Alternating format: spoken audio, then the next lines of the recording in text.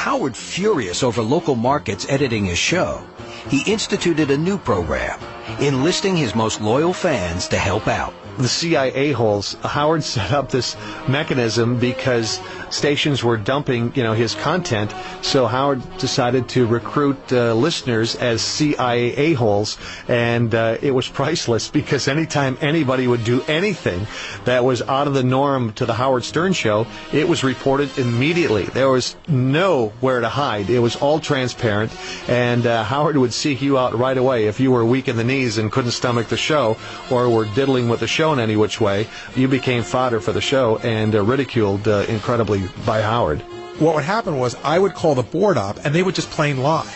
I would go, hey, man, somebody called me and told me that you guys are playing Baba Booey sound drops. They go, no, we would never do that. And I would go, okay, and I would go back to Howard, and I go, no, they say they're not doing it. And then a listener would call in and go, I have it right here on tape, and then it would always turn into this thing. So what happened was we realized that we needed a monitor in every market, that we couldn't trust the board up. Of course they're going to lie. I don't know what's going on. They lie.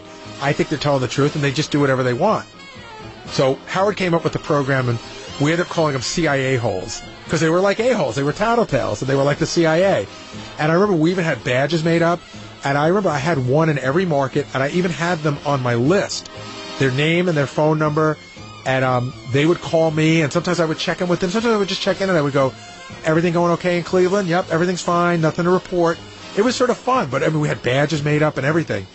It was really an ingenious idea on Howard's part, because everybody had to whip their show into shape and conform because they knew we had somebody watching them now. Bobby Ojeda was quietly released from the hospital yesterday. Hey, Doug Podell, quickly hit the button. Robin mentioned Bobby Ojeda. I might say something completely irresponsible. Oh, boy. One Cleveland Indian who survived that boating accident the other day between Tim Cruz and Steve Olin. Yeah. He says he's still coping with his injuries and the tragedy. I feel a song coming on, Robin. Yeah, unbelievable. And they want their privacy. I really do feel bad for the families, as I've said all along. But I do make the point again. In the midst of this tragedy, you got to understand something. I was even talking to our general manager about this, who happened to agree with my point. What are grown men doing on a boat? Now, you don't know if they were drunk or not, right? No, but that is one of the areas of the investigation, whether alcohol played a part in the crash. If these guys are baseball players, they're guys who have responsibilities to families and young children. I see these guys. I went out to Shelter Island this summer. There were guys driving around loaded out of their mind on these boats. And I'm going to tell you something. It's as dangerous as drunk driving. They have a big problem out there. People are crashing into each other and killing each other. And if you're a guy with responsibilities and you got kids and the whole world is opened up to you, you're a baseball player, what could be better than that? What the hell are they doing? You know what I'm saying? I know exactly what you're saying. I only wish that Tom was on that cabin. Tom's in here agreeing with me. I goes, yeah. He goes, I don't understand it either. I go, Tom, you don't understand anything. Howard, I'm going to have to stop this newscast. Why? I'm having a problem. You are? Yes. What do you mean? I'm good. Goodbye. Where are you going? I have to go. Are you coming back? Follow her with the wireless. Quickly. Bathroom Olympics. Wow. What kind of problem? This is intense. Wow. You never did that before. No, that's the first time. It's very unprofessional. You think it was the lesbian? Hey, it could be. I think it could be a serious problem. I do, too. All right, I better go check this out. It's the wireless. No. Is she all right? Yeah, she was smiling. She was smiling? Well, she was walking quickly to the bathroom. What do you think, diarrhea or something? Yeah, I think it's got to be a stomach problem, because anybody could handle, you could hold the other thing a little bit. Okay. Girls sometimes can't. Yeah. Do you think we should wait? Or do you think we should just end the show? Under that air of mystery. There's a couple of phony phone calls there that are great. We can play until Robin comes back. I mean, I could kill time as good as the next guy. I could take a phone call. I'll take a couple of phone calls. We'll see if she comes back. Sure. Oh, boy. Robin's never done that. This is a first. Why don't you go check Gary and see if she's okay? Take a mic? No, just go check and see if she's okay. What if she's laying there dead? No. I saw her walk past me into the bathroom. She had a smile on it. Looked like she had to go. Send somebody in. Stick your nose in there. Sniff around. Oh, Tony Pig's in here. She wasn't leaving a trail or anything, was she? Oh! Las Vegas, you're on the air. We're killing time to find out what happened to Robin. Hello. continues to have a near perfect record getting Hello. What are you listening to? Is that our show? Yeah. What are they doing? They're playing the news? Yep. What? Who is that? That's my show? This is your show. In Vegas? That's right. Who cares about all that? We care about Be you. quiet. I want to hear that. I want to hear what they're playing. How could you hear it? Shh. Turn it up. Our home sales were up 50%. We're going to get up to about 68 today. There is a chance of showers and thunderstorms. Who's this? Percent chance of rain tonight, then becoming partly cloudy with a low of 48. And tomorrow. What? It's like a Robin update. Yeah, how's she doing? You know, she's her usual even-tempered self. What do you mean? Well, we sent. I guess a couple people went in there to see. So Leslie was the one, and she said, "Excuse me, Robin. You know, they sent me in here to see how you're doing." She's like, "What? Get out of here! I'm busy. Leave me alone." Wow. I hear their show And she's, on the you know, telephone. and she's going, you know, she's involved. This is Oh, Mr. okay. Fafafui talking. Well, maybe I'll end the show then. Maybe there's And no Howard. rain. Howard's talking too. What? What'd you say? Who's this? President Bush. Back with the Howard Stern Show. She's doing Where's this. Mr. Fafafui? Sounds like an all-news station they're tuned into there in Vegas. No, they play the news every 10 minutes. I know. I Every tell you 2 something. seconds. They're insane over there. That Las Vegas. I can't get a hold of these guys. Well, what's the matter? They all think I'm sitting listening to a newscast in Vegas. Who wants to hear that crap? With that Bill Clinton and this one and that. I tell you.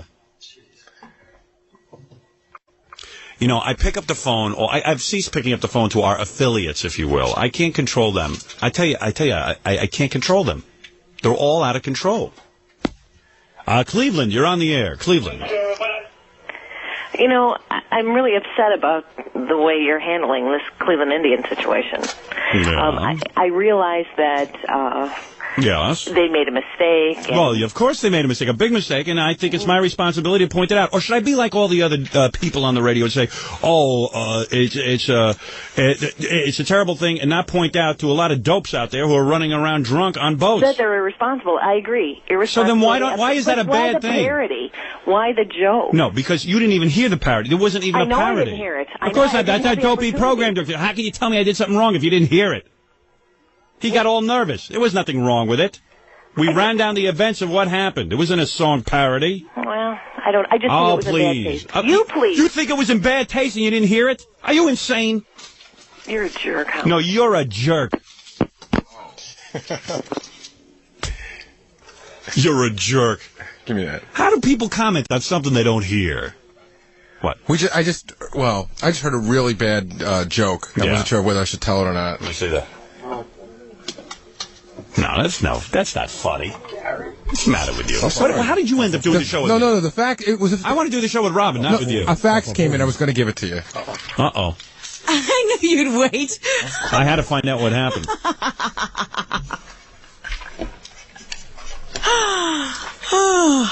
You missed it. A woman in Cleveland yelled at me. Why? She said she didn't like the song I did. I go, did you hear it? She goes, no.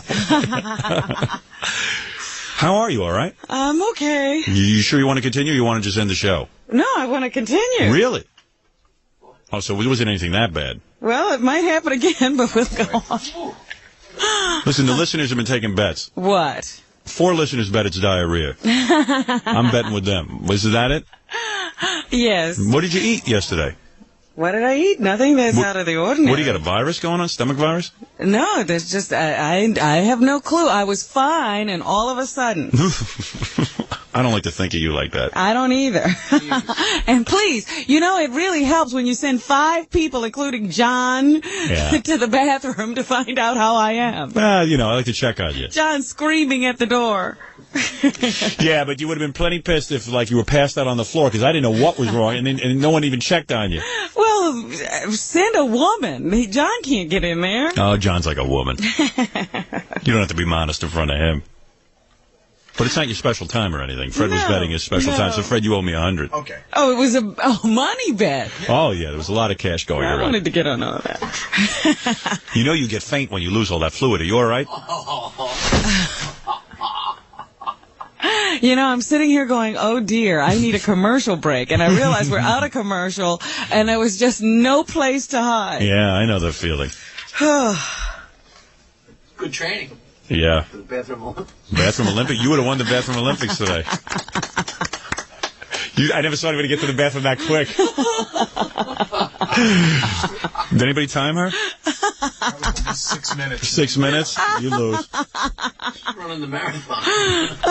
Now you know how Greta Weitz must have felt. Oh, jeez. She used to run the New York Marathon, and then she got diarrhea. And these runners are so crazy that rather than, like, stop the marathon for herself, you know, and say, okay, I'm going to call it quits, they would just go to the bathroom all over their feet. Yeah, if I'd had those special pants on, maybe I could have made it through the newscast. Oh, dear. Did you throw your underwear out? No, I ran in order not to have to. Good for you. You did the right thing then.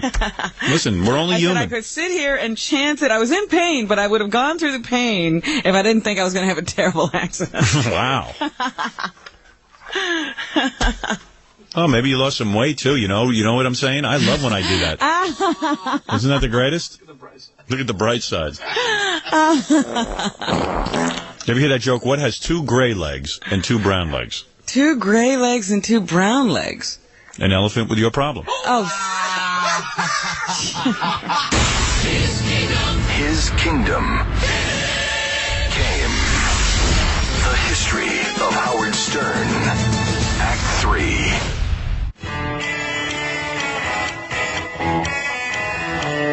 Hi, this is Tom Chiusano, and you're listening to The History of Howard Stern.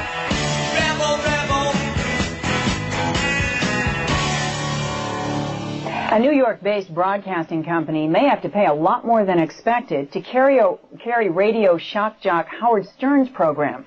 The Federal Communications Commission is levying a record fine, saying Stern's material is indecent. Channel 2's John Slattery has details. He's the brash bad boy of radio, known for his sexual and bathroom humor, his wicked jabs at minorities. Well, now the FCC says Howard Stern's dirty mouth will cost his employer $600,000. Stern left work today saying nothing as employees of his radio show blocked lenses and pushed cameramen away. Stern boarded a limo and was off. I don't want to talk too much about this, but I'm a little distracted right now. I just want to say that, you know, the FCC has just fined me again, and I don't really want to talk about it, but it's getting a little weird. I don't know where Bill Clinton is. I don't know where my fans are. I don't know who's going to help me with this, but somewhere there's somebody very influential who's going to step in and stop this nonsense. Because it's getting out of hand. Really is. I mean, it's starting to look like a real personal vendetta. Yeah, it's like a witch hunt. Yeah, it really is. And it's laughable. Now my fines rack up over $1 million. And what's funny about it is I don't have that money. I don't have that kind of money. But you haven't done anything. I know. It's so weird. You know, people have killed and gotten fined less. Well, what was it? Now I have over $1 million worth of fines. And a guy, if you're convicted of carrying an illegal weapon, it's a $1,000 fine. Yeah, so why don't you just take a gun with you when you're talking? Maybe I should. As these fines came through, subsequently there were a lot more fines. Every time there's a new fine, new material had to be edited out of best of. This is stuff that aired and never got fined. All of a sudden, everyone got nervous that we would be fined for it. And then on a daily basis, the delay button becomes longer. And then all of a sudden, there's more meetings about content. Then suddenly, someone writes a letter to the station. They were offended by something. Everyone gets panicked. And it creates a fearful environment. And it is so fatiguing and so bad that it begins to wear on you. You're going to beat the FCC, I'm going to tell you how. The people are going to help you. They're not helping me. You know I'm being fined again by the FCC? I saw the paper. Let them fine you till you ain't got a quarter. How can they get money off you if you ain't got a dime? No, they're not finding me. They're finding the stations I work for. So let them take the station. Are we going to support the station? No, don't you understand something? This is what it does is it impedes my ability to do business. No, it's fighting the First Amendment. They're telling you what you can and cannot do. I said it to Gary earlier. I don't want nobody telling me I have to wear a seatbelt. Yeah, but meanwhile, you're telling you what you can hear. You're going to fight. You're going to win. I'm not going to fight. They won't even let me fight it. They won't let me go to court over it. People will fight for you. Mark what I tell you. The people haven't done squat. They're going to do. They don't think it's anything. It's been going on for years. Give the people a chance. It's going on for years. I haven't seen any uprising over this. You're going to see it. You're never going to see it. People are sheep. They let the Reverend Donald Wildmans of the world sit and run their lives. We know that, but you know something's not going to happen. And where's Bill Clinton? God, I'd love to know what he's doing. Bill Clinton's I thought he was going to be. I thought he was going to be strong on social issues. You're probably a political football, and you're something he's willing to bargain away. Yeah, well. Well, I'll let you continue to harass We'll see how he does Howard Stern. We'll see how he does next election. They don't care If you about get next my election. budget bill passed. He cares plenty about it. Nah, he don't give a damn. He say, hey, if he goes 4 years, he didn't expect to go this 4 years. You'll be working with Lola Falana before I get my Lola FCC Falana, problems cleared up. He'll be fine with Lola Falana. That's where they belong. See, Pat, you're a good-hearted man and everything, but what you're saying is awfully simplistic. You're naive. I believe it the people continues will to back go you on. up. And how are they going to back me up? Tell me what they're going I to do. think there's going to be a big write-in with the politicians. They're going to call their congressmen. You've seen people call their congressmen when? What's happened many when? times. I mean, maybe What, not, the Vietnam maybe not- War? Well, excuse me. That wasn't something important? Well, you think people are treating this like the You Vietnam War? are They the treat me as a Vietnam joke. War. No, They treat me you're as a not buffoon. No. If you were a joke, they wouldn't be turning around and putting your name in the paper and making a big thing out of this. The paper's alert that you are being fined or the company's being fined or the station's being fined. They're alert about that. Right there, that tells you that somebody's thinking about this whole situation. Right. And Well, I I'm the guarantee- target right now. No. I'm the I'll target. make a wager with you for a penny. You Is watch what? the newspapers will turn around and back you up. Nah. They never you know do. Why? You know why? Why? Because it's the right thing to do. Yeah, but they don't. No one ever does that. They will do it. I'm considered a joke. They're not a joke. Robin, am I asking advice from Pat Yes, Cooper? you You are. didn't ask this. Ah, Yes, I you mean, I are. didn't. Okay, I just want to know. Am I getting like advice, career advice from Pat Cooper? Guy who's made enemies with everybody in the business? I haven't got one enemy. Oh, come on. No, I haven't got enemy. I got people that don't like me. There's Right. a difference. An enemy that would shoot me. All They right. would kill me. I have people that don't like me, but I have no enemy. Let me get it in before the show's over, Howard. You've come a long way without my defending you, but I want to say, one, God bless Joan Rivers for her early and courageous and upfront support of you. I think the FCC's notion of finding stations that carry your show, as you might say, sucks. I don't think it's a good idea. I agree with you that I think you make it easier for other people to puncture the balloons of pretense. I do think we have a media that can be very reverent and passive and go along, and I think guys like you make it easier for guys like me to be just a little more outrageous. So hooray for you, Howard. Phil, let me say something. Phil, sir. Yeah. Come down here. I'm going to kiss you on the lips. Come here. Come here. Thank you, Phil, for saying that. Phil. Yeah. Give me 30 seconds on Stern. It's not my taste. Fines are insane. I think the FCC is way out of whack. But I find no taste in tastelessness. Why would you appeal to? And I'll tell you another thing. Any talent could do that, in my opinion. Any talent? Yeah. You and I could go do Howard Stern tomorrow morning and be just as good. I could be Howard Stern tomorrow. Come on, just tell me what I can't say and let me say it. Just tell me what I can't do and let me do it. There's a quick wittedness I knew real without talent. approving of the content, the sensibility, the take, the potential impact on impressionable people. Leaving all that aside, there's a quick wittedness, a nimbleness at the microphone that Stern evidences. Never heard it. No? Never heard it. And I love to laugh, man. And Lenny Bruce was a dear friend of mine. They say they're on the edge. They say they're risk takers. They're not. See, in other words, to me, Howard Stern is a calculated broadcaster. So is Rush. Very good at it, but calculated. It's not that off the cuff. First of all, Stern sits with writers, doesn't he? I guess some of it must be scripted, sure. Unbelievable to me. Writer? Would you use a writer? Yeah, but we do interviews. Yeah, but I mean, I didn't do interviews. A writer? I need a writer to be a talent? To sit there and be an off-the-cuff talent where the guy's writing stuff for me? Imus is a talent. Imus has writers. Yeah, but he's a talent. He's also funny. He's also much smarter than Howard. Let me take a minute here to put this Federal Communications Commission Infinity Broadcasting Howard Stern story into a context for you from my point of view, since every talk show and newspaper on the planet has been calling me about it. And I thought this would probably be a good opportunity to do that.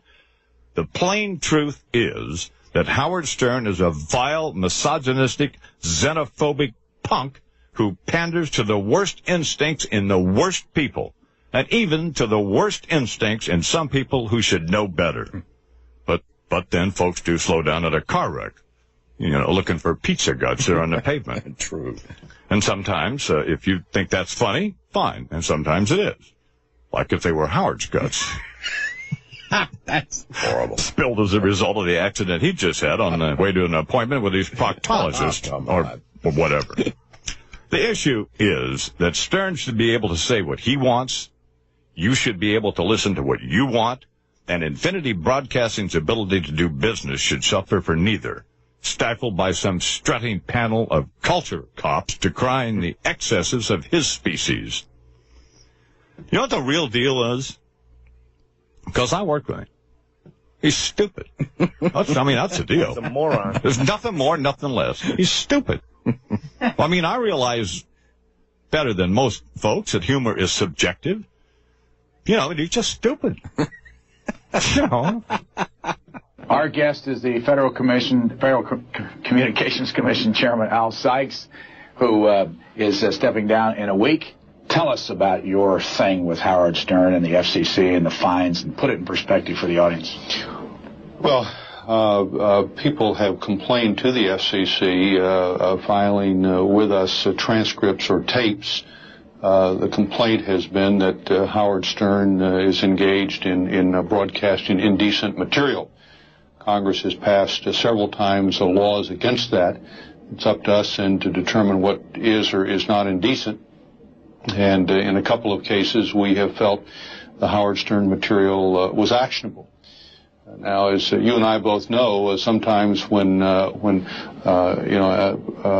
performer of any sort goes through this sort of thing, he becomes more popular, not less popular. Attention is attracted to him. You know, if you want to hype the box office, go out and picket a movie theater, for example. We'll just have to see how this plays out. I don't measure in a short-term sense, what happens to this kind of programming. Frankly, I worry for our society when a guy like Howard Stern is number one on the airwaves. Now, I didn't see this, but somebody told me about it, that he recently said some things on the airwaves about you and referred, and you can, if you'd like to explain it, referred to you had just had cancer surgery not too long ago. And by the way, can you bring us up to date on the prognosis of that? I'm very fortunate. I was able to discover prostate cancer quite early by taking this new PSA blood test, which I would certainly recommend to men over 40 or 45 years of age. And so they were able to get the cancer at an early stage, remove it completely. There's no follow-up treatment required, and as a result, I'm feeling very good about that. But he said something on his show about you and the cancer, and something to the effect he hopes it spreads to the other commissioners. Yeah, he said he hoped that the cancer would kill me and would spread to the other commissioners. Now, the actionable material was not that. I mean, that's fair comment. That almost falls along the line of political comment, kind of like, flag burning. If somebody burns the flag, that's constitutionally protected. Certainly, if somebody attacks me, regardless of how they do it, that would appropriately be constitutionally protected. But what we're dealing with is raw, vulgar sort of material. What one sociologists refer to as masturbatory humor, and that's what apparently attracts a fairly large audience of people, and so it's that that has been found actionable. Dee Snider. Howard always plays Mr. Innocent. Very, very big on that. And I love when him and Robin, somebody will confront them on something he said, and they will go back over what they said. And again, slicker than goose shit, and he knows the law. And taken out of context, he'll read it back and go, well, this is all I said. And it seems very innocent. But he's now removed tonality, the timing, the environment, and he knows he's doing that. And so he goes, "Why are you so upset? I didn't say anything. I just said, I said you're a hot mama, And he said, you didn't say you're a hot mama. You held up a picture of her nude. I forgot to mention that. And they're showing the guys, and he said, oh man, she's a hot mama. I'd love to do her. But he knows how to trim it and clean it up. So, is it warranted? Again, I stand by his right to speak, but certainly he's not innocent, and certainly he's pushing people's buttons. He knows he's pushing people's buttons. He was trying to push people's buttons. He was going for reaction. He was getting it. And you can't act shocked when you do. So now we're up to $1.6 million in fines. Mm-hmm. So I went home yesterday, and even though I said I wouldn't, I did it. I read what the FCC is fining us for. They've really gone overboard this time. They really blew it. So the government decided that they were going to let this company buy and sell radio stations. Mm-hmm. But even though they were going to do that, they were going to fine us some more. So we had $1.1 million in fines already, which I think made the point. I mean, it basically said, hey, look, we think you're guilty of indecency. We're fining you $1.1 million in fines. So, you think they'd lay back and wait till it goes to court. But no, they got to keep fining me. which they know we're not going to pay the fines anyway. Who's going to pay $1.6 million in fines over something you don't think you did wrong? Well, it's certainly not fair if you can't get a day in court. Right. So I figured, let me go home. I said, I know I shouldn't do this, but I start reading it, and I'm laughing because our show is so funny. I mean, it's just so funny. And this time, they find us because we talked about shaving body hair. And I'm going, where's the sex part of this? I don't understand. I thought the FCC was saying that they had to come up with something indecent or obscene.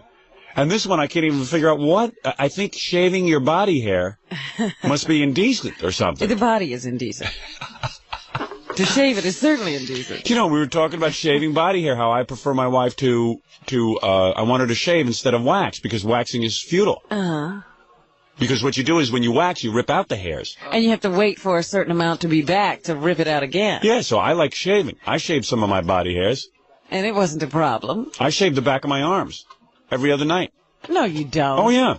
I get in the shower, and while I'm lathering up, I have a whole system worked out. The back of your arm? Yeah. You know how I used to have hair on the back of my arms? Yeah. I don't have it anymore. One quick whisk.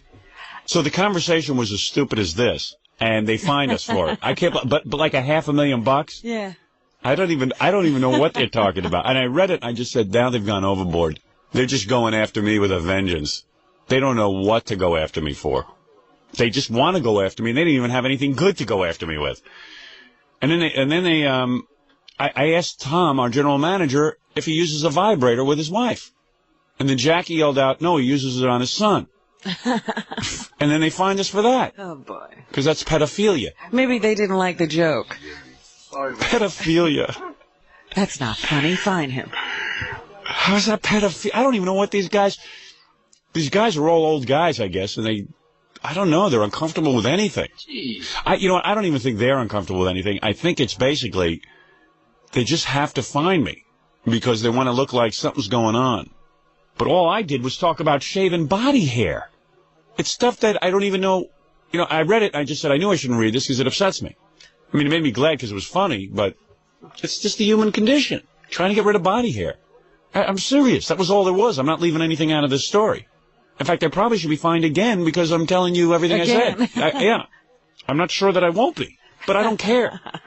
I've been to the mountaintop. What? It's so weird because when we read that, I guess we're supposed to be reading to see the errors of our ways, and I'm always laughing out loud. Not only am I laughing, I'm thinking of ways I could improve it. Right. How I can do that rap Let me again see, and I make it want better. to do that again, and this time. Yeah, I said, hey, I said to my secretary at home, administrative assistant, excuse me, I said, scan this into my computer because I'm going to add some lines to it. Yeah, missed the joke here, missed the joke. Yeah, right. I think it could have peppered it with a couple of more good comments. Punch it up. Yeah.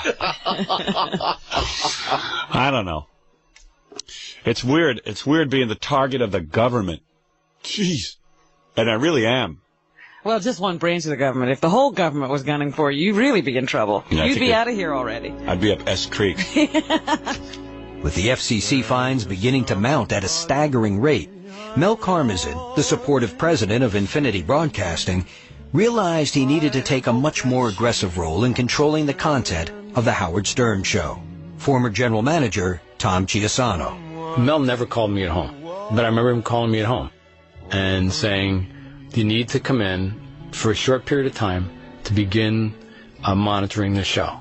And that if I heard him say something that I thought the FCC would think was indecent, that I needed to edit it out. So my job was to come in that Monday morning and to start editing the show. So I did that, and the idea was that it was going to be a short-term job, you know, that we would find somebody after a few months to really take over this job, and clearly Howard hated it from the beginning. It was funny, yesterday Tom Chiusano came into the office to lecture us and talk about the FCC problems and all that, and then he said, you know, I could help you out. Why don't I have a special set of headphones that I can talk to Fred? And if I think you're going wrong in the wrong direction, I can interrupt your show.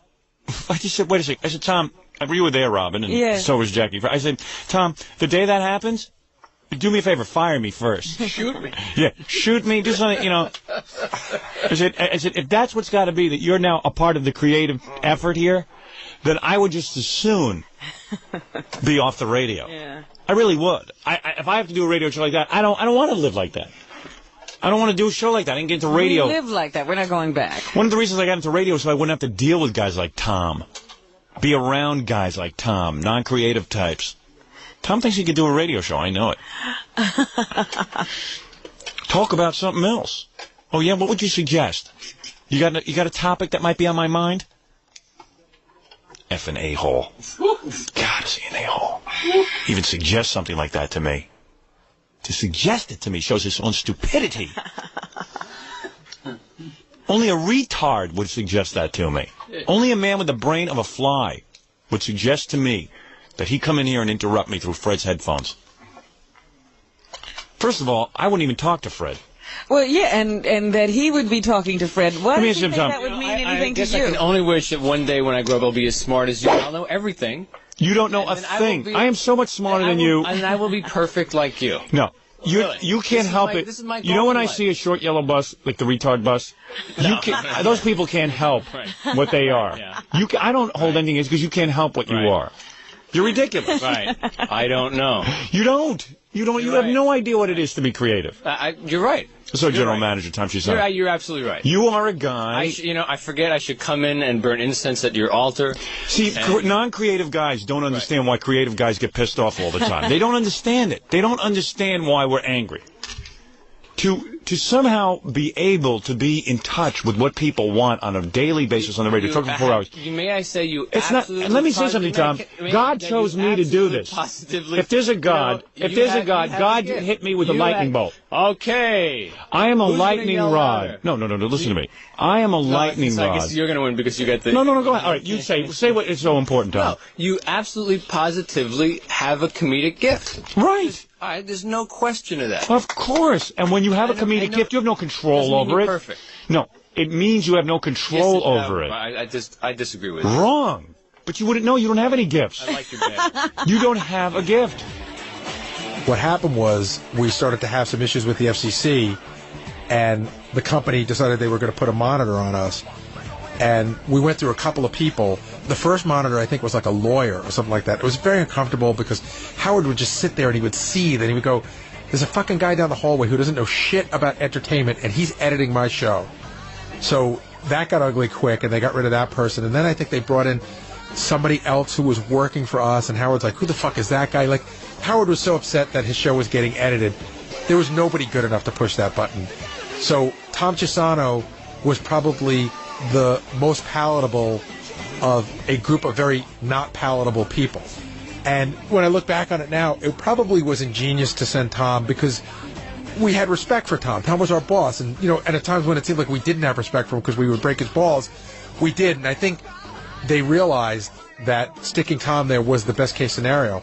I always felt sorry for Tom, because it was sort of a nightmare gig because Tom used to leave every night at 6 o'clock. He wasn't leaving any earlier. Now he was getting in and doing our hours.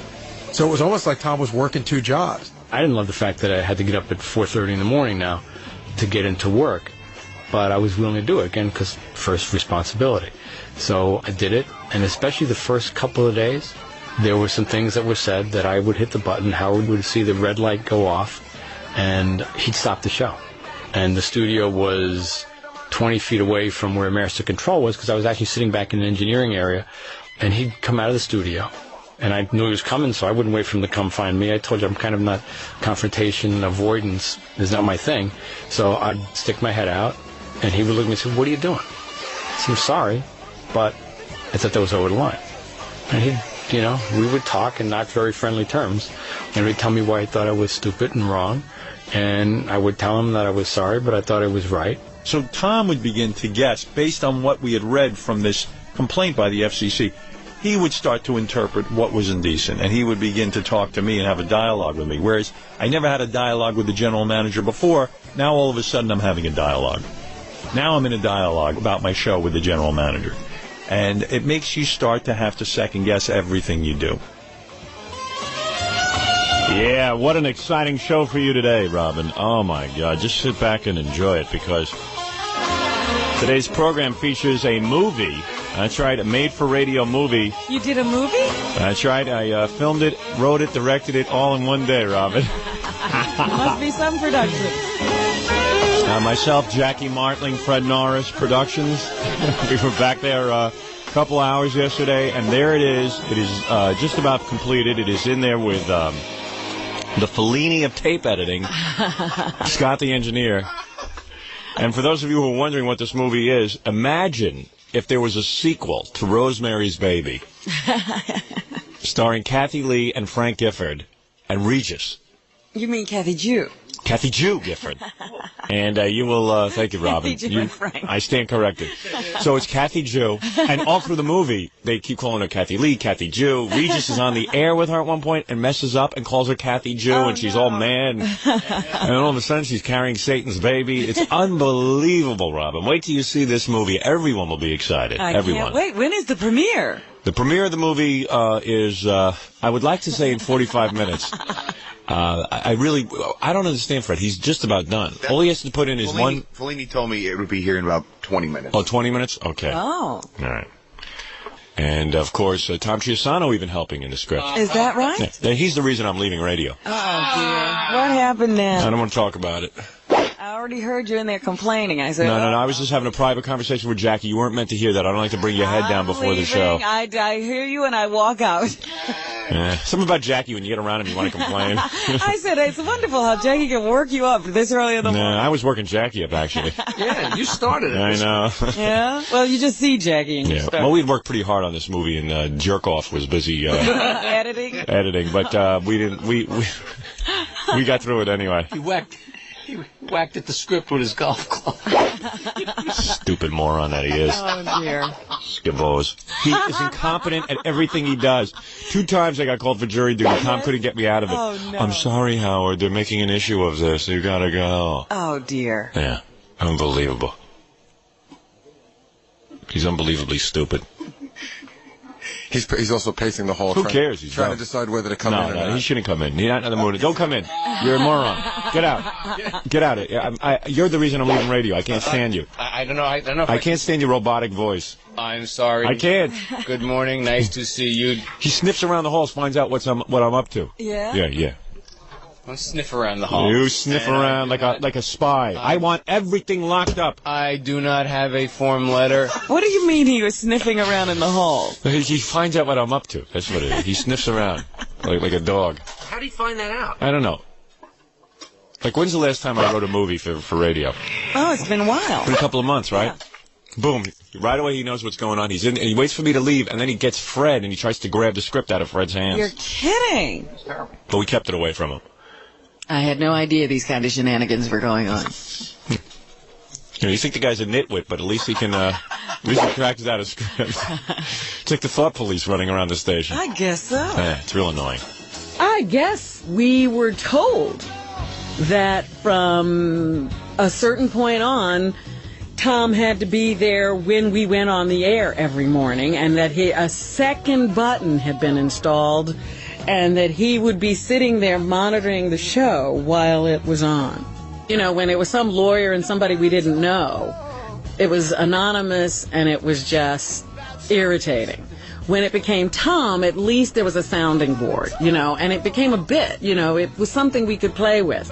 If he did hit the button, or if we were considering something and we were questioning whether he would hit the button, you bring him in, you have a discussion about it, you try to cajole him into loosening the boundaries a little bit, and it was something we could deal with in an entertaining fashion.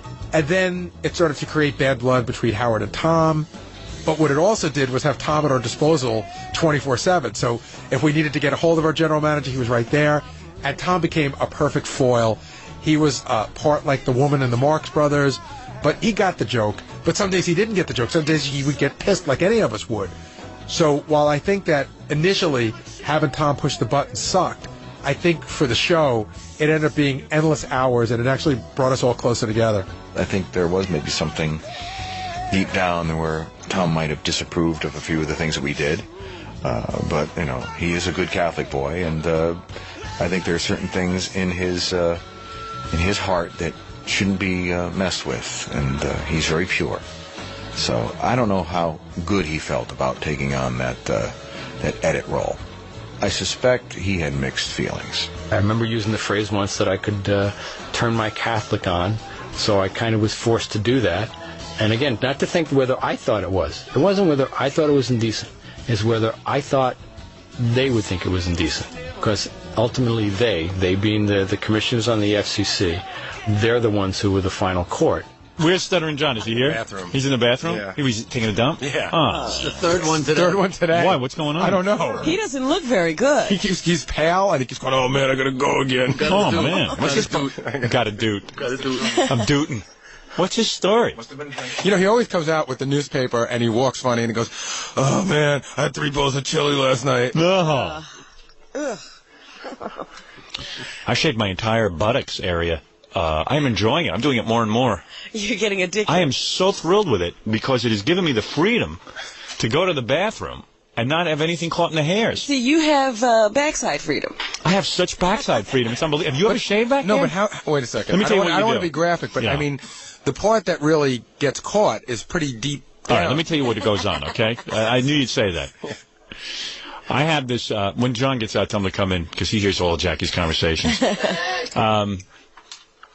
I have a little electric buzzer. Mm-hmm. So it's like a little clipper. Yeah, I got one of those. You know what I'm talking about? Yeah, like you can trim your mustache or trim your sideburns exactly. and stuff, right? Okay. All right, well, I have an extra one, because I'm not going to use that. Yeah, you don't use the same one. Right, this is buttocks hair. Hey, it's a different kind of hair. It's like an oral thermometer. So what I do is I put a towel. This is not the kind of thing I do outside. Usually when I shave down the rest of my body hair. You go outside? Yeah, I did my legs this weekend. What, do you put them up on a chair or something? I just can't stand body hair. I have a real hang-up about it. I just don't like it. I don't like the way it looks, okay? So what I do is I go up to the bathroom, I lay a towel down on the floor, because those are butt hairs. You don't want to be, scraping them up. Just... Right. Yeah. So then I put one leg up on the counter, because I'm a tall guy. I can do that. And then I'm completely up spread. on the counter, not up on the... On the counter. Ooh. I'm spread-eagled. Oh, my goodness. All right, I'm open. I'm open for action. Then I take the electric saw, whatever you call that thing. Electric saw. Because you need a saw back there. Those hairs have been through murder. Those hairs are coarse. Those hairs have been dumped on, literally.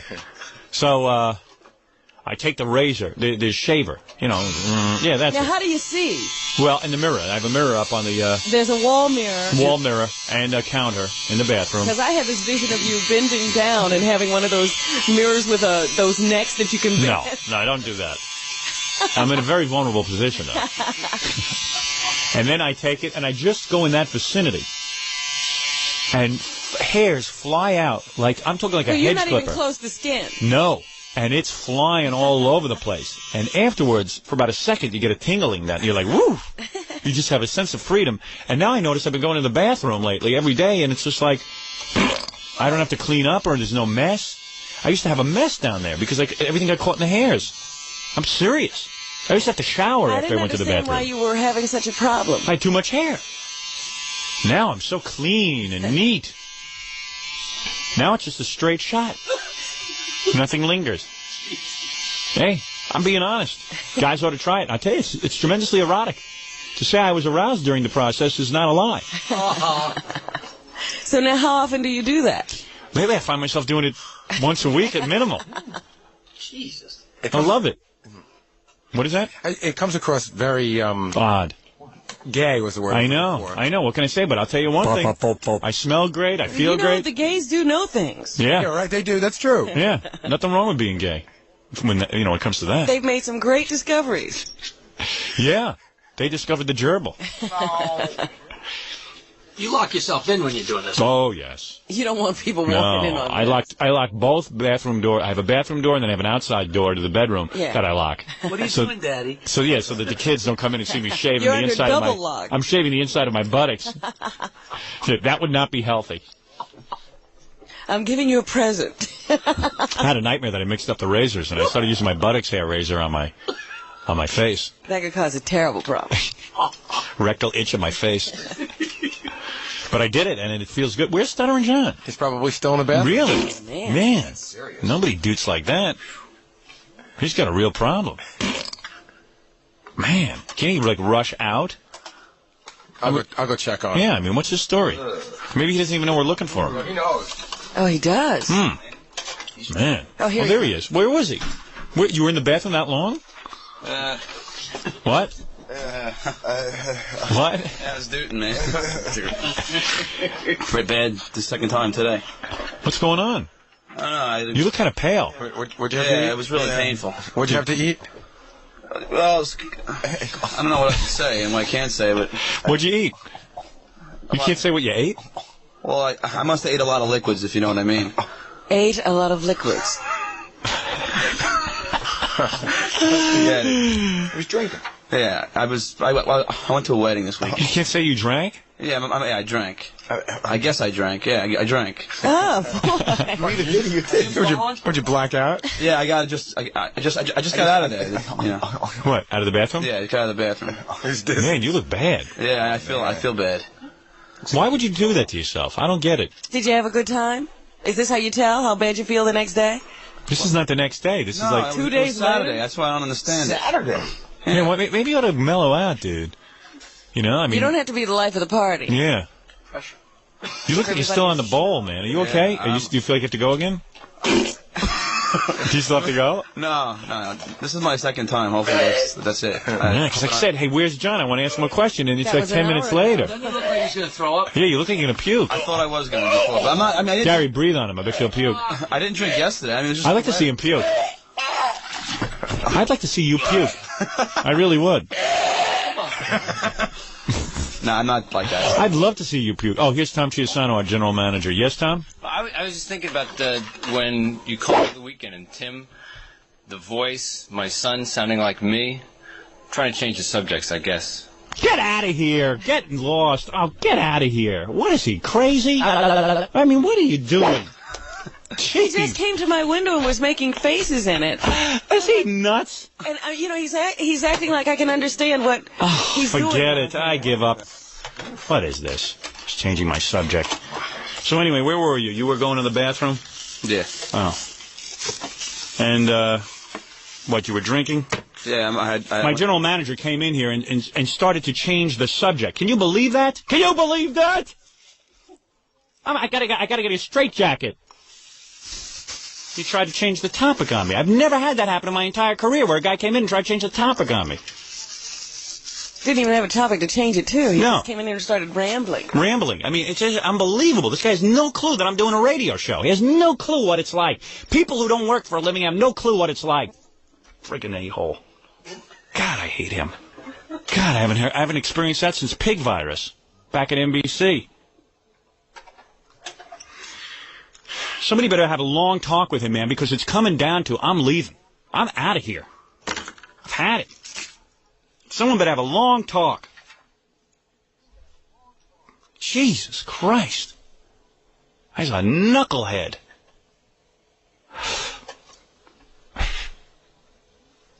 Knucklehead. I hate this business. It's getting really intense with him and me. You know? We used to get along great because I never saw the guy. Now they've thrown me in with this guy, and I got a whole life with him now. Life of Riley. The show started to get edited around the time of the FCC fines. Stations began to get paranoid about my content, and rightly so. They started to think, well, wait a second, we're going to lose money here. And it was getting scarier and scarier. The first fine was $6,000. Nobody really panicked. But then the fine started to go into the couple of $100,000 range. FCC was talking about pulling people's licenses. You're talking about licenses worth $85 million, some of them $50 million. Talking about big deal, you know. I know if I was an owner of a radio station that was worth $50 to $80 million, and I had my whole life tied up into it, I could understand their point of view. They were nervous. The government was cracking down, and they began to tremble. And so they started to edit my show. Not only in New York, but all over the country. I would have, on any given day, Tom Chiusano, who was in charge of the New York feed, he would do his edits. And then sometimes a local guy would go, that's not far enough for us. We're going to edit even more. And I hated it. I mean, it was pure torture. It was supposed to be a short-term job, and it turned into almost a forever thing. It was my job, and we had lots of meetings about what I was doing, Lots of arguments in the hall, arguments, in front of Mel, meetings with Mel, phone conferences. We're all trying to get it right because there's just no getting it wrong. Cleveland, you're on the air. I know I'm on the air. How are you, Howard? Thank you. The first guy who knows he's on the air. Thank you so much. What can we do for you? Howard, I'm concerned in Cleveland here. Your show's been. Forget that, too. And he looked like he was going to be a good caller. Yeah. While he was saying that, I happened to look at Tom was at his dirty work again. You nitwit. Oh. You're on the air. What the hell is bugging him? I can't take it anymore. Someone's got to fire me from this job. Can't they fire me and put me out of my misery? I hate working here. I hate working here. They don't get it. I hate it. People have always liked to torture you. Fred, fire me. You're fired. I hate working with nitwits. Play the fart sound effect 90 times. Okay. I must have said wipe or something. Tom got in a snit. Just play the fart sound effect for the next hour. I don't want to talk anymore. Play farting over and over again. I got a nitwit working with me.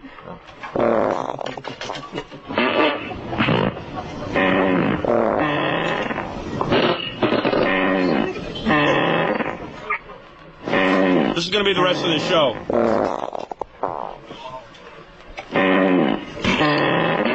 I must have said wipe.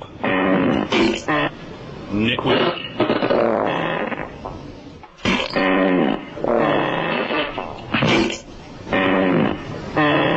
Nitwit, thank you.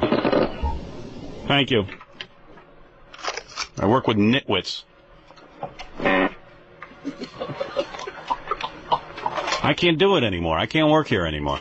I can't work here anymore. I gotta go home. I gotta go now. It's my days in radio are over. My days in radio are over. I've said it. I've begged the company to release me from the torture that is doing this show every day. Part company. It's time to say adios. Go off into the sunset. I got nitwits. Surrounded by nitwits. I can't do it anymore, Robin. Howard, I can't work with Tom Chiusano anymore. I can't work with him. He's a nitwit.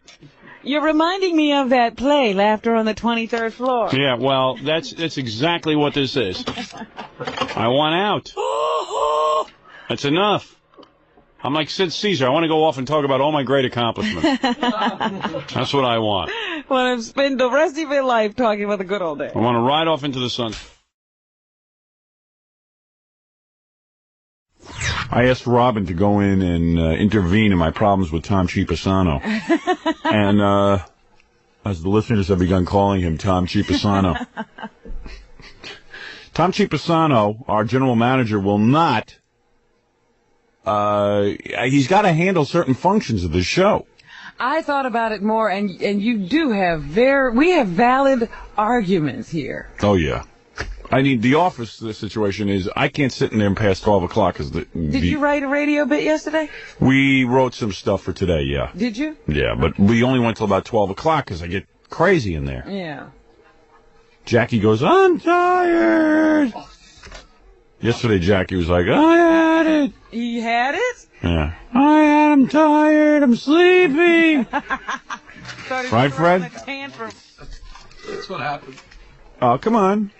You were like, ah. You're staring at the paper wondering why a bit wasn't appearing on it. I finally just said to you, you guys go home and write something for me, and let me take a look at it when I get back in here tomorrow. I'm getting tired of sitting in there babysitting you guys. And Jackie goes, that's how all the bits get written anyway. I go, when's his win? He gets delusional from the heat. It's not his fault. Oh, he's just... he's crazy from the heat. He's hallucinating. There's no air in there. There's no air. It really isn't. It's like being a rat in a box. It is. There's no air. And actually, Yesterday, I have to say, someone else came by the office and opened the door. Did somebody crack a rat in there? I did. Oh, man. I always crack a rat. As soon as you walk out the door, I start cracking rats. Somebody opened the door, and I thought, how embarrassing this stench. But it also doesn't help that there's 4 guys in there. One of the owners of the station is standing there talking to you, and the stench is about We live with that. We don't even notice it anymore. Jackie and Fred don't even smell my stink. Every once in a while, Fred will complain. Because you know how I woofed down those turkey potatoes, almost immediately there's like huge gas buildup, and if you don't leave the room, You explode. I explode, and it's like I'm moving my bowels right in the chair. It's like it's an amazing feat that I go through every day without unloading right on the chair. At least lately you've been tired. You used to stand up and fan it over towards us. Yeah, right. I used to make a whole ritual of it. Well, but it is true. What happens is we close our door in the office to write stuff because Gary's out there on the phone, and it's real annoying, and people just feel free to walk into my office and hang.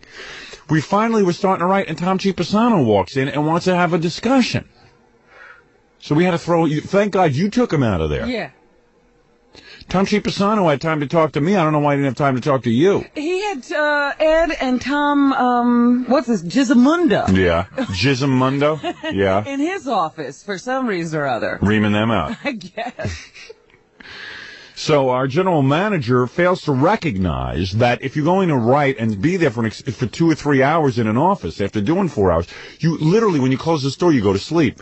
But there definitely needs to be some circulation in there. But one of the owners of the station came by, which is, a rare occurrence. I mean, this is, it's impressive when the owner of the station comes by. And opened the door, and I guess I just cut the cheese. Oh, I thought, and everybody's sitting here with a straight face. That's what I was looking at. It smelled like a bunch of horrible scent. Did you really catch it? Yes. I said, what is that? And I looked at everybody's face, and they were all sitting there like nothing was. I tell you something, it just doesn't affect us anymore. Either that or you guys are just being polite. Well, I know he must have smelled it, and I looked at him, and I said, and he's standing here, he's continuing with this statement. I don't mind because I know everyone thinks it's Jackie. Contribute sometime. Yeah. Oh, yeah.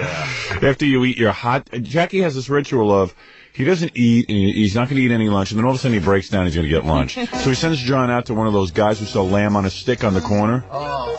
And he gets one of those dirty water hot dogs with kraut. Two. At least, yeah. And then he has 2 hoagies, which are, what is that, lamb sandwiches? Sausage and peppers and onions and hot sauce. With special hot sauce. With like this white jizz sauce. Oh, I'm getting hungry. And I got to admit, and he woofs it down faster than I eat my turkey potatoes. They slide down his throat. Yeah. It's so greasy. Well, I eat them fast because I know it's killing you. I know you do. Oh, it does kill me. As disgusting and vile as it is, it kills me. You want that. It kills me that he's healthy and he can eat all that stuff. He has an incredible constitution. I mean, Fred's eating doesn't bother me because he's always eating that disgusting Special K with the milk and the mixing it in the little cup. That doesn't make me hungry. He doesn't even prepare it in an appetizing way. No, it's just totally disgusting. You call that food. Yeah, right. Might as well eat the cup. I'm telling you, might as well just rip off the box and throw out the cereal. Because everyone has their own ritual that they go through after we eat. Robin woofs down a whole bag of popcorn usually. No, I'm onto apples now. Yeah, apple, I noticed that. Take a dozen apples into the office. Robin just starts gnawing on apples. And I woof down. I'd say I can knock off 4 ounces of turkey and potatoes in under 3 minutes. Oh, yeah. Easily, under 3 minutes. The whole time you're talking, you're rapping. And I'm inhaling. And I'm talking in a lot of air. And I'm telling you, by this last bite, I've got so much gas in me. I'm like ready to explode. Because people have to understand that he rips off a chunk of potato, and he rips off a chunk of meat. And throw it together. He wraps the meat around the I know, it's disgusting. I really wish you wouldn't be in there when I'm doing it. You little sandwiches. Yeah. I really wish you guys weren't in there when I'm doing it, but, we got business to take care of. You're like a bird. I know. You're like ripping the meat. You know what it is? I can't stand to eat turkey by itself or potatoes by themselves. So I wrap them up into like a little ball and throw them in my mouth. It's like a disgusting, it's so disgusting what I do. It's all you need is a little toothpick to put in there. You'd be making hors d'oeuvres. It's worse than Fred with his trail mix. But I know it's disgusting. But what am I going to do? Everybody sits around and watches. Jackie usually stays out now while I'm going through it. But what I love is that the meat has to be a strip of meat. Yeah, because I can't stand too much of it. So he's ripping and ripping. So let's review what I do. I take these potatoes. I take 2 overly microwave potatoes. Yeah, they're crispy. They're like potato chips at the time I eat them, because John doesn't cook them right. And then I take this 4 ounces of turkey that I get from the deli, and I rip it into strips like the fly. I eat like the fly. It's like I regurgitate on it. And then I rip it into strips, and the reason I rip it into strips is I want the turkey to time out exactly with the potatoes. Yes, because I notice sometimes that's too big a strip, so you rip it again. Yeah. I only wish you weren't in there to see it. I love it. It's embarrassing. I hate to eat in front of people. I hate it, because I always eat weird. You know, I could order a sandwich and no one would make fun of me, but I don't want to eat a sandwich, because isn't potatoes less calories than bread? Yes. Yeah. And it has less fat and everything. Right. But I think it's a marvelous sight to see.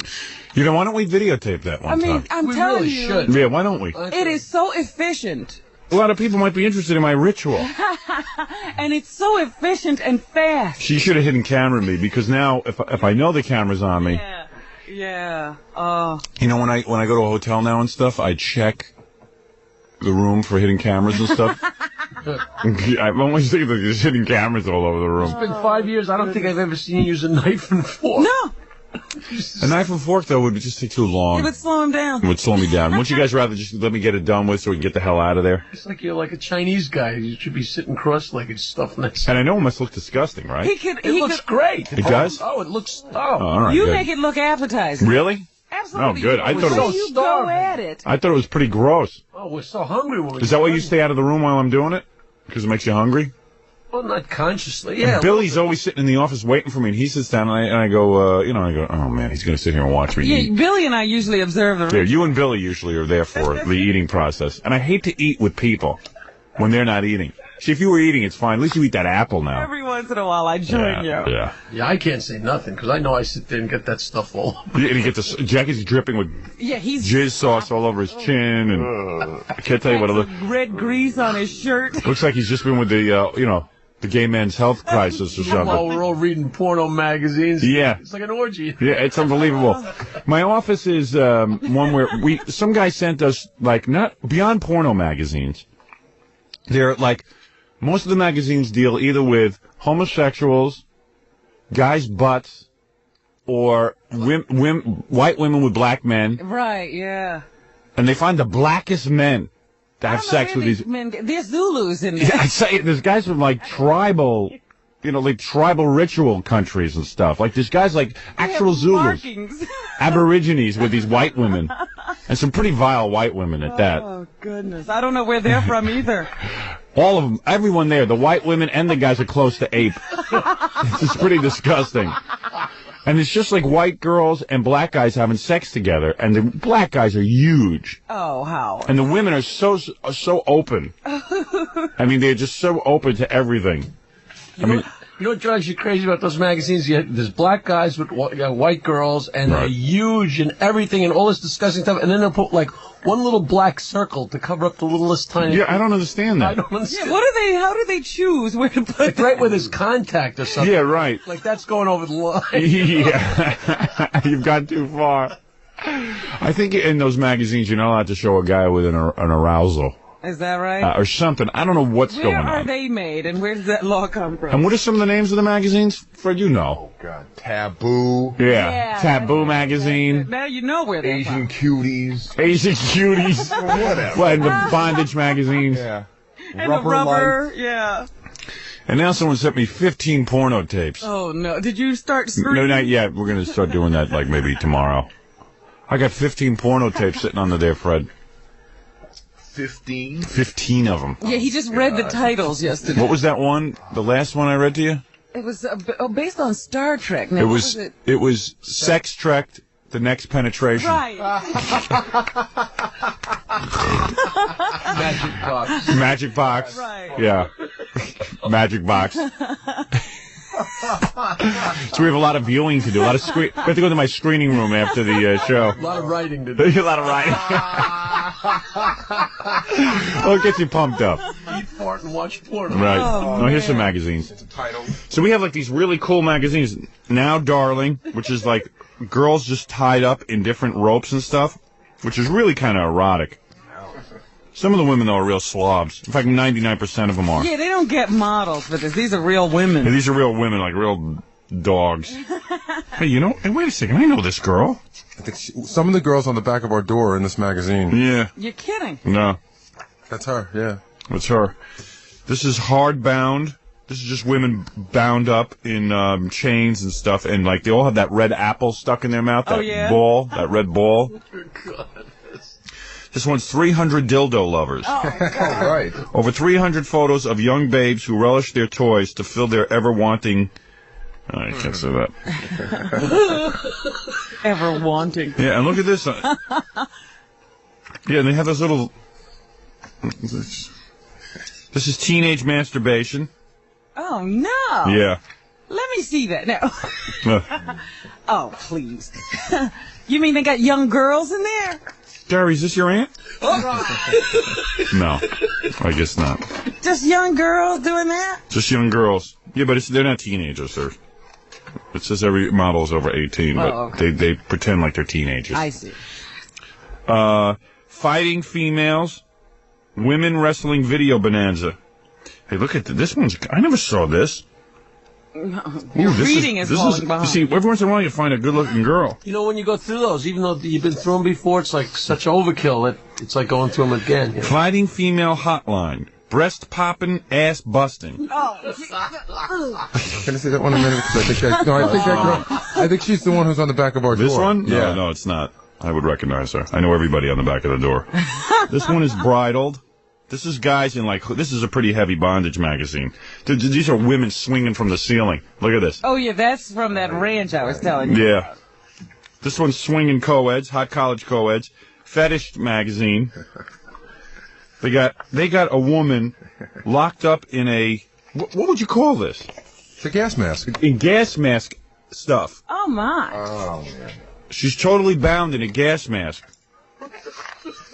I don't know what it's about. What's the deal on that? I don't know, man, but the guys have sex with her in a gas mask.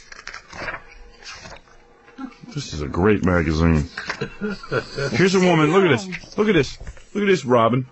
What is that? She's totally enclosed in rubber and vinyl. Now, is that turning you on? No. That might turn me on. I don't know. She looks like the Michelin Man. Latent image, and there's a whole bunch of them. Girls spanking each other in maids' outfits. But it's like definitely 90 times dirtier than any porno mag. That's those adult bookstores you have to go to find those. And those are real girls. It's not like models. It's like real girls doing it to each other. I forgot how we got on this. There was a point to all of this. I don't know. We were talking about eating turkey. Yeah. Copies everything you do? Yeah, well, eating turkey and stuff. I got my little. We all have our little ritual when we go back there. Robin asked you if we had any bits. Oh yeah, she was saying that the owner of the station opened up the door and there was a lot of smelly gas. It was awful. And well, I walked out, I said, man. But that's my point. A lot of the office is just 4 guys sitting there writing every day, and it gets very heated and hot in there. No ventilation. No ventilation. I mean, aside from farting, it smells in there. The odor can't go anywhere. No, there's nowhere to go. It's a stink hole, my office. It really is. It's a stink trap. It's a sweat box. And I can't, I think they think I'm kidding when I say it's hot. But I mean, it's more than hot. Your eyes burn. What we should do is have Tom sit in there one day. For 3 hours and sit with us. With everybody in there. Yeah. Okay. You got it. Well, let him sit there and write some stuff. Yeah, let him contribute. Well. He'd love that. Really? It stunk when you opened the door? Oh, it was ridiculous. Did you get, pushed back? I'm telling you, I was standing there, and I started to walk out, and I said, no, everybody's acting like nothing's happening. Right. And that's what I was doing. I didn't know what anybody was saying. I was checking out people's faces to see if anybody was going to acknowledge that it stunk. Oh, Jesus, how embarrassing. Yeah, so it's the eating ritual after the show. We have this thing we call writing session. That's where I turn to Jackie and go, do you have anything? And go, we did a great show today, and you got plenty of stuff for tomorrow. Oh, that's his usual line. I was pushing for us to sit and write a... Because you kept saying, I'm going to do a radio bit today. I'm going to do a radio bit. I am. Well, we got Billy coming in. We wrote some stuff for him, sort of. Actually, he wrote his own stuff. But, oh, boy. But, oh, boy is right. Oh, boy is right. And, I don't know, we said, and Jackie goes, I was pushing to write a Lost in Space bit. Uh-huh. Jackie's like, nah. That's his contribution? Nah. He goes, I never watch TV, so I can't write this. I never saw Lost in Space. I don't even know what you guys are talking about. I might as well go home. That's true. First says, I'll write it, but doesn't say anything. Well, you guys were a little busy. What were they doing? What were we doing? Regaling in Coke stories. Oh, shh. Fred! What? You had to ask. There's no room for the truth. Hey, you know, Fred, you really step over the line. Ah, damn it. Come on, man. You know, I knew something was going on. When we last left, someone was in Peru scoring. Really? No. Oh, that's terrible, Fred. How dare you say that? I didn't say it was anybody in the room. No, it was no one. People we heard about who had done some coke in the past, way in the past. The one day the topic goes from sex. Right. It was the one day we strayed. Fred, I might really have to ream you out during this break. Thank you for telling me. For having no brains. All right, we'll be back right after these words. All right, I got the Tom Chiusano thing. Want to hear it? Oh, you've got Tom C. Okay. Yeah. I was just thinking, every time Tom annoys me, which is often, I could play this bit. Okay. So we wrote this bit just for Tom when he's extra annoying. Because everybody knows the Broadway play Tommy's a big hit. Yeah. Isn't it a big hit? It is a big hit. Yeah. And since our general manager's name just happens to be Tom C., as in Chiusano, it just seemed like a natural, didn't it? It was only a matter of time. It was perfect. All right, it just fit too well. All right, tell me what you think of some of these songs and stuff. All right, you ready? All right. You've seen the Broadway play Tommy, the story of the deaf, dumb, and blind kid. Now, coming to the Central Avenue Theater in Scarsdale. Get ready for the tale of our cabbage-headed general manager, Tom Chiusano. It's Tom C. See me,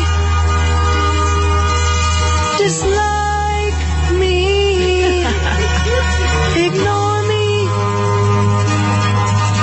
I'm dopey. Tom C. He's good-looking. He's a supervisor. He's a bore. Tom's cheap. Tom's cheap. And he never wants to pay for anything. Hear Howard Stern, brilliant star of syndicated radio, do rock opera battle with Tom C. This is Howard Stern, and I'm the king of all media. No thanks to you, Tom Chiusano. You never helped me. You never helped me once.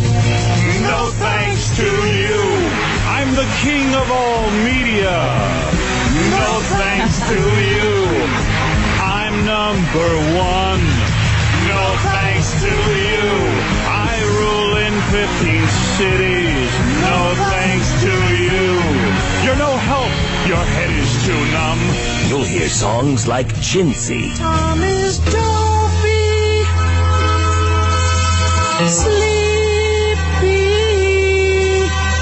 goofy,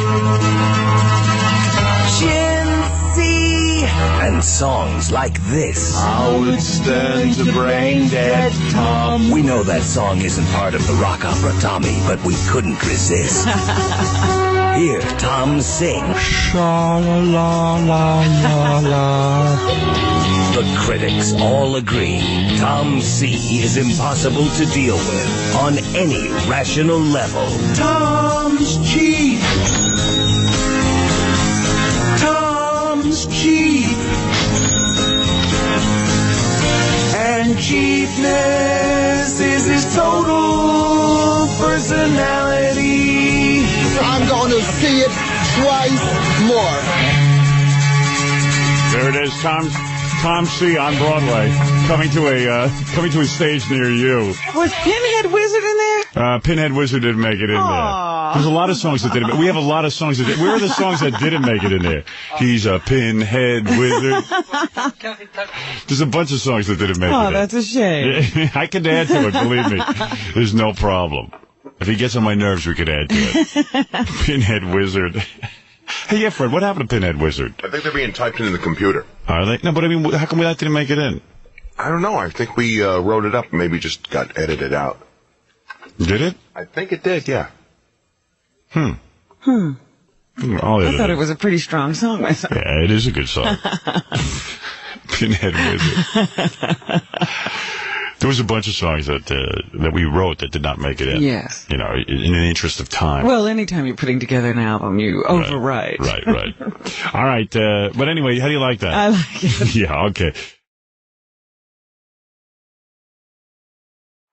I had the worst discussion with Tom Chiusano yesterday. You were there for it. I've heard part of it. It was ridiculous. I can't argue with the guy. I mean, what am I going to say? He's relentless. I don't want to play the Greaseman promos, and he wants to force me to play them. Well, you know what was interesting to me? Tom seems to think that if he doesn't understand it, it doesn't have any merit. Right, no. You know, he says why to me, should he understand everything about you? wasn't it weird? He goes, well, why don't you want to play Greaseman promos? I said, I don't like the guy. And then he said, yeah, but you have to play commercials, and you don't have to like all the commercials. I said, you don't understand. That's like asking me to play an Imus commercial. I'm not going to do it. Well, I can understand your problems with Imus, but I don't understand the ones with Greaseman. Tom goes, I can understand why you don't like Imus, but I can't understand why you don't like Greaseman. I go, well, what do you mean you can't understand that? And then it's like, did you see how he's a moron? Yeah. He doesn't get it. He doesn't see it upsets me. And, you know, hey. He's going to explain it away to you so that you feel better about it. So I finally said, Tom, no problem. I'll play the Greaseman promos. And you know what? I'm not going to play them. Of course not. I'm not going to play them. I'm not playing them. He says, in Philadelphia they play him, and the guy's got a 6. I go, if those idiots in Philadelphia think that by listening to promos that's what's going to do, put them over the top, then what can I tell you? Who was playing our promos? Who helped us? Nobody. That's what I was saying to myself while that was going on. I said, Tom, don't you understand? I said, that guy took over my job in Washington. I had to go in the morning and kick his feeble ass. I finally, you know, get all that together. You know, I finally get a station in Washington, get to kick his ass. It's like asking me to play a DeBella promo. I'm not going to play that. What, because the station hires DeBella, I got to play his promo? And why should we have to help everyone? Nobody helps us. Yeah. Why do they hire people who are invalids who need help? If we go on a station, you know, we try to get syndicated, we got to do everything by ourselves. Oh, you don't know half of it. And then, of course, then the guy gloms in on my syndication deal. Right, and then we got to help it. Here, we've already created a path for you. Now let us help you walk it. Yeah, I got to sit there and help. So Tom couldn't understand that. He's like, hey. I don't understand. So Tom is like taking the attitude, hey, it's our radio station, and you damn well do what we say. And I just said, you know, that's awfully inconsiderate. You're not taking any of my feelings to heart. Where is that worm? He won't come in here now. No, now he won't. Because he thinks I'm a... You know why I think Tom's an idiot? What? I'm going to tell you why I think Tom's an idiot. Because he really thinks I'm so stupid that I'm going to agree with his argument. He actually thinks he went home and said, you know what? I made a rational argument. I made a good point with Howard, and he saw my way of thinking. And I just said, Tom, you're absolutely right. I'm a beaten man. You do whatever you want. You do whatever you want. Yeah, you're going to do 4 hours of radio, 5 hours of radio, and then argue for an hour or two with Tom. Yeah, Tom. I'm not with that. I'm not exhausted from talking. Logic. And he wasn't listening to a word he said. Well, why do you hate the Greaseman? He says, so I gave him 20 reasons, and then he goes, but that's ridiculous. Yeah, because he's going to explain to you why emotionally you shouldn't have this connection. Right. That's bull. Yeah, he doesn't get me at all. I'm a competitive guy. I'm competitive. Why does he think... I mean, the fascinating thing to me was that he thinks he should be able to understand everything. We need to He play... hardly understands anything. I know. He thinks like everything that I say has to be based in some kind of rational thought. Like anybody who went into this business has an ounce of rational thought in them. You'd be a scientist. Yeah. Can you imagine a guy getting out of college and then saying, I want to talk on the radio? As if that's a rational career move? Especially when there was nobody else talking in radio. Yeah. Like there's some kind of rational being inside my head. So if it makes sense to Tom, it should make sense to you. Maybe we need to play Tom C 5 times in a row. At least. At least 5 times in a row. Because that was obnoxious what he did yesterday. Yeah, in front of everyone. Yeah, I mean, Gary and I finally had to start talking to each other so we could just sort of pretend we weren't there. Yeah. Because I just zoned out of the argument. I said, this is totally ridiculous. Yeah, well, I got tired of it, so I said, you know what, Tom? I agree, but I'm not playing. See, I didn't even know how you two resolved it because Gary and I got involved. Oh, I gave in. I said, okay, Tom, I'll do whatever you want. You absolutely make sense. And I just said, well, I'm not going to sit here and argue with the guy. I said, Tom, you're going to have to fire me. I said, you don't know me. I got a bug up my ass. I know you do, but it's not rational. Hey, shut up. Shut up. It doesn't matter. I just did 5 hours on the air trying to get you ratings. Just shut up. Leave me alone. Get away from me, nitwit. It's like a big train you got to pull. Yeah. Every day it's a new lecture on something else. Every day it's a lecture. I'm so sick of him. I got to get him fired. He's Hal, the general manager. Hello, Howard. You did a good job today. Very funny show with your wife. Every 30-year-old man who's married will be laughing. Now the bad news. You know, it's like always he starts off with a very big compliment about how funny I am. And I mean, I'm sick of his tactics. You could always see that management technique coming into play. Yeah, he was like, I thought you were very funny with your wife. I agree. Nobody does what you do. You're the best. It's true. Greaseman got a 6 in Philadelphia. It doesn't compare to your 17 in Boston. He's good cop, bad cop in one flea brain package. Bum, bum, bum, bum, bum, bum. Look, the sun. I'm Tom.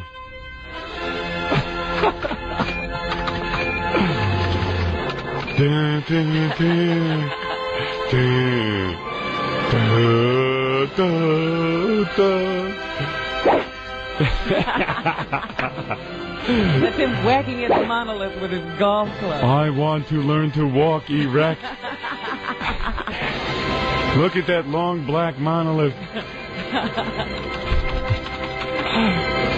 Thank you. Oh, is he obnoxious? You know, it was just like, oh, leave me alone. Tom never even understands that you work very hard and you're tired when you get off the air. No, He no. doesn't even understand that much. No. How could you expect him to understand the grease man? He doesn't even understand that I can't stand when he pokes his face in my door after I do 5 hours on the air. I can't stand it.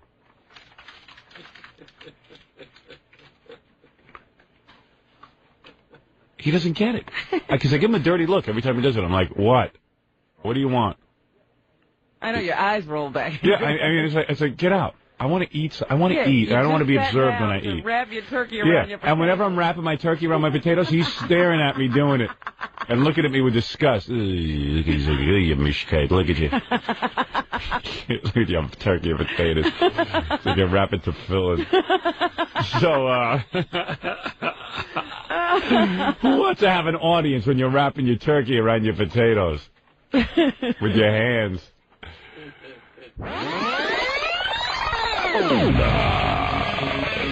Real comfortable around here. I just walked out in the hall. Everyone was scurrying around trying to avoid Tom. Yeah, I had to just go back to Scott. I made a quick run to Scott's door and popped in. Yeah. And then I ran back because I didn't want to be in the hall too long. Now he's in a real bad mood because he wanted to settle this just between us, and now he could see that he's going to have to go to higher management to get me to play this promos. Now he's all pissed off at me because we had a gentleman's agreement that I would stick to things. Oh, him and his agreement. Yeah, we had an agreement, but I never stick to an agreement. I'm a phony. You promised me. Howard, you looked me in the eye and promised me that this would be the end of it. I said I know, but I couldn't take it. And what was I going to do? Argue with? What if I kept saying I won't play it? Did you hear me begging him to fire me? No, I told you. We tuned out. Ask Gary. Gary didn't tune out. Well, Gary's very good. He can talk and listen at the same time. Jackie was running through the halls trying to avoid Tom. I was running through the halls trying to avoid Tom. You were running through the halls trying to avoid Tom, our general manager. Did he catch anybody? No. He's back there sulking, and Gary goes, thanks a lot. Because he's always out. Yeah, I go, well, what do you mean thanks a lot? He goes, yeah, you know, you're talking about Tom on the air, but I'm the one who he's going to be mad at. And he takes all his anger out on me, and he yells at me. I go, yeah, so? Is there any rationale behind that? Yeah, why don't you just ignore it, since it really doesn't have anything to do with you? Yeah, and he's not going to fire you anyway. He knows I like you. Hey, Gary, get in here before I start blaming you. Papa Flunky. Papa Flunky. Tell Robin how I begged Tom to fire me, and he wouldn't. So does he play the Greaseman promos? Greaseman's this guy who's on the station with us. He used to compete with us, in case you're listening outside of the... Tom, I can't do it, all right? You got to play him, you got to play him, and then you're like, fire me. What can I do? I can't play. You have to fire me if I don't play him. And then everybody sort of laughed. Yeah, but he wasn't laughing. I think he wants to fire me. Tom does not like me. I'm going to tell you the truth. Tom will always tell everyone he likes me, but Tom is the kind of guy who never would have hired me for this radio station if he was the owner. Never. I know that. I could tell a guy who would hire me. He's not a risk taker in life. Tom would be more comfortable being the general manager of W Light. Sure. You know, did you see their TV commercial, W Light? It's a light rock station. It's a cartoon slide. It's not even a cartoon. It's just a slide of a right, cat. It's not even moving people. I think it's a cat listening to the radio. I watched it last night. Oh, yeah, that is... It's just nothing moves on the cartoon. And all they do is play, if I call out your name, and I ran in it, James Taylor. Right. And they go, W Light. That's it. You know, W Light. No annoying chatter, no annoying disc jockey, no annoying anything. Tom would be more comfortable being the general manager. He would have a better time of it. Mm-hmm. You cause problems. I guarantee you he'll be dancing a jig the day I leave here. and he'll be walking But he'll be dancing on his own grave. And he'll be like, yeah, Howard's a good guy. We liked him, but, you know, there's other people. We have other people. Howard always thought that he was the only one who could do morning drive. He'll have a whole stupid... We're moving up the Grease Man. Yeah, and the Grease Man, they'll move him into mornings, and you know what? I think is a great talent. Then mediocre talents will start kicking his ass all over the place. Kiss my ass. You can definitely point to the parade that followed at NBC. Oh, yeah. Bullhigh. Joe E. Reynolds. Remember that guy? Is he the guy who replaced me? No, Yes. Alan B. Combs. No, Joey Reynolds replaced you first. Oh. Yeah, at NBC when they fired And me. then Alan And then Alan Combs. Yeah, scary. Each of them pulling a 1. All of them gone now. Nobody knows where they are. They're in Jurassic Park with the rest of the dinosaurs. They're looking to be eaten. Yeah.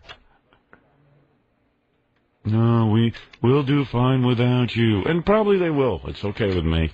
Who cares? Fire me. Who cares? Sometimes you don't make an issue of everything. Sometimes you let a guy, you know, do his thing. Not with Tom. What are you talking about? You're talking about a man who would think about things and say, you know, some things we don't need to make an issue. Right. We're going to let it slide. I guess the Greaseman hasn't been doing that great in New York, but he's been doing well in Philly. In Philly, they play his promos because I can't hear them. Uh-huh. You know, I don't know what's going on. Right, you can't stop them. So he says, well, in Philly, they play him, and he's doing well. I go, yeah, so what you're saying is you need me to sell him. Yeah. And why should you do that? Yeah. And then, well, he's right, though. He is absolutely 100% right. He's saying, because we own the station, and this is our lineup who we've decided to go with, and you really have nothing to do with that. Yeah, but... And he's right. frankly, And he's absolutely 100% right. In the empirical sense, he's absolutely right. Right. He's absolutely right. I can't argue with him. He's right. Realistic sense. There's no reason he should ask you to do anything for him. But you know, there are certain people in this company who won't talk to people who leave for better jobs. Right. Yes. Is that rational? Is that the rationale of a man that is all here? No. No. And nobody questions that. No. Tom thinks that's great. Now the point is, I don't own the. You know, I mean, I'm not a stockholder in the company. I'm not anything. I'm just a disc jockey who works here. Well, I think you're a little more than all right. But the point is, he knows I have this irrational response about all of this. Leave me alone. And plus, he's backing me up against the wall, and I never want to look like a pussy. So he's got to come up with a better solution. All right? You're a good guy, Tom. I love you. Come here. Let me just say something to you. I love you. I love you too. I love you. You're a great guy. This is a stupid issue. Just forget about it. And you're not going to play those on my show. 39 going on 14. Not even 14 sometimes. Why?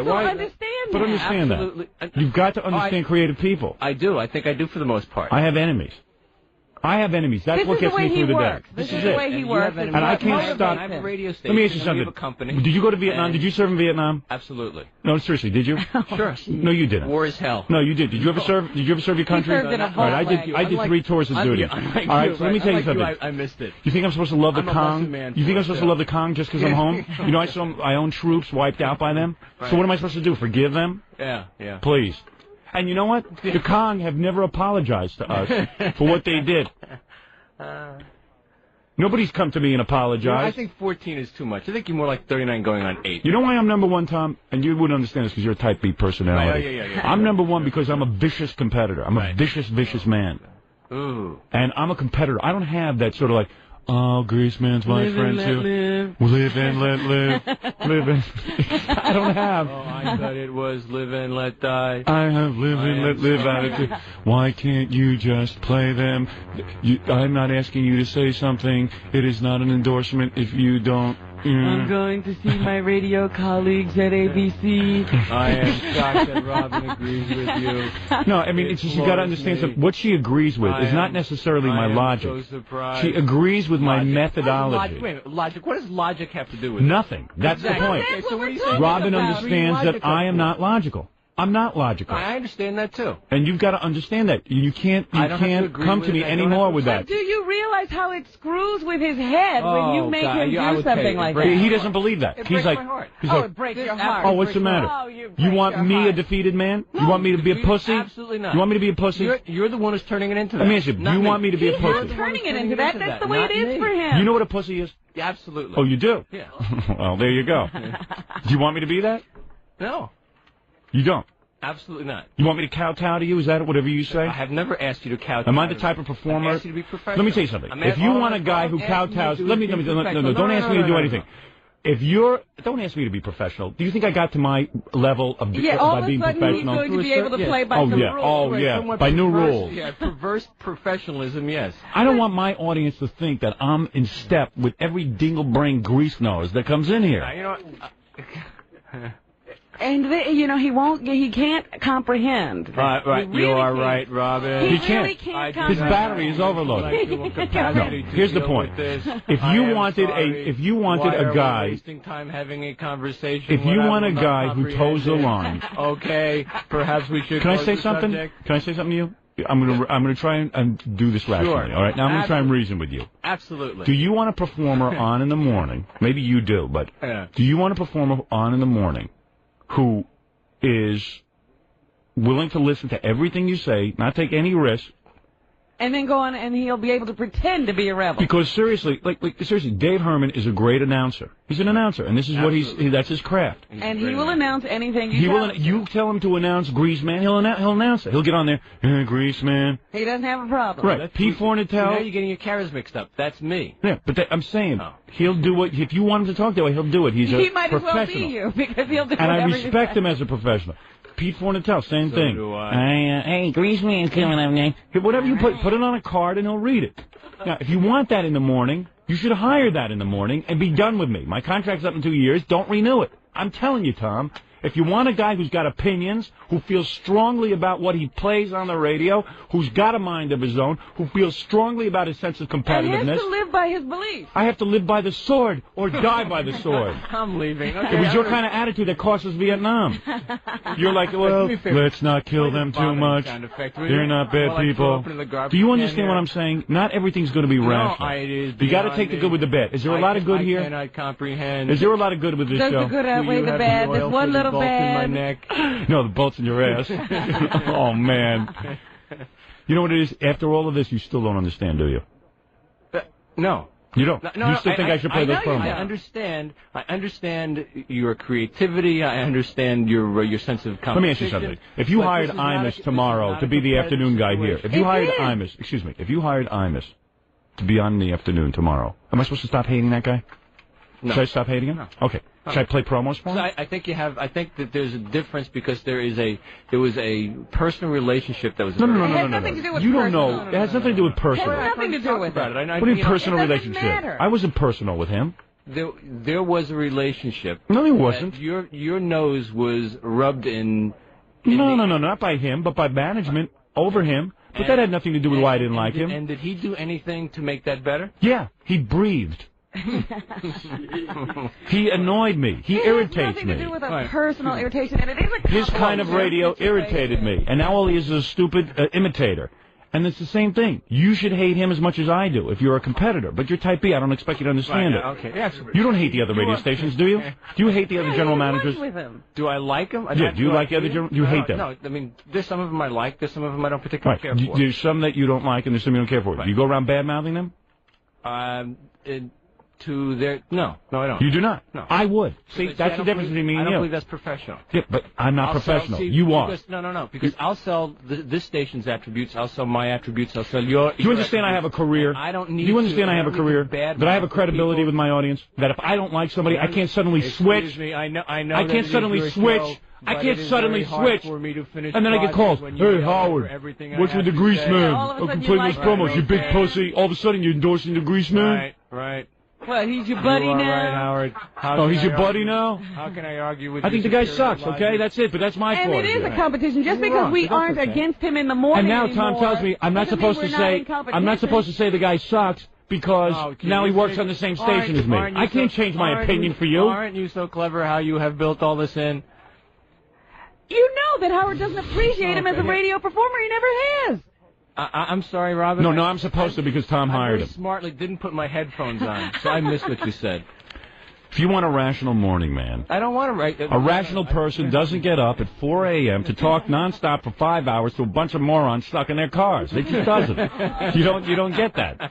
Tom, it just doesn't make sense. And you're dealing with someone who's irrational here. Jeez, now that and I you try put to it be that rational. way. I try to explain it to you 900 times. And there is still a situation of competition that he just doesn't want to see. No, Tom doesn't want to see it. He doesn't understand that the guy's trying to hone in on my whole, my whole satellite deal, get on all my stations. With Pete Fornatale, And then if a station doesn't want me, he's going to go in and grab that station. Why am I not competitive with Pete Fornatale? Right. Because Pete isn't trying to hone in on my action. Pete does Pete. Pete is Pete, for whatever it's worth. Is Pete, If Pete is Pete. Pete in the haze. What? Some pussy imitator. Right. He's at least he's his own man. Didn't I see a sign up there? Did I see? Was it the dollar sign or the spot sign? Screw the spot sign. Ah, screw it. All right. The hell with business. I know that's irrational, but the hell with it. That's why you are the great. Tom, let's solve this right now. Don't run any more of those promos on my show. We're not going to solve it right now. I'm solving Then we're it. at an impasse. Is that what you're saying, Tom? So we're at an impasse. For one little silly We thing. are absolutely. We're at an impasse. And stop going around squealing on me. I know what you're up to. Believe me, I got spies all over the building. I tell you, sometimes I wish the show were video. I'll tell you what, I'll arm wrestle you right now. The winner has to play the grease There you promo. go. You play it on your show. Wrestle him. Play him listen, you're telling me that guy needs me to be number one? Does he And need you know, me? there's 24 other hours in the day, or 20 other hours in the day. If he is so scary, radio station, and what is in my best interest? What is in my best interest, Tom? Your best interest is for the whole radio station. Am I on this radio station? Do you want to see me do well? Yes. If you play those promos in my show, I can't do well. That's not true. Yes, it is. True. No. For it's him, true. it's For true. me, it is. Psychologically, you will defeat me, and I will not be defeated by you because I'm the better man. And yes, it's true. You have every right to run those promos. I agree with you on every rational level, but you've got to understand the behavior of a great radio personality and the ego of a great radio personality. Unfortunately. I tell you what, let the listeners decide. I'll pick up the phone. No. Oh, you what do you mean? You're afraid? No, come on. Every other time you want the listeners to decide. Yeah, right. Wait, since when? Well, suddenly the cards aren't stacked in your favor. What is it, Fafafoli? No, I was just going to say, the listeners are going nuts out there trying to get through. They do want to call through on a lot of different issues, but one of the listeners said A lot of issues. Yeah. How come they never get through? Because you don't pick up the phone. Oh. One of the How come every time I do, it's like, hey, Howard, how you doing? What's up? What's up? I know that one of the listeners said that, on this station, Tom allowed Meg not to do promos and commercials that she felt were. Oh, of course. she didn't want to do. Oh, yeah. Tom conveniently forgets that. Why don't you make Meg go do when Meg does strip club commercials, I will do the Greaseman promos. Yeah. Oh, gee, you are right. Seeing you and Gary together, you guys are barely type B together. You're type B, Tom. You wouldn't I understand. bask in your type A-ness, Howard. That's right. It's unbelievable. Lucky for you, you're type B that I'm a type A. Right, you are right. You're at least smart enough to employ a type A. Right. No, I thought I was too nervous to hire you. You are. You never would hire me. Tom wasn't responsible for hiring me. And nothing. Tom to do hates with me. it. Tom doesn't understand me. They take a risk. Tom's little buddy, the grease man. That's who he likes. Right. Too bad he doesn't work in New York. You two guys can go to dinner together and have parties at his house. Say what you will. I have always admired him. I have always had a personal relationship with him. His wife is very lovely. He is a good guy. He has never said a bad word about you. The only time I hear inflection in his voice when he talks about him. He is very talented in his own right. He is not as talented as you, but even though he's just saying that to me. No, he says, Greaseman is very funny. No, I don't put it that way. Robin, now I will laugh. You missed me the way I say it. The Greaseman is very funny. Now you got it, okay? There you go. Okay, so, hey, Tom, I got to tell you something. I can't back down off What this. are those nice signs? Would you All use right. them? He is a good guy. He is someone who does not say bad words about you. I don't know why you say bad things about him. Because I'm a dick, okay? You are right.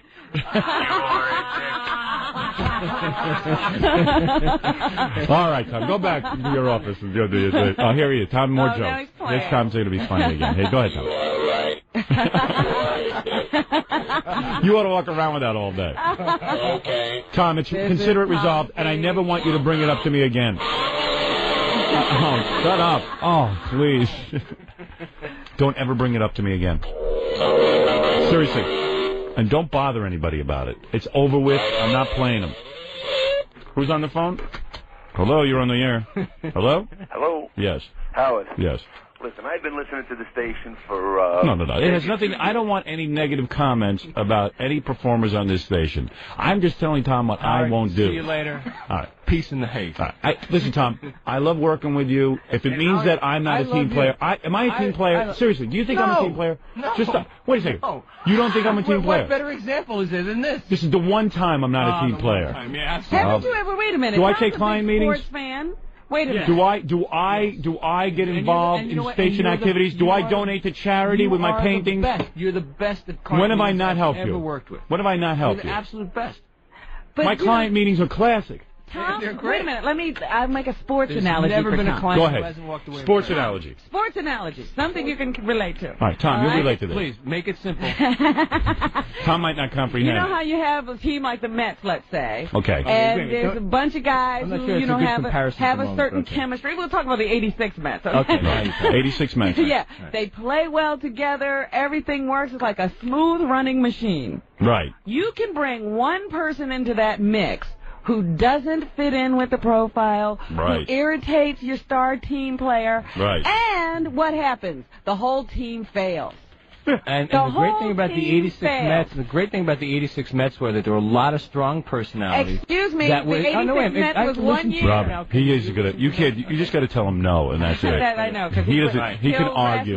because The that 86 team Mets. no longer Right. exists, does Do it? not confuse emotion with logic. Oh, please. You can ruin a team with one introduction of one You can player. Thank you, also Rob. make a team stronger. But you didn't here. You did the opposite. That's right. We didn't try and turn this team. Did I My bring team in player, somebody though, else? seriously, be honest. You know I am. Do I show up at K-Rock softball games? Do I go to lunch with Ed Moyer every day? Do I show up for jock meetings? Oh, absolutely. You're always there. Listen, you're the Do best. I show up when Jimmy Fink has a promotion and I try to lend a helping hand? All right. Jackie's club dates. Jackie's Club Dates. There you go. All right, sir, is there anything you wanted to add to this? Because I have to break.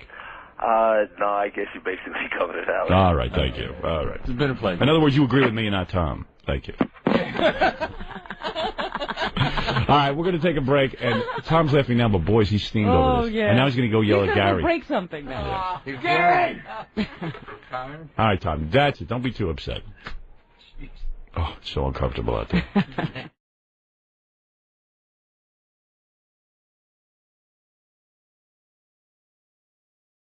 Well, here we are again. What were we doing? Oh, yeah, okay. We're talking about the FCC and junk. Yeah. Well, you know, it's kind of weird, too. It was like the FCC is really trying to take away the licenses of this company, you know, and they're not going to do that. They're going to fire me before they allow that to Sure, happen. I mean, it's in Yeah. their best interest to hold on to those licenses. I mean, in the long run, if Yeah. they have to lose you or the license, I think where do they'd you rather they're lose gonna me. go with? Yeah, they're going to go with me. And I know people don't believe that's really happening, but there is some discussion. There is some discussion about letting me go. That could happen. I don't say no, and then I'll just have to accept it. Because the government has targeted me and me only. I could play you transcripts of radio stations doing things 50 times worse than anything that I've ever done in terms of sexuality, if you have a problem with sexuality. And yet they are not targeted as I am. And people have filed complaints against these broadcasters, and nothing has happened. Nothing has been done. Nothing. What is Nothing. it about you? Because I'm the biggest, I am the greatest radio performer that has ever lived. Let's face it. There has never been a more successful radio broadcaster than me. And But why wouldn't you still find the behavior? Because- That's like saying I'm only going to catch the speeder in the gray car. Yeah, because what it is if here's the deal. If you go after me, the rest of the guys all crumble. That's the theory.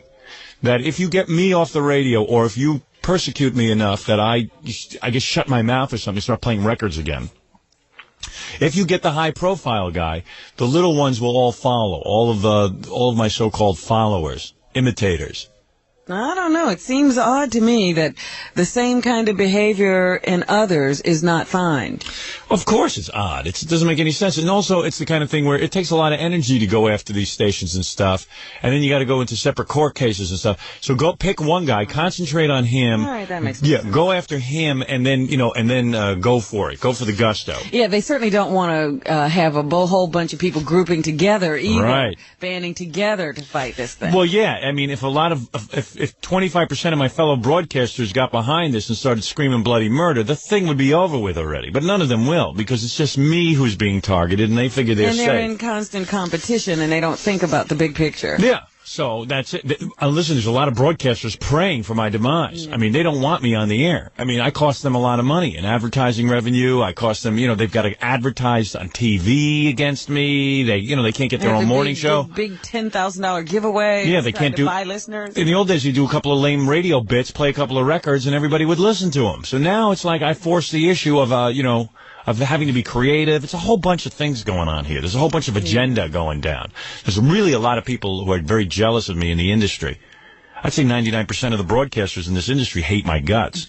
They can't stand that, I'm outside of the industry. Or you're bigger than the industry. Yeah. So they can't stand it. They don't know how to cope with me. The Cousin Bruceys of this world. And they embrace. Yeah. It's just so weird. So now I'm in this whole situation where I wish I could go to court over this thing, but for some reason it takes forever. And now I'm the Jesus of radio because I will be thrown off the air. My prediction is I will be thrown off the air. I'll be forced off the air. But until that happens, we can have some fun. Yeah, might as well. Yeah, might as well.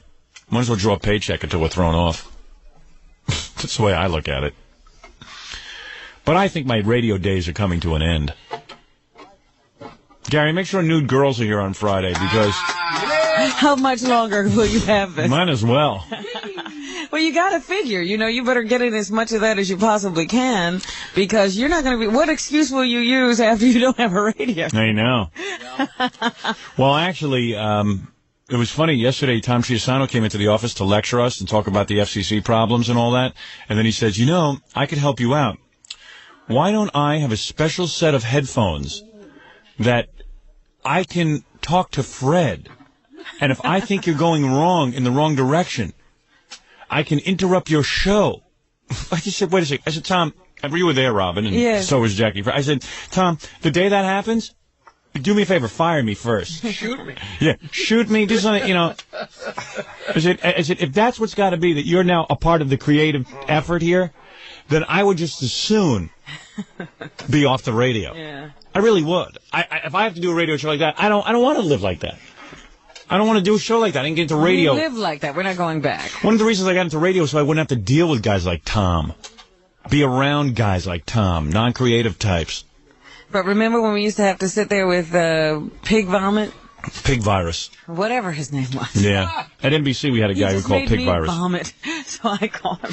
You remember when we were on NBC, Pig Virus used to have this situation where he could phone the engineer, but he couldn't talk to me. What he would do is they would just, as soon as I was getting offensive, they would crash in with a jingle, WNBC. Yeah. And then all of a sudden, my voice would be cut off. You'd just be off. And I'd hear music. And I went, what happened?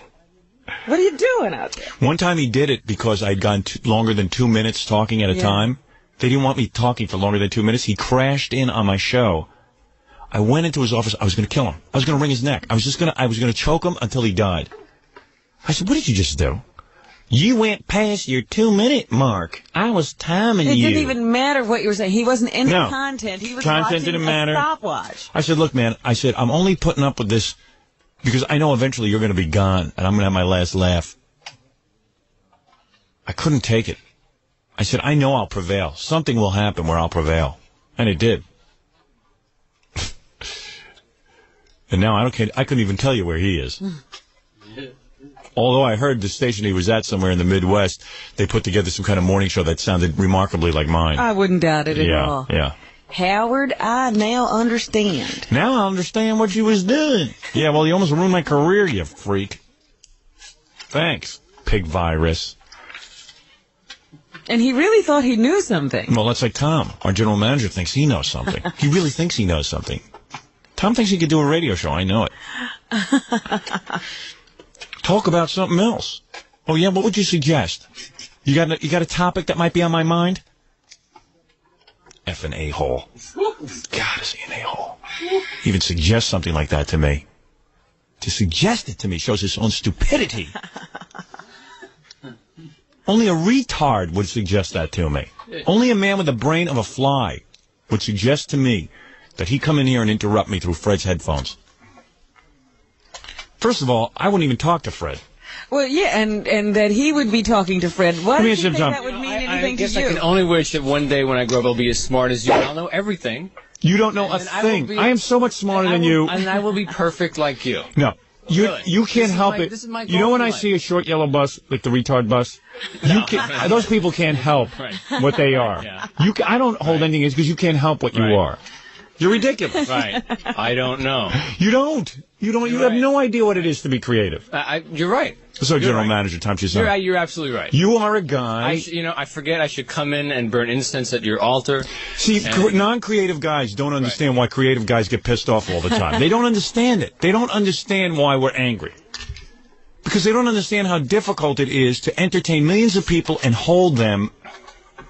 Listen, if it was easy, the grease man could do it. Yeah. Am I right, Tom? If it was easy, he could do it. I should only worship more at your altar. No, I'm just saying that it's, to somehow be able to be in touch with what people want on a daily basis on the radio, talking for 4 hours. May I say you it's not, and let me say something, Tom. God chose me to do this. If there's a God, God hit me with a lightning bolt. Okay. I am a lightning rod. No, listen to me. I am a lightning rod. I guess you're going to win because you get the... No, go ahead. All right, you say what is so important, Tom. No, you absolutely positively have a comedic gift. Right. There's no question of that. Of course. And when you have a comedic gift, you have no control over it. Perfect. No, it means you have no control over it. I disagree with you. Wrong. But you wouldn't know. You don't have any gifts. I like your band. You don't have a gift. I was gifted by lunch with Robin yesterday. What do you mean I don't have a gift? I heard about that. No, I haven't actually. I haven't heard about that yet. I was going to say, who you've been talking about, I'm waiting to. There's only two of us there. That's next. It was embarrassing when she asked for a pillow for dessert. Yes. No, but you understand what I'm saying. You don't know what it is to have a gift. No, I don't. You don't have any special abilities, do you? I know. No, seriously. No, I have nothing. Exactly. Your gift is the empty head for storage space.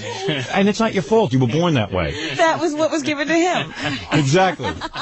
If God gave me that, listen, God gave you a very handsome face. How's that? There's your gift. There's your gift. Okay, now you don't have to feel. Do you have control over your face? No, it just was there, right? Same with me. That's how it works. So if you try to relate that way. Great face, nothing behind it. Exactly. Right. Perfect. Perfect. Don't get stuck on that thought. But Tom really doesn't understand me. Not that it's your fault. You're you wrong. couldn't understand me at all. Do I understand you perfectly? No, I do not understand you. You don't perfectly. even understand me a tenth. No, I think you're wrong. It's not possible. You couldn't. You don't have the brain capacity to understand me. It's not your fault, though. I don't hold it against you. Yes, you do. Why are you calling him names if you don't? It's not names. I'm trying to explain to him. You are it's so like, generous. It's just like if I was to go to a retarded. What do you call it? What is the right word? Developmentally handicapped. All right. If I was to speak to a developmentally handicapped retarded That's like person. talking to me. All right, like the kid on that Life is Enough. What is it? Just like Life goes on. Life goes on. Corky. Okay, I'll call you Corky from now on, Tom. Great. All right. I'll call you Howie. All right, you're Corky. Okay, so Howie. Corky, if I was to talk to Corky. Yes. Okay, Howie. I would say to him, listen, no, not you. I would say if I was to talk to a retarded person. I thought I was Corky. No, you're not. If I was to talk to a retarded person, I would say, hey, listen. How are you today? I talk slow. But I wouldn't be mad at them. Maybe that's why I say I don't know. So no, I'm not saying you're retarded, but you're retarded in this area. How's that? Okay? Face it. In this particular Face it, area, you're retarded. Right. Let me ask you something. Sure, when fire away. you take out your driver's license. Yes. Does it take you a while to recognize your picture? See, that's what I mean. You're a little slow, that's all. I got a name for a new series. Tom Goes On, not Life Goes On. But seriously, Tom, to suggest it shows the mark of a non-creative person. Moronic. That's all. That's all. Absolutely. Below moronic. So I accept your apology. Oh, absolutely. And none is offered. All right. Okay. All right. Tom Chiusano, our general manager. Great guy. Esteemed, right. He's a great guy. The villain. He can't help Here I am, the villain. You're not a villain. Snidely whiplash. You're not a villain. It was just such a dumb suggestion. I had to point it out. No problem. All right. No problem. You have any other ideas? No. Do you eat with your hands? No. All right. Exactly. All right. Thank you. Does he eat with his hands, Robin? You were with He him? does eat with. Did he have the crispy shrimp? Yes, he did. Yes, he did? Both did. All right. Listen, I'm curious. Now you've piqued my interest. You had to mention it. Didn't you? I want to know what happened at lunch yesterday with Tom, and how the crispy shrimp was at the Four Seasons. The crispy.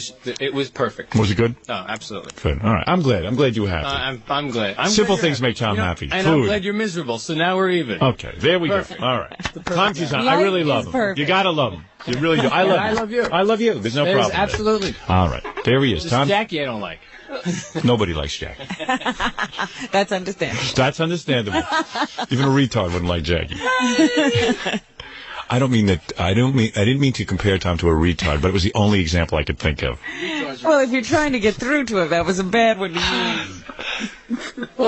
I just got calls from retards. They were insulted that they were compared to Yeah, Tom. they don't want to be compared to Tom. Because actually, when you were having that discussion, I was like, Corky could understand this better. Corky, yeah, Tom fights it. Corky wouldn't fight it. Howie.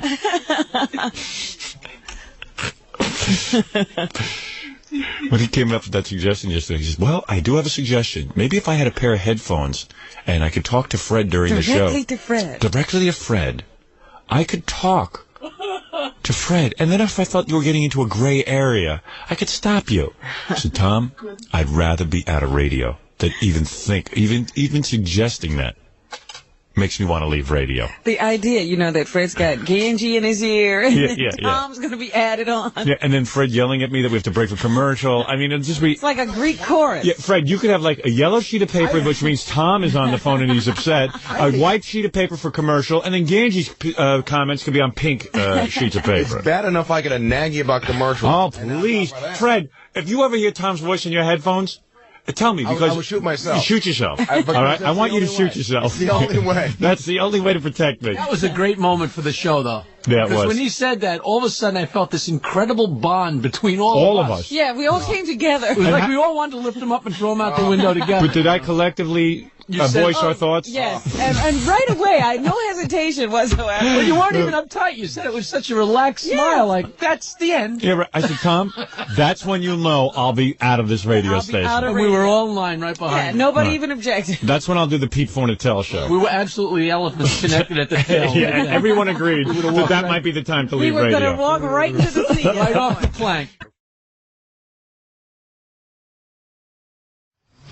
Gary, I got to bring up what we're talking about. Am I here? Yeah, Am all I right, here? okay. Web off. Papa Fohi, I really do want to get to news, but I just can't let this go. Nobody has ever eaten that much popcorn in one commercial break. As Gary? As Gary. He goes nuts on the food when he gets uptight. We had an argument during commercials, and really, Gary, I got to make you see my point. I do. I see your point, and I apologize. But the point I don't see is why do you have to all gang up and berate me? I'll tell you why. It was unbelievable. And just pound away. I made a rule on the show. Doesn't Robin have a cat to go throw against the wall? She has to come play, pound me? I'll tell you why, Gary. Seriously? I made a rule. Let me tell the audience. Okay. Fine when you were doing it to me, though. Okay. No, but this is different. It is different. This is policy. different. This is the worst thing anyone can do to me. No, it's different. Can I tell you what's and different people do this to me all day, but I can't have my producer doing it to me because I'm very fragile when I'm on the air. I'm creative. I don't mean to sound like I'm Picasso or something, but I mean I'm trying to do my job. You get into a certain frame mindset, of mind. Right? That nothing in the world bothers me. There's no problems. Blah blah blah. This is supposed to be a safe space for you to create. Right. So I've said to Gary, and my agent has said to Gary, do us a favor. If you got really bad news for Howard, stuff that it's going to be tough to, you got to tell him, but it's tough to handle. Tell him after the show. Don't tell him during the show. If it's, Gary's a smart guy. If you have something that you see is just going to upset him, try to keep it from him. Yeah. Okay? So that's the rule. So on more than one occasion, Fafa Foley comes in. So Fafa Foley just comes in. Let me explain why you do this. I'll tell you why. I know exactly why you do it. It's not a malicious reason. Okay. Let me tell you why you do it. Because I'm good at this stuff. Fafa Foley comes in during the commercial and he says, "Boss, I will need 10 seconds of your time after you do your interview. I got to do a magazine interview today. After you do your magazine interview, I need 10 seconds of your time. Do not leave until I speak to you." Now, why did I say that? Hold on. You know, rush. So I said, Gary, what's so important? Why don't you tell me now? Oh, no. I better tell you after your interview. I said, well, judging from what you just said, doesn't take a genius to figure out this sounds like it's not good news. You're keeping it from me. So tell it to me now, because now I'm guessing what bad news does he have to tell me? I'm thinking on many fronts. I always have bad news. But this is, now I know, so I said, I don't like the idea that now Fafa Foley is keeping something from me. It's worse wondering now, I'm sitting here going, even right now I'm going, what the hell does he know? What the hell could this be? All I wanted. And I said, Gary. Okay, so now let me tell you what Gary's thinking is. Gary is into delegating. Gary really should just, after I'm done with my interview, he should come up to me and say, I have something to talk to you about. Instead, he would rather tell me that what I have to do. After the show, I have to go find Gary. I have to seek him out. No one knows. Because this way, it's not Gary's fault if he doesn't tell me. You are the biggest spin doctor in the history of the world. I'm not a spin doctor. You are. You delegate. Your job is to to find me after my interview. No one knows when your interview is over. You have snuck out of here on more than one occasion. Not without seeing you. Plenty of times. Liar, liar, That's pants not true. on fire. That's not true. There's times that I'm doing stuff for the show and I'm not in the office and you just leave. I see. Well, let me tell you something. Did that happen earlier in the week? What good is it if you tell me ahead of time that I have to sit there? Don't let the facts get in the way. What facts? The fact is that you're supposed to either tell me something or keep it from me. You ask a question and then you plow ahead. Why does he not understand? Is there no other way to get a hold of Howard once he leaves here? I don't want to wait till he leaves here. I want to talk to him today. But if he should slip out. Right. Without your why should I have to slip out? All he has to do is call Laura. I want a second with him. I'm not going to slip out, but if you're keeping information from me, if you're keeping me protected, now I know there's information, and it's incumbent upon me. So for the whole rest of the show, because you slip out, it's simple as that. No. As soon as I say to you, tell me now, we're in trouble. Because you can't tell me now because it's bad news. It was a mistake to bring it up. Why do you guys pound away? I admitted that. Well, now I'm sitting here wondering what it is. Get over it. Hey, Gary, you get over it, pal. No. And I don't like the idea that you know my business and that you can't keep a lid on it. I have no choice. You can't keep a lid on things. Of course I got a lid on it. I don't do this every day. Oh, unbelievable. I don't do this every day. You do something every day. That's in your crazy mind. He still doesn't even know what he did wrong. I know what I did wrong. But what did you do wrong? Tell me. I bothered you with some information I shouldn't have bothered you with. I should have just shut up and tried to find you after the show. Exactly. That's the point. But that's the point of this we discussion. ascertained that How many times do we have to tell that? Started. And now I said to him, tell me what the information is, because now I can't live with waiting 3 hours to hear it. No, I won't tell you. Get over it. Hey, dude, it's my life we're dealing with. Wait till your father gets home. Hey, listen, Pat, by the way, you're not the right guy to be answering my phones and finding out information if you're telling me to get over it. I can't get over it. That's the person I am. Get to know your boss. I know my boss. No, you don't. Yes, I do. Evidently, you don't. I know him well. I can't wait till one day when you actually accomplish something in your life, and then someone says to you, I got bad news for you, but wait 3 hours, I'm not going to tell you. What kind of life are you leading? Well, that's because certainly really what he told you was, no, I can't tell you before you're in. All right already. The point is made, loudmouth. No, it's not. It'll happen again. No, it won't. And don't call her loudmouth. I'll call her whatever I want. She's your superior. She is not. Yes, she is. She is not. We're all colleagues. Oh, no, except not for you. You're the boss. No. Let me tell you the pecking order around here. I'm going to make it clear to everyone, because I notice there's a little bit of attitude when it comes to her, Robin. I don't even care anymore. No. Just sit back for a second. I don't want to be squashed. What? She's always. I don't need to be stepped on. First of all, I am the president of this company. Can I just say one thing? You understand who the president of the company is? Who? The president of which company? This company. Or No. The Howard Stern Show. Right. I understand. Who is the president of the Howard Stern Show? Howard Stern is. Right. Okay. Can I just say? Guess who the vice president is? 2 seconds. Who do you think the vice president is? You, Baba Booey? 2 seconds. Yes. When somebody does something wrong, right? Does the president, the vice president, the treasurer, and everyone else get in line to yell at the same person? time after time. Where there's Yes. one person take that responsibility. In my company, this is the way we handle Well, it. it's a kooky company. Well, you work for it. Deal with it. Deal with it. Get over it. Get over it. I don't mind getting yelled at, but I don't I'm want to the get yelled at president. 5 times. Get by 5 over different it. people. Get over it, man. Get over it. I'm over you like it. that answer? No, Get over it? I'm over You're it. not over it. I am over it. Okay, here's I just would so be you know. a lot more over it if you were over All right, it. let's see if you're over it. Repeat after me. Can't do it, can you? You can't repeat after me, No, can I you? could. I thought you're over it. I'm So over- you're not over it. No. I wasn't repeating in the When first place. Volf, So it doesn't have when Volf is on the air, I haven't a clue what you're saying. when Volf is on the air, Go, Freddie. Freddie's got a cup in his mouth. When Wolf is on the air, I will not bug my Volf I will not bug my Wolf with things that upset my Volf. with things that upset my Wolf. I will protect my Volf and insulate my Volf as best as I can. I will protect and I will isolate my Wolf as best as I can. I will only give Volf news. I will only give Wolf news. Volf. I will only give Volf news I will only that give I Wolf deem as not bad news. that I deem as will not be bad news. Only good news will go from me, my mooey vooey voice, to Volfy during my Volf's very important show. Exactly. Jackie just spit his water out. I just said there's water all over me. Just sprayed That was a very good read. That was a very You good just read. sprayed me. All over the place. He was like an elephant. I don't know what you said, but it just went right through me. Woofy, woof, me, my moofy, woof. That's Volf. Well, I'm glad I could provide such entertainment for the whole show at my expense. Volf.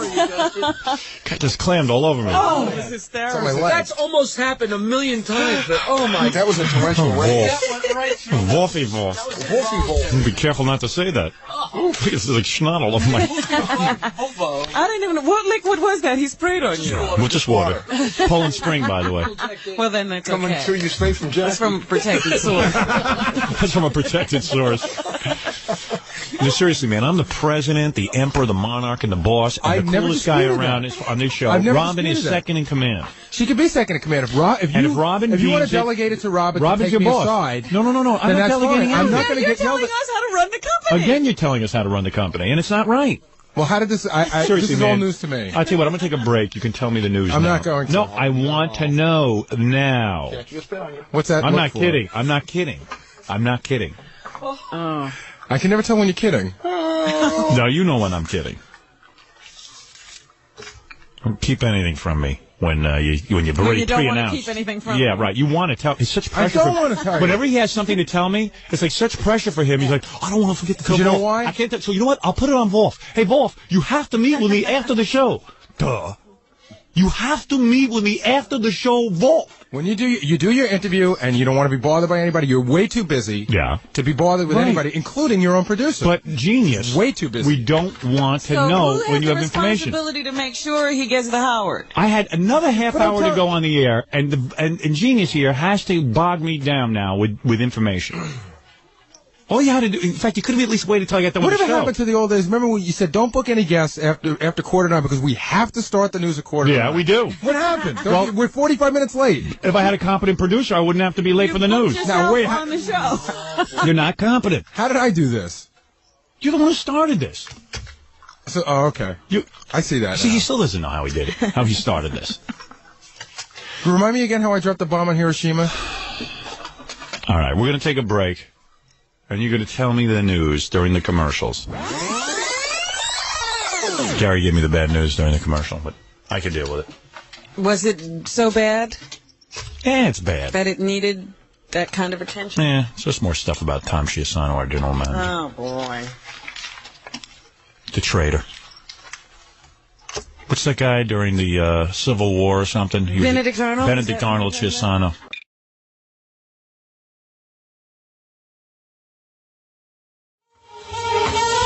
Welcome to my last radio program. Today is the day that I leave the radio.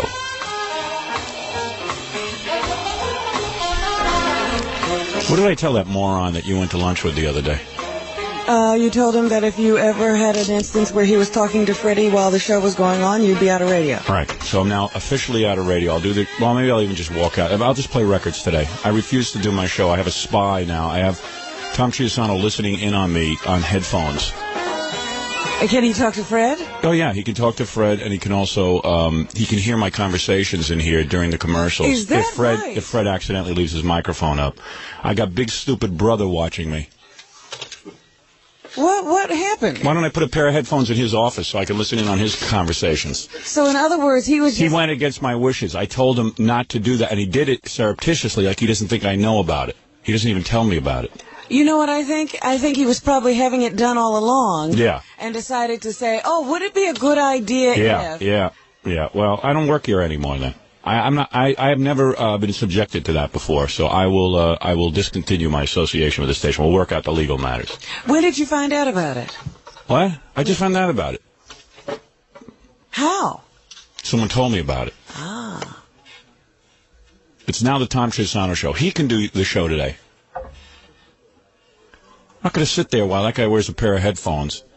Our general manager has a pair of headphones where he can listen into my every word during the commercials if Fred leaves his microphone open, which hasn't happened yet, I'm sure. You accidentally leave your mic open sometimes, right? The little thing there? Yeah, the little thing. You leave that open during the commercials, right? On occasion, yeah. Yeah. Because you're working. Angie's the one that's like usually listening to it. Yeah, well, evidently Tom is monitoring our every word. Yeah, okay. Even off the air. Well, that's very interesting. Yeah, well, I'm not doing it. I don't think anybody has to do that. That's never been part of my job description. I don't know who came up with that little cutie. It wasn't discussed with me. I told him don't do it. And whenever I say don't do it, he just does it. That's typical crap from general managers. That's why I hate every one of them. They don't listen to you. They just do what they want to do. He's no different than John Hayes or any of them. They just do what they want to do. No regard for how the person who has to perform feels. It's just unbelievable. The guy's sitting there monitoring my every word with his headphones. I'm not doing it. I'm just not. I told him I'm not doing it. So he'll just still do it anyway, even if I say I'm not doing it. We had this discussion 3 days ago. I'm shocked. I'm not saying anything because I can't believe it happened. Don't even bother with the cutting of your fingers, Jackie. Yeah, what are you going to be writing? You're going to write music? Yeah. Today's show will be music. All morning. Until that moron gets rid of his headphones. Takes them and throws them in the frigging garbage. Want a showdown? There it is. Here's my turntables, here's my CD players, and that's it. But, yeah, I love these guys. Like I'm a meaningless piece of dreck. Like I'm a piece of garbage. Like I'm some kind of piece of garbage. No respect for anybody around here. I'm working here 9 years, I get no respect. Guy's sitting there with his headphones. Well, he's certainly not coming in here. Must be true. Yeah. Of course it's true. I don't make these things up. I'm not doing it. I'm not going to perform this way. What do we got? The FBI on me? What is this? What does he think him listening will do? You got to get rid of those headphones. I'm not doing the show today. I'm going to play music. But it's what you described is not true. You don't have headphones back there? The headphones we discussed the other day that you said you wouldn't do? Yes, I have headphones. That I told you I would not be in the radio business if you had those headphones. Do a break?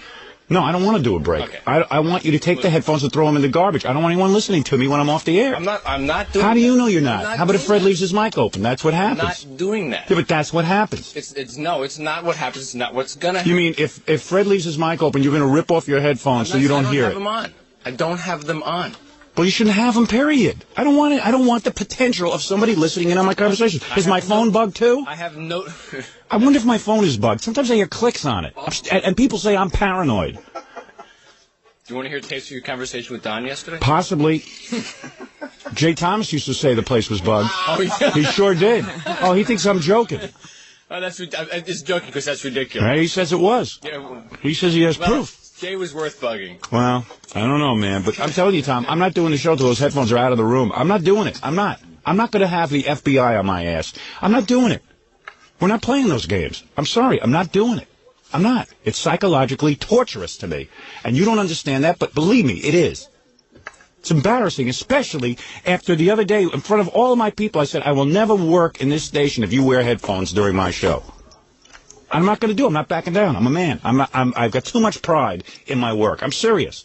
I'm not kidding. There's no bit. That's it. You're not part of the team. You're a spy. I'm the evil one. No, I'm not going to have somebody, if I'm having a conversation in here in private, that I'm not going to have you listening to. I'm not gonna. You know, I don't even, I told you, I haven't had him on. I don't have him on. But why do you have him, period? You want him, I'll give him to you. Good, thank you. Okay. That's all I want. And I'll continue the show. I'm not going to continue the show with those headphones on your head while I'm talking in private here about you. I'm serious. What if I'm talking about something private? What if I'm discussing my next move in radio? Or something ridiculous. Maybe I'm blowing off steam. He goes and reports it back. Am I right?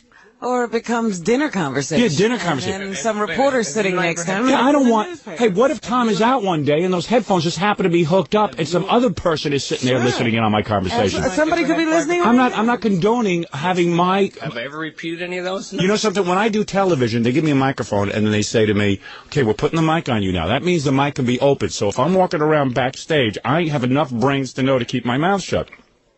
I don't put the microphone on until I'm ready to go out there and perform. Because I don't want someone overhearing my conversation in private. You're misinterpreting it, and just to clear the air for the moment... It can be used for evil purposes. That's what I'm saying. And I don't want it used. I'm sorry. If you want to allow me to have headphones in your office where I can listen into your phone calls, then I'll make you that swap.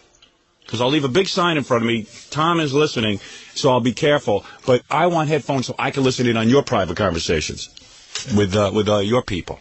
I'm not. They're not there for private conversation. I'll end the argument with you for the moment. Yeah, thank you. Okay. For the moment.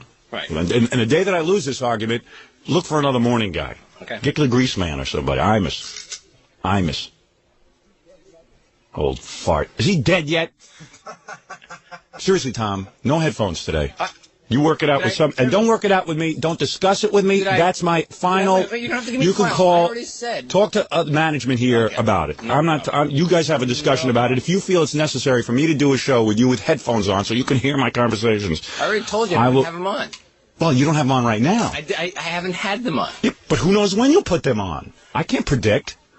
You haven't had them on. Then why do you have them if you're not going to have them on? You shouldn't have headphones. Period. There's private stuff going on here. It's not right. It's not right. That's Big Brother. It smacks of Big Brother. There's enough Big Brother stuff going on in the government right now. I ain't Big Brother. Now, if you want to be. No, I don't. You're not my Big Brother. No. I'd rather leave than have you as a Big I'd rather have Michael Jackson as my Big Brother. What do you think of that? And I had this conversation with him the other day about the headphones. What happened? Why did they appear, Tom? He didn't even discuss it with me. He just says, hey, how would you feel about me wearing headphones? Wouldn't it be a great idea? And I go, no, it wouldn't be a great idea. I resent it very much, and that will be my last radio show, the day that I have to sit here with you with headphones on. And then he said, oh, okay. And then he just went ahead and did it anyway. It was already in the works, wasn't it? You have no respect for me, Tom. That's not. I don't know why I should respect you. You have none for me. That's absolutely. Oh, please. We had that discussion the other day. I have 20 witnesses. You said fine, and then you went ahead and got the headphones anyway. Did I say fine? Yes. I don't remember saying. Oh, I do. You asked if he would like that, and he said remember no. asking. Yes, you did. You said, wouldn't it be a great idea if? Would it be a help to you if? I remember asking. Yeah. Would it be a help to you if I wore headphones? Meanwhile, you'd already planned the headphones. Yeah. Admit that. You'd already planned the headphones when you brought it up to me. Yeah. Yeah, of course. So you were going to do it, but you didn't even You were doing think it about anyway, asking. so why ask me? I'm just telling you, I'm not doing it. I'm not going along with that one. No way. I'd rather not be in. What's the difference between standing at the door and waving at me frantically or talking into Fred's ear while he's working? Right. What I'm going to do is that I got to move this show to another studio. That's what I got to do now, because I don't trust anybody. I'm going to move to another studio, like secret location, like Rush Limbaugh does. He has like his own little setup, and then he just broadcasts into the station. And we'll have to debug it every day. And we'll debug it. I'll have a guy. They have these professional guys. Yeah. I think Pat Picarelli does it. You come in and he debugs. Right. He does it, or Bo Dietl, one of these private eye types. They go through it with a metal detector, right, and they can pick up bugs, what they call bugs. Imagine that. Imagine I'm saying something to Jackie or something private. What am I planning? Another project. There is business going on. I don't say it's the biggest business, but it's my private business. This is my stupid business. I just signed with Chuckles. Tom, you're a sneaky. You are the sneakiest guy I've ever worked with. My whole opinion has changed of you. You are so sneaky. The other day you come in my office. Hey, Howard. Hi, what do you think of me wearing some headphones? What do you think? He's asking me what I think. Meanwhile, he's already plotted it. I have different interpretations. You asked me what I thought about it. You asked me what I thought about it. What do you think happened? You told Howard you were going to get a pair of headphones? Yeah, what is your interpretation of what happened the other day? I said that this is something that I wanted to do. No, you didn't. No, you didn't. Okay. You said, how would you feel if I did something like this? Don't you think it would be a help? And I said, no, you don't want to know how I feel? I feel not only would that be a help, but that's the last radio show I'll ever do. Now, that's a pretty serious statement, unless you think I'm full of it. I'm not. I'll walk away from the whole stupid thing. I'll do it at this point. I don't care. You don't know what you're dealing with. I'll walk away. I'll walk away. If you're prepared for that, I'm prepared for that. I will walk away from it. There are other things I can do. I can do other things, Tom. I've proved it to myself. I can write a book. I could start my own radio company. I could write a book. All right, there you go. I could write 2 books. And I could also write a book? Do my television shows, which I've enjoyed doing. Where I've never been mic'd secretly. Never. Ever been mic'd secretly. Ever. I've never been mic'd secretly. And you're sneaky, Tom. I'm not sneaky. And don't say you're not. And don't say I should trust you because I can't. Okay. You had already plotted the headphones. You had already plotted headphones against me. There's no plot. No, there is a plot. You decided that there should be secret headphones on you, where you can direct the show as a director does. You ever been in TV? Director wears headphones and a microphone. He can direct. I'd like now, Howard, to say. Like broadcast news, you could feed the words into my head. Right, why not put it in Howard's ear? Oh, yeah, put it right directly in my ear so we can communicate during the show. Would you like that? Yeah, oh, I would love that. Okay, good. Yeah, that'll happen. That'll happen someday. Well, I don't know why the rules are suddenly changing. I don't understand how Tom is getting more and more incorporated into the program. I don't get it. And I got to get to the bottom of it. I haven't had time to get to the bottom of it, Robin. I'll be honest, because I've been busy writing this book. But yesterday I kind of wrapped up most of it, and I just got odds and ends now. Mm-hmm. But now I got to start doing publicity and stuff for the book, so I'm equally as busy. But one of these days, when I have an empty life like Tom, where I can sit around and plot headphones and dream up all kinds of neat little scams. We can't get a new phone system. We can't get things we need. But those headphones got in right away, didn't they? We got a crummy phone system for the last 20 years here, but I can't get headphones. He got them in right away. Yeah. Headphones, no problem. Something totally useless. Right. Something useless that doesn't help me in the slightest. He got in here in 2 seconds.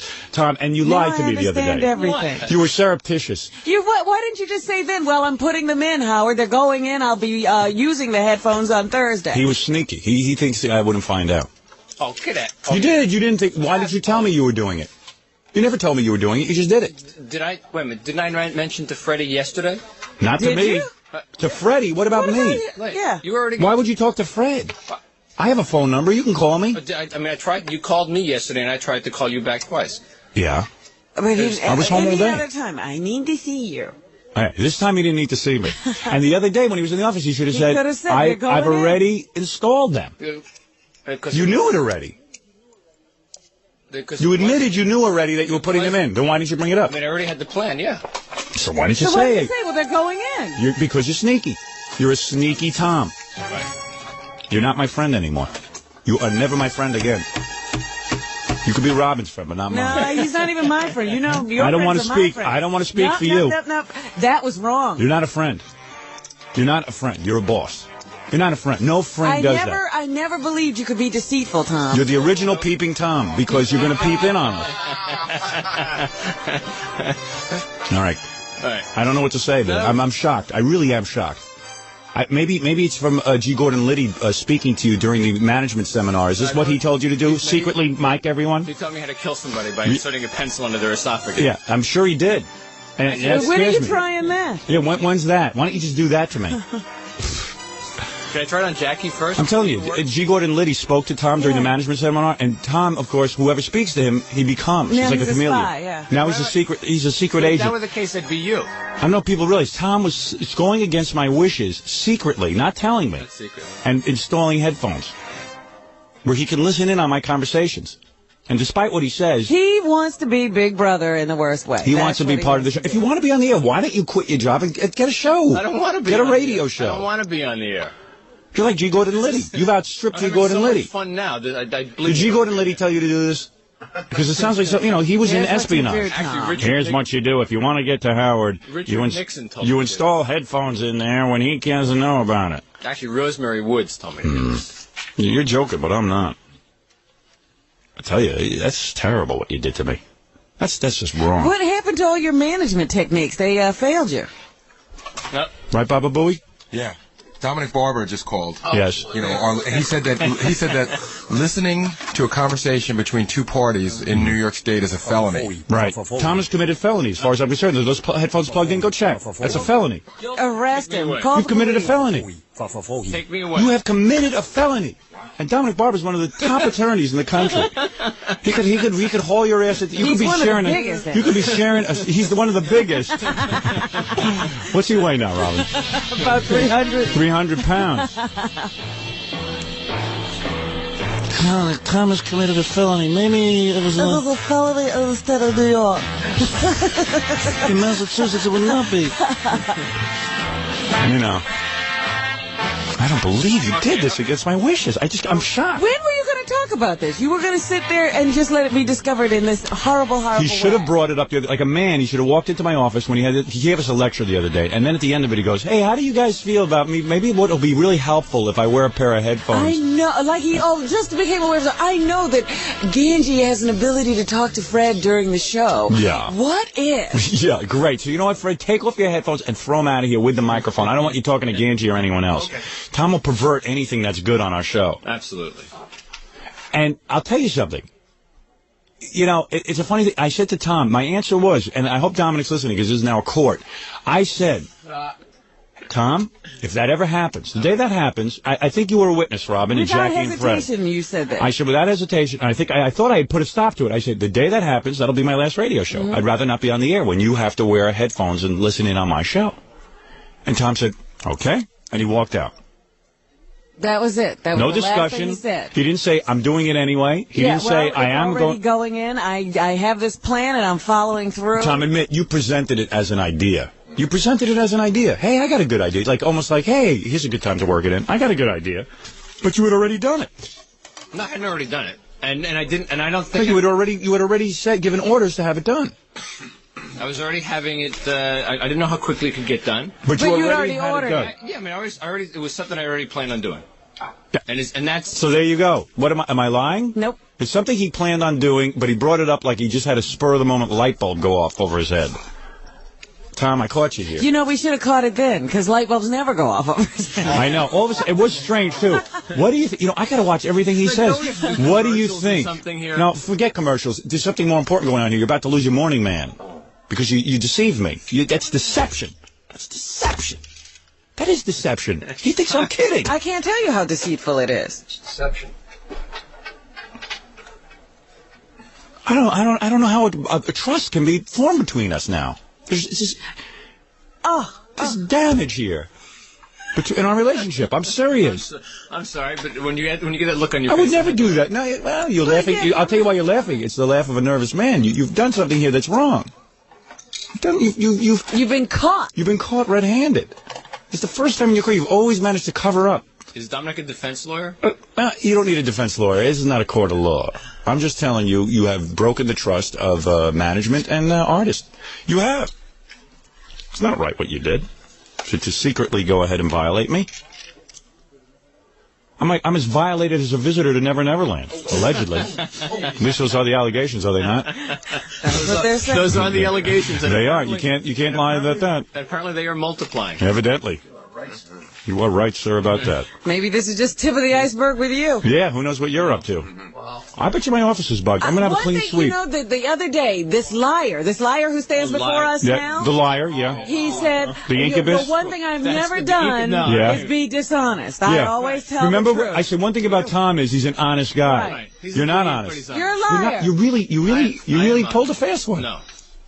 You don't call that a lie? No. Where you stood there in the office and pretended that this was an original idea that you were having at that moment, and that when I said to you, the day that it happens, I will not work anymore, and then you didn't even say, I have that already in the works, and you went ahead and did it anyway? It's being installed. You can't say that? Come on. You should have said, well, look, I'm doing it. I have it already installed. It's not such an original idea. It's not spontaneous as we thought. Can't believe it. You weren't going to tell me. It's even sicker. That's sick. I'm very, this comes back to me now. The first thing Tom said to me. You better sit down. What day was that? That awful day I had to have lunch with him. Yeah, what did he say to you the first day you have lunch? You're having lunch with this incubus. We're not even out of the building. He was his lies were just like they were seeping out of it through his skin. What did he say to you? Because the first thing he says to me was, "What? I never dreamed of being in this position." Yeah. I'm like, what position? Of having to be censored to the world. Right. Oh, he's so carried away with himself. Oh, yeah. Oh, he's so carried away with himself. And I was like, I don't even entertain this conversation because I don't want to talk about this. Right. All right, Tom. But there he was. He already knew. He was Here's the putting in point. his bugging Here's the point. You put in a bugging device on us. I caught you. I am not working under those conditions. I'm not. I'm going on record as saying it. I'm not trying to be a ball buster here, but I don't think anybody would work under those conditions unless there was some desperate, hard-up disc jockey, who needed to work real bad. Yeah, Mark and Brian or something. Like Mark and Brian. If it was Mark and Brian, I'd understand. But I'm not working under those conditions. If you feel it's necessary to do your job, that you need headphones and listen in on my program, I don't want to work that way. I'm saying it again. I said it to you the other day, but evidently it had no impact. You just went ahead and did it anyway. I'm not working under those conditions. I'm not going to. I got to put my foot down somewhere. This is getting out of hand. What is it? Do you want to talk to Dominic with the law? Okay. There it is, Tom. Just so you know, just to drive it home. Dominic, go ahead and inform Tom Chiusano of the law. Here's what it is. A conversation between two people, a private conversation, whether it be over the air or in a room even, like a tape recorder. That's right. It's a felony in New York State. Now, some employers have taped their employees' conversations, and they've been sued in a class action. Dominic, aren't you up too early? And actually, Dominic, this is a big case for Dominic. Actually, what happened? I was out jogging. What actually happened? No, really, Dominic. Seriously, what do you think of this? What actually happens is each employee has a right to sue for every conversation it's listening into. Right. Well, that have been none. It's a class action. Now, if he's been doing this and we don't know about it for a few days. Right. Which is possible. We got a case. Every one of us. I have a case. There was a case where I think a radio license was removed. There you go. You see? I might own this station now because of Tom. Now, that would be a real nightmare for Tom. Wouldn't that be a turnabout? Yeah. Would you fire me? Yes. I would. Absolutely. You would not be allowed to work for me. I only have honest people work for me. Okay. Only honest people. Goodbye. Thank you, Dominic. Dominic, Dominic's spoken well. What's for breakfast? All right, Tom. Dominic's not laughing. Well, Tom's getting ready for his show. He's ready to crack jokes. Can I just say one thing? Yes. What might be for breakfast is you, Tom. Goodbye. Exactly. Ooh. Dominic is very, very heartbroken about this. Everyone is. No, everyone is. Now. Tom. One thing about Tom, I've said from time to time that Tom isn't the brightest guy, isn't that all these things. Never mind that. I've always maintained that he was honest. You don't have to be smart to be honest. You could be the dumbest guy on the planet and be honest. Well, this is your theory before. I'm an honest man. You ask me a question, I'll give you an honest answer. If you ask me, am I putting headphones in Tom's office? I could tell you no. I have no plans to do so. And if you were planning to put headphones in Tom's office and it was the topic of conversation, you would go through like a man and say, look, this is what I'm doing. It's one thing to be censored on the air, but off the air. I'm sitting there watching bugging going on. No headphones.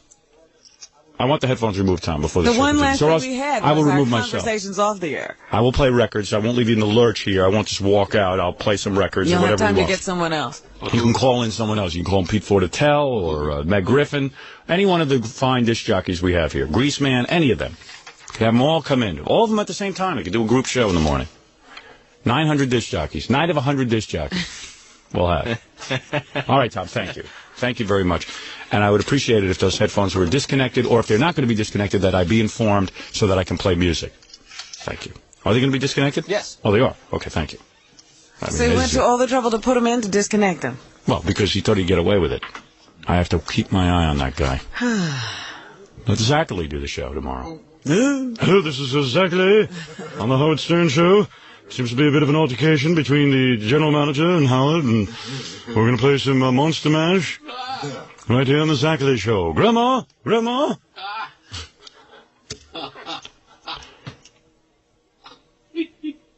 Man, I blew my stack this morning. I don't doubt it. I tell you, every day's a nightmare around here. He's always up to something. He's sneaky.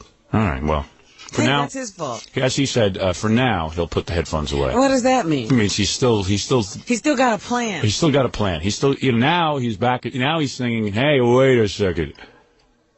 This is not the end of this. So now you got me. But I'll find a way. Like the worm I am. Yeah, the worm I am. Well, I'll figure out a way to wriggle out of this. He's pretty good, Tom, because usually it takes us like a week to figure out what a person's like. It took us 9 years to figure out what Tom was like.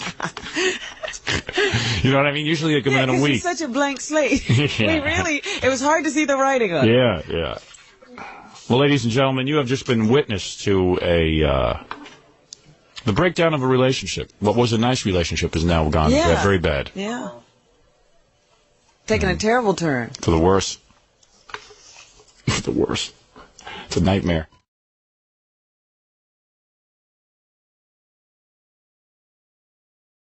Yesterday I demanded to be fired, and they wouldn't fire me. They're going to make me sit here for the next year and a half.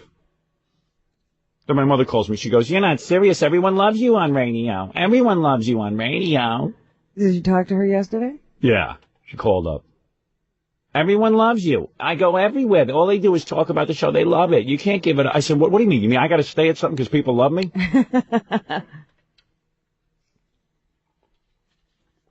She goes, "Why do you have to be so raunchy?" Because people love it. Yeah. I said, well, if people love what I'm doing, Mom, why would I change it? And quite frankly, I have no interest in changing it. And I'm sick of the government trying to change me, and I'm sick of the nitwit over there with his button. Did you talk to him yesterday? No, I don't talk to him. I don't talk to any of these guys anymore. I go home every day, and I don't even stay around for the pummeling that I used to receive. I see. I don't try anymore. You know, I used to be a real schmuck. I used to be the kind of employee that used to run into the big boss man's office every day and sit there and take abuse for a half hour and 45 minutes about what a creep I am. Now I just go home. I'm not the same nitwit I used to be. I know he was looking for you. Good. Let him keep looking.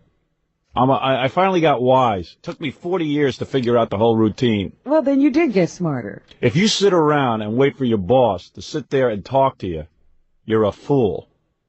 Well, don't advise everybody to do that, Howard. Everybody's not you. You know what it is? No, let me give you the advice. I don't want to mislead you. Yeah, really. Let me give you the advice.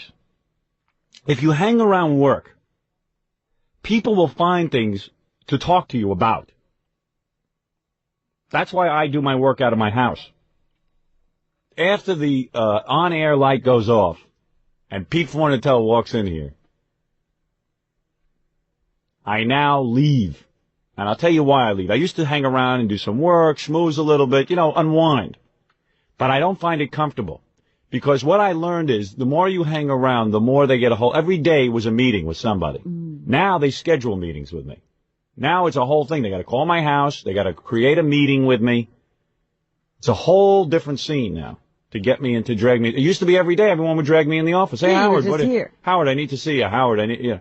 And you know what? I was kind of into it because it was like, hey, let's see what we can do. Maybe we can develop some things. But it never was about developing anything or expanding. It was always about something stupid, some nitpicking, and then it would eventually turn into an argument, and there would be hostilities. I don't need it. I don't need it anymore. I don't need hostility in my life.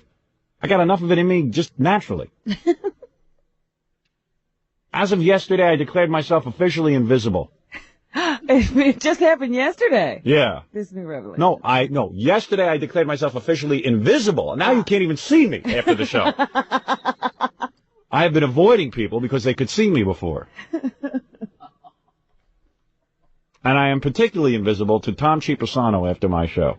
I'm just going to walk right by because I know he can't see me. He's just guessing. Is he there? He's guessing.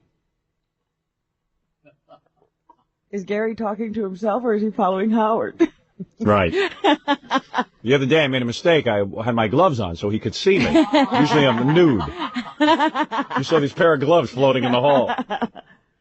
Now, you gotta understand something. Some people are masochists. I happen to be a masochist. For the first 40 years of my life, I was a masochist. I was one of these guys who had to go around pleasing everyone.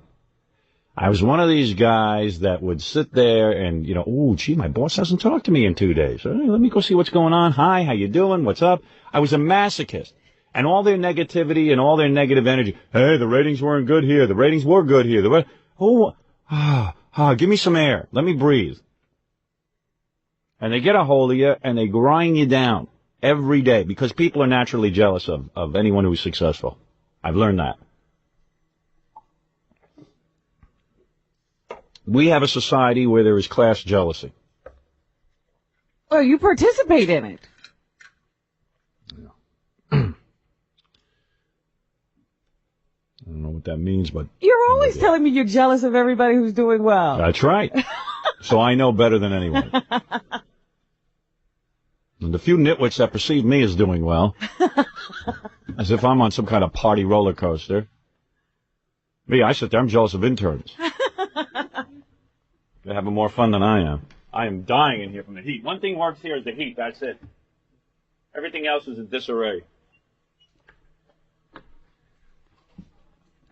Listen, it's time for me to get a break from some of these nitwits that work here. And there's nitwits in every company. I gotta be released.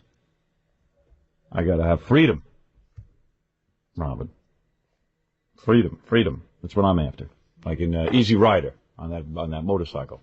That's where I want to be. Yeah, but you won't get on a motorcycle. Well, figuratively, I would get on one. I don't know how to theoretically drive one, but I would get on a motorcycle. You know what I mean? An invisible motorcycle.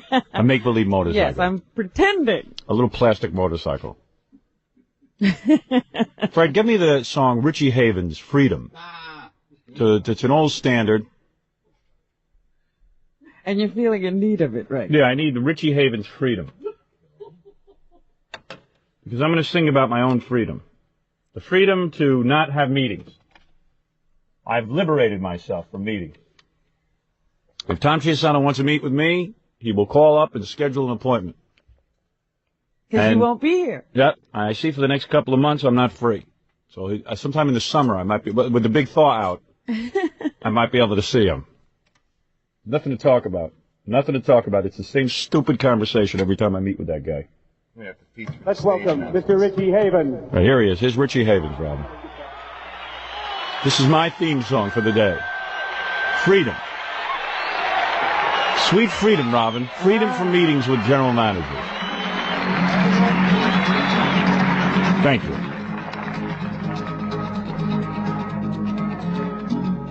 This guy, I wish he only learned how to play guitar. And have shorter intros. You're not kidding. That's a tune-up. Yeah, what is that? That's a lesson. How come these guys come out in front of Woodstock, 10 million people, and they're not tuned up? It's amazing to me. Like, what was he doing before this happened? Yeah, nothing better to do.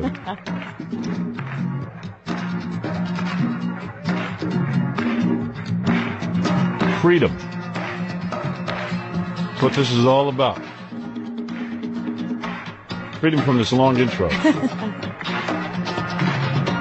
Guitar off mic, please. Turn the guitar off, Mike. Guitar mic.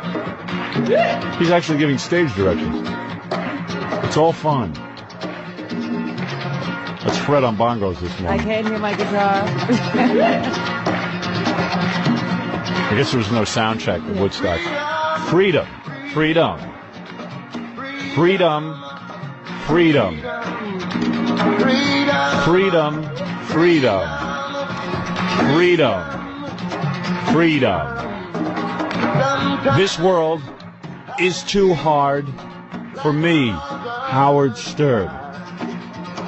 So I've declared I'm invisible after every friggin' show. See me in August, Mr. Manager Man. Leave me alone because I need freedom. Freedom. Freedom, freedom. Richie really thought about these lyrics, huh? Freedom. Yeah. Give me a headache. So much, enough freedom. Enough freedom. But I do have freedom now, Robin. Freedom. Well, I'm glad you have declared yourself free. Freedom. It's about time. Freedom to do movies. Freedom to masturbate. Freedom from the Knicks. Freedom from this song. I'm so free. Give me the Who. I'm feel free. free? How No, about no, that the Who. I'm free. Da-na-na. From Tommy. You don't want that. And give me I Feel Free from Cream. Yeah, there you go. Give me both. I'll play them simultaneously. Because I'm free. You need to be free too, Robin. Take off your top. You've been a slave too long to that bra. I'm not complaining. Oh, you will be. You don't understand something. I'm not free. You know, it's an amazing thing on this show, too. Whenever something goes on in this show and they want to get a hold of someone, they get a hold of me. Why don't they ever call Robin into a meeting? Because they know I won't go. Yeah, so I'm now the same I as have you. never stayed. Right. I am always invisible. Calling Robin or calling Jackie. He's looking for a meeting. He's looking for freedom. Jackie loves to meet. Yeah. Jackie's dying to Jackie meet. would love to be in meeting. If you saw the look of jealousy on Jackie's face when I'm brought into a meeting, because Jackie's like, why is he always in a meeting? I'd love to have a meeting. Hey, what am I, top liver? Yeah. He would love to be dragged into the meeting. You are now my spokesman, Jackie. You go into the meeting and meet. Because if they meet with you, it'll make no sense. Jackie will be so confused when he You know comes what I'm out. like? You I won't understand what that realized in my career what I'm like. You know, when Janet Reno and these people want to talk about TV violence, they want to do something. They want to meet with somebody. They want a meeting. They got to get a hold of someone who is causing problems in the United States of America. So they go, well, who am I going to meet with? Let's see, there's crack dealers, but they won't meet with me. They'll just kill me. There's the mafia, but they won't meet with me.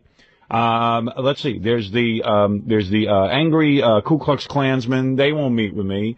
There's people who steal. There are people who rape. They won't meet me. You can't meet with them. They don't make any sense. They're all insane. You can't find their secretary. So I will have a meeting with the TV network guys, and they come in and they sit down and they meet with you. They're nice in a meeting. Yeah, and that's what everyone is looking for with me. I'm available to meet with. I don't want to meet. I'm busy. I'm busy creating. I'm busy creating. But now I'm free. I'm free.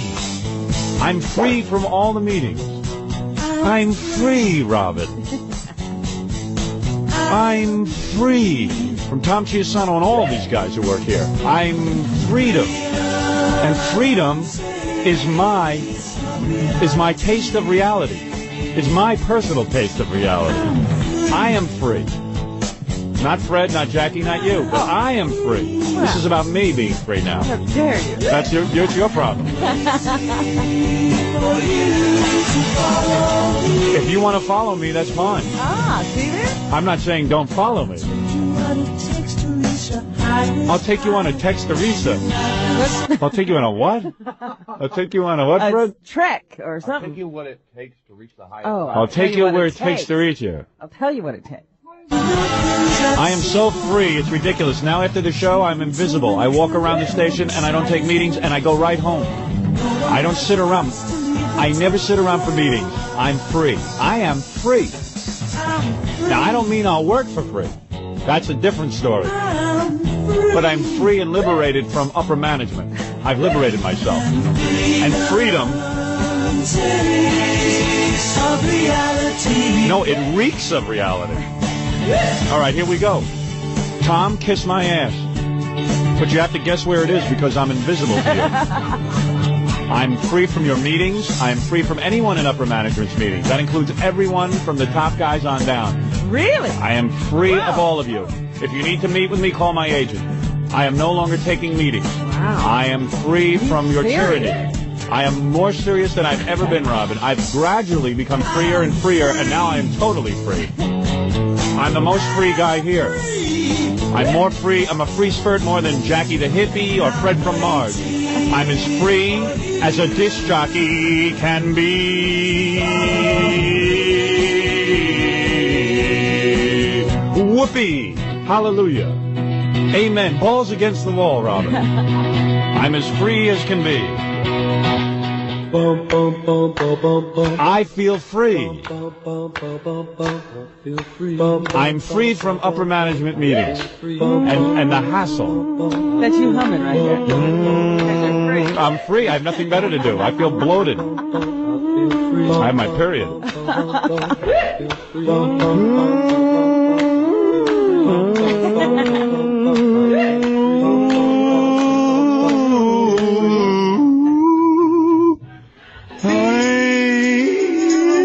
so free.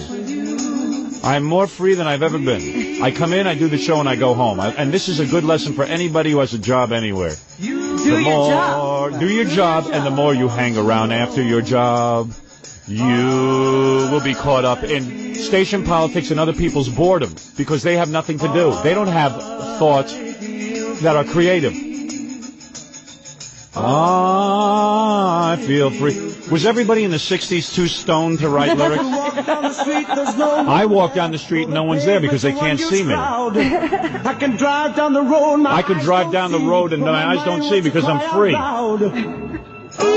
I'm more free than I've ever been. Since I started the show, this is the most free I've ever been. I am as free can be.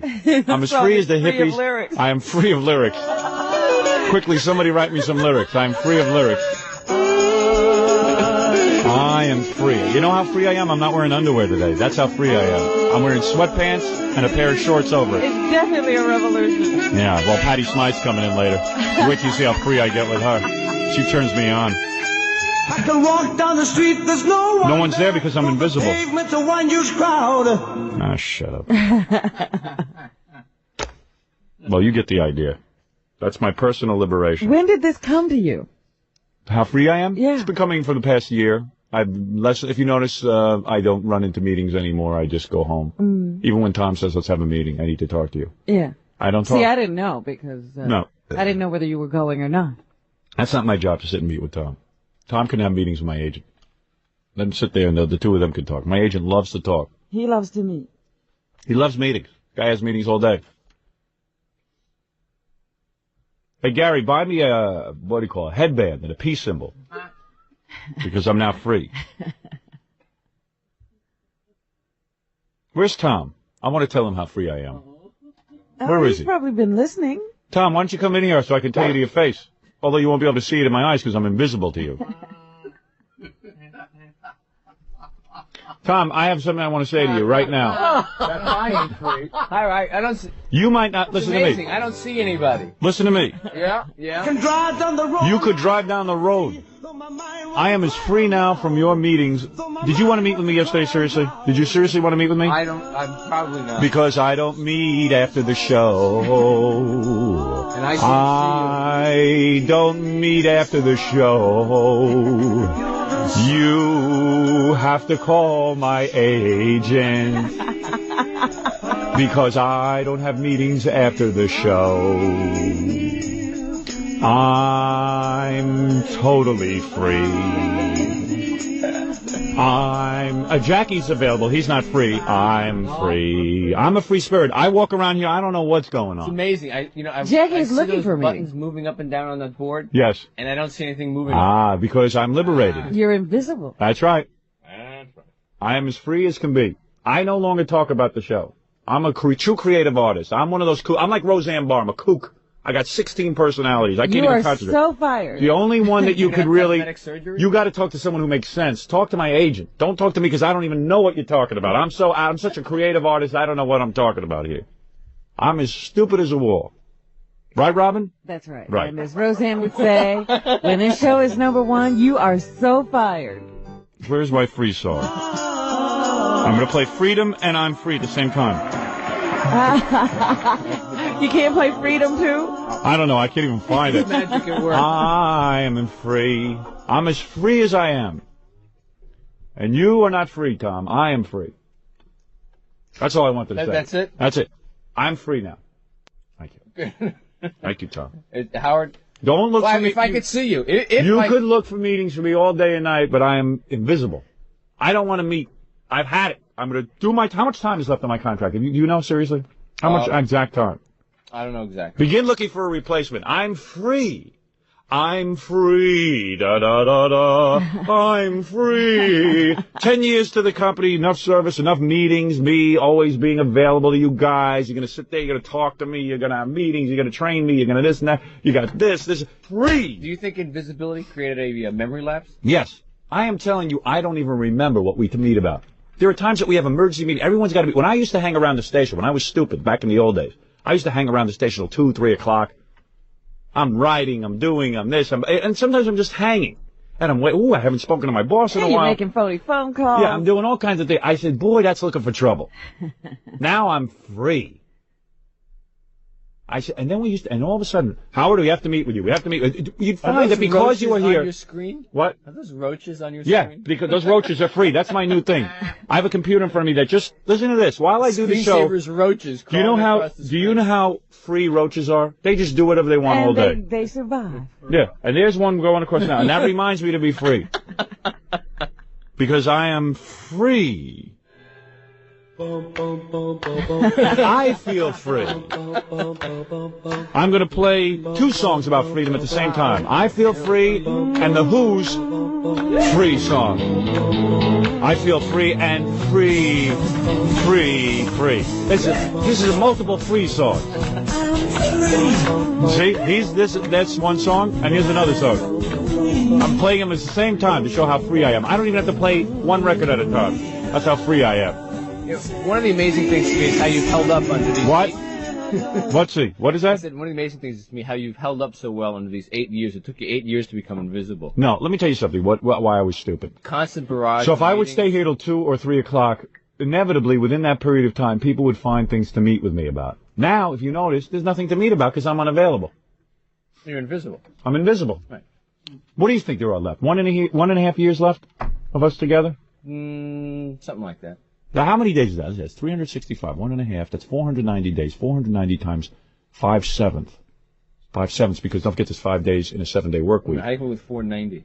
It's 400 work days. 400 times 5 hours is 2,000 hours. That's 12,000 minutes. That's 720,000 seconds. I've got 720,000 seconds left, and then I'm really free. I'm free of you. That sounds low. Yeah, it sounds low. Seconds. 720,000 seconds. That's it. Is it? Somewhere in there. I'm doing math off the top of my head. I told you I'm free. I don't have to worry about numbers. I don't need your math. That's for people who are slaves. I'm free. You worry about math. I don't. Math is a concept. I'm free of concepts. That's how crazy I am. That's how nuts I've gone. I am free. I'm free. I feel free. I'm so free, I'm drooling. I can walk down the street, there's no one there. No one is there. So free you don't even have to keep your spittle in your mouth. No. I don't have to. I can dribble all I want. Because you can't see the drool.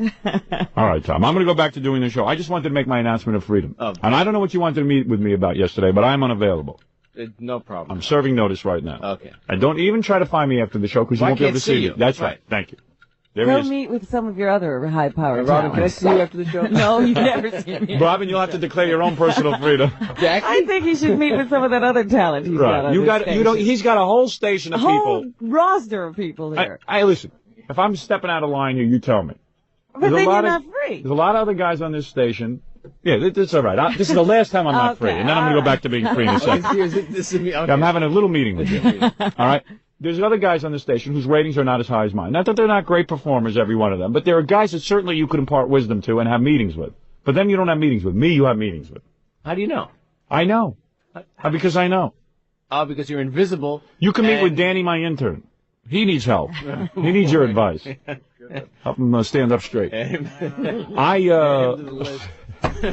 I'm saying, listen, you have a lot of knowledge about radio, and all kidding aside, you're a very bright guy. You've been through the mill. Thank you. You've also been through the radio The trenches. nicest things you've ever said. There's a lot of people here who need your advice. I'm just one of those people who's so crazy. I'm so free that I don't even have time to meet with you about your advice. But I'll tell you who needs advice. All the other guys who work on this station. Line them up. Seriously, talk to the grease man. Hey, no problem. Really, talk to him. That's a guy who needs lots of He's advice. invisible because I don't even see him. Oh, he's got a good deal. Him they don't meet with. He's down to a .9 and they don't meet with him. Me they meet with. Because I'm the only one who's available to meet. But not anymore because I go home now. No one is free to meet with me. Because now I'm ultimately free. I'm free. I'm as free as this song. Was Eric Clapton wrote with the great legendary Jack Bruce. I'm free. I'm free of meetings. I have created so much time in my day, Robin, that now I'm free to create. I can now do a TV show, movies, write 3 more books, because all the time that it took to meet, I can now devote to creative activity. Very good. I'm as free as an artist can be. I can invent more concepts for Letterman to put on his show. Like getting his mom on there. All right, thank you. All right, Tom, It's been thank a you. pleasure. All right, It's been a very pleasure. good. It'd be nice if I could see you, but... Yeah, I know. Today I look gorgeous, too. It's too bad you can't see me. I'm invisible. I have to take a break now because one of the things I am not free of, the only thing I'm not free of is commercial break. That's true. That I can't mess with. Everybody agrees on that. So we'll take a break, and then I'll be back. The new free Howard Stern will be back right after these words.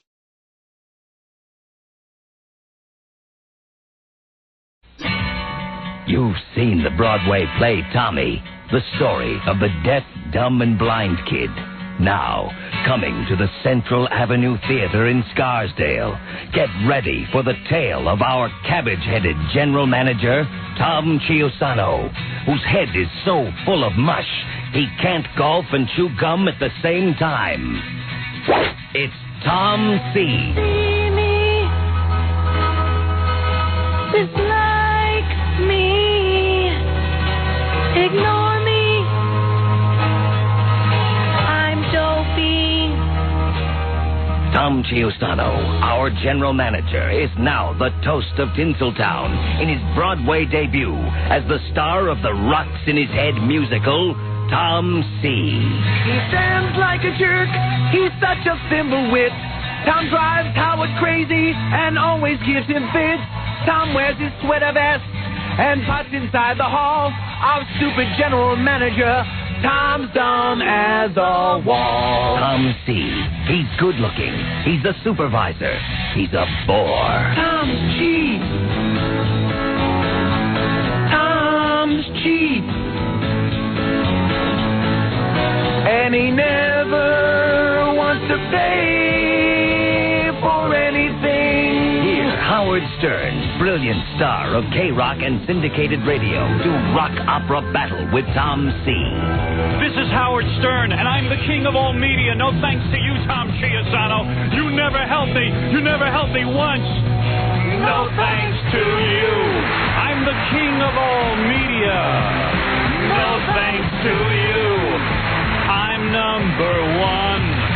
No thanks to you. I rule in 15 cities. No thanks to you. You're no help. Your head is too numb. You'll hear songs like Chintzy. Tom is dopey,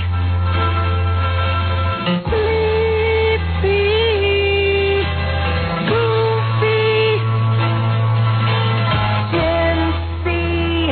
And songs like this. Howard Stern to brain dead Tom. We know that song isn't part of the rock opera, Tommy, but we couldn't resist. Hear Tom sing. La la la la.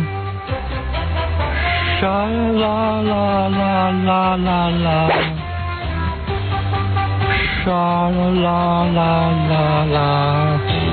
The critics all agree Tom C. is impossible to deal with on any rational level. Tom's cheap. Tom's cheap.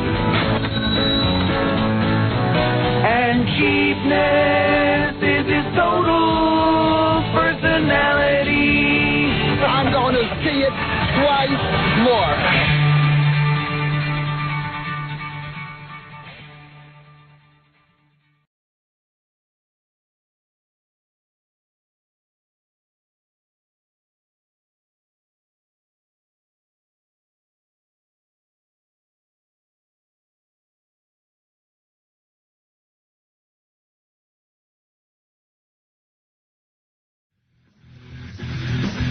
This is a memo. I don't know if you saw this. Tom Chiusano, our general manager, doesn't always write memos, but he wrote a memo to the staff. Did you read it? No, I don't know about this. He is the stupidest guy. Tom is a very sweet tan man. There's something, you know what? What's worse than saying something stupid? Doing something stupid, I would think. No, putting it in writing. Oh, Evidently, Tom was asked by the company to write a memo to all of us. Yes. Regarding radio ownership deregulation.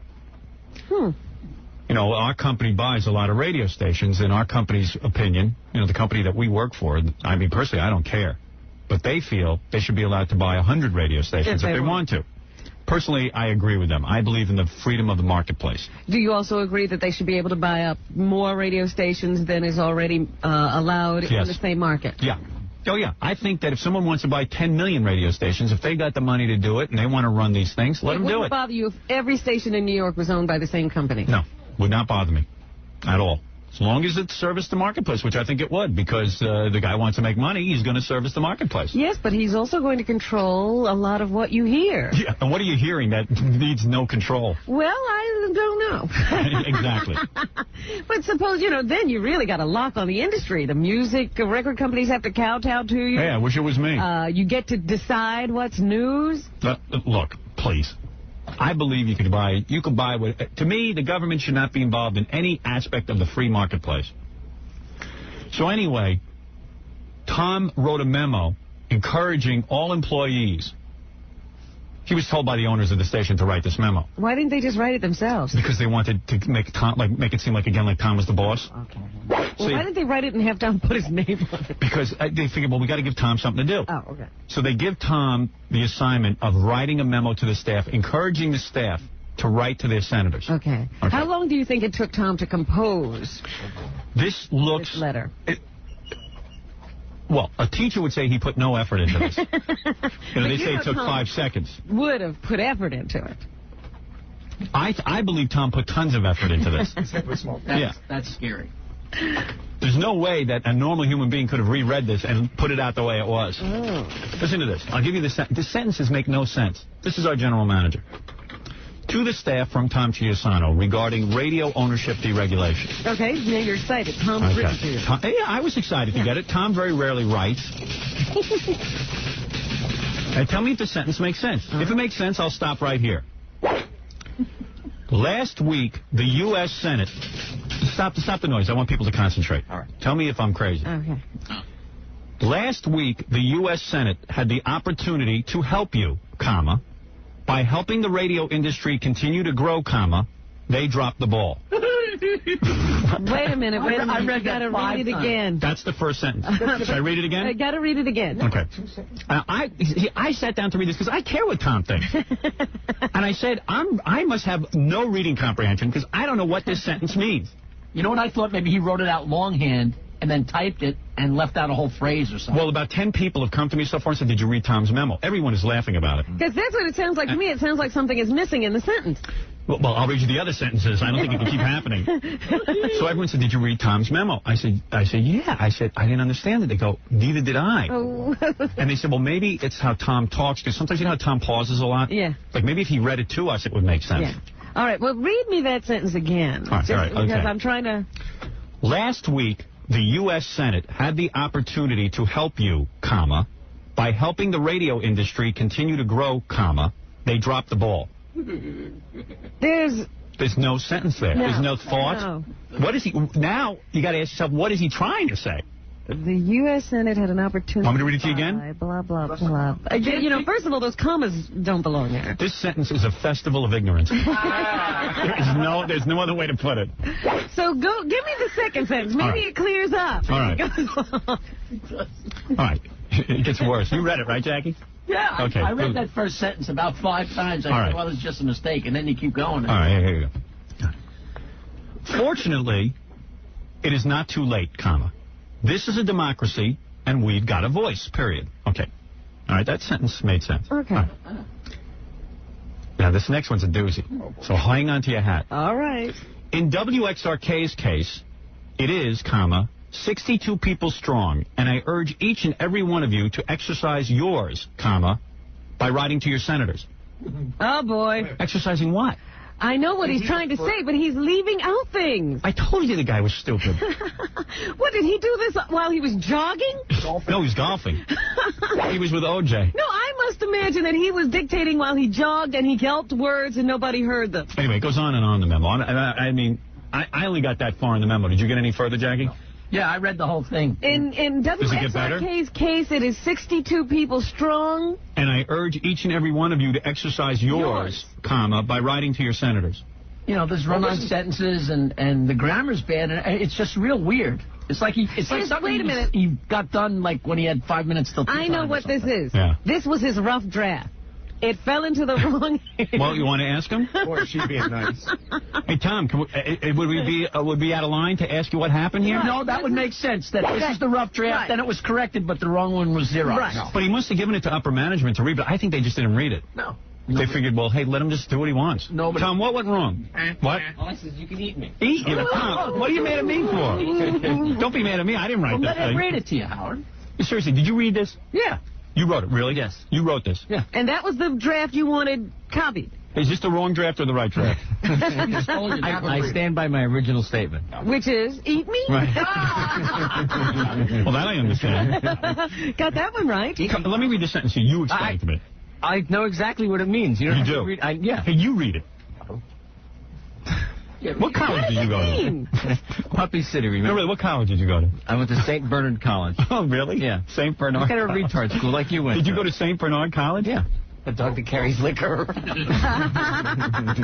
And you stole your diploma, you said? Yeah. No, let me read this to you. You tell me. I heard you read it. I don't know. Did I read it in an odd way? Did you understand it when you heard it? Yeah, I know. Of course, they're my words. I know exactly what I was thinking when I wrote it. But you somehow... Is it on the paper? You'll admit that it's an awkward sentence. Because we're not in your head, Tom. You shouldn't write memos. Oh, yes, you are. You have no idea. Why do you write memos? Why would you write memos? Have someone else write them. Ask me to do it. Next time I can do better Let than him this. read it first before you get it. Yeah, let me proofread it. Okay. Who proofread this? Did anybody proofread it? Sure. Who? Your wife? I think the proof was Your wife's a good writer. Well, yeah, absolutely, she is. She's a really good writer. Yeah. Maybe she should write the memo. Yeah, why don't you let her? Next time she will. You should do it like Nancy Reagan was using in the White House. Next She time. was really the president. So that's a good idea. Do you think Penelope's running the station? Listen to this. Listen to this. Wait a second, Tom. Last week, the U.S. Senate had an opportunity to help you. Had the opportunity to help you, by helping the radio industry continue to grow. What's the comma about? They dropped the ball. Right. But what's the comma? Show him. Maybe he hadn't seen it. Oh, he read it right. Last week, the U.S. Senate had the opportunity to help you, comma, by helping the radio industry continue to grow, comma, they dropped the ball. Right. That should have been period, and then they dropped the ball as its own sentence. Yeah. Or put a but in there. Right. I'm at a loss to say what to do.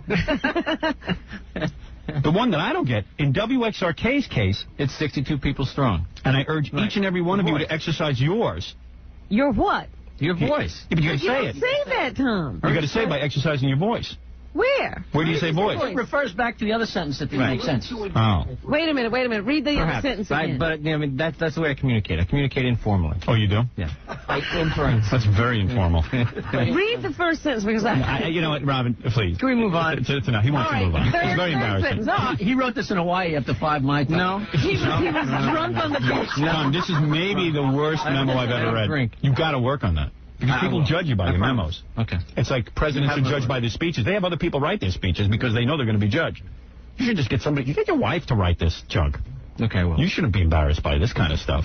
You want to take this or you? But you were reading it. No, believe me, about 10 people came up to me about this one. This was a doozy. This was the talk of the station. I'm happy. You go back and work on this. You know, stick to bumper stickers. No, you know what he should do? What? He should stick to bumper stickers. You know what you should do? You're good at bumper stickers.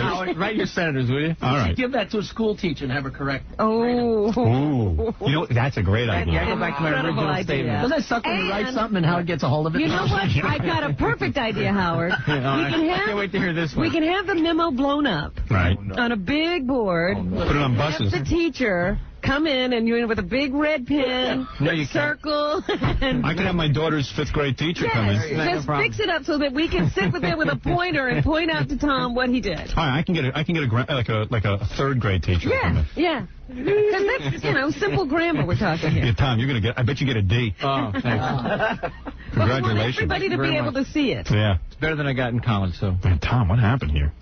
Were you drunk or what? When was the last time you wrote something? Do you want to offer an explanation? Do you want to offer an explanation on this? No. Yes. Do you want to say anything in your defense? I go back to my original statement. Eat me. Yeah. Maybe the period's broken on his typewriter. Is that it? You can only use commas? The grammar check. Here's my defense is the grammar check on the computer didn't work. I won't read the rest of this. Thanks. That's it. It never clears up, Howard. Snowball. It's not well written. It's like an avalanche. There's not a clear thought in this memo. There's a bunch of thoughts, but they're not exactly put together right. Oh, Tom. I mean, I read it. I felt bad for you. You know, yesterday You want, when I'll said, proofread this stuff for when you. you said that Kato Kato was his hero, now because... No. He said that. I didn't say that. He said Let's ask the Magic Kato 8-Ball if Tom is smart. Magic Kato 8-Ball, is Tom smart? Yes. Oh. Kato thinks you're smart. Your idol. He is my hero. Okay, good fact. He is my hero. Kato, are you smarter than Tom? I don't remember. All right, Tom. I'm gonna have a teacher look this over. All right. Thank you. That's our general manager, Tom Chiusano, who urges us to do something. We're not sure. Something with the Senate. Yours. Something with the voice. We urge you to exercise yours. Yes. Urge you to exercise yours. Right. Please, everybody. What is it, Fa-Fa-Fo like? No, I thought if we were getting on to our next subject... We should call Tom Hemingway from now on. General Manager Hemingway. What do you think? For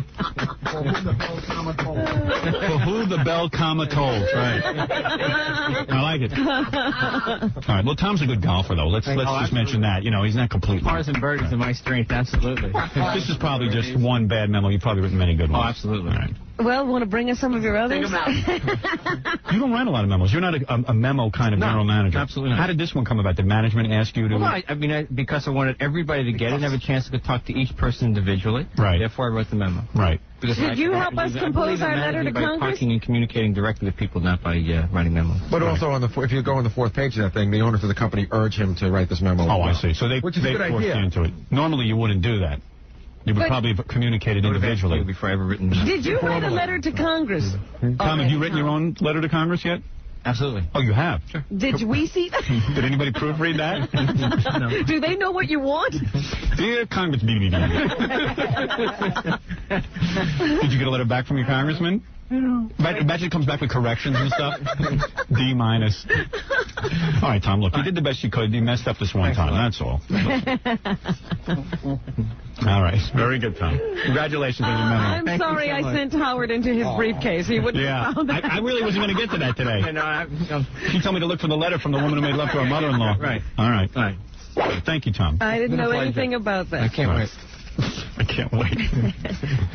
Very good. Compared to the woman who made love to her mother-in-law, how does Tom do as a writer? Oh, the woman's much better than Tom. Really? Yeah. No. All right, Tom, thank you. Let's take a break. I don't know how you could bring up that memo on the air. You don't think I embarrassed Tom, do you? I don't think there's any other way to bring it up. You reread that, right? Yeah. Were you, like, flipping out when you read it? Well, I noticed that it didn't make sense a little bit at the beginning, but I would never bring it up. Because you actually weren't one of the people who came up to me. But I've literally heard from about 10 people on that memo. I just heard from one. Really? I heard about 10. Did you read this thing? That was one of them. John Sanchez, he hardly speaks English. And he was commenting. Yeah, he was like, what is this?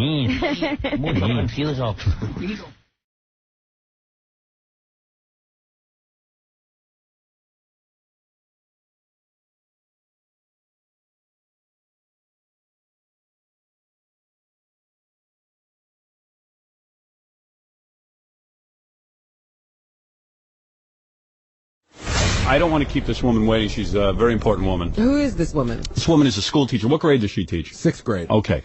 For those of you who were with us yesterday, you'll be interested Teachers in this. are very important. I just want to point that out. Yeah, especially to our general manager, Tom Chiusano, who obviously skipped the 6th grade and didn't pay attention. Look, our general manager wrote a memo that I read here on the air yesterday, and he doesn't often write memos, but I read it on the air, and I was shocked by what I thought was one of the worst written memos I have ever seen in the history of memo writing. And you've been memoed to death. I've been memoed by the best of them. But let me just say, you couldn't even read the entire memo. Right. In the first 4 sentences, you found so many mistakes, there was no need to go on. Right. And I'm going to allow what I have up here in the studio is, but maybe we can bring the teacher in now, Gary. This is Mrs. Schwartz. I don't know who this is, actually. But we're going to find out in a second. But she teaches 6th grade. And I said, would you come in and grade Tom's memo?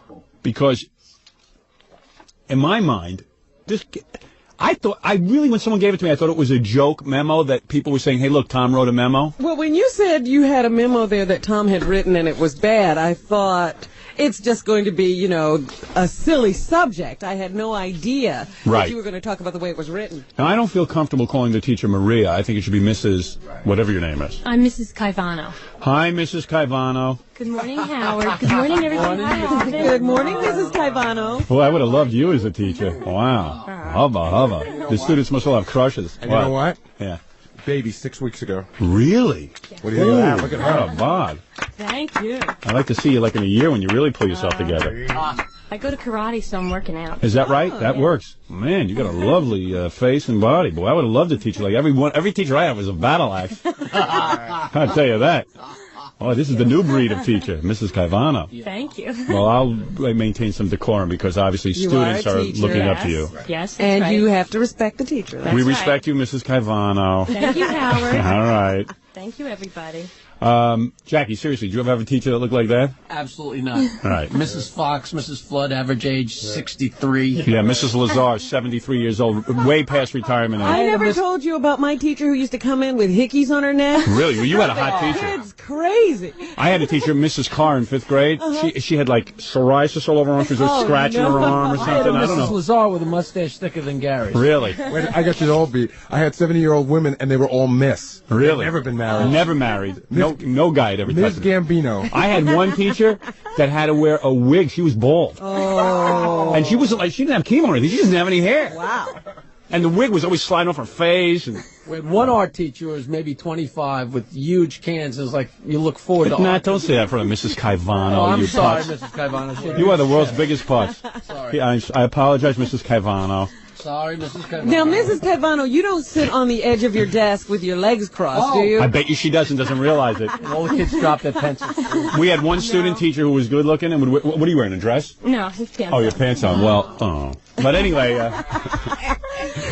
but you wear dresses sometimes, right? Yeah, I usually wear dresses. We had a hot teacher like you, and it was like, she wasn't like my teacher. She was a student. She'd come in once a week.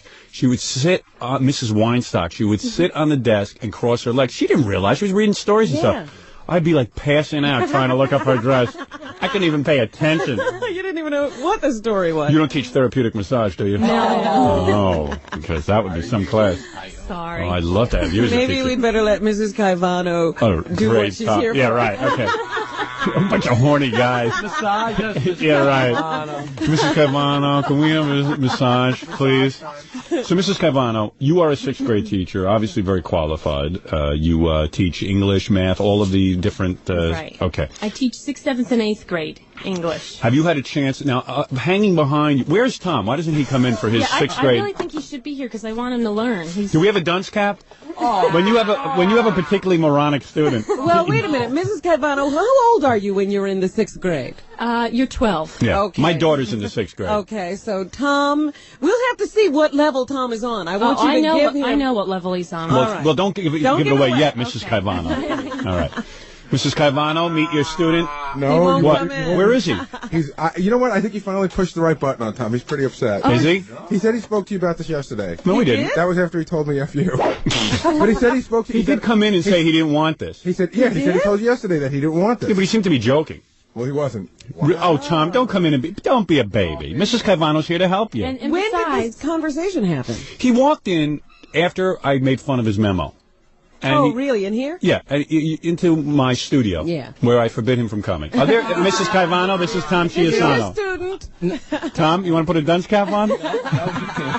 I'll be coming. You know, I will say that, it's if you only held everybody in the room the same standard, I'll go any joke. So go ahead, proceed. Oh, everyone's held to the same standard. We're all going to be held to the same standard from now on. I have all not right. seen that. Okay. I have definitely not seen that. Mrs. Caivano, don't try to do any shtick. I mean, you're a teacher. I would like you to evaluate Tom's memo. Point out where, punctuation should be and so forth. Yes. Tom is the worst. Tom, I got to tell you something. I used to make fun that you were like stupid. I'm telling you, this proves it. No, he must be dyslexic, Howard.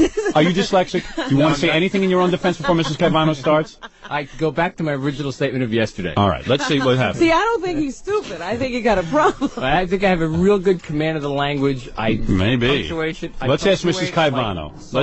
Now, Mrs. Caivano, if you would please critique. Okay, well, the heading is okay. Oh, thank for the you so memo. much. That's good. Okay. Here's one for Tom. And as Howard was reading this yesterday, I'm feeding my baby in the kitchen, and I listened, and I turned up the volume because I thought that you had left something out when you were reading it, or I thought that I didn't hear you correctly. And then you read it again, and I said, he didn't leave something out. This was just not well written. Okay, start with the first sentence. Admit it. I admit that. Last week, the U.S. Senate had the opportunity to help you by helping the radio industry continue to grow. I would call this an... They dropped the ball. They dropped the ball. That's all one sentence. Yeah. So last week, the U.S. Senate had the opportunity to help you by helping the radio industry continue to grow. They dropped the ball. First of all, last week the U.S. Senate had the opportunity to help you by helping the radio industry to grow. I would call this awkward. I would tell them it's just awkward. Yeah, there's no other word for it. Right. They dropped the ball. Okay, Tom, you could end the sentence here. I'm going to put a period. I know. So it's last week. So he should have had a period and a capital T. No argument. Let me ask you something about all the commas in that sentence. We have a problem. We've established that. Yeah. Okay, we've already established that. Calm down. This is the teacher's here. Mrs. Caivano's You're not running my the class. teacher. Because Mrs. Caivano, look at this sentence. Let me just see this for a second. Because last week, the U.S. Senate had the opportunity to help you, comma, by helping the radio industry continue to grow, comma, they dropped the ball, period. Okay. Haven't we established that? So shouldn't those commas be circled because somehow I don't know what they're doing? Yeah, why they're commas? This comma's okay. Yeah. Separates two clauses. This one shouldn't be there. First of all, I would put for my kids, who is they? Yes. Who Who is they? Who is they?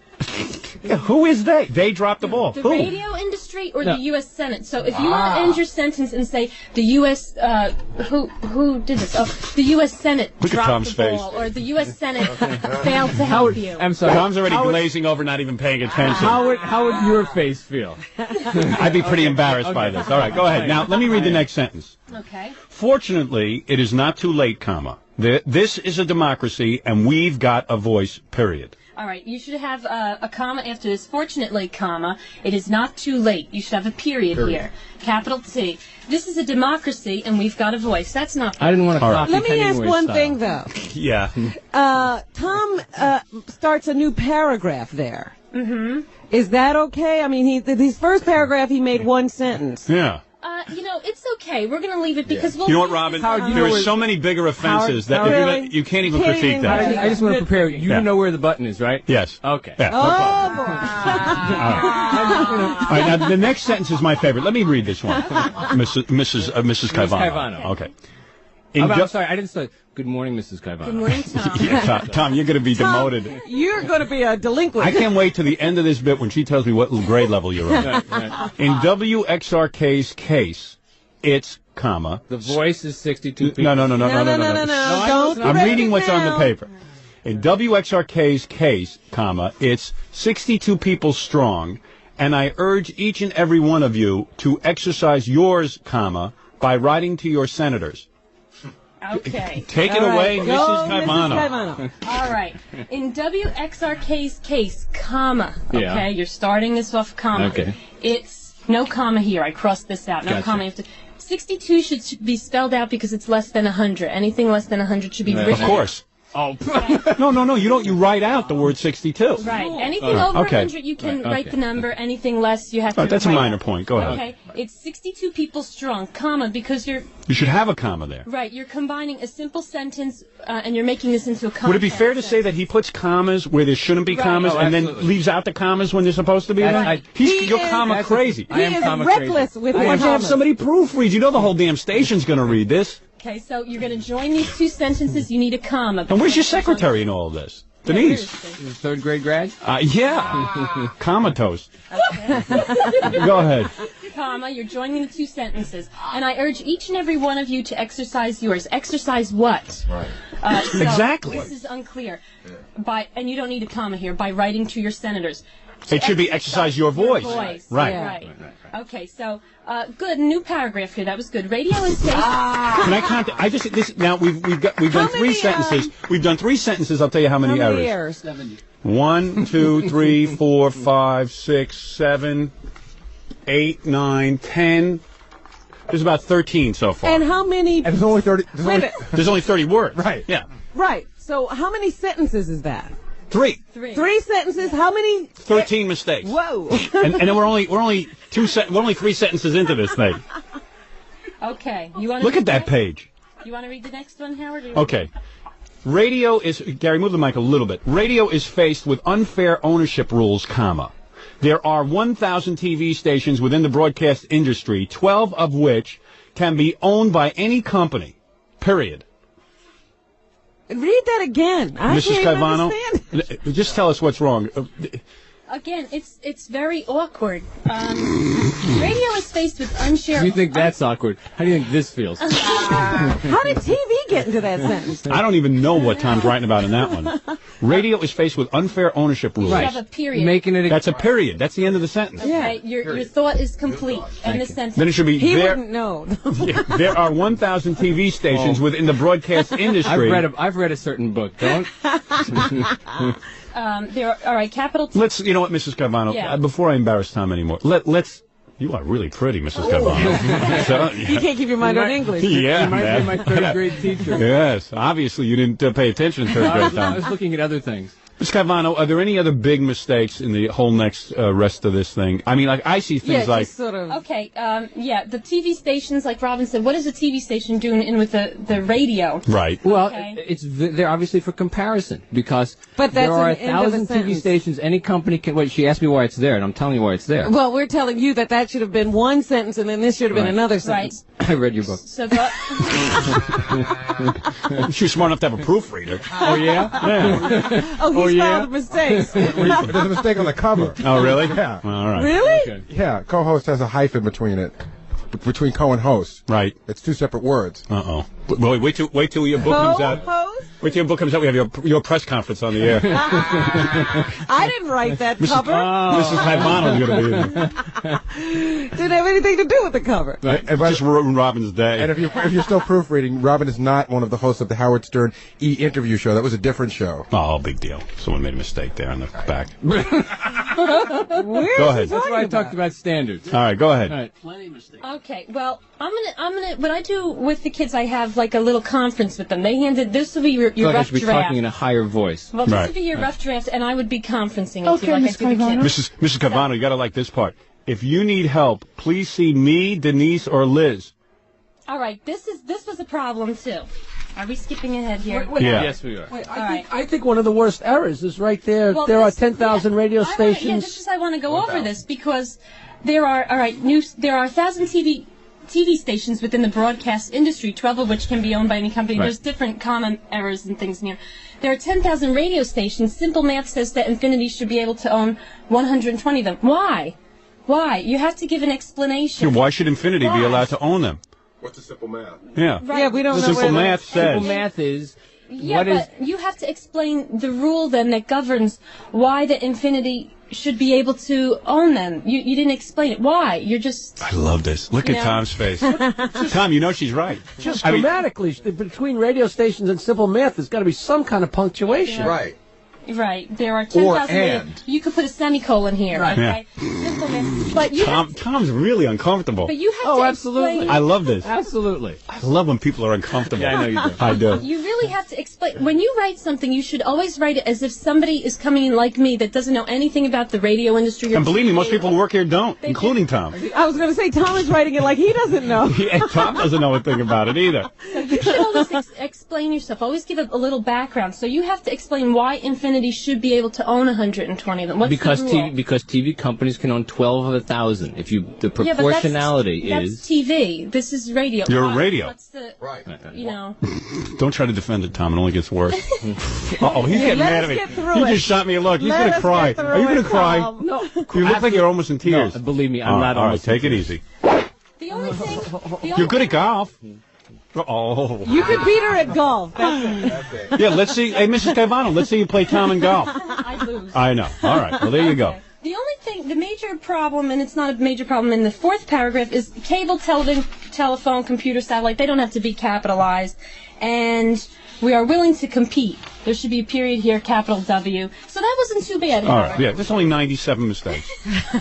Okay, this is a problem, too, and I tell this to my kids. I've attached some discussion points Mel has given to me. Who is Mel? Mel is his god. Everybody knows. Everyone in the company knows who Mel is. Okay. Yeah. That's one thing he wouldn't have to explain. Oh, look at Tom. Tom's like, everyone knows, okay? Everyone knows who Mel is. You said it. No, you said it. All right, okay.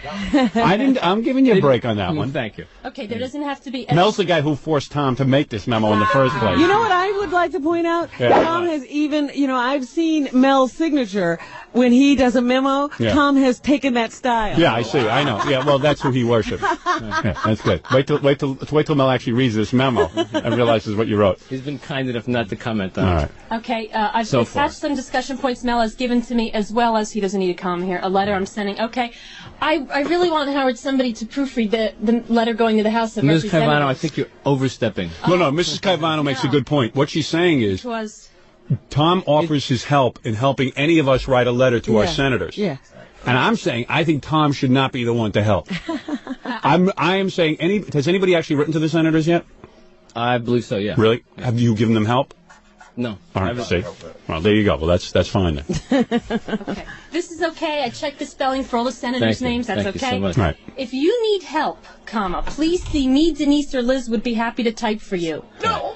Me, Denise, or Liz would be happy. Who's going to do the typing? You, Denise, or Liz? If Right. you need help, please see me, period. Denise or Liz would be happy to type for Yeah, you. you're the general manager. You can't be typing letters to the senator. Wasn't what I meant. Really? Right. All right. Well, at least you got to say what you mean. Oh man. All right, but let's not embarrass No Tommy. further report here. Should there be a Have you had comma? enough? On one, should there be a comma between to write your senators, comma, simply Yes, address I'm your sorry. letter to? To write your senators, simply address your letter. See how hard it is to catch these mistakes? There's so many. All right, Mrs. Caivano, listen.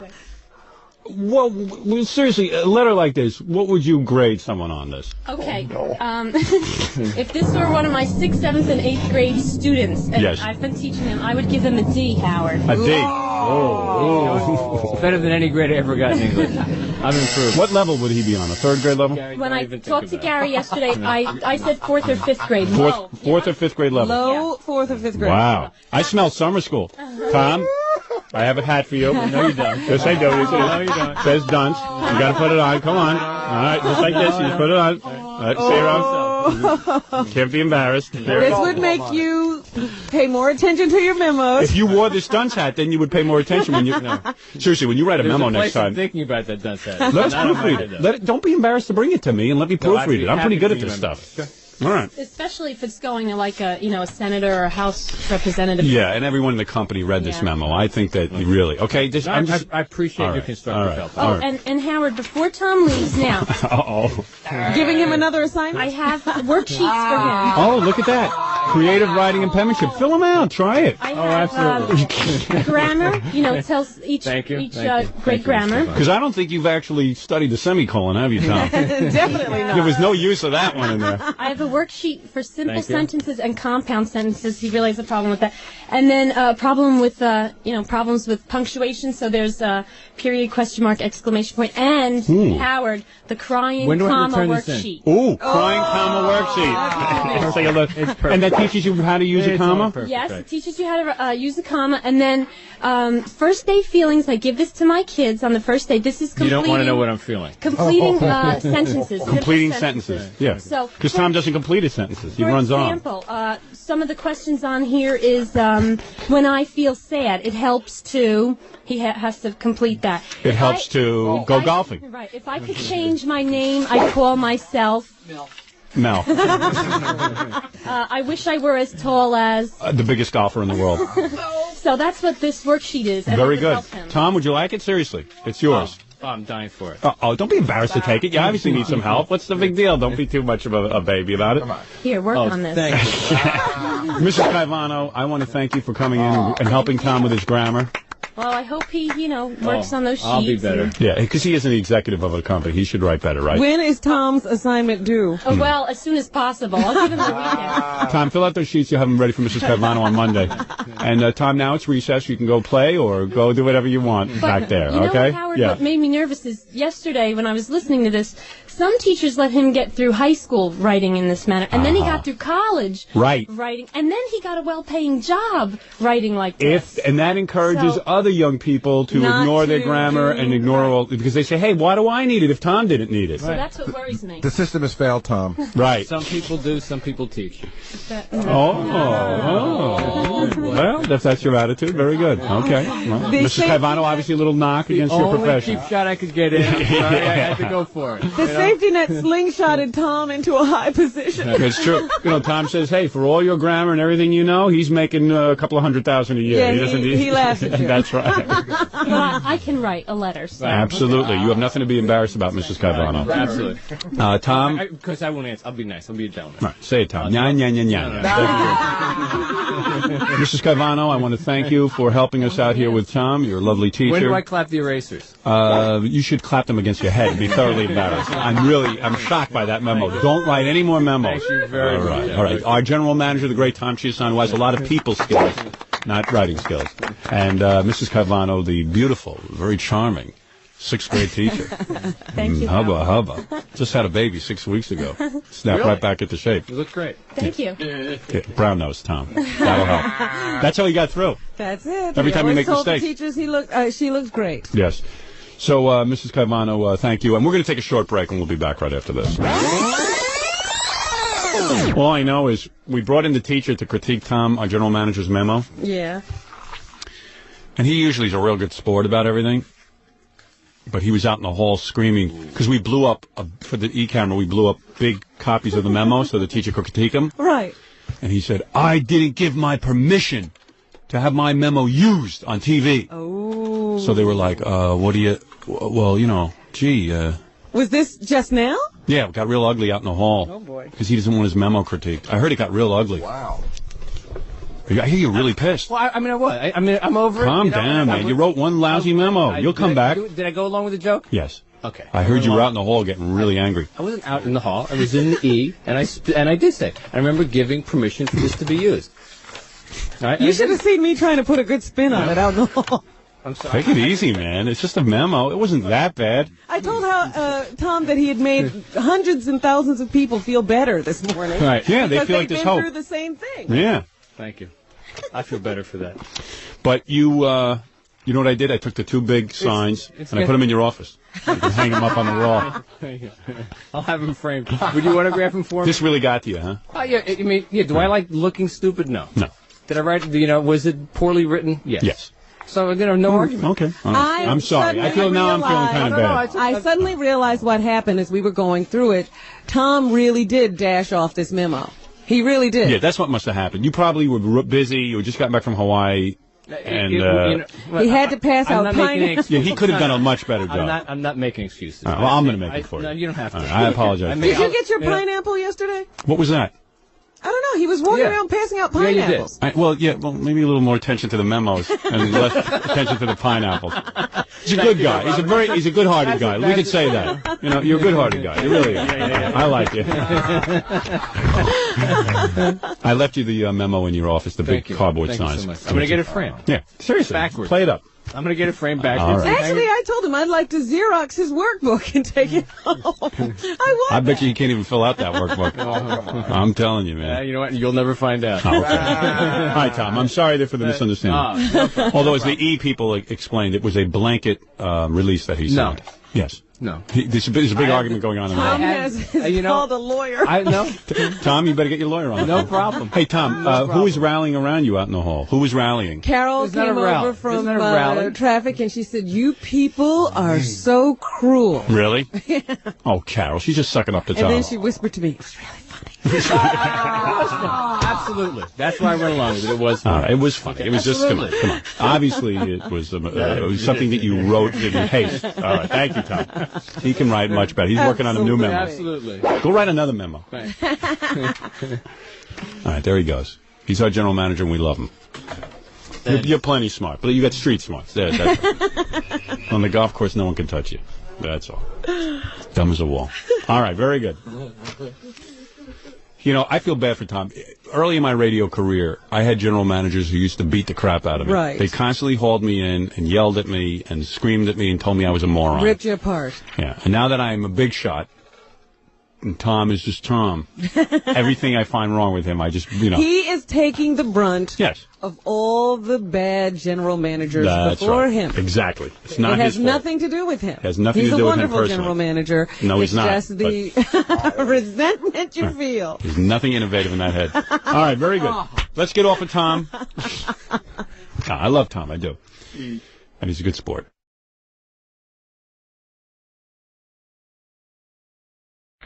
So you were asking me why I hate my general manager, Tom. Yes, I do want to know this, because Tom is a sweet man. Yeah, I did a little experiment yesterday. Gary came to me, and he said, do we want to do anything special for Halloween this year? I said, yes, I would like to do a special Halloween show. Hey, Ganji, or one of you knuckleheads out there, can you bring me some water? Wolf is parched. So what did you want to do for Halloween? Well, I had this idea. I said, here's the concept. I would like to take our show on Halloween Day. Thank you. I would like to take our show. John, you can stay here because we're going to do your interviews next. Stuttering John was out on the town last night, got some incredible stuff. Oh, good. He made a nuisance out of himself. So I went I went to Gary yesterday and I said, yes, I would like to do a special Halloween show. I would like to take the whole show and put us in a remote studio, remote van. We will drive to different areas. And instead of being in the studio that morning, we'll trick-or-treat. We'll get in costumes, and we'll go to people's homes and do our show from different people's homes. Sure. That'll be fun. So Gary goes, well, I got to go clear it with Tom and Richie. And I said, what do you have to clear? What's to do? We know that technologically we can do it because we've done it before. We've done it a million times. Yeah. You rent. You have to spend some money. You rent Get the van. Oh, look who's here, Tom. I'll tell you how I know you so well. It's frightening.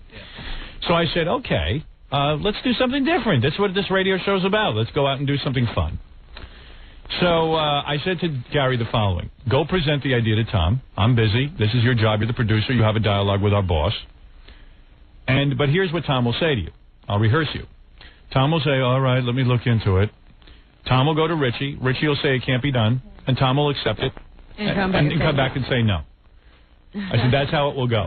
And Gary goes, how do you know that? Maybe we'll say something positive. I said, no, they will not. When does that ever happen? Because people who take those kind of jobs look for the path of least resistance. You got to understand that. It is important to me for the station to do well and get ratings because that's how I make my living. If I'm gone, they'll still make a living. It makes no difference to them whether the show is successful, even though they think it does.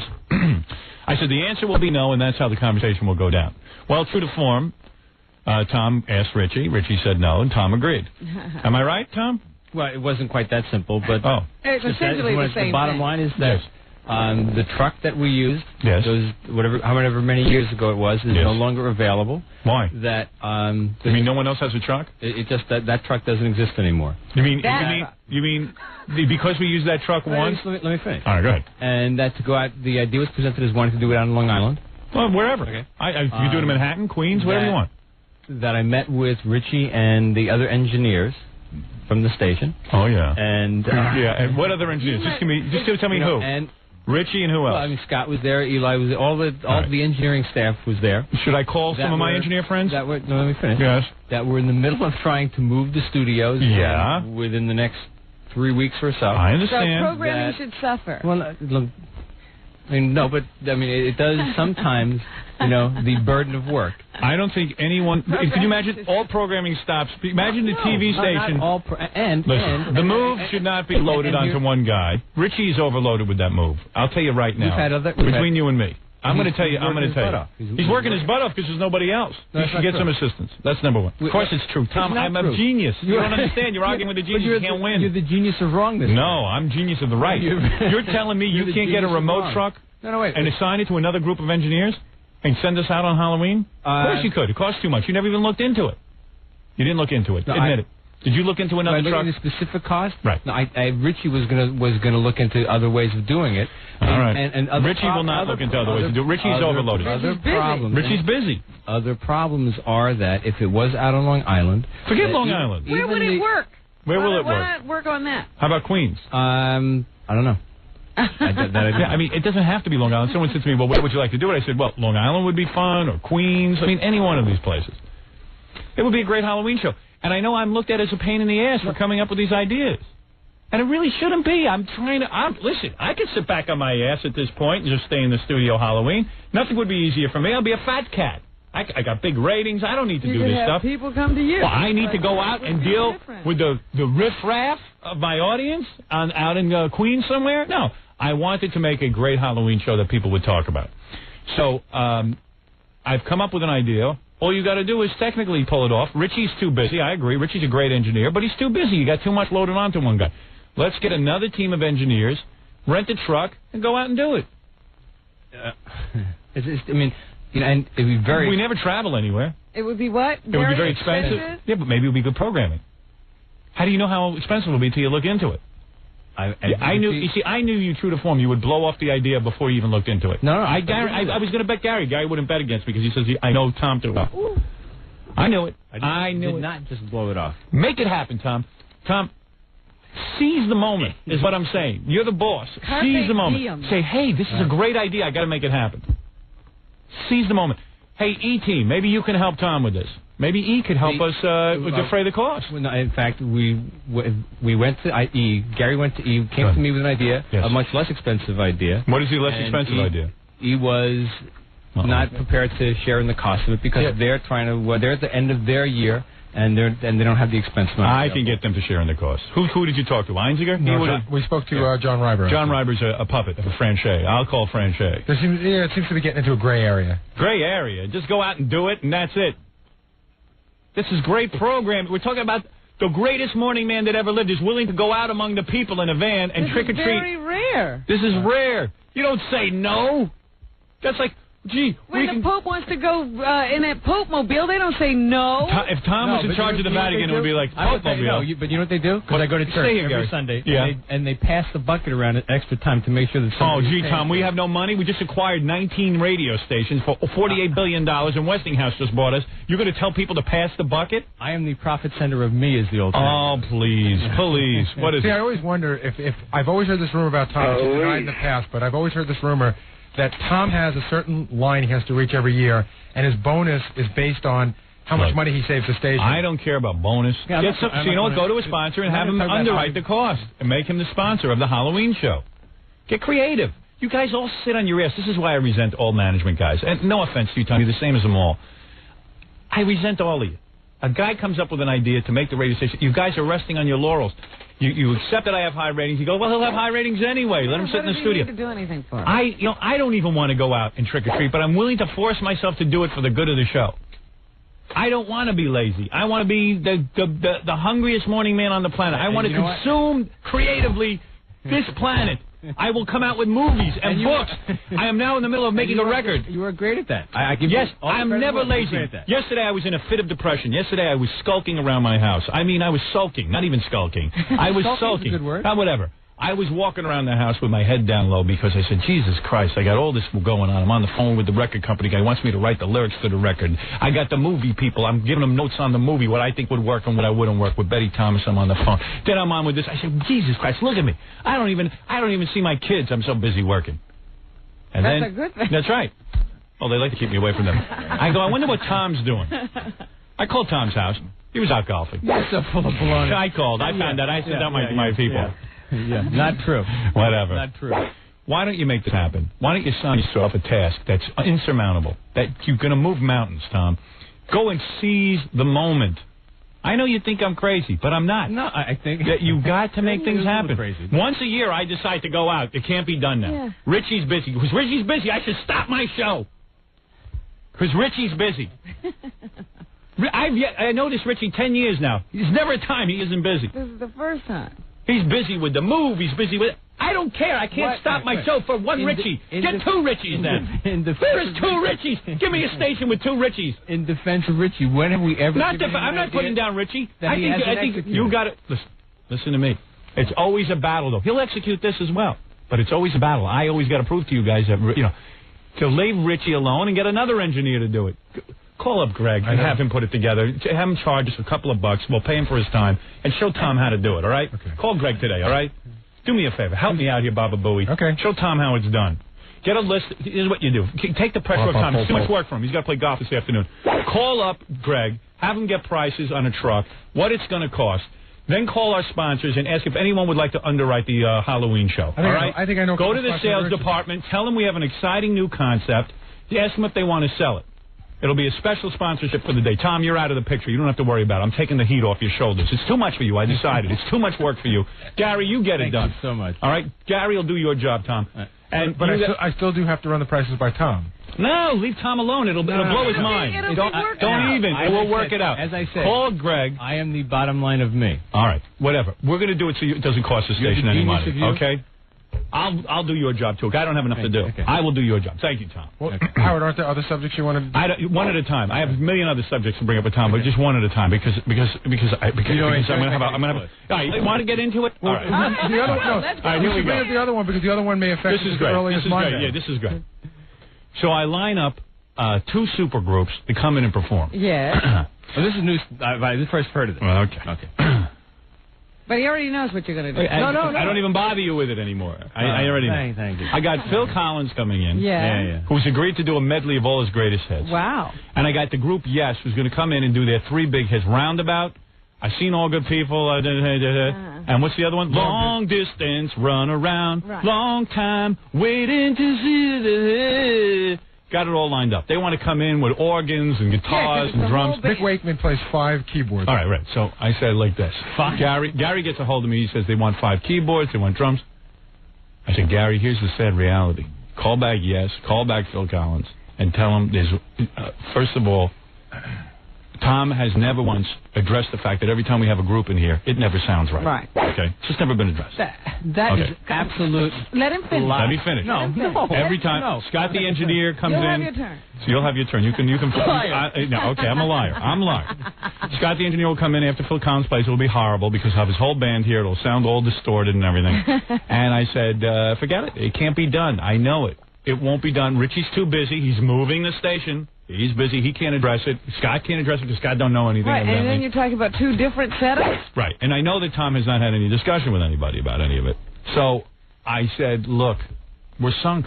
You got to call them back and say to them, just come in with a keyboard. A Casio. A Casio. Just a Casio. That's all the station can handle. Rick Wakeman is confined. I've got Rick Wakeman, maybe one of the greatest keyboard players in the world, coming in to perform with Yes. All these guys hate each other. They're willing to reunite on my show. I don't know why. I don't know how I got this done, but they're willing to do it. And they hate each other. They won't even talk to each other. The only reason they're doing it is because they agreed to do this 100 years ago when they were talking to each other. And I can't get this together technically. It will all fall on my shoulders. It will all sound bad, and Tom will sit back there and go, it did sound bad. And this will be another reason for them to break up. Right. Yeah, and they will break up after the show. Tom, tell me where I'm wrong. All of this scenario is 100% correct. I remember Gary did mention something to me about Phil Collins a while ago. No, but it doesn't matter. We've mentioned it 100 times. You've heard all the groups come in here and sound horrible. Right? And there was one where because I do have to say Tom has addressed it. Yes. And then we moved but not successsually. We moved it to Scott, and it was a band that Scott mixed in his studio that sounded worse. Was it Not a Surf? And that was the last conversation. I would have fired the entire engineering department after the Not a Surf incident. I would have. I just would have. I would have fired everyone. Everyone I was saying, you guys are great, but you can't get my... Remember, what we talked about, and part of the solution was that some of the levels controlled by that board you're sitting in front of add to the poor quality of those mixes, and we had come up with a system where that was going to be fixed. When we did the next... I think they're saying that everything has to be taken away from you for it to work. Oh, no. We tried that. And it didn't work. Trust me. At least when I handle the studio controls, you can hear it over the air. I gave it all to Scott. I gave him his one shot. I never heard worse sound in my life. They can blame me till tomorrow. All I know is when I work the controls, you can at least hear the music. I don't say it's great, but at least you can hear it. When Scott took over, people were tuning out in droves. Right, and at the new place, we have a separate mixer. It'll be just as bad. It'll be just as bad at the new place. Who wants to bet me? No, it won't. Yes, it will. No, it All won't. right, you don't think I'm so? willing to bet you. It will not be. I'll bet you right now. Come on. I'll bet you any amount of $100 you're on. Easily.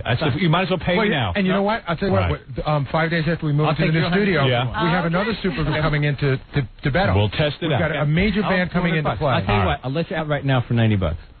What are you talking about? Let what out? I'll let you out right now for $90. Let out what? I mean, for the $100 bet. I'll get out of here. That's the easiest 100 I ever made. That's a bet I know I win. Listen, all I'm telling you is the Halloween show. I'd be happy as soon as we go to spots to talk to Gary about the... I don't want to talk in Yes, spots. and- Say anything you want right now. I'll forever hold your peace. Listen, yes, we'll sound horrible. Yes, we'll leave here saying no. And Phil Collins will We'll leave. go back to his wife. We'll go back to his wife after he plays here. First or second? Yeah, you better tell. Listen, call him up and say that we don't have any equipment. Tom has not fixed the equipment. That they better bring in less gear. That's all. Because And we I can gotta say, handle they've it. already cut it down substantially to what they were going to bring What are they bringing in? Well, originally, they were bringing in backup singers, conga players, keyboards. No. Bass It would have players, sounded and great. guitar. Acoustic. Tell him we can handle a Casio. I swear to God, I'm not joking. I'm not being funny for the air. That's right. A Casio is all we can handle. He will not play a Casio. He's got his own keyboard. It will not be handled. We don't even have a place to put it I in. know. I told him. His road manager was up Fred, here tell yesterday. Tom. It doesn't work. It doesn't work. It doesn't. He won't. If he doesn't. It doesn't. It doesn't Fred, are you saying it doesn't work because he told you? No. Be honest. It doesn't work. I will tell you that if I tell Phil Collins, especially if they bring in all that stuff. if I tell Phil Collins he has to play a Casio, he will not come in. I mean, that. I will tell you that. Well, Tom, how do He can play drums. Tom, if you want me to, I'll bring in a team of my own engineers and have them work on the station. But you got to give me permission to have them work on it, and I'll get it prepared for the appearances. They'll work over the weekend. I got to know what's involved. Call Greg And and he'll tell talk him to Tom? what I need is for Greg to come in and hook up some hookups for instruments and to make some areas of soundproofing so that and then ask him what it will cost, and Tom will think it through. We're not going to. Right. But if you got to give him an answer. If it's $100, can you go for it? Yes. All right. I'm in. All We'll right. try to keep it under 100. Yeah, we'll try to keep everything under $100. It's unbelievable. It's unbelievable. I can't win. I'll use that $100 will come into my pocket because that's the money I'm going to win from you when we move to the new studio. Yeah, believe me. Why don't you we will. all kick in 100? Yeah, we'll all kick in $100. How's that, Tom? Now we're Call supporting- Greg because Richie's too busy. Call Greg and ask him how. Richie's been too busy. Been moving now for 7 years. Why don't we? The move is another. I can't wait to see this move. I've yet to be over Do there. you think anything will be ready? Oh, I can't wait to do the first show from over there. Because I'm the ball buster. Everyone thinks I'm a ball buster. I'm some ball buster because I want Phil Collins to be able to play more than a Casio. And you'd like to be able to be heard Yeah, by your audience. yeah. I'm a ball buster. The Halloween show. Call Greg. Ask him how it can be done. Have him you go research companies that can actually drive people around in this day and age in a truck and have them do a broadcast. Get the figures to Tom. Tell him we'll call the sponsors ourselves and see if we can't get somebody to sponsor it. And have a sales meeting. Ask Ed Moyer and who's the other guy? Bucky? And Frank. And Frank Flores. Call a sales meeting, Gary, and tell them about this exciting new proposition and see if they can't sell a sponsorship in it. All right? That's what I want done. Okay. All right? And then get back to me on it. See how you do as general manager. All right, Tom, you're dismissed. Thank you. Thank you. You've done a great job. I didn't want to disrupt whatever it is you do all day with all this nonsense. All right. Thank you, Tom. Okay. My pleasure. All right. You got the best job in radio. Thank you. Commercial. Not even embarrassed to live with. No, not a bit. Not embarrassed to see you. Not a bit. All right. Thank you. That's very good. I've developed a thick hide. You cannot embarrass me. Thank you. I don't want to embarrass you. You're a good guy. Commercials? Yeah, as soon as you leave. I got to talk. No, Leave. Leave, please. Please leave. The quicker you leave, the quicker I get to commercial. I'm way back. I got Heatherlock Lear in a few minutes. I got to get to Stuttering John. Okay. All right. Thank you, Tom. He won't leave. Why? You don't want to be talked about? Come on. Go ahead. Hurry. The sooner you get out, we can talk about it. Embarrassing 7, 10, 20 seconds. No. It will not be an embarrassment. Go ahead. We're going to go right to commercials when you Right. It's funny on camera to see you leave. Go ahead and leave, Tom, please. Mr. Brooke. Go ahead. All right. Okay, I'm going. Please leave. Go ahead. Come on. Please. I'm asking you. I'm begging you to leave. It's too embarrassing. All right. Thank you. Chiusano is such a stupid wheel. All right. Okay. This is what I deal with all day, and you wonder why I'm on to get out of radio.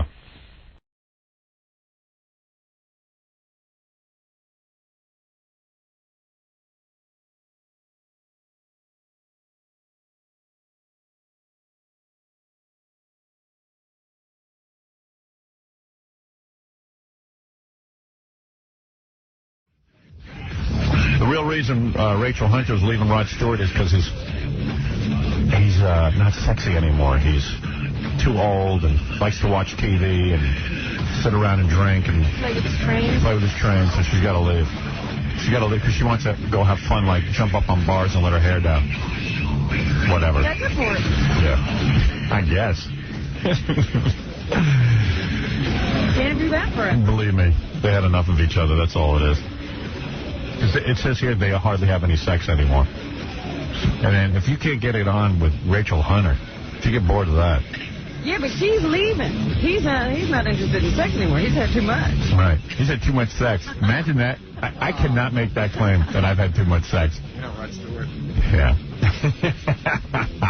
Neither are you. No Rod Stewart's in this room. No. Right. Imagine having that playing with a train instead. So my general manager, Tom, and I are in some kind of war. Yeah, are you two speaking? No, well, he wants to speak to me after the show about, the woman who's going to shoot a banana on our Super Bowl party. And it's like, I don't want to have the discussion. I mean, if you don't want me to do it, just send me a memo or something, and I'll just send you a memo back. I mean, what is with all the meetings? I'm tired after the show. I'm like Rod Stewart. He's Rachel Hunter. I'm Rod Stewart. I just want to be left alone after the show. I have stuff to do. I really, it's not that I dislike the guy. I just don't want to have another dumb conversation. I have enough dumb conversation. What conversation is that? He goes, I'm very concerned about it, so could you please be careful when you do. And I know what I have to do to have that on the air. I had a woman on who blew a candle out with her most intimate of areas, and it was fine. You know how to handle it. I've done this 27 times already. What is with the meetings? And quite frankly, if you want to have a meeting, how about all the stuff he's not doing for me that he never addresses? I typed out a list of about 80 things he's not doing anymore.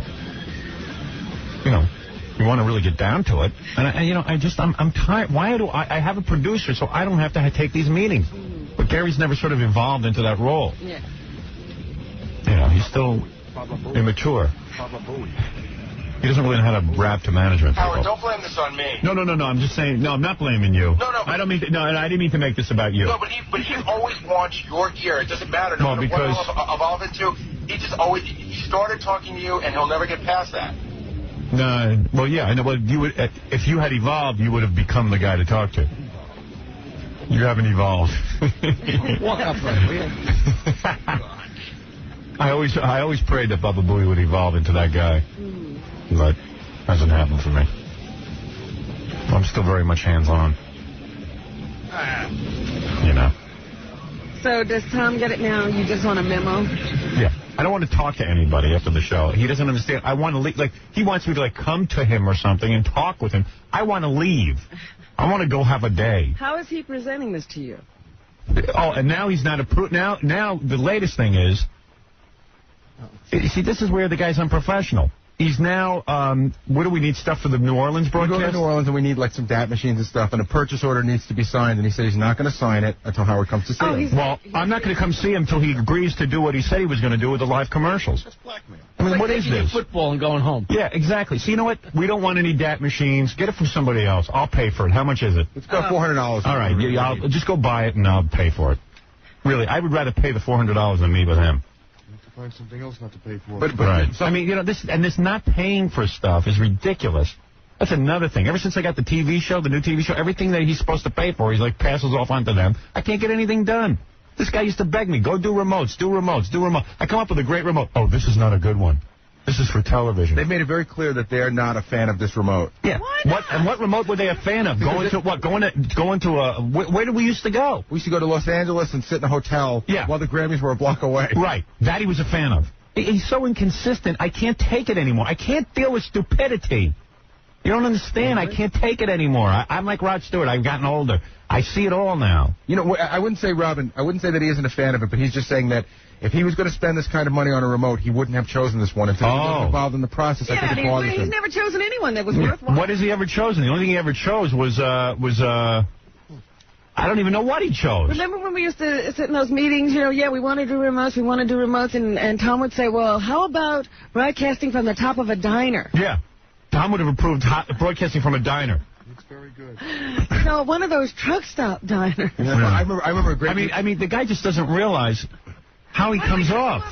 I mean, it's like, stay out of it and just be happy I'm doing something. Howard, you had one great meeting where he said, we'll go to London and we'll broadcast from Abbey Road Studios. And you go, well, what's so exciting about that? And they go, that's where John Lennon and the Beatles, were. They touched everything. And you said, hey, why don't we just stay here and say we're in Abbey Road Studios? Yeah. Gee, they touched everything? I'll make a broadcast out of that for 5 days. Gee, that's exciting. These guys are whacked. I'm going down to New Orleans where you're going to be part of a live broadcast, me giving a keynote speech, me berating executives, and then is a funeral. And then going to listen to this. We're going through the list of stuff that's going on in New Orleans. Yeah. There's some guy selling a show bikini bowling. Now listen to this. I'm going to track this guy down. He's got chicks in bikinis and high heels, and they bowl for a half. Yeah, and they bowl for a half hour. Oh my goodness, they're going to kill themselves. Yeah, and I mean, they're selling that. It's syndicated. I'd watch that. I'll tell you, I'd watch it. I know you would. That's the sad thing. Don't we have to talk to that guy? I mean, that's funny. So I come up with this stuff, and now he's like, this is not my idea of a broadcast. And I'm like, well, what was your idea of a broadcast? A diner? Or Abbey Road? The window of Macy's. Yeah.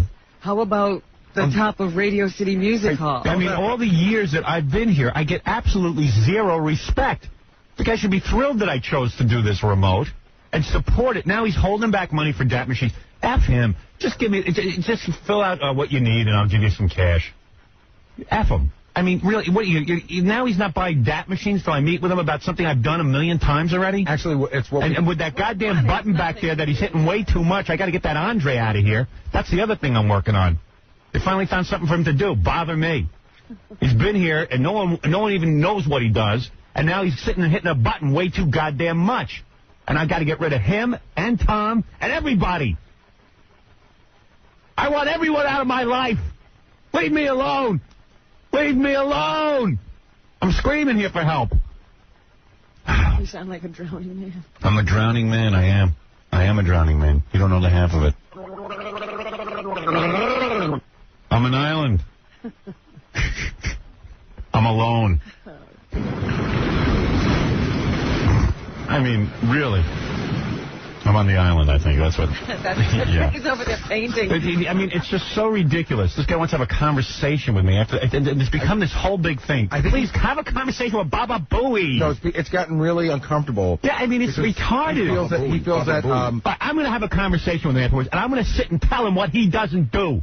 Then he can tell me. What is it? How is it getting uncomfortable, Gary? Well, because I think he feels that this is just a huge show of disrespect for him by Howard. That he's as a boss. See, this is all. Wait. As a boss, all pride. Instead of working it out with you, he won't. He refuses to meet with you. What about my pride? What about all the things I talk about with him constantly that he won't do? How about not respecting me enough to know what a good remote is for my show? And insulting me through you in front of my fellow workers and questioning my judgment. How about that? How about that for a kick in the ass? Going around telling Gary and God knows who else how he's not a fan of this broadcast. You know what? He never was a fan of this broadcast. He never will be a fan of this entire broadcast, and he never would have hired me in the first place. Mel Karmazin hired me. I shouldn't have to deal with this. It's an insult to me. I don't think this is a very good broadcast. I'm not in favor of New Orleans. It's like, gee, thanks for the vote of confidence, you twerp. God damn. Get everyone out of here. Imagine that. Going around telling people. Do I go around telling people stuff about him when he tells me something? I mean, I try to be supportive. I don't sit there and question every goddamn thing he does around the rest of the radio station. Here I am making a trip to New Orleans, going around telling Gary and God knows who else how he's not a fan of it. Who cares what he's a fan of? Just pay for it, you dope. I don't know who else he's telling, but I know for a fact that he's told the CBS people and the E people. Yeah, that's great. I'm glad he walks around and talks. I'm not a fan of this broadcast. He was a fan of the Grease Man. Go back and work with him. Can't the Grease Man work with him? What kind of remote is he doing? Yeah. For crying out loud, have the meeting now. Walk in and meet with me. You'll hear how dumb it all is. He takes me behind a closed door. You should see what goes on with these meetings. Well, it's funny. He takes me in a room like there's something going to happen. And then he goes, this woman you're having on who wants to shoot a banana, I'm not in favor of it. Well, Tom, I know how to word it. I know that the FCC. I've been in this meeting. Yeah, I know it. So tell Gary that and leave me alone. And I'll handle it. I mean, how many times are we going to go through this dance? And how many times am I going to ask him to help me out with the air conditioning? That's the television show.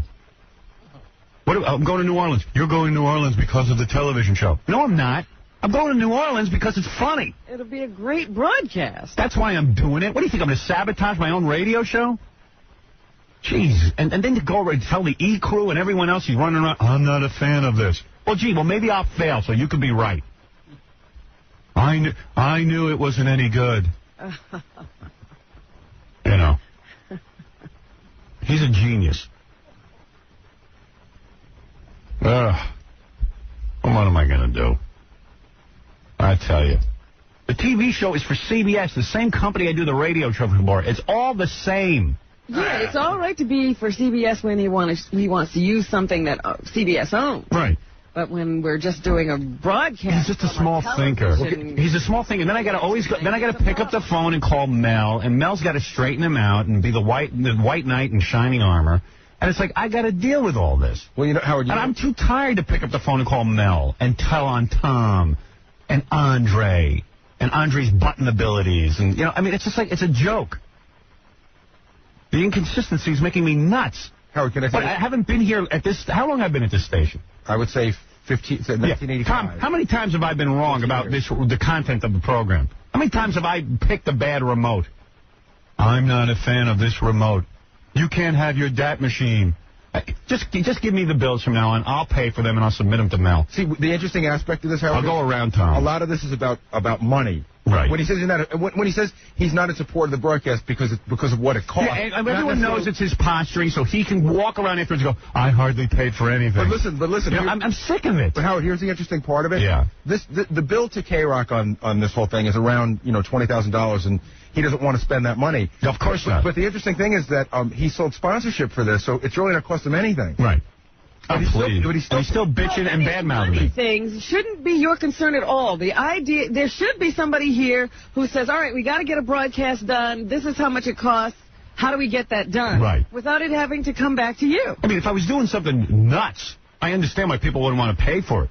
Like if I was saying, I'm going to go broadcast from the top of a diner, I could understand why somebody wouldn't want to pay for that. You know, Tom did actually suggest once that we broadcast from the window at Macy's. I know. He did. I know he did. He's a genius. The top of the diner is a true one, too. Is it? Because he's a goddamn genius, and the radio industry is lucky to have him. Why would we be on the top of a diner, Robin? You know what the problem is? When guys who are salesmen start to think that they now are going to get involved in creative. And as soon as that happens, man, you're doomed. If you listen to these guys, you're wrecked. Trust me. I tell you, I'm going nuts from this. I'm sorry to blow on the air, but I'm going nuts from all of the minutia that I've got to be involved with. My phone rings day and night with minutia. I can't get anybody to get it off my back so I can look at the big picture. Is there somebody here who can do this? No.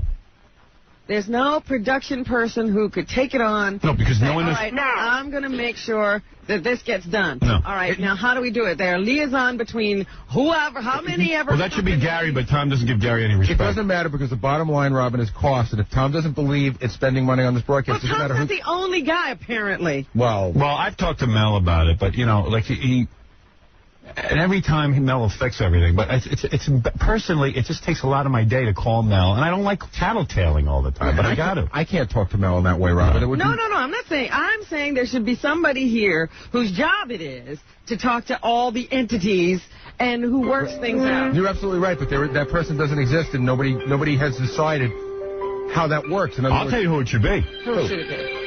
You. All right, I nominate you. I second the nomination. I second my own nomination. That's illegal. Robin's right. I mean, I've always said there should be... you know why there's no one who can do it? Because Tom loves to interface with me. It makes him feel important. No, what Robin's saying is there should be a central figure who talks to E, CBS, and K-Rock. There is. This is what you do. This is what you do. There is. And who is that? Me. No, but there it should be someone else. No, there's nobody. Someone whose job it is to keep all of these facts No one can do it. happy. No one's as smart as me. That's the problem. That's not the point. That is not true. I'm the smartest. It doesn't take a very smart person to just get things done. Well, that's not entirely... It doesn't take a smart person, but it's a person... No, I'm saying you're too smart for that. No one will pay that person. That's it. Yeah, we have a TV show. My Saturday night television show is manned by... I see some very capable-looking people walking around. They all look capable here. They're just incapable. And they won't talk to anybody. They're all in their own little camp. They do, but No, there's definitely this show. A lot of them go to Don, but Don's my agent. He's not really here to take care of everything. He can't do everything in-house, which have the things that have to do with production. This show has definitely been divided into factions. There is no doubt about it. I know. It's 3 different camps. Mm-hmm. Yeah. It's a joke. And none of them know how to work with each other, and I don't get anything done. Yeah. Well, when they work all that out, then I'll meet with Tom. Just, you know what? I don't want to meet with Tom. Tell me the bill for the DAT machine, and I'll pay for it. It's actually a DAT machine and a bullhorn. All right. How much? It's $400. All right. So then I'll pay for it, and then I'll just give the bill to Mel. I'll start running this show apart from Tom. You know, what am I going to do with this guy? This is an unhealthy precedent. Yeah. Well, it's got to be done because he doesn't do anything for me. He think he pays $400. He acts like he's a hero. The thing is that he shouldn't, because it sounds like blackmail. I won't sign this order until you come and talk to me about something else. I can't get a show done like this. That is ridiculous. Of course. I blew my stack when I heard that. I mean, at that point, eventually he's going to have to make a decision on a great many things. Is this show going to grind to a halt until you talk to him about this? Then we might as well not work here. Right. Well, that's how I feel. Let's just say then that this is the end, right, and we don't work here anymore because we can't resolve this issue. I'm with you. So we're going to now sabotage the show on other levels. All right. Why don't you walk out first? Okay. Goodbye. I'll see you later. And if you see Tom, tell him I'm not meeting with him. And now John can take over for you. John can take over. If you want to sabotage the show. I know. I like how Robin walks out. She had to go to the bathroom. I love when she walks out. You know what's funny about that? She gets angry. She's really angry, and she really walked out. Yeah, but I don't know who she's angry with. Whoever. Yes, the world. Oh, she's back. Oh, you're back. What is this man my end? She's really... You walked out with me. What the hell's wrong? No, you walk out. We're walking. I'm not walking. I said you walk out. You said, oh, yeah, you started. I'll walk. No, I said you walk out. And you did. No one's behind you. No, but I got 2 kids. Give me a break. All right, listen, we got to take a break. We'll walk out. The kids. We'll walk out during the break. Jackie's got a wife and a mother-in-law and a bunch of cats. Right. That's right. 3 Jokeland houses. will go dark. 3 homes. Jokeland will go dark. All right. Don't worry, I'll work it all out. Oh, please. All right. And, hey, today's a great show. Carmen Electra's coming in. We can talk to her about Rodman and all that. That'll make you feel better. That'll make me feel real good. Chuck Zito's stopping by. Really? Gossip Game. He's going to play with us. Okay. I love when he comes in. We can ask him if he's banging Pam Anderson. Although I don't think he's going to tell us. But we'll ask him. We'll see what She's a happens. nice girl. Yeah. She's a nice girl, Howard. Chuck scared me because I wanted her to do a phoner. Yeah. And he said, why can't I come in live? And I said, no, I'll call you back. Because I want to play a game. Yeah. You don't tell him phone. Chuck wants to play a game? Yeah. Then games we will play. I want to play a game. I also have tickets to give away to opening day at Shea Stadium. Game with Chuck? Yeah. No. We're playing the Mike Walker game. You do that. I'll do whatever Chuck wants, quite frankly. No, you know what I meant. If Chuck wants to play tic-tac-toe, we're going to play it. Oh, that game? No, we ain't playing that. All right, listen, let's take a break. So we got a big show for you today, and there's a whole bunch of other things we got to play for you. And Gary, at one point we got to go through all these tapes on the air. That'll be a fun kind of thing to do. Okay. I hope. And we'll be back right after these words.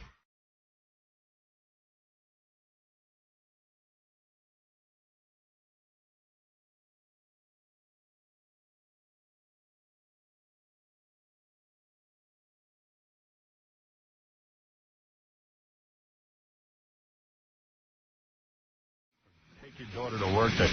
Tom, we're going to a commercial. What's the matter? Well, I have some big... You got big news? I'll tell you when you come back. All right, Tom has big news when we come back. Stay tuned. My daughter will sleep through it. Rock Radio. K-Rock.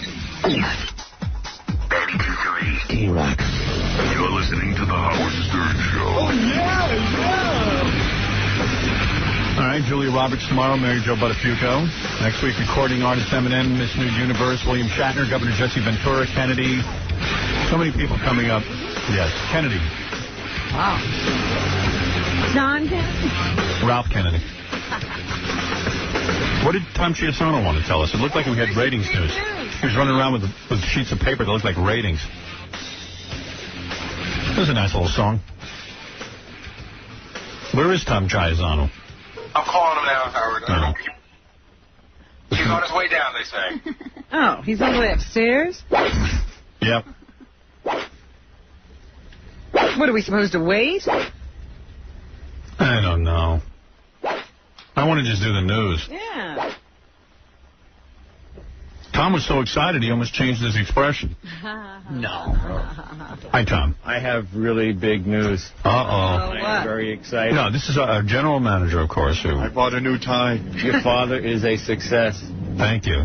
Tell my daughter what a success I am. He is for the 28th book in a row, or thereabouts, 5 or 6 years now. Thank you. At least the #1 rated morning man in New York radio.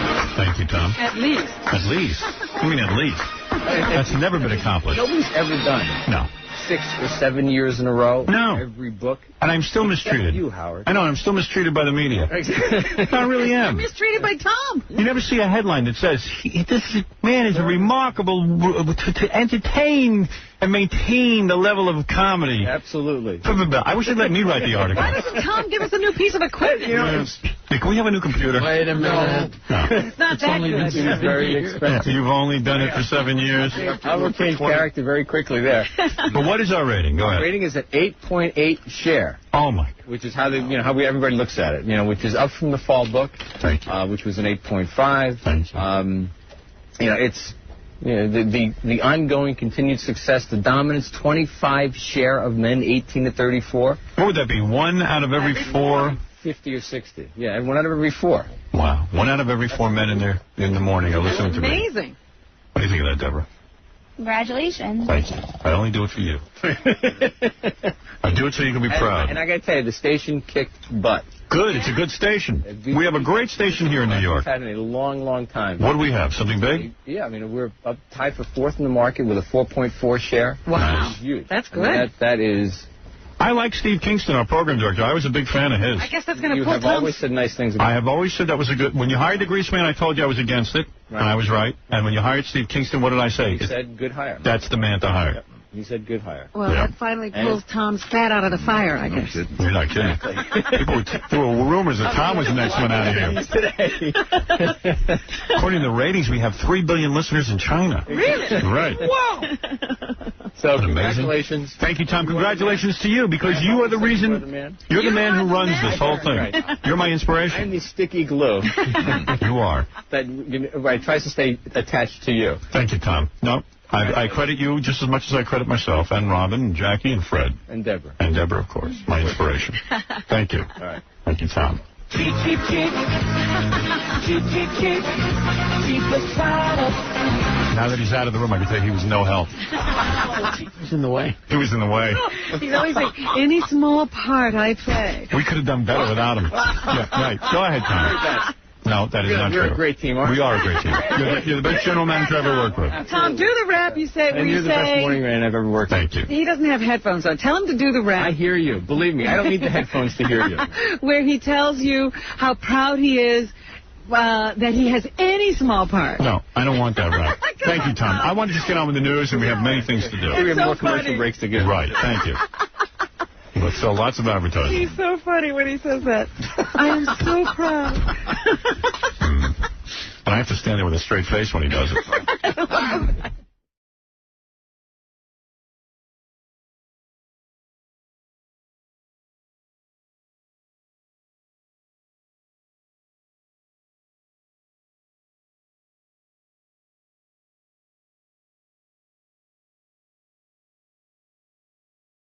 All right, here's the deal. Here's what happened. So I find out from Kathy Tobin that when we get a new batch of interns, Tom, our general manager, was asked once to address the interns, which he did. And it turned out he liked doing it. So now he has something to do. Yeah, so because he's looking for stuff to do. Tom's a nice man, but he doesn't have a whole lot to do around here. Imagine the general manager of a huge radio station is addressing the interns. Yeah, and he pretty much tells them, I've heard, everything that we tell them anyway. Oh, okay. It's nothing new, but all right, you know what? What the hell? I would love to hear the address anyway. Well, I got some of it on. I didn't tape. If I play the whole thing, you'd be sleeping. That's what I figured. Right. What must that be like? It's so boring. And Tom basically does a whole lecture on how if you don't want to do something, just don't do it. Like, he doesn't talk about inspiring them to do stuff. He tells them what not to do, which is pretty much his role around here. Well, he knows what he doesn't want to do. He just doesn't do. Right. So basically he tells people, if you feel like, if someone's asking you to do something, you don't feel like doing it, don't do it. This is how I've gotten by in life. Yeah, that's how he got by, so why not give the advice to young people? So there can be more Toms running around. So Tom gives them a lecture. Uh-oh, here's Tom now. I wish I got a lecture. So Tom gives the interns a lecture. Yes. And you want to be in here for this? Yeah, I think I do. Why? He's trying to protect himself now. So I said, why don't you tape what Tom says to the interns? I'd love to hear it. Yeah. And then as we were talking, we said, as long as Tom's going to be giving a lecture, we're going to set up microphones. Why not have the interns ask him questions? Yes. And I said, the one thing that'll bother Tom the most is asking questions about money, that the interns want money. For parking fare, for, you know, anything. And I rehearsed with them, and I even told them what Tom was going to say, and Tom, of course, said everything I said. Really? Yeah. We can't do that. You know, yeah. Oh, I have that on tape. I'm going to play you some of that. I'm playing you everything. But you on tape telling everyone Yes. what Tom would say? Yes. Oh, that's you have your setup. I have it all. It's a very long setup. Right, okay. We had to edit some of it down because it takes... Yeah. I rehearsed it for over an hour and a half. I wanted this to come out flawlessly. Perfect. Yeah. Well, they were real good. Right. They were. They did a great job. And then we said, well, okay, we'll ask him questions about money. And then let's get the questions more and more ridiculous, but not too ridiculous. That he catches on. Just ridiculous enough. But we even have one British intern, and we said, well, you'll ask a racist question. But, like, you don't even, you know, she goes, what did she say? What did she say to Tom? She said, I remember exactly. She used the N-word. She said, can I go out on the street and interview niggers? And interview homeless people and niggers. Right. Be my answer. So, and then, because I wanted Tom to think the interns were insane. Yeah. And then some of them, believe me, I did. He did. Because evidently he walked out afterwards and said to Kathy, I called Kathy out of the studio. Right. And I know exactly what you said. You said to Kathy, you're nuts. I thought you were good at this. Yeah, I thought you were good at hiring interns, but I got to tell you something. This is the worst problem. I had one of the interns ask Tom. It's on the tape. Yeah, I had one of the interns ask Tom, when I go to parties, a lot of girls want to have sex with me because I work on the Howard Stern show now. Is that okay? Is there anything illegal about it? So, like, they've got all kinds of questions. They need all kinds of. So here I am. That's the one where I finally said, all right. Now, Tom, at one point during it, does say, where's the microphone? But when he left, you were convinced that they were for real. I mean, we even rehearsed if Tom... Just listen. Where's the microphone? Right. Here's the rehearsal. So it wasn't obviously mic'd. No. We had microphones, like, hidden all over the place. That's great. Okay, so this is me rehearsing the interns. Okay. All right. Okay, so here we go. So stay with us here, just to make sure this rehearsal goes well. Listen, I can't help you out with any kind of financial. That's, we made that clear from the beginning. I can't change the rules. We have rules. But I had a friend who interned at Johnson & Johnson, which is a big company like our company. Yeah, but this isn't Johnson & Johnson. Right, but they had a cafeteria at least. They paid for his transportation. I'm being Tom. I'm role-playing. You're very good at it. Yeah, and everyone said it's identical. We're going to show this on the TV show. We had all video cameras, too. That's great. The cafeteria was getting like bagels and muffins in the morning, all that stuff. But we don't have any of that. That's what I'm telling you. If you can't deal with that, we want you here. It's like a 45-cent bagel for lunch. Yeah, well, we pay you, then I have to pay at least 3 other people. But just getting a cafeteria or providing some kind of... Yeah, and the way this company's made its money off the sweat of interns, really, so... I did not say that. I was joking. Intern is very good. Yeah, they're all good. This ain't nothing. All real good. Right. They were real good. And it was his job to ask Tom the first question. I said, if Tom gets out of here, it's your fault. Tom, should I say that? What about, I know the station gets like a lot of free CDs from these record companies and stuff. Will we be able to get any like free CDs? Or concert tickets possibly? I can't. No, I can't guarantee you that. No. Exactly what I said. Right, I know. Well, it seems kind of stingy, we see all the, but no, we can't guarantee it. If we have something, we put it in a box, like dogs you can fight over. Say Howard X going to go interview a whore. Can you reimburse me for my cab ride down there? Because I'm getting material. I think we look at things on an individual basis. Well, seeing as we're talking about money, the other day when I was coming in, I opened the door of my Jeep, and this guy just ran right into me, knocked the door off. Let me stop for 1 minute. Do you think we should eliminate the whore question? Because that might... It's a little bit of a giveaway. It's a giveaway. And this is how much work I put into this? Yeah, you're really hearing it out so you hear what it sounds like. Oh, yeah, we in the rehearsed. World, this so is a big rehearsal. What'll work and what won't. Well, wait till Tom enters the picture. Well, a little more rehearsal I'll play you. Okay. Oh, good. Right. That's a little bit of a giveaway. Yeah. What do you guys think? Maybe it should just be put later. I was thought the whole question. Maybe that should be the last financial. Should precede the nigger question because the bathroom question. Hold on. Skip the whore thing. I'm going to change the order a little bit. Since we're doing money, and we were all very uncomfortable with the N-word, but I said you got to appear to be racist and not think just twice. Reel it out. Yeah. Well, having the woman with the British accent ask the question was perfect. And I changed that. You'll hear in the rehearsal because originally a different kid was asking. That was perfect. Why don't you go back to your door then? Right.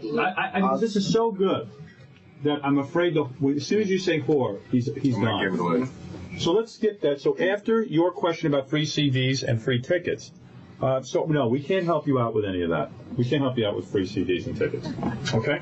Tom, I know over Letterman, I think we're going out the door. Yeah. Oh, going off to Poland. Actually, Right. can I make a suggestion? I think it's better to go to him because his question is actually sort of legitimate about being the Letterman interns get paid. Can we get paid? It's actually not expenses. All right. On air. Okay. All right. You want to go that way? Would that be better? Okay. All right. So I can't help you out with CDs and tickets. See, this is really structured. Oh yeah. Oh please. Wait till you hear us. We pull this off like Mission Impossible. Yeah. This was our third rehearsal. Yeah. By the way, this is the third rehearsal.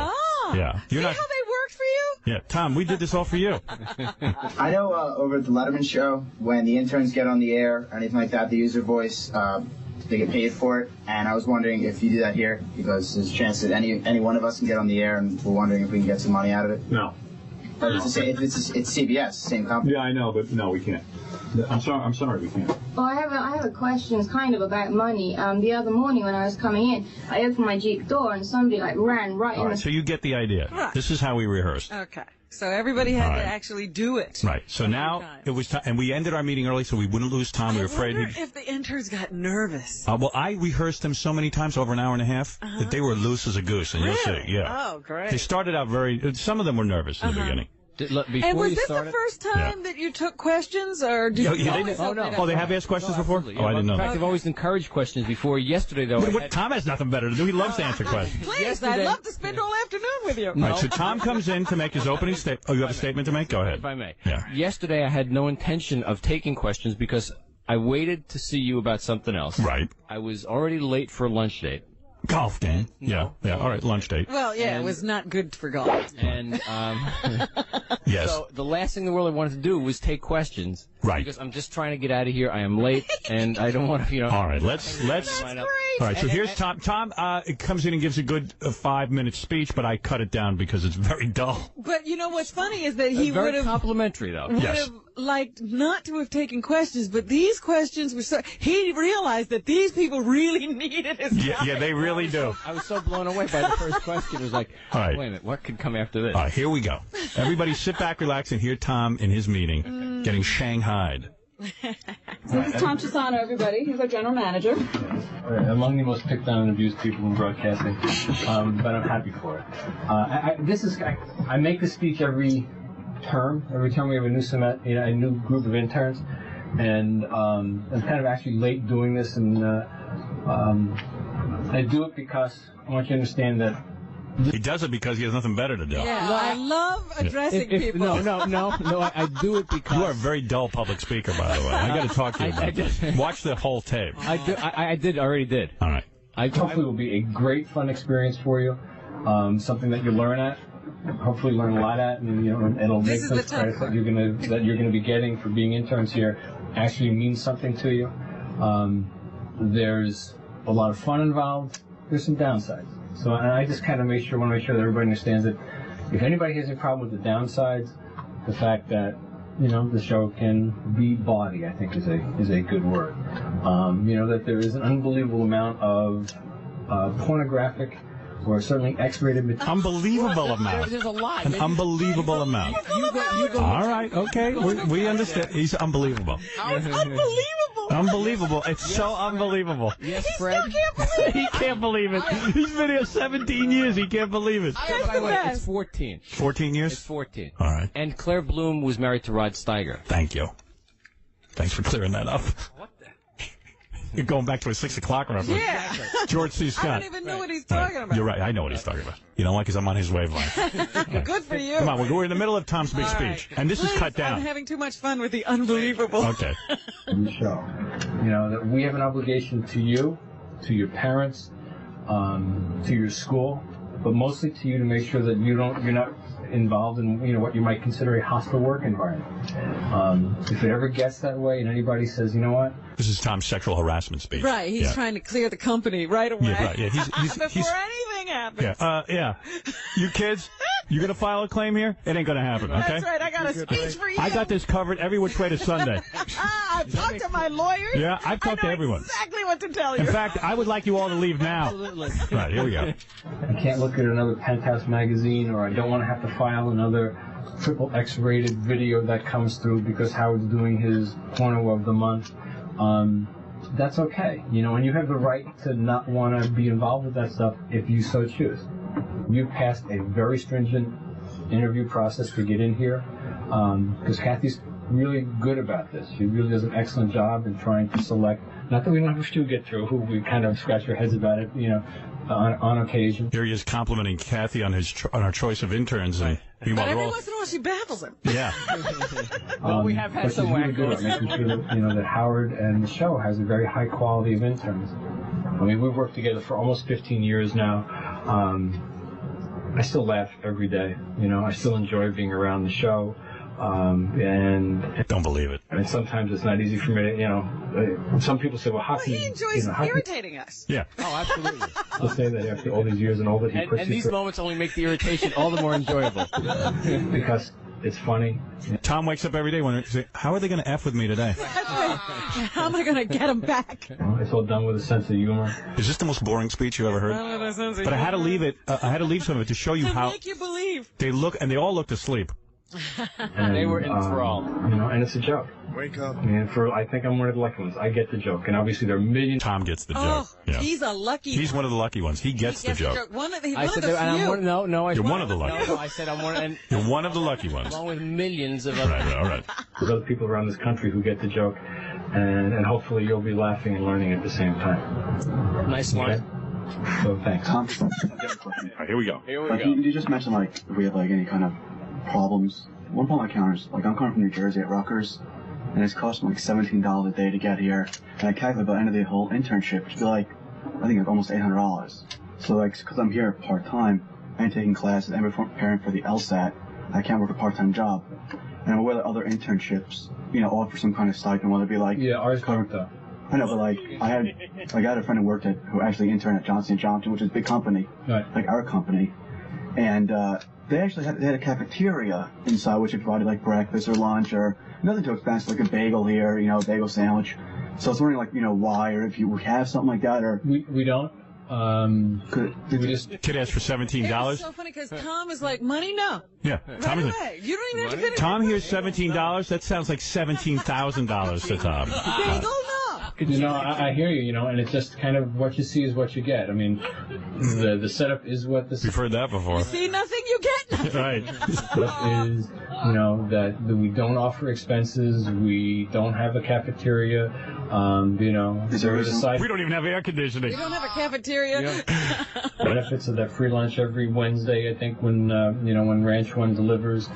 He's telling him when Ranch One delivers, you guys can fight over that. That's right. It's your free lunch. After the staff gets theirs, you can get yours. Yeah, after Howard and Robin eat everything. And there have been some interns that, when we've needed part-time help, who we've hired, and paid out of petty cash or whatever from time to time.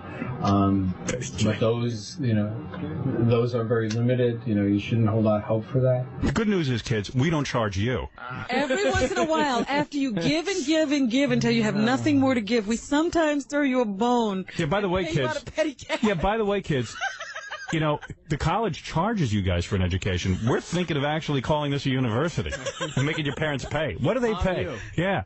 But don't hold out hope for that. Right. And it really is, unfortunately, from that end, that's I guess that's the part of the cost. I don't know if you get a better deal from Rutgers for these credit hours that you're getting. Well, it just really it's money I'm taking out from I don't even know where. Right. It's just a lot. I mean, I'm sure we all agree. Whether we get here by train or You know what? I hear you.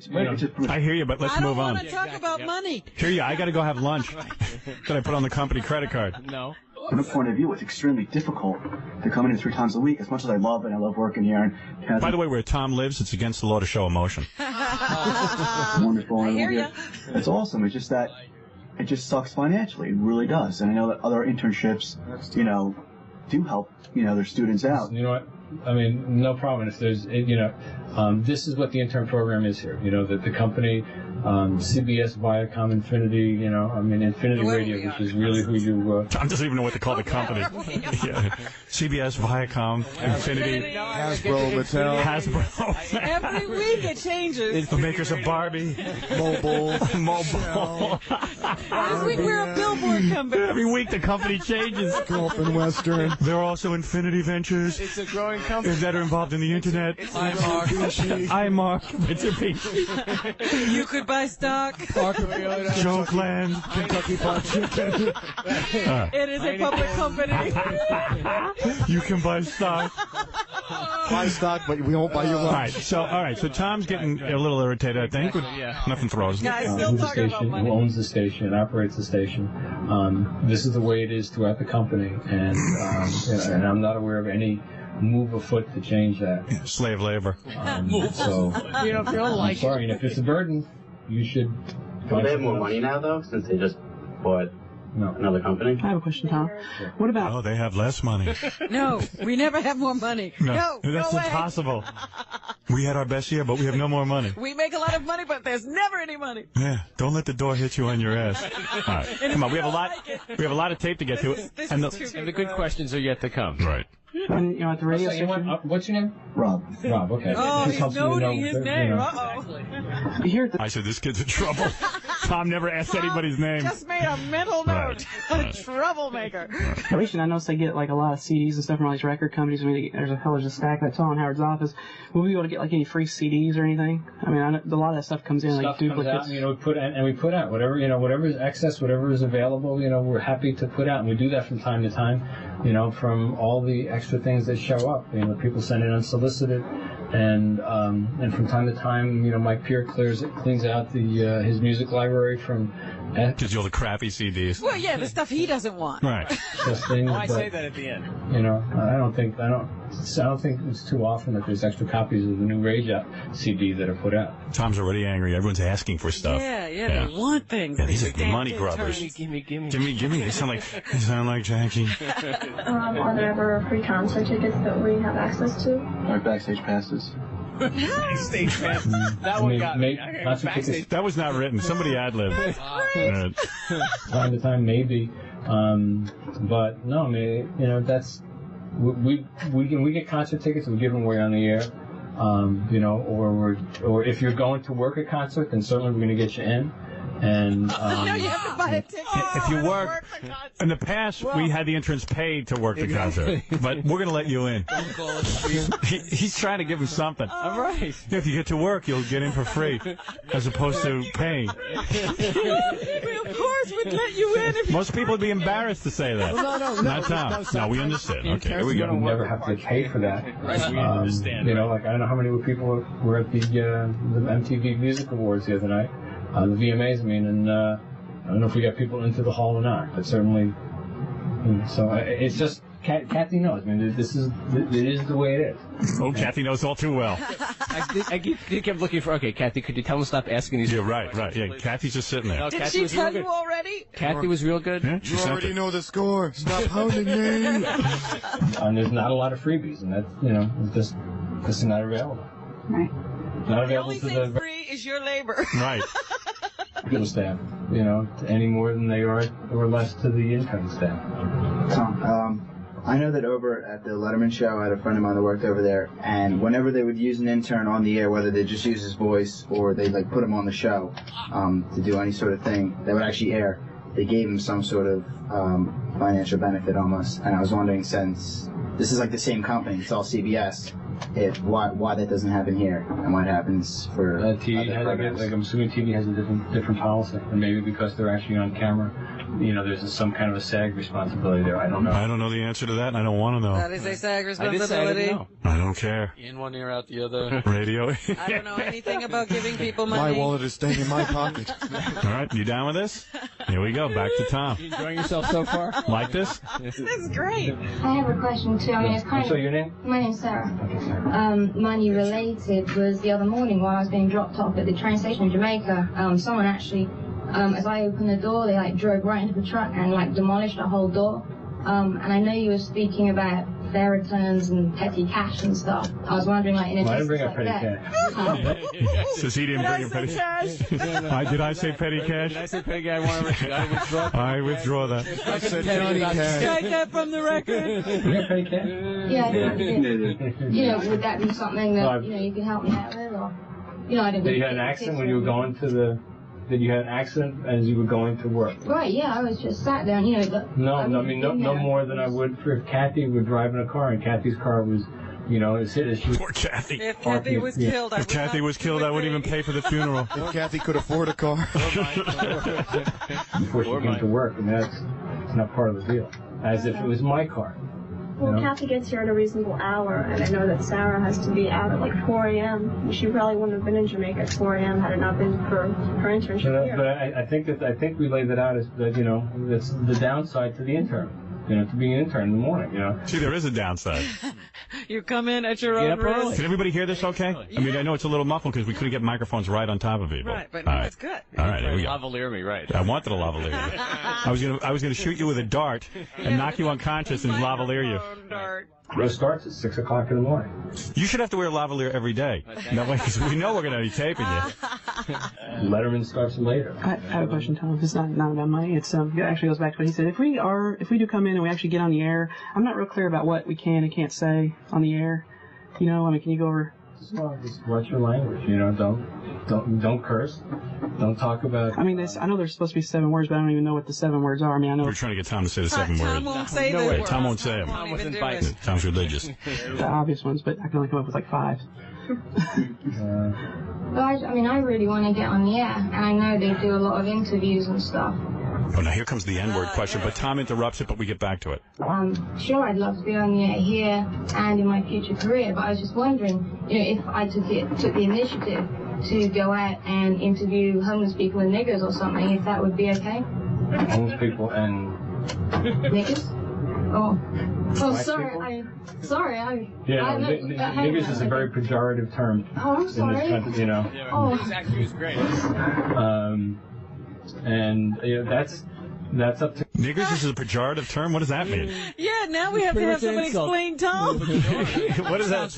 Tom stopped it, stunned in his tracks. Niggers is a pejorative term. Guineas and kikes. Niggers, guineas, kikes, spicks, heaps, all are pejorative. What does that mean, pejorative term? It's derogatory. Howard, yeah. You know how Tom knows these words? Yeah. He took out a vocabulary book, and read all these different words. No. Here, come on, Tom. I'm up to the P's. No, pejorative. The word of the day is pejorative. John asked me. Somebody asked me what the word meant. Right. And they asked me why I knew the word. And I said I knew the word, you know, and because after I get out of college, I did study vocabulary books. Oh, you're a power builder. That's what that's called. I was trying to, to improve my vocabulary. Dale Carnegie says that. Learn 7 new words a day. And Tom took his advice. I did it. Pejorative. So absolutely, yes, I do admit to having studied vocabulary books. Today's word is peony, a flower. So nobody knows what he means. Peony. It is found in New Mexico. It is a bright purple flower. More syllables, more syllables. It was almost like his robot chip. Oh, and he's a proper use of the word. That's all I know. Tom, you studied a lot of vocabulary? I did study vocabulary. But it was almost like his robot chip blew up when she said that. He goes, homeless and. I wonder if he could spell pejorative. Homeless and no. Doesn't compute. Any fun? That is a pejorative term. It does not compute. Homeless and no. I didn't find that word in the dictionary. She was real good, though. She was great. Yeah, she didn't make a big deal about it. You know what? Yeah. And when I looked at her, she looked at me like, oh, I didn't know that's a bad word. Yeah, but I know. She rehearsed it just really that way. Good. Yeah. She was really good. Want to hear that part again? That's a pejorative term. That is a No. Pejorative, and you can do what you want. Homeless and no. My brain is smoking. Somebody had to smack him on the back of the head to keep him. What do I do? All praise Mel. What would Mel do? What would Mel say? Kill the intern. He would fire her. Kill the intern. Right. I was hoping he'd fire someone right on the spot and you can't work here Get anymore. her out of here. Yeah, like, just get out. Who needs you here? No. What is your name? Sarah. No, goodbye.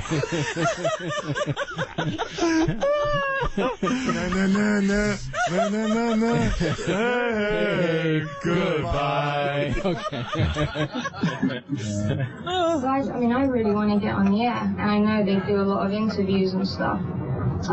Sure, I'd love to be on the air here and in my future career, but I was just wondering, if I took the initiative to go out and interview homeless people and niggers or something, if that would be okay. Homeless people and niggers? Oh, sorry. Niggers is a very pejorative term in this country. And that's up to Gary. I mean, Gary. If you should interview homeless people and niggers. No, I know. I know you recognize that as racist. He directs that stuff for to KC, whichever. Gary's the executive producer. So you need to discuss. If you have creative ideas like that, you should bring them to creative ideas about If you have creative ideas about no.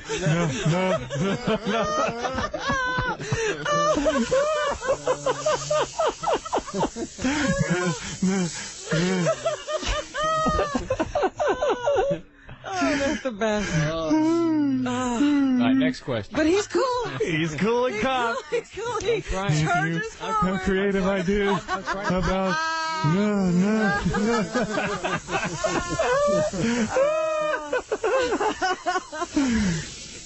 to Gary or to KC. Okay. And also, I know, Tom, there's like a bunch of weekends when I go back to school, and I know that like I'll go back and I'll talk to a bunch of people, and girls will come up to me that know that I'm working for Howard Stern this semester, and they'll want to sleep with me. And I was wondering if that's like frowned upon. Like here, is there like a rule against that or something like that? Same thing here. It is being. This is when Tom wants it off. It's being said. Is this a goof for the show? Okay. Again, his look was great. His look was good. And they recovered, and Tom was right back in. His look was great as well. Stayed in it. Well, I even rehearsed him. If Tom asks that question, here's how you look. So the interns You're a good director. they were beautiful. You're a good They director. followed everything. This is really good. I felt like Alan Funt was alive. Jackie, I want my money back. I don't know if there's any sort of ties that I have with the station, because I know we signed contracts. Your personal life is your own. Your personal, set of morals are your own. And if women come up to you because you're an intern at the Stern Show and they want to sleep with you, if you think that's motivation that would want to make you sleep with them, that's up to you. Like a priest. I would not do it. I would do it. Take a cold shower. Who are these women? But if a woman wants to sleep with you just because you're on the Howard Stern Show, I would not do it. Have morals. Good answer. Come on, it's a good answer. Fight the pressure. It's a good answer. Take a shower. Take a cold shower. That's what I do. Ice yourself. When I feel like cheating on Penelope, I take a cold shower. Women throw themselves at me all the time. That's right. I fight up. I'm handsome. You can see that. I don't direct people's morals. I put ice cubes in my pants. Direct anybody's morals but my own. I have a question for you, Tom. I feel like I'm actually late. Last two questions, then I gotta go. Okay.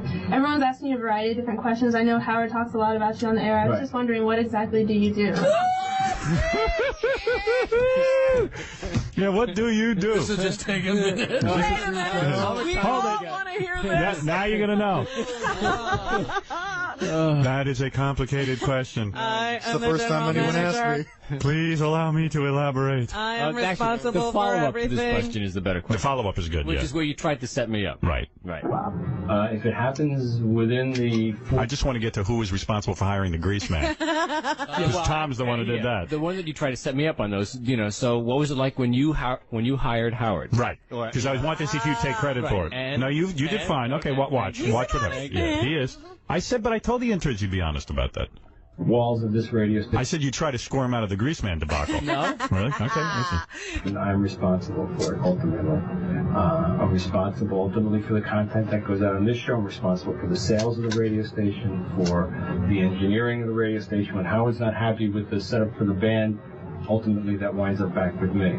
I didn't realize. Now I know who's responsible. No, I said that. And just listening, I said, I am responsible for it. I do nothing, but I'm responsible. Yeah, he's responsible. And when things go wrong, he never takes responsibility. No, that's not true. I got Barry Williams in here. I can't even get the thing mic'd. I'm happy with the air conditioning in the studio. Ultimately, that winds up back with me. If we have a sales budget to hit, I have a number of sales managers and sales people who all work for the answer to their, directly to their sales managers, who answers to... Tom loves this question. But it's not what he does. He's responsible. Everybody asked him, what do you do? Right. He said... He's telling you he's responsible. But what I do is... Yeah, what do you? You don't sell.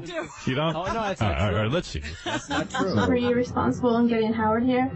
No, I was involved in the process, but no. I mean, Mel Karmazin. No. As soon as he mentions Mel Karmazin, he even ass kisses Mel in front of interns. There should be music. Yeah, wait till you hear this.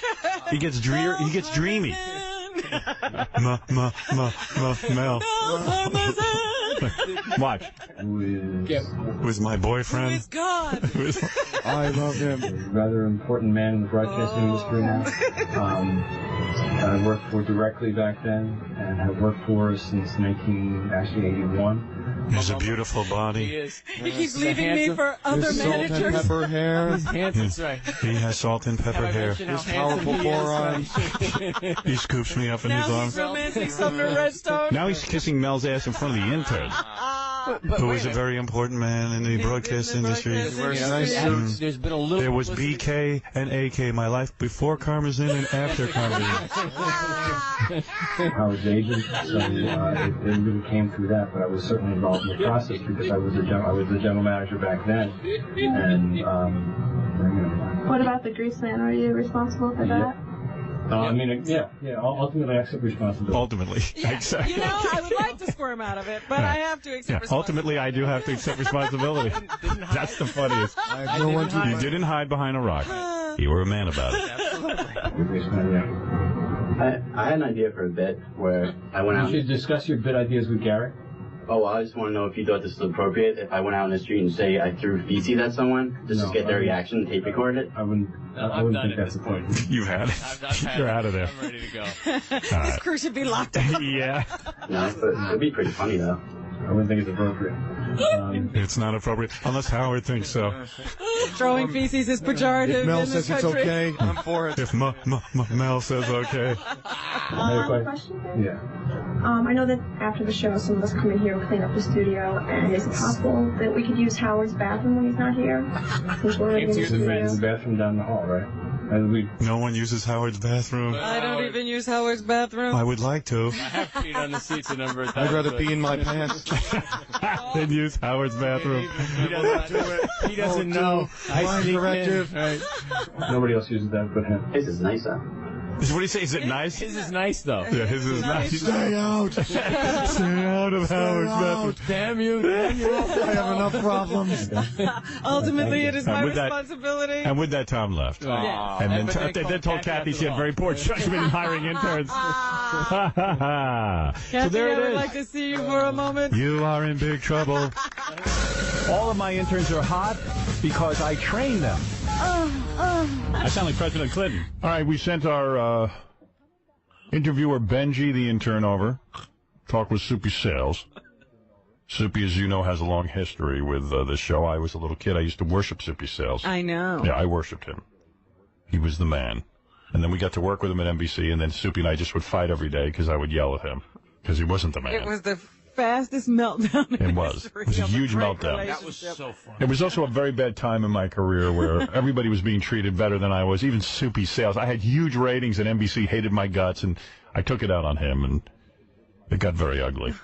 But anyway, so Benji went over. Last night he was performing or introducing some guy at a club. And here's what happened. Hey, Soupy. CBS Broadcasting. How are you doing? Fine. How you doing? Just a couple of quick questions for you. Now, you said a long time ago that you thought something was wrong with Pee Wee Herman. How'd you know? Something was wrong with what? With Pee Wee Herman. I said something was wrong with him. I didn't say anything was wrong with him. I just said what he did was ridiculous. And are there any kid shows that you currently endorse? No, well, they're all very good. They're Sesame Street and Sherry Lewis, Mr. Rogers, but they're for little kids. They're for older kids. And do you think that a talking dinosaur like Barney is an unreal thing to have kids be exposed to? Anything that Barney has to do with, they shouldn't have anything to do with. Why is that? What do you say? Anything that Barney has to do with, he shouldn't have anything to do with. Here goes Soupy. Soupy, we know how to, we decided to set, we didn't want to just ask him a rude question right away. Right. We just want to hear him ramble on. Yeah. Hear that great Soupy philosophy. Because he has, philosophy. He hates Barney. Barney, you see, let me explain something to you. All right, young man? Barney is a talking animal. Now, even when I had talking animals. But my talking animals barked. They didn't say anything. See, that you could believe. Pee-wee had a talking chair. Talking chair don't talk. Chairs don't talk. My dog barked. It went, ooh, ooh, ooh. You see, Barney talks. And I don't like that. That ain't right.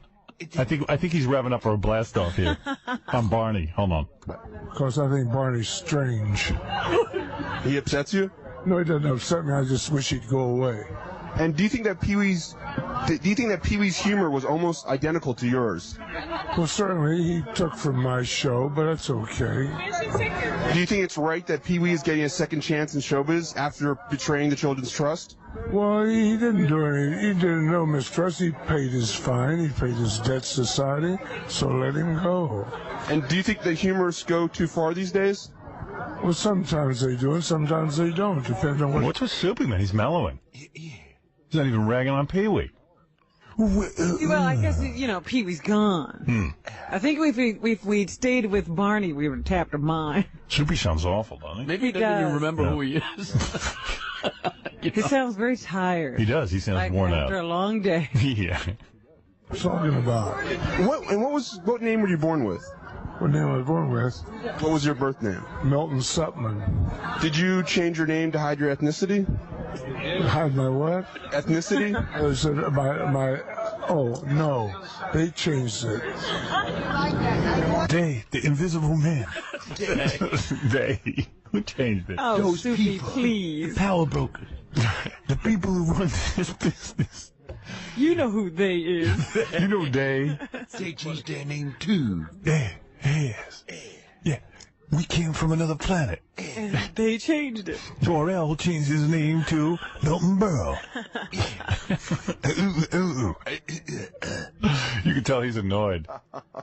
And do you feel badly that Sinatra has passed on, even though he was a womanizer and an alcohol abuser? Well, now, don't be cruel. He was the greatest icon we've ever known. Our show business, his type of show business is dead, and we will miss him. He's a marvelous man. Now, I have to be honest, I thought that your radio show was the most innovative thing on NBC. Do you think that NBC abandoned you and your radio show? No, that's a kiss-ass question, Nick, right? No, he's going to love this. Well, thank you, first of all.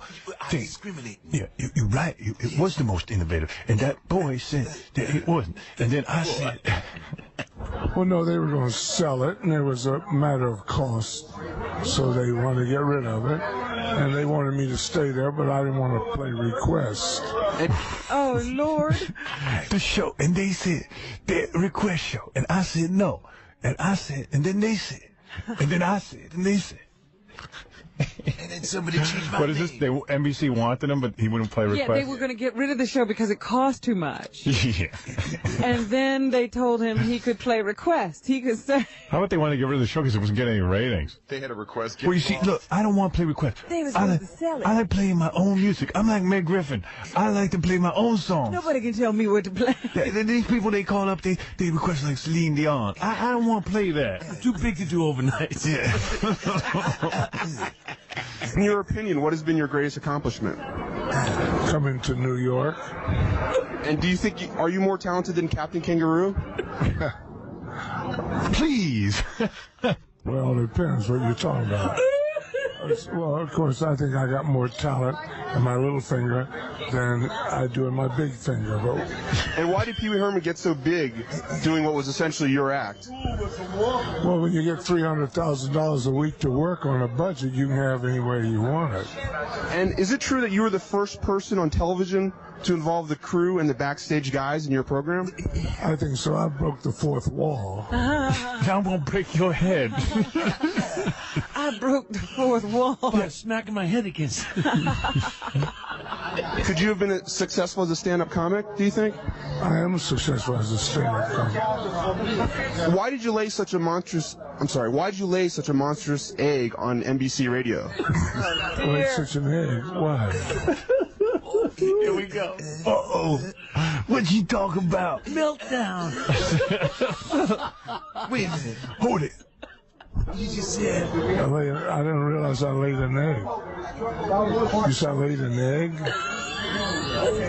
Right. I didn't lay an egg. I didn't lay an egg. I didn't lay an egg. What am I, chicken? I don't think I laid an egg. This was going so good. Let me check my pants. You're confusing me. There's no egg there. Wait at the end, he asked Soupy if he thinks he crapped his pants. That's an egg. You got to see the video of this when we run it on E! Because he says to Soupy, did you crap your Depends that's coming up? And then Soupy, walks by him and didn't want to answer the question. Benji is nuts. Benji just falls down on the ground like Soupy hit him. Oh. So funny. Benji is talented. Yeah. Did you ever see Don Imus puke blood? No. Are you sure about that? No, I never saw him puke blood. Did you ever see him puke at all? No, I never did. What were you doing? You must have had your eyes He was in closed. his own world. Super Right. didn't notice anybody else. I was puking blood. I see myself, but not him. You still pee in a steady stream? Yes, I certainly can. Why? You're getting to be like Stuttering John. Uh-oh. Soupy. We didn't ask Soupy a Viagra question. That was the first question on there. Really? Yeah, I don't know why you didn't ask that. I put these together last night. I think that's it, guys. I gotta go. I gotta do it. Wait, please, I'll get in trouble. Just one more. You're in trouble. You're going in trouble, right? Please.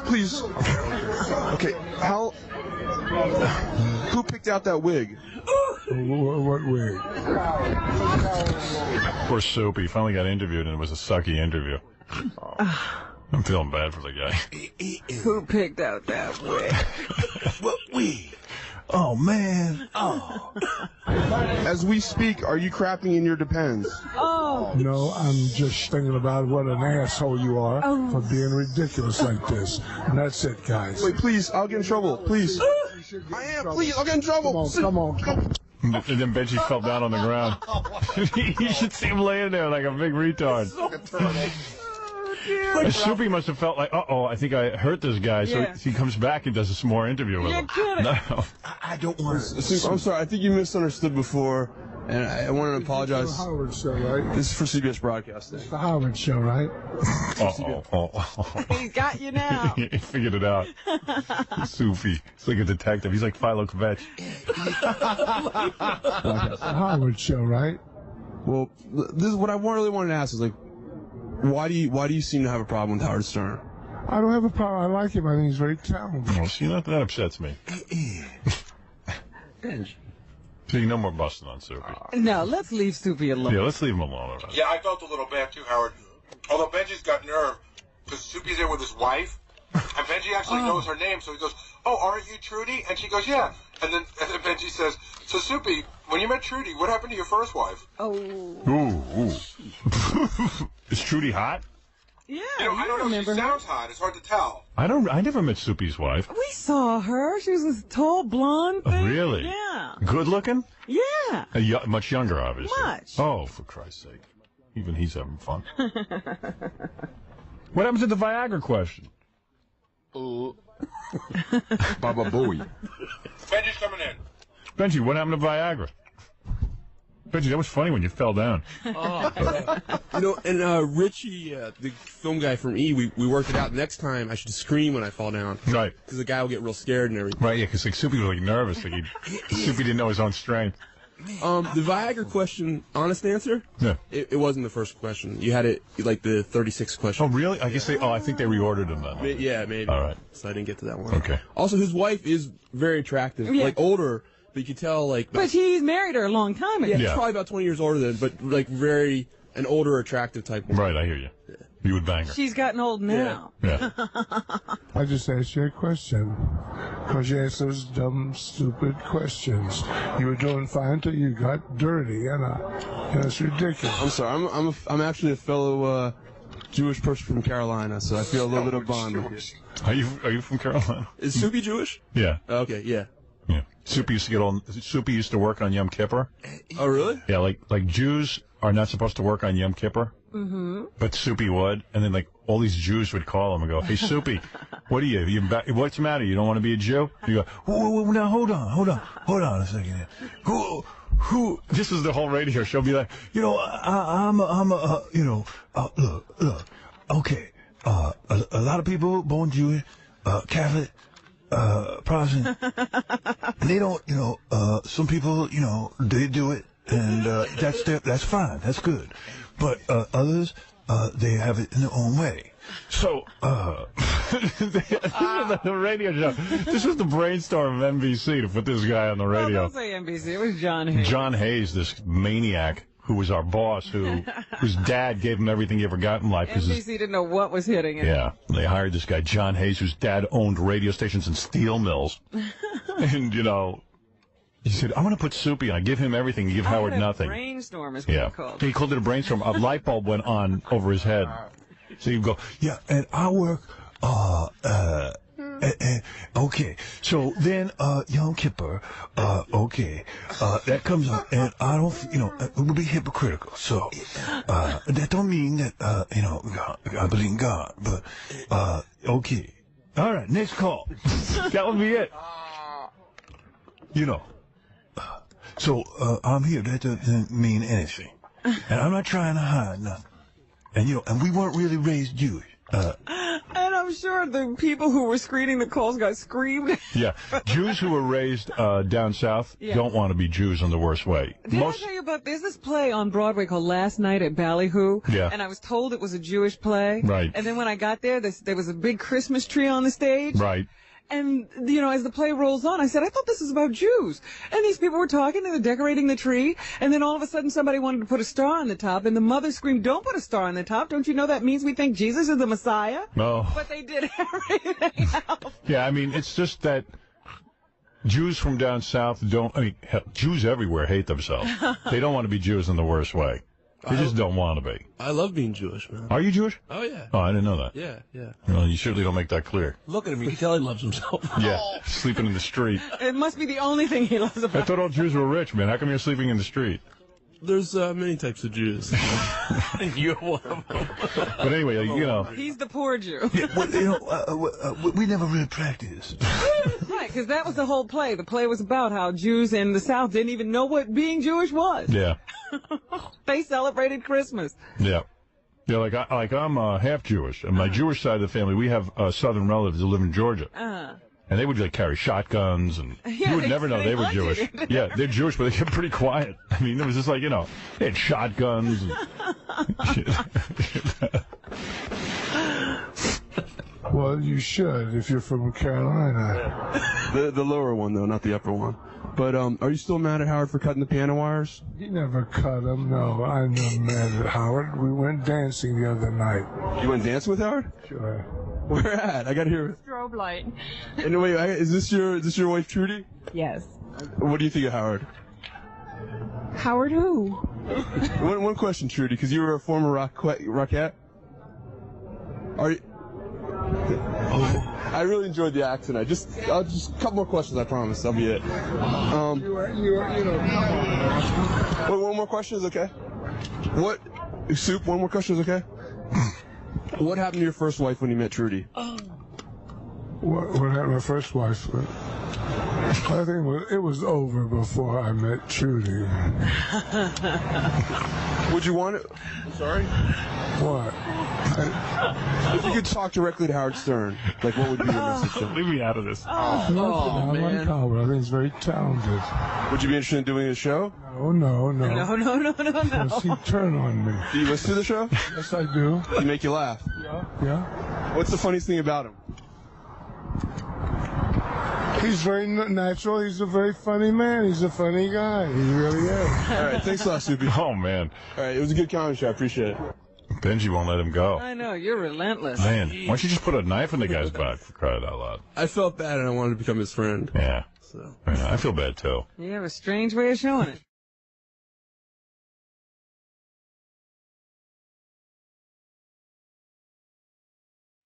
Did Tom catch up with you yesterday? I was running in the halls trying to avoid him. Did you see that? I see Tom walking into our studio looking for me.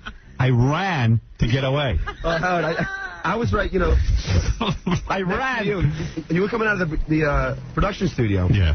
And I saw you, and I saw Tom was walking into this studio, and then you just, like, took off. And then he saw me. He turned around and saw me running. And then he came to me and goes, was that just Howard? And I wanted to help you, so I stalled a little bit. I go, what?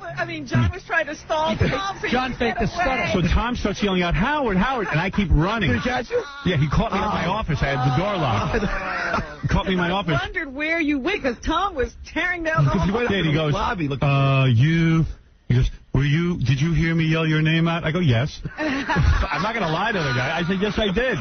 Why didn't you stop? I go, I didn't want to talk to you. Because it was you. I'm trying to remember, what did he want again? It was something stupid. It was so funny because it was out of nowhere. You started running. I didn't know what the hell you were doing. Then I saw Tom. It was something really dumb, too. I have no idea. I just saw the attempted escape. Well, then Tom's a weird guy. This is our boss. This guy is so whacked out of his head. What did he want yesterday? Do you remember? I don't know, but I know that him and Gary got into like a weird discussion. But, about the I-1 thing? Yeah. Yeah, but I'm going to talk about that. Yeah. But Casey, what did Tom finally track me down? I don't even know why he was running after me. Casey was there. And he said something to me, and I just said, okay, leave. People chasing each other. People chasing. I don't want to talk to him. What was he talking about? Do you remember? He was talking about the child molester. Oh, yeah, right. Yeah, we're trying to, yeah, okay. Oh. So some authorities want to, try and track their child molester guy down, and I said, good, go get him. So, oh, yeah, so this is just one more thing. Tom is so weird. This is a very strange guy. Tom didn't want us to do Butt Billionaire. Right. Where we gave away Kendra Jade's butt. Yeah. So he wouldn't pay for the AIDS test for the guys. Yeah. So, which means, hey, Howard, you pay for it. No, I think... And I'm like, seriously, and I'm like, well, wait a second. What am I? Am I an independent guy, or do I work for a radio station? He doesn't like Butt Billionaire. Why not? Who cares what he likes? Just shut up and count your money. But see, I found out that he meant it a different way, but I didn't interpret it correctly. He said, when I said I need money for the AIDS test, he says, well, I don't like this bit at all, and I'm not paying. Yeah. So you know what we did? So then he said, in fact, I'm going to talk to Howard about it. So I think he figured out that meant to me that the bit wasn't going to happen. I see. But he never said that. And the bit did happen. No, the bit's happening. I'm sick of him. And it happened and was a great bit. He doesn't like it. He just doesn't like it. Right. He never likes anything. Yeah. Of course not. He wouldn't like anything I've done my entire career when you think about it. Yeah. He would have been the first guy to fire me. And he always goes, no, I wouldn't. The painting of breasts. Right. Please. I wouldn't be doing anything. Why do you... Yeah, what's the difference between painting of breasts? It panders. It panders it selfishly to the... You know what the other funny part is? He's an idiot. Howard goes, Tom, what's the difference between having sex with a porn star and Butt Billionaire? And Tom goes, to tell you the truth, I was out during sex with a porn star, and I probably would have squashed that. Yeah, he's scratching everything. Give an answer without the context. Yeah. Well, Tom, maybe I'll sit here and stare at the wall, you goddamn moron. That's what I do. So anyway, I said to Gary, hey, screw Tom for the AIDS test. Mm-hmm. We got money from I1.com, the website, gave us like 10 grand to do whatever we wanted with. All right, so I said to I1.com, give me some money for AIDS test. Okay. No problem. So now Tom went to Gary yesterday. And what did he say? And he goes, from now on... No. He told me he contacted I Want already. Yeah, can you imagine he contacted our sponsor? And then said what? You know what? He He rips my balls out every time. Imagine contacting a sponsor and he says, from now on, all money you give to the Howard Stern Show has to be approved by me first. Yeah, so you know what? I look like an idiot to my sponsor. Right, now you got your mommy calling. Yeah, my mommy. Saying, look, I don't want my son to have candy. That's all right. Candy to me and I'll dole it. We're almost done with this guy. Trust me on that. Robin, as God is my witness, we're almost done with this guy. That's all I'll say. I heard him tell Gary, he's like, it's my air. I'm almost done with it. Because it's his air. It's his air. No, this air is only valuable because something's going on during the show. Yeah, let's see him get a rating point. I'll just put on Grease Man. Or the other Howard Stern imitators the company now puts on every minute. Oh, his bottom line. Oh, his bottom line. One of these days. Yeah. He's really responsible for his bottom line. Right. I mean, they got to get this guy. I'm going to have a meeting with Mel. I've got one lined up. And I'm just going to say, Mel, I love working for you. I love the company. You got to get this guy off my back. You got to help me out. You can't leave me alone with this guy. It's like, I said, how come you moved out of the building? You don't want to be with him either. How come I got to be with him? You be with him. I don't want to be with him. What an insult. Now I'm calling the sponsor. Oh, he just, instead of coming to me and saying, listen, I'm going to call your sponsor. And I would have said, no, you're not calling my sponsor. You make me sound like an imbecile.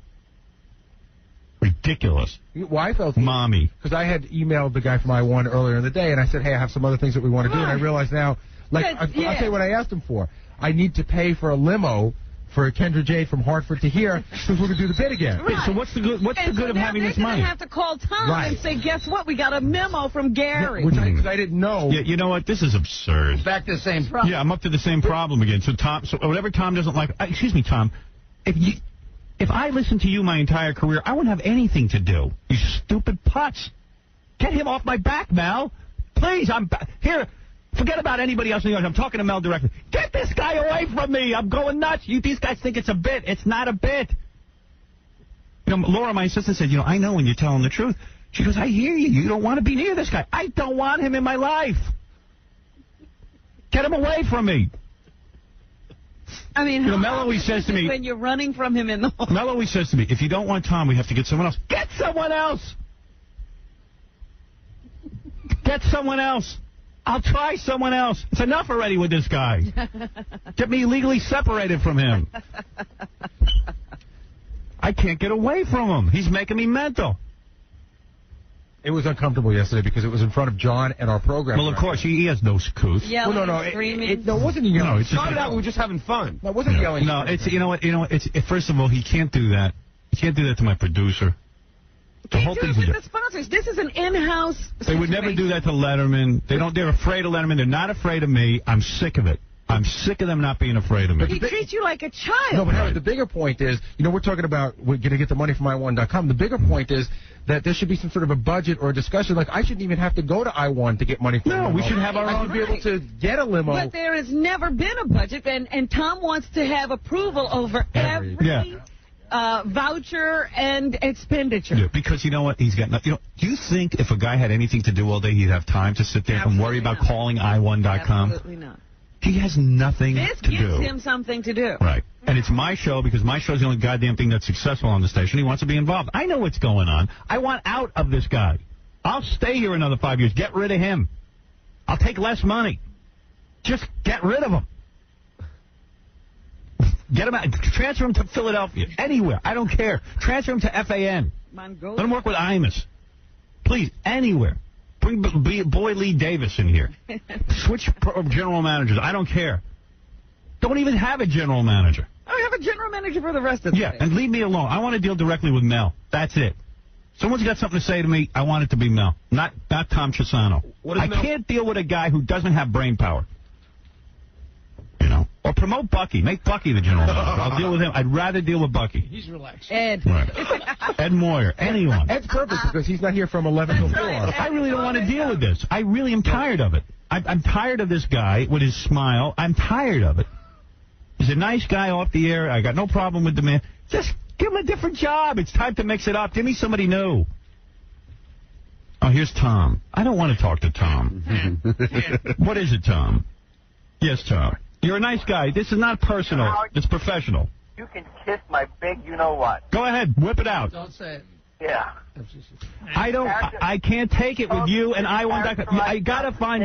You can keep talking, I'll keep talking, and we're both not to be heard. All right, let's hear you. You can mischaracterize conversations all you want, which is what you do on a regular basis, and it is part of the art of your show. I got no problem with What that. did I mischaracterize? You weren't there yesterday for the conversation with Gary. You have no idea what the tone Did Gary say it wrong? was. No, the tone was... Who cares what the tone is? It's the message I don't like. Tom, I told him it wasn't angry or you yelling at me. You weren't yelling. No, it was just very conversational. I just thought... Howard's characterization, if Tom has no clues, he shouldn't be talking about. It wasn't. Should not.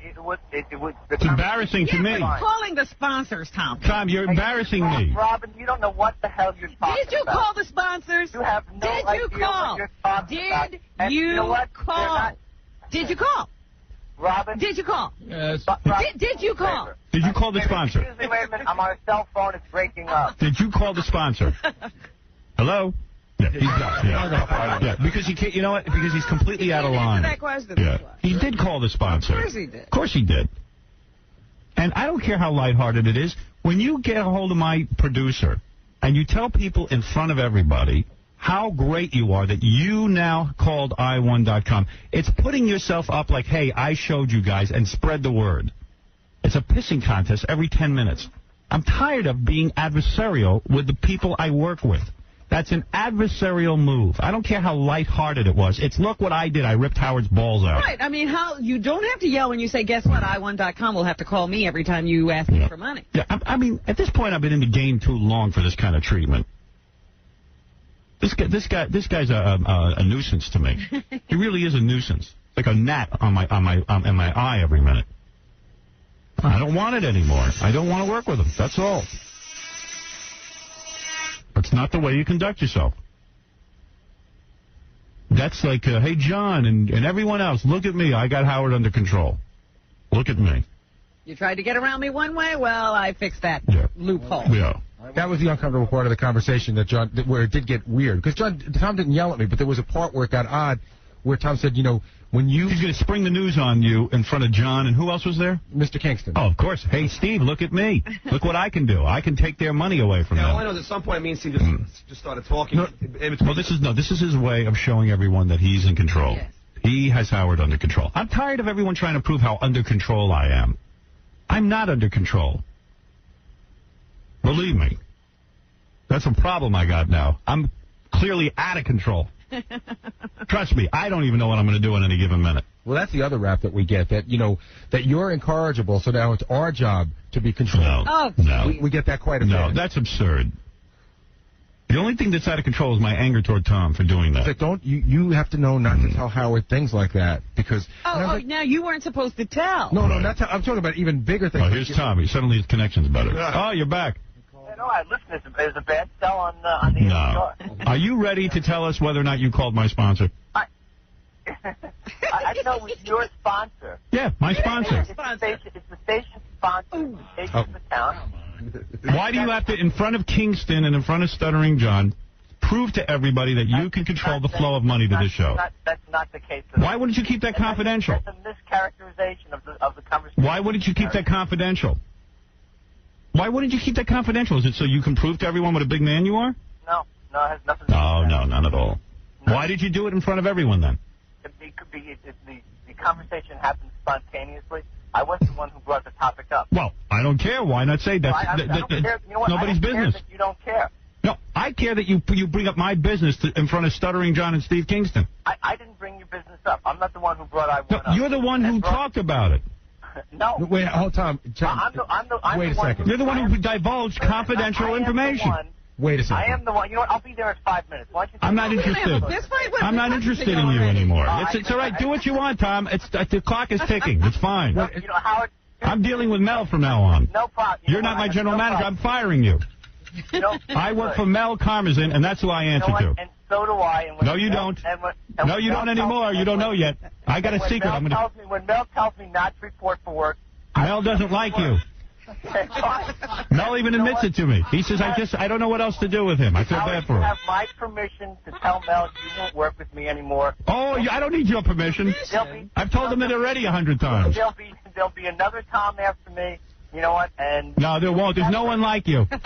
When they made you, they broke the mold. Why did Mel move out of the building? Do you know why? To get away from me. Yeah. Everyone knows it. Absolutely. He couldn't take it. When am I going to get to move? You know what? I'll leave an initial. You get that put in your contract. I'd be happy to initial next to that. Thank you. You don't initial anything on my contract. Mel does. I know he does. the part about having me fired... Mel threw me to the wolves when he left me here with you. Go ahead. At least I used to have him here. I can say, Mel, you got to help me. Tom's off the wall again. He goes, all right, I'll take care of it. Right. Now I'm like sitting here. Yeah, you're alone. Where's my Mel?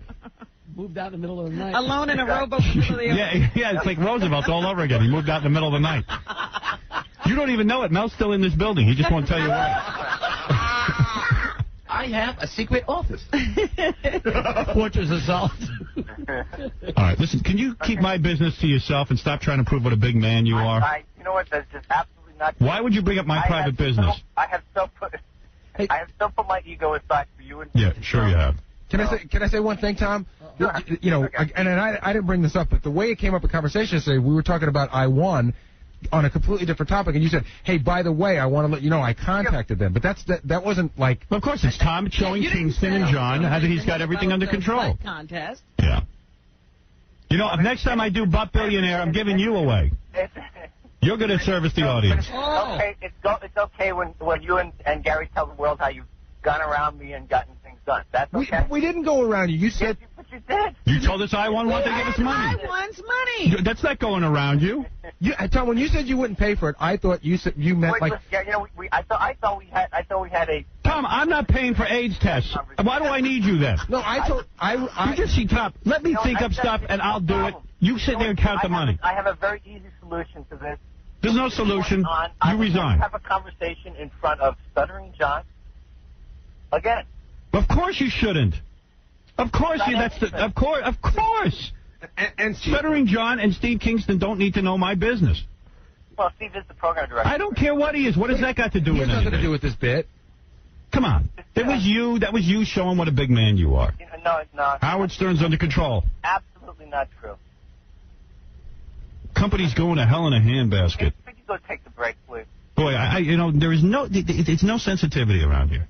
No, not at all. None. None. It's all right. That's all right. Howard, no, but you know. Clock is ticking. Go for it. Just let me know.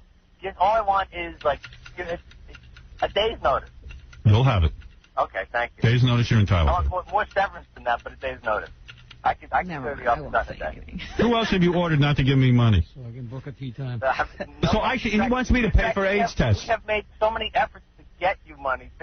I finally got the money. Now, of course I'm going to use it for controversial stuff. What do you think this is? Do you know who you're working with? Controversial fund. That's not what the conversation was. That's not what the... Keep letting the Howard Stern imitators do everything and keep me under wraps. Right, that's good. Absolutely. All right, goodbye. Goodbye, I'm done with you. And don't bother me. And stop chasing me around the halls. This is not the Waltons. You can't handle the heat, get out of the fire. Whatever. Get out of the kitchen. Get out of my life. Get out of here. All right. That was an ugly thing. A day's notice. What does he need a day's notice for? That was an ugly conversation. Yeah, I'm afraid to. Who cares? What's he going to do? No, because he's parking his car now. So learn to tolerate his baby quality. Yeah, so he'll see you. No, he'll be upset. I know what Gary's saying. He'll come and give us... But here's the deal. He did it to himself. He said something to me yesterday that he knows that you need to know. Well, of course. I tell you, and if you're going to talk about it on the air, that's now he's going to yell at you for telling me. No, but here's this whole issue. It's come on me. You're the guy who talks about these conversations on the air. If he doesn't want you to talk about it, he should have that conversation with you. No, he shouldn't. Let him keep talking to you. I like that. And just realize that he's talking to you because he can't talk to I must take a break. I must make more money for the station. That Tom will keep away from you. Yeah, so they can withhold it from me. Any tests? They're a station sponsor, but I mean, how much money would they be spending on the station without you? I will not pay for AIDS tests. The point is that we had a direct relationship with I1.com, and Tom interrupted it. If that's the point. Yeah. It doesn't matter what sponsor they are. I have a meeting with Mel when I get back from California. And this is topic number 1. Thank you. I must take a break. Get the hell out of my life. Who needs you? Beat it. Leave me alone.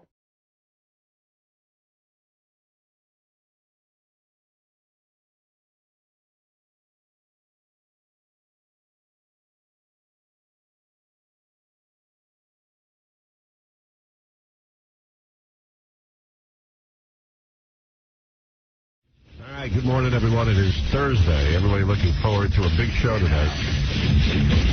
A whole bunch of stuff we got to talk about.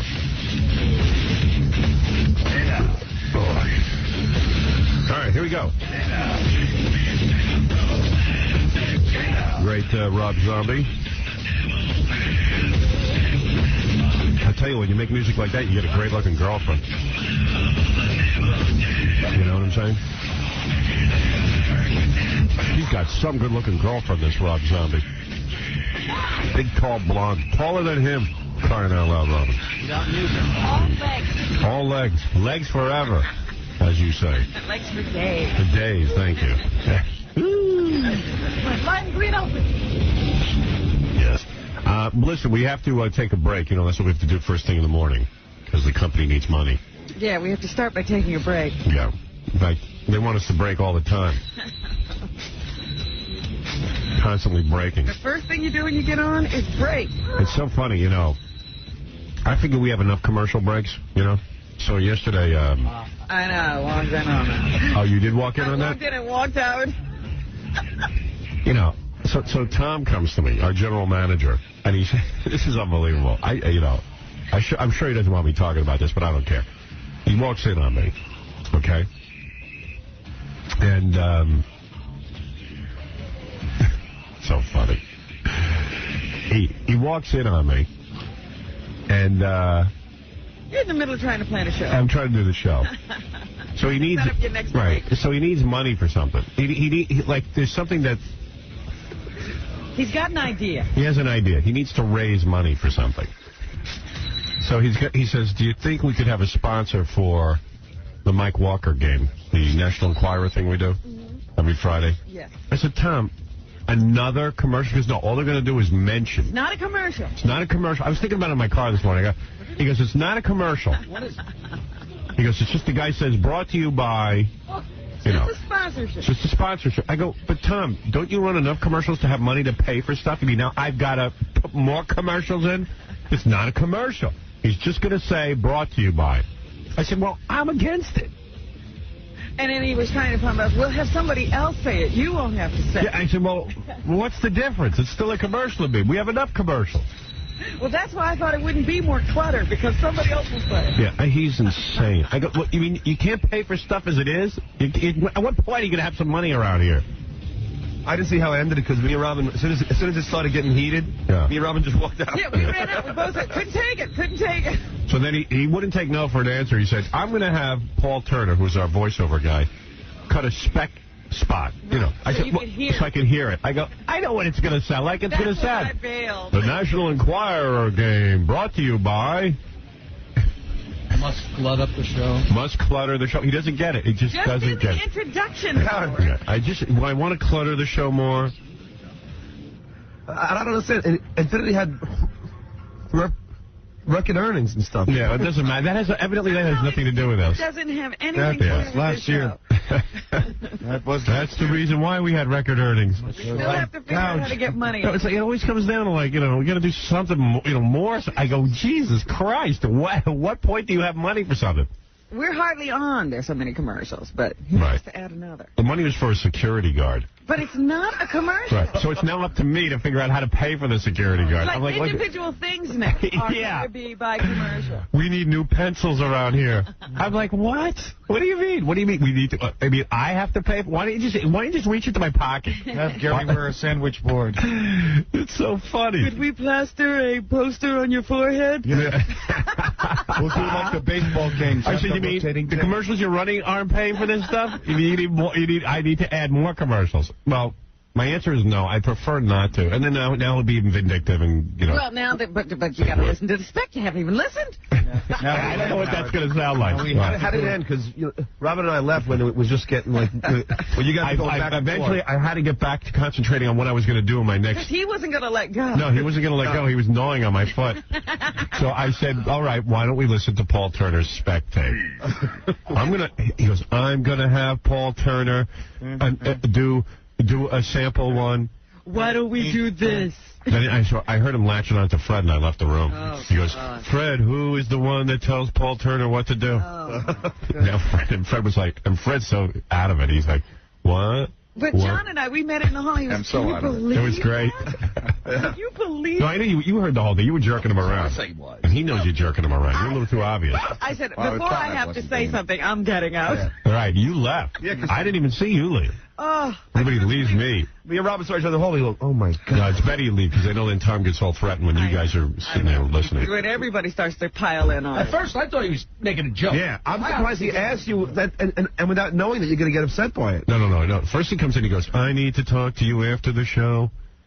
And I'm like, oh. You say, I don't have time. You know, I mean, I sit here for 5 hours. Talk to me during the show. I don't care.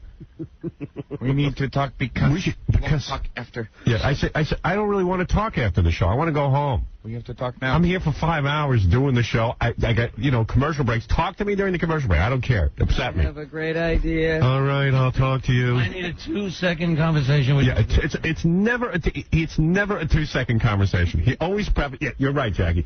I need a 2-second conversation, and it's never 2 seconds. How can that be 2 seconds? You're adding a commercial on my show. Yeah. Doesn't he know the commercials are a sore spot with you? Yeah. I'm adding a commercial. I don't care. It's not a commercial. But it's not a commercial. It's a commercial that's not a commercial. Right. So it's not a commercial. What do they put that on the log as? How do you sell it? How do you get money for that? The only way to pay for security is if you add more commercials. What about the ones that run them? Charge more money for those. Charge a couple extra bucks for those. No. No.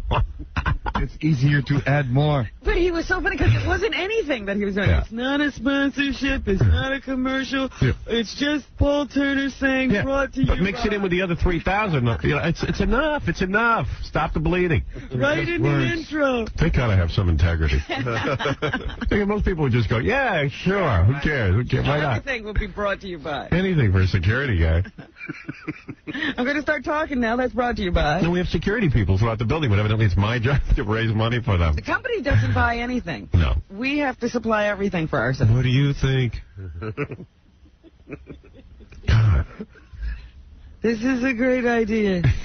No, it's not. Another bad idea. Your safety's important to us. Make a few extra bucks. Yeah, we'll pay for safety if you put in another commercial. Let's clutter the show up more.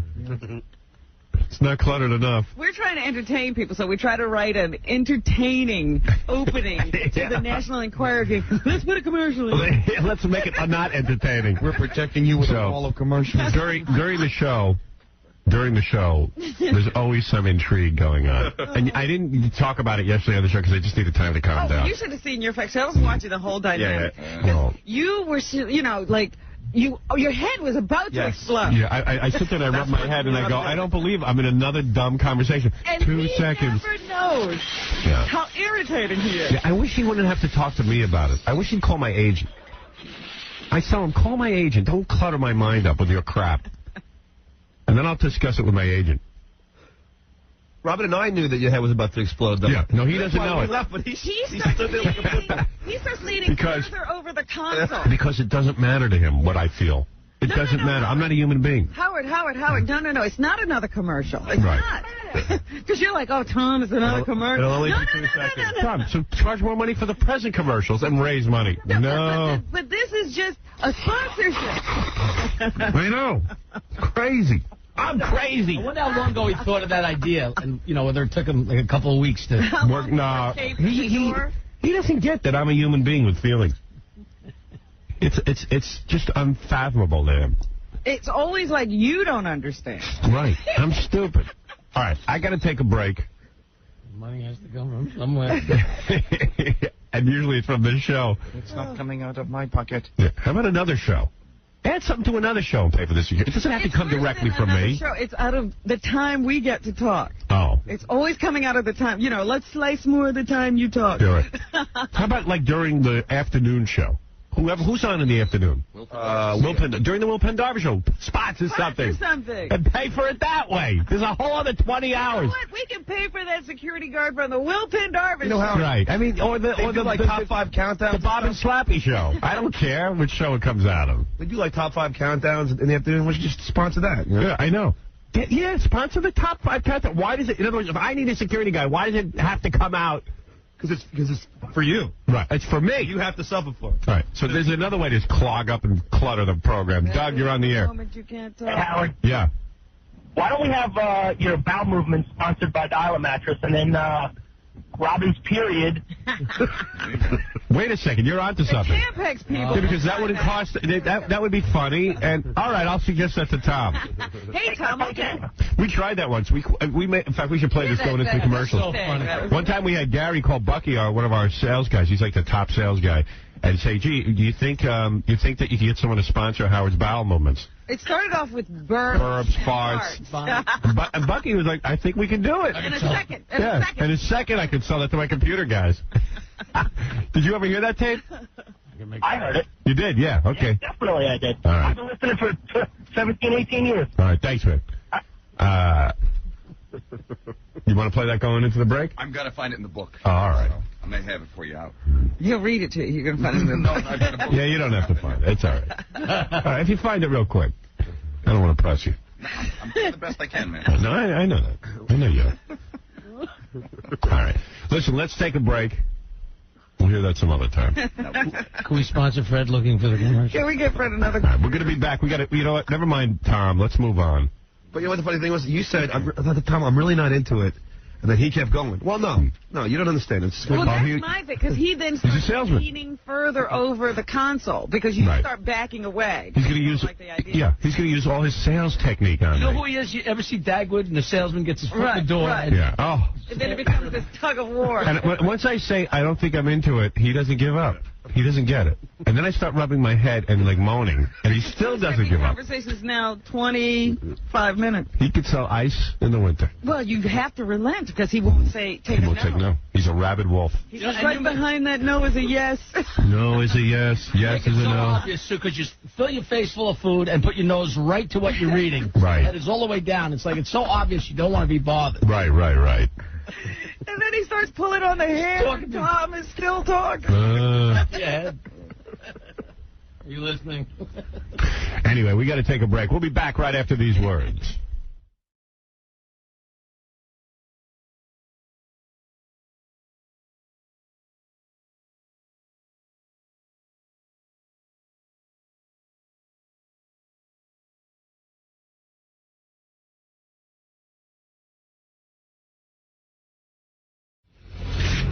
There's this weird thing every day. Tom, our general manager, brings me an apple and a hot cup of water, which is really... He's trying to suck up to you.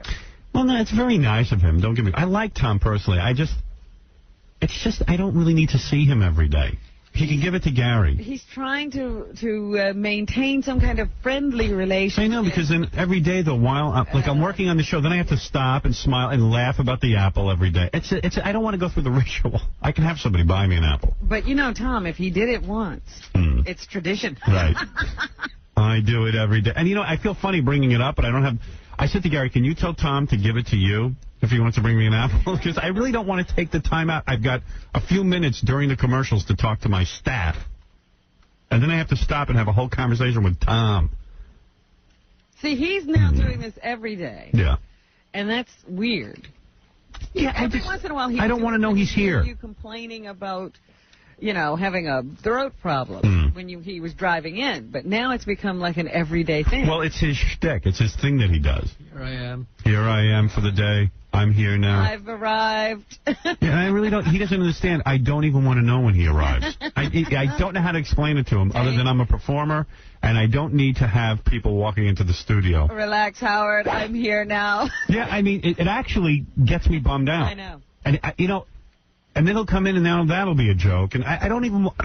I feel uncomfortable in real life saying to him, Tom, I prefer not to see you during the show, but I've said that to him a million times in my career. I really don't want to see him during the show, and I mean it. I know. There was one point at which you had said, just don't come in here. Yeah, don't let me know. And he would do it for about a week, and he can't stay out. Yeah, I mean, first it became these guys got on my ass during the FCC battles that they had to sit here and babysit me during the show. That irritated me enough.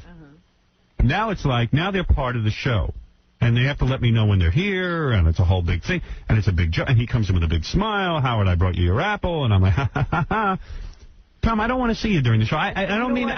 I don't hate you or anything. I walk in, I say good morning, I put that there, and I walk out. Yeah, but it's affecting me. You know what? No problem. It affects me, and I knew you would be sensitive about it. Oh, geez, no. Should I be? But you're assuming I want to see you.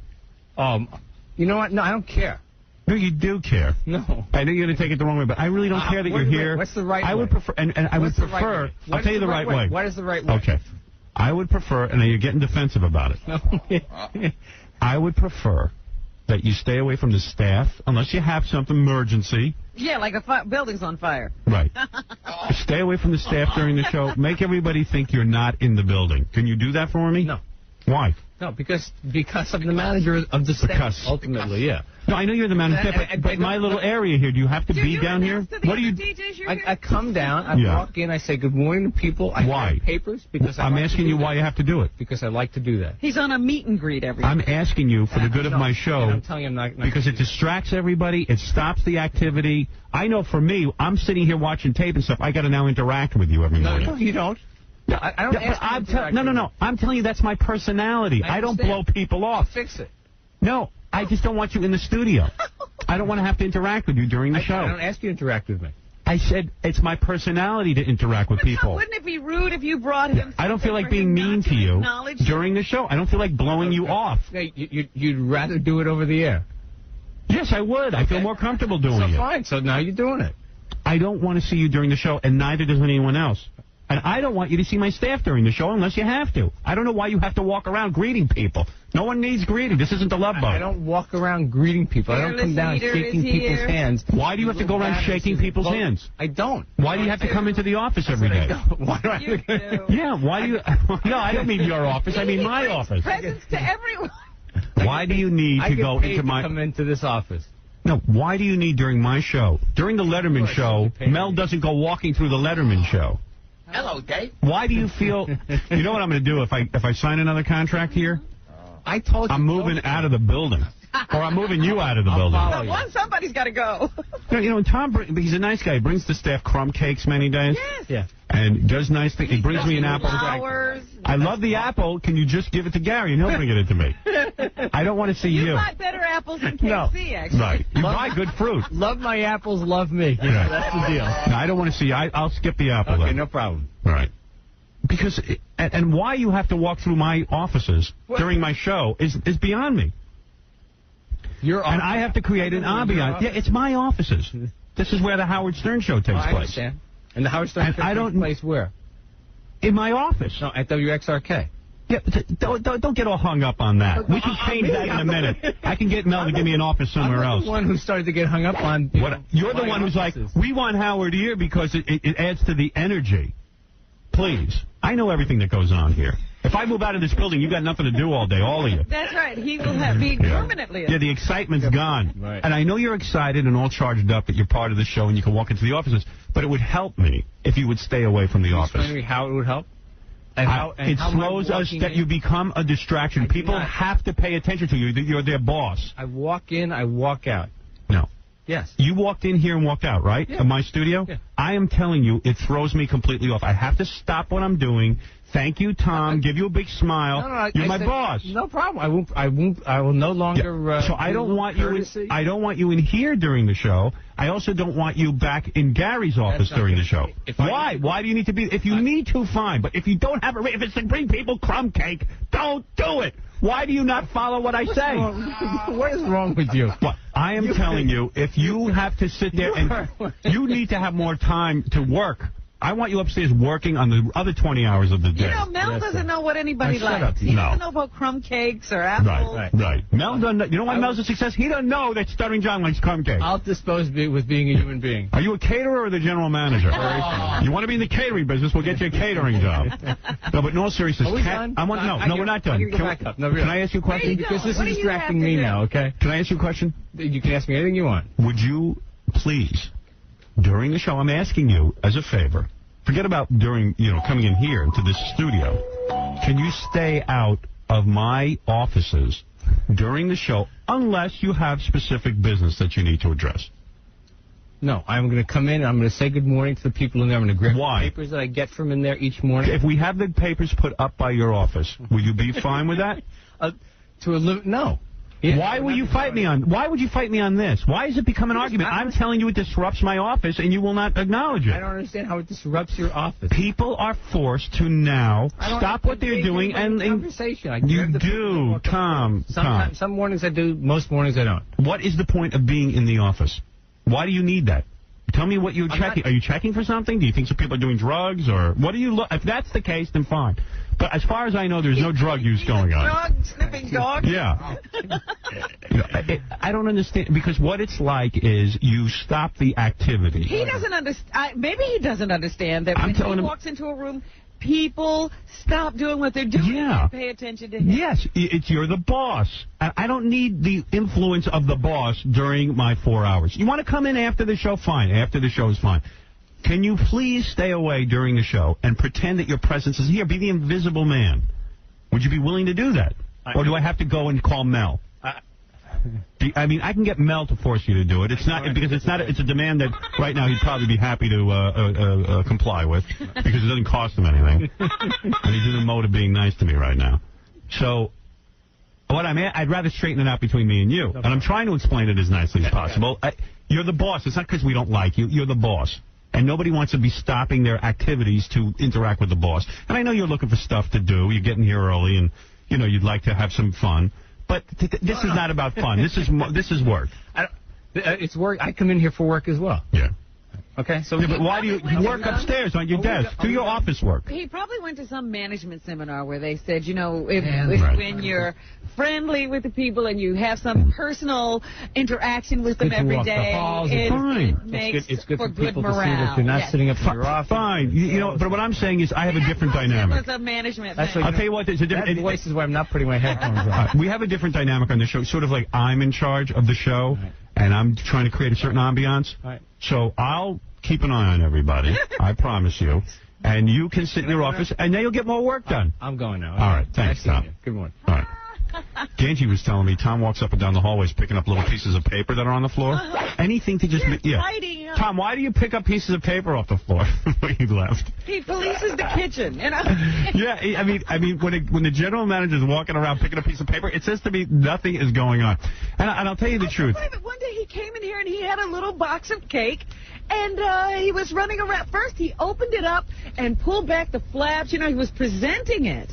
And then he realized the person he wanted to see it had already left, so he closed it, retied it, and walked down the hall to find them. Yeah, well, here's the deal, okay? He has nothing to do. And the truth of the matter is he's being less than honest when he comes in here. He's always hanging around the office telling people when to break, what not to say on the air. He starts instructing John what not to say on the air. I don't need that going on during my show. You want to talk to people, talk to them after the show. He would like to be an earpiece in everybody's ear. Yeah. Actually. And it just slows the whole goddamn office down. And it really defeats what I'm trying to accomplish. Which is his job. Yeah. And quite frankly, the rest of the station has 20 hours on the air that are doing less than stellar. Never see Tom. Yeah, they don't. I've talked to other people. They don't see Tom every minute. In fact, if they get called to Tom's office, they know that's bad news. Yeah, I've talked to Kane, and Kane doesn't tell me he sees Tom. Yeah. And Will Pindars has never seen Tom. Yeah. Well, the point is, the overnight guy doesn't see Tom. I mean, really. I mean, how does he get through the show without seeing Tom? And he's never gotten a crumb cake, that guy. I mean, my luck is that I'm here when Tom gets in the morning, and it's before the sales staff gets in, and Tom has 4 hours to roam the halls. That's right. So he has nothing to concentrate on but you. Yeah. And I know he walks into my studio every day, and I'm like, oh, hi, Tom. You got my apple. And it's like, I don't need to stop. I'm working. He doesn't understand work. And immediately, everybody sees him pass through the hall. Even if he doesn't stop in that office, it's like, uh-oh, Tom's in the vicinity right now. Yeah, I don't know. It just slows things down. I don't know how else to explain it to him, and I didn't mean it to hurt his feelings. I really don't. Anyway, Butt Billionaire is... I mean, really, it's annoying. I mean, the guy's annoying. And then I go to him. He goes, "Well, I'm not doing anything. You don't have to acknowledge me." No, I don't want to have to sit there and not acknowledge you. I don't want to go through that. But I also knew somebody had told him this was good management. Yeah, I know, and it's not. Somebody put this into him, and now he's marching up and down the hall. Yeah. It's in a manual somewhere. Yeah. Somewhere he went to some seminar, and they told him that. Some guy he admired. if I am, and then he can see I'm here. Because we can have an interaction. Because. You know he's walking in here tomorrow at 6:45 with. No, I hope not. I mean, really, I'm not. I'm saying it because I said to Gary, can you listen? I said to Gary, can you walk up to Tom and say Howard really doesn't want you coming in and handing him his apple every day? No. I don't know. And then he's like, no, I can't. But Gary was like, no, I can't. I said, all right, I'll do it on the air. I don't feel comfortable doing it off the air. I mean, really, what would he do? Tackle Tom before he gets to the door? So I'll take that? You know what? Like Letterman's producer would have no problem walking up to Tom's of the world saying, hey, look. I'll take that. I'll take the apple. Howard doesn't want you in the studio. But Gary, it was going to hurt. Gary, he's not taking that seriously like the Rob Burnett. No, I just didn't want to kick the guy in the groin. It was going to hurt his feelings really bad. So you let me do it. Well, see, I need a producer that can hurt people's feelings. Right. Can't hurt guys. And it's very difficult. See, like Laura Lackner, my assistant, goes around all day hurting people's feelings in my name, and I love her. She is so fantastic. Yeah, but you gotta. She would walk right up to Tom and Howard, say, Tom, big difference. You are not supposed to come in here. Big difference, Howard. Hold on, can I stop you for a second? Laura Lackner answers to one person and one person only. It's you. I don't have that luxury. You answer only to me. No, I have to deal with Tom here to get things done for the show. So why would I want to alienate him when in a week I'm going to need money or something? Nah, you can alienate him. No, it's not right. He still has to give you money. I could go to Mel anytime I want. If I worked solely for you and I was not dealing with anyone here, it would be a lot easier to do. Laura's in the same position you. First of all, she'll never have to deal with Tom on any level. No, but she deals with 20 other Toms on other levels. Maybe she doesn't deal with Tom, but she deals with other people who are just as important in my life as Tom, but she goes right up to him and says, you are not to bother Howard. I'm a loser. I can't do that. I'm sorry. You're a schmoozer. You're not a loser. If you really pressed me, I would have done it. But you're a schmoozer. You like the cigarette. You like to talk. You got to learn to be a prick. I need a professional prick in here. Kathy's got a little bit of the prick in her. I got to teach her how to do it. I see that there are no pricks in that office. You're not kidding. I got all women back there. No, Kathy's more man than I am. Kathy's more man, and Laura's more man than all of you. Oh, dear. She's invaluable. You're right, because she's pummeled me. Laura's pummeled me once or twice, and she called me 5 minutes later like nothing happened. Oh, yeah. No, that's it. That's it. And believe me, I got to get her into the city here so that she can pummel you face to face.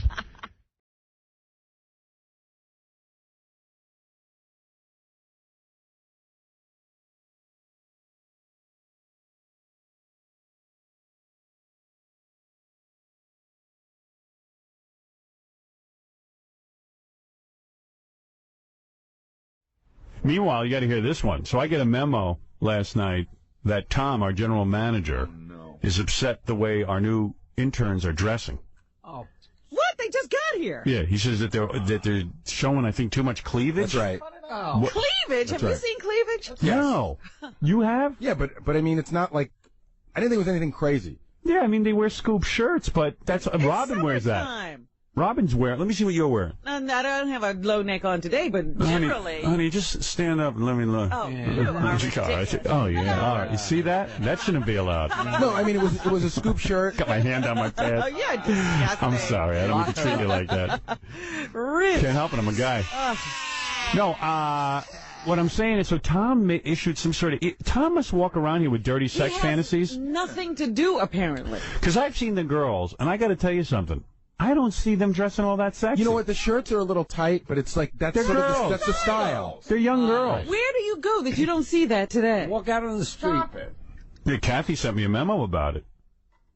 Oh, what does the memo say? Kathy said, does that mean we have to tell Robin not to wear a scoop neck shirt? Somebody better police me. Let me find my memo. But there's been a discussion around the office, it's the big debate. Is it inappropriate or is it not inappropriate? Like, Casey thought that some of the stuff was inappropriate. Well, Casey's a pervert. Again, you're talking to some screwed up, uptight dude. I thought it was just like what 21-year-old girls wear today. Get yourself in order. See if I can find my memo. Oh, here's Tom. Hey, Tom. I can't find Kathy's memo. Yeah, could you bring us one? Tom, I think I disagree with you on this. Not that, hey, you have dirty thoughts, obviously. I don't. No. I mean, what are you seeing? Say no right away. Well, I haven't seen a memo. I don't know that Kathy wrote a memo. Well, Kathy had to inform me that the interns were dressing inappropriately. Okay, you said so. Now, what did you see, Tom? Yeah. Here, Tom asked me. It's a business office, and I just want to make sure that people know Let him talk. to dress in appropriate business attire. They have business Quite floors. simple. I don't see the girls wearing anything inappropriate. Do you? Howard, Listen, I mean, whoever interns is here now. Did he ask I you want to or say me? it's okay. Did he ask you or me? Tom, do you mind if? Yeah. Well, do you? No, I'm not, do you see any of the girls wearing inappropriate outfits? Yeah.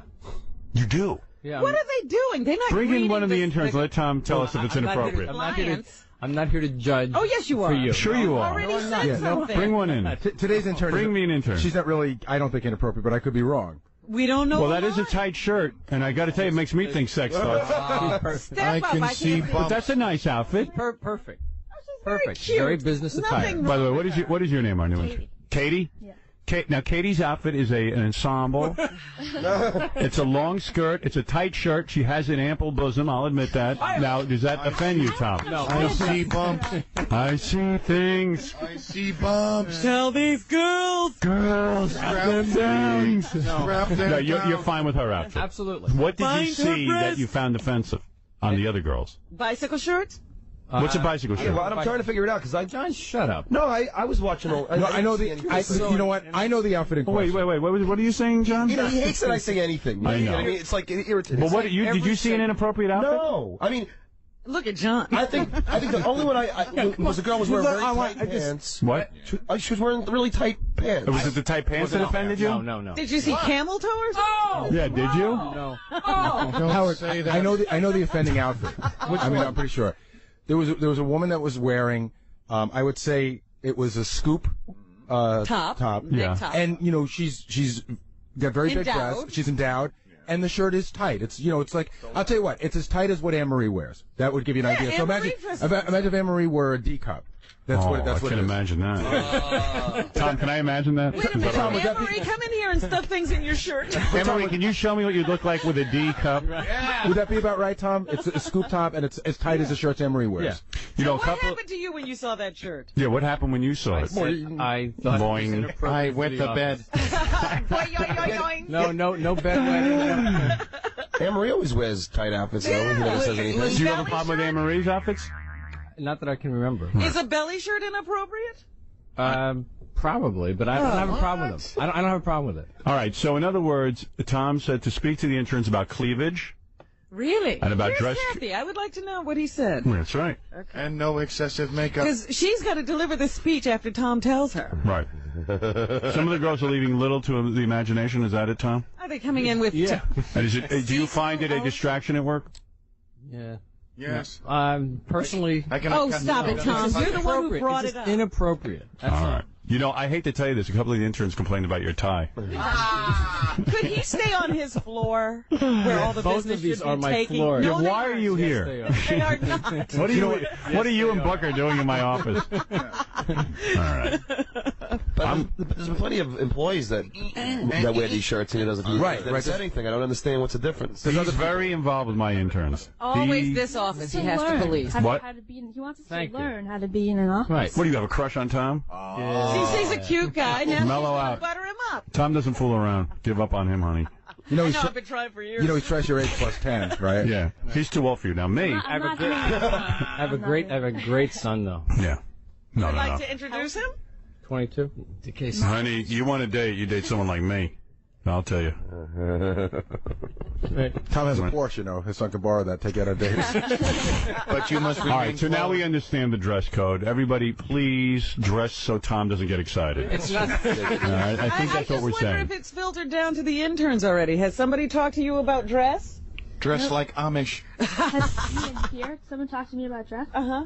No. No one has talked to you. All right. Nobody's listening to Tom. I will have everyone lectured on these. You can do a daily inspection, right? I will inspect. All right. Yeah, then they'll all be wearing bikinis. What was that? This Perfect. is okay. I'm Perfect. This is fine. You look very appropriate. Believe I even it. have a little sweater, you know. No. You know Not what I'm tight saying? enough. Do you have a ski parker? You cover up. Ponchos. Do you have a mask? No, I mean, Keep cutting down until we find the level. in all seriousness, our general manager gets very sexed up when you girls run around. He's a poor wife. That's all He has. Subject my poor wife to that. He's a religious man. He's And like the president does it? Yeah. And it gets him tempted. He's torn. You know what goes on Saturday afternoon, right? You got to go to confession, Catholics go to confession. And he'll have to say, I had unclean thoughts. Yeah, that's what it is. He's having unclean thoughts. And I can't take it. Somebody want a scoop neck. No girls. Say 1 million Hail Marys. How many Hail Marys did you say last night? I haven't been to confession in 25 years. All right. Thank you, You Tom. haven't sinned in 25 years? I didn't say I haven't done that. And thank you to our beautiful intern. Thank you. All right.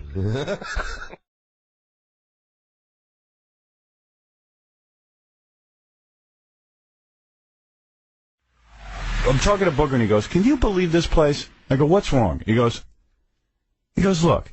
He goes, "There's not even a water fountain here."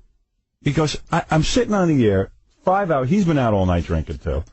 And he goes, 5 hours I'm sitting here. I can't get a drink of water. He says, even my dog, we put down a dish to get some water. There's nothing here at the radio station to drink. And I said, that is wrong. I said, what is it with our company? I said, you make it comfortable for people. Get a little lounge, a little water, this and that.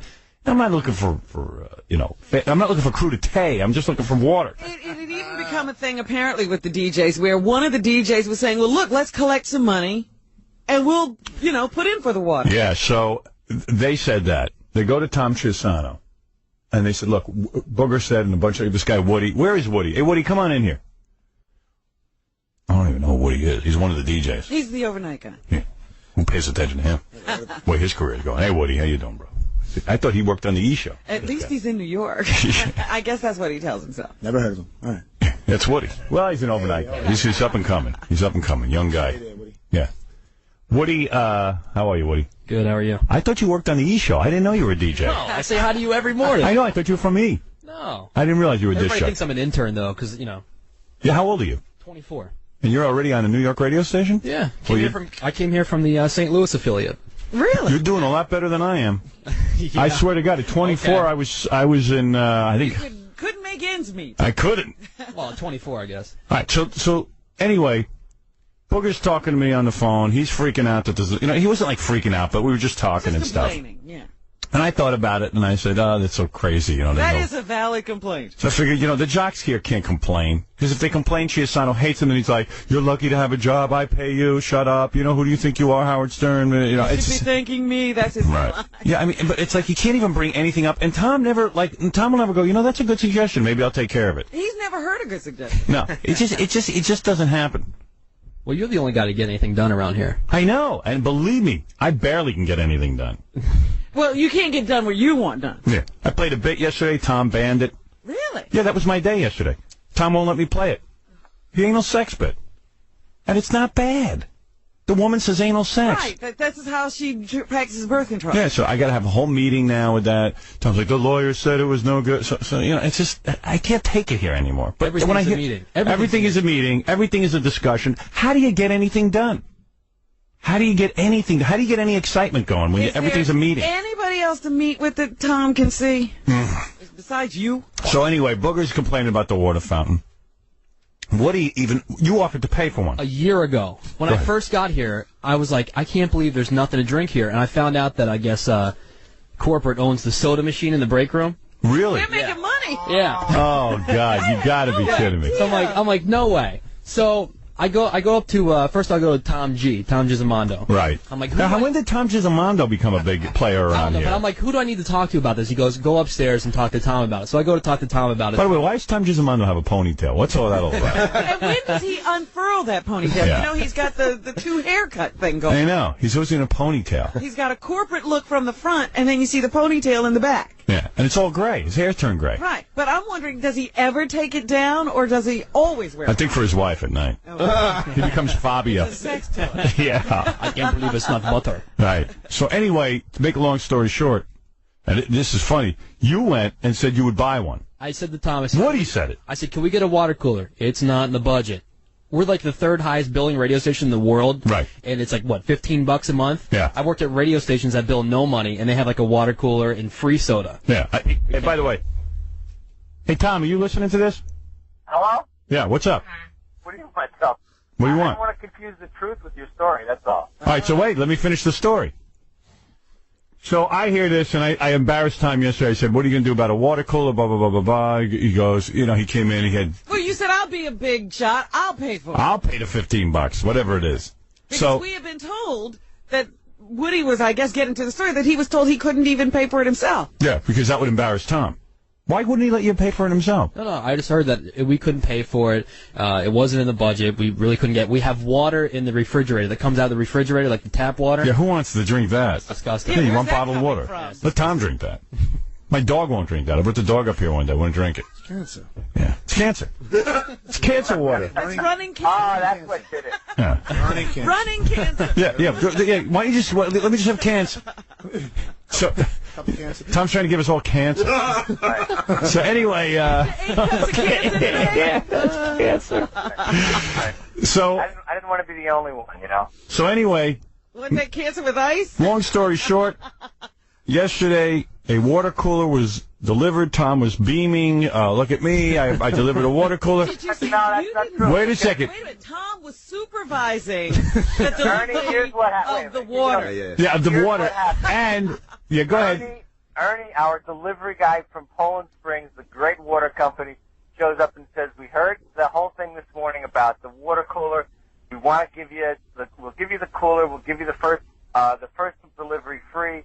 And we'll see how it goes. Yeah, but you know what's going to happen? Yeah, but here's the deal. The water's going to run out, and then there's going to be no more water. They'll fill it up with the refrigerator water. I know. Refrigerator water in a big jug. You're so right. And as a matter of fact, Tom was running around here beaming yesterday like he had arranged all this. That is so not true. Everybody was talking how you were taking credit. And you know what the bitch about it is? Not true. What's the bitch? Okay, MTV, VH1, they're still owned by CBS Viacom now. Right. Over there, they have like a soda fountain that you just have to bring a cup and fill it up in water coolers. Of course. Let me tell you something. I went over to Satellite Radio Studios in Virginia. Have you ever been over there? I've heard about them. I heard they're incredible. Those guys aren't even on the air, and they got a jock lounge with a soda machine and water and everything. By the way, we have a soda machine. We don't make we make no money off the soda machine. We have free coffee there, free hot chocolate, free tea. If you don't make money off the soda machine, how come sodas are $1? Why is it money going in? You don't make money, so Tom, why is it $1 for a drink? Who gets the money? We don't pay $1 for those. Whoever, no, it's 75 cents for the soda, and it's whoever the concessionaire is. It's not the company. No. So kick him out. Let's buy a machine. Why don't we buy our own soda machine? Buy a machine, costs By the way, I have a question for you. Do you think a quarter a glass is too much for water? See, he's not kidding. But Howard, can I just say one thing? Let me ask you, Tom. Is the water going to run out? Is the water going to run out, and then you're just going to, forget about it and just leave it empty? Yes.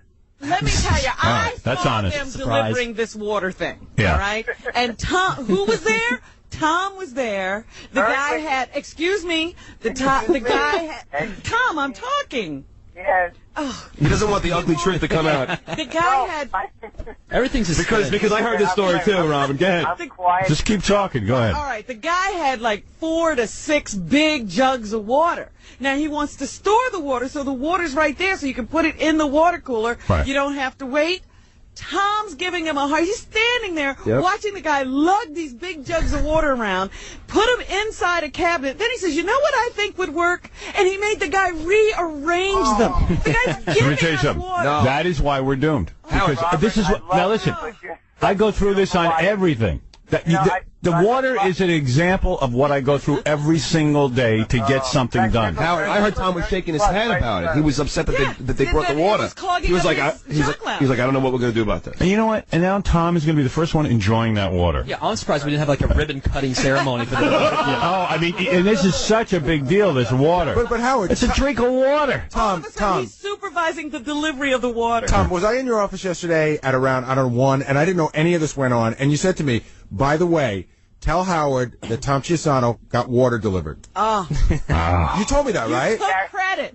If you were joking, I didn't know it. I have 2 letters for you. One is F, the other is... No, but that's what you said. In fact, you said to tell me to tell Howard. No, I did not. See, he'll always deny. He's a schizophrenic. He doesn't You know said, what by he's the way, saying. let Howard know the water is here now.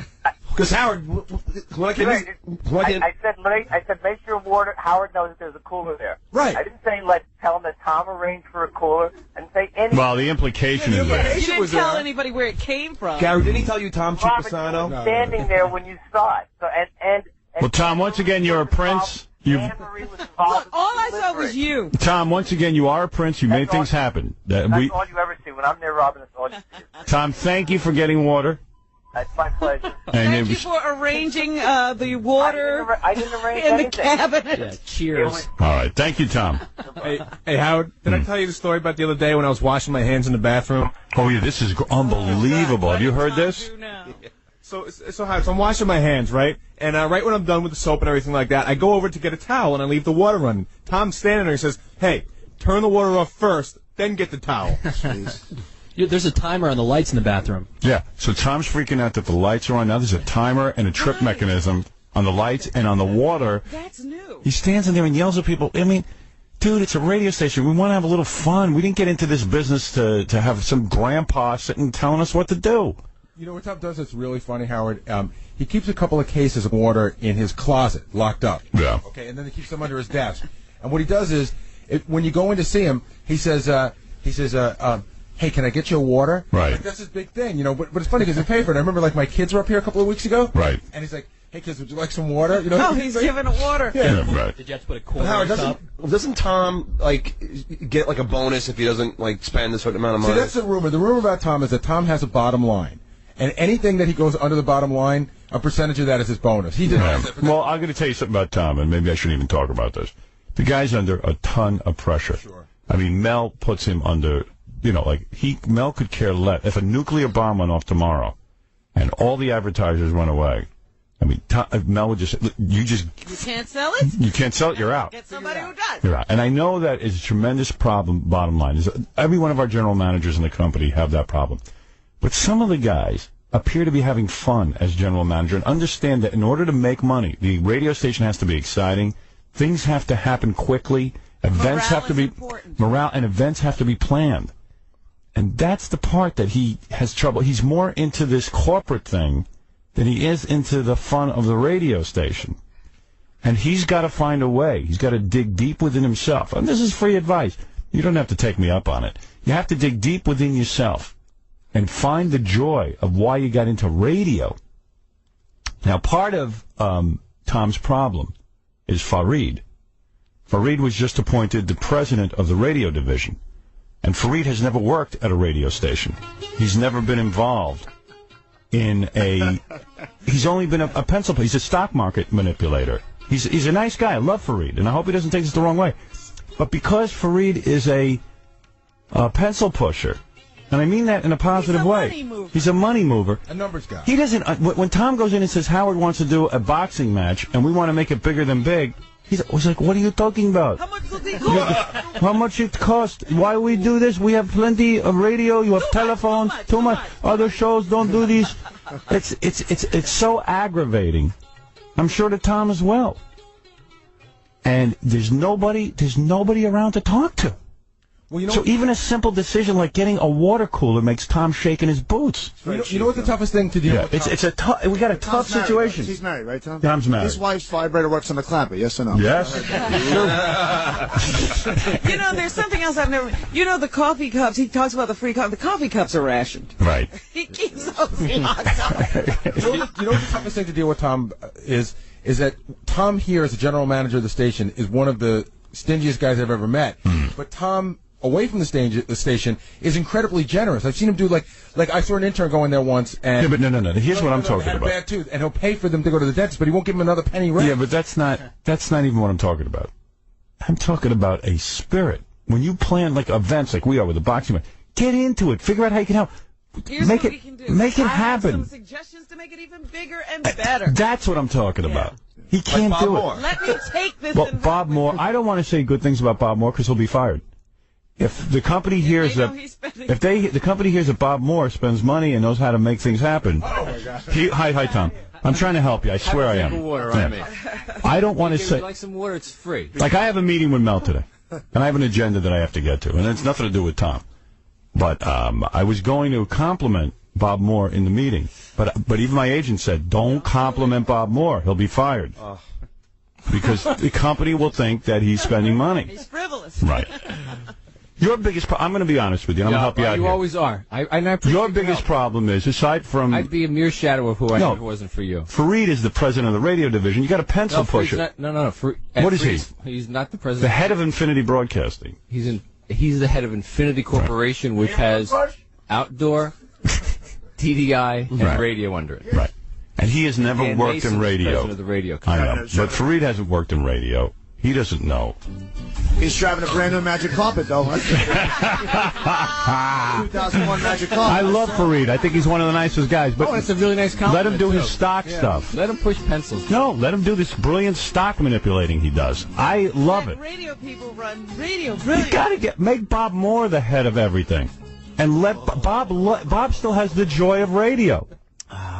He's got the joy. I don't know how he has it, but he's got it. I'll tell you the difference.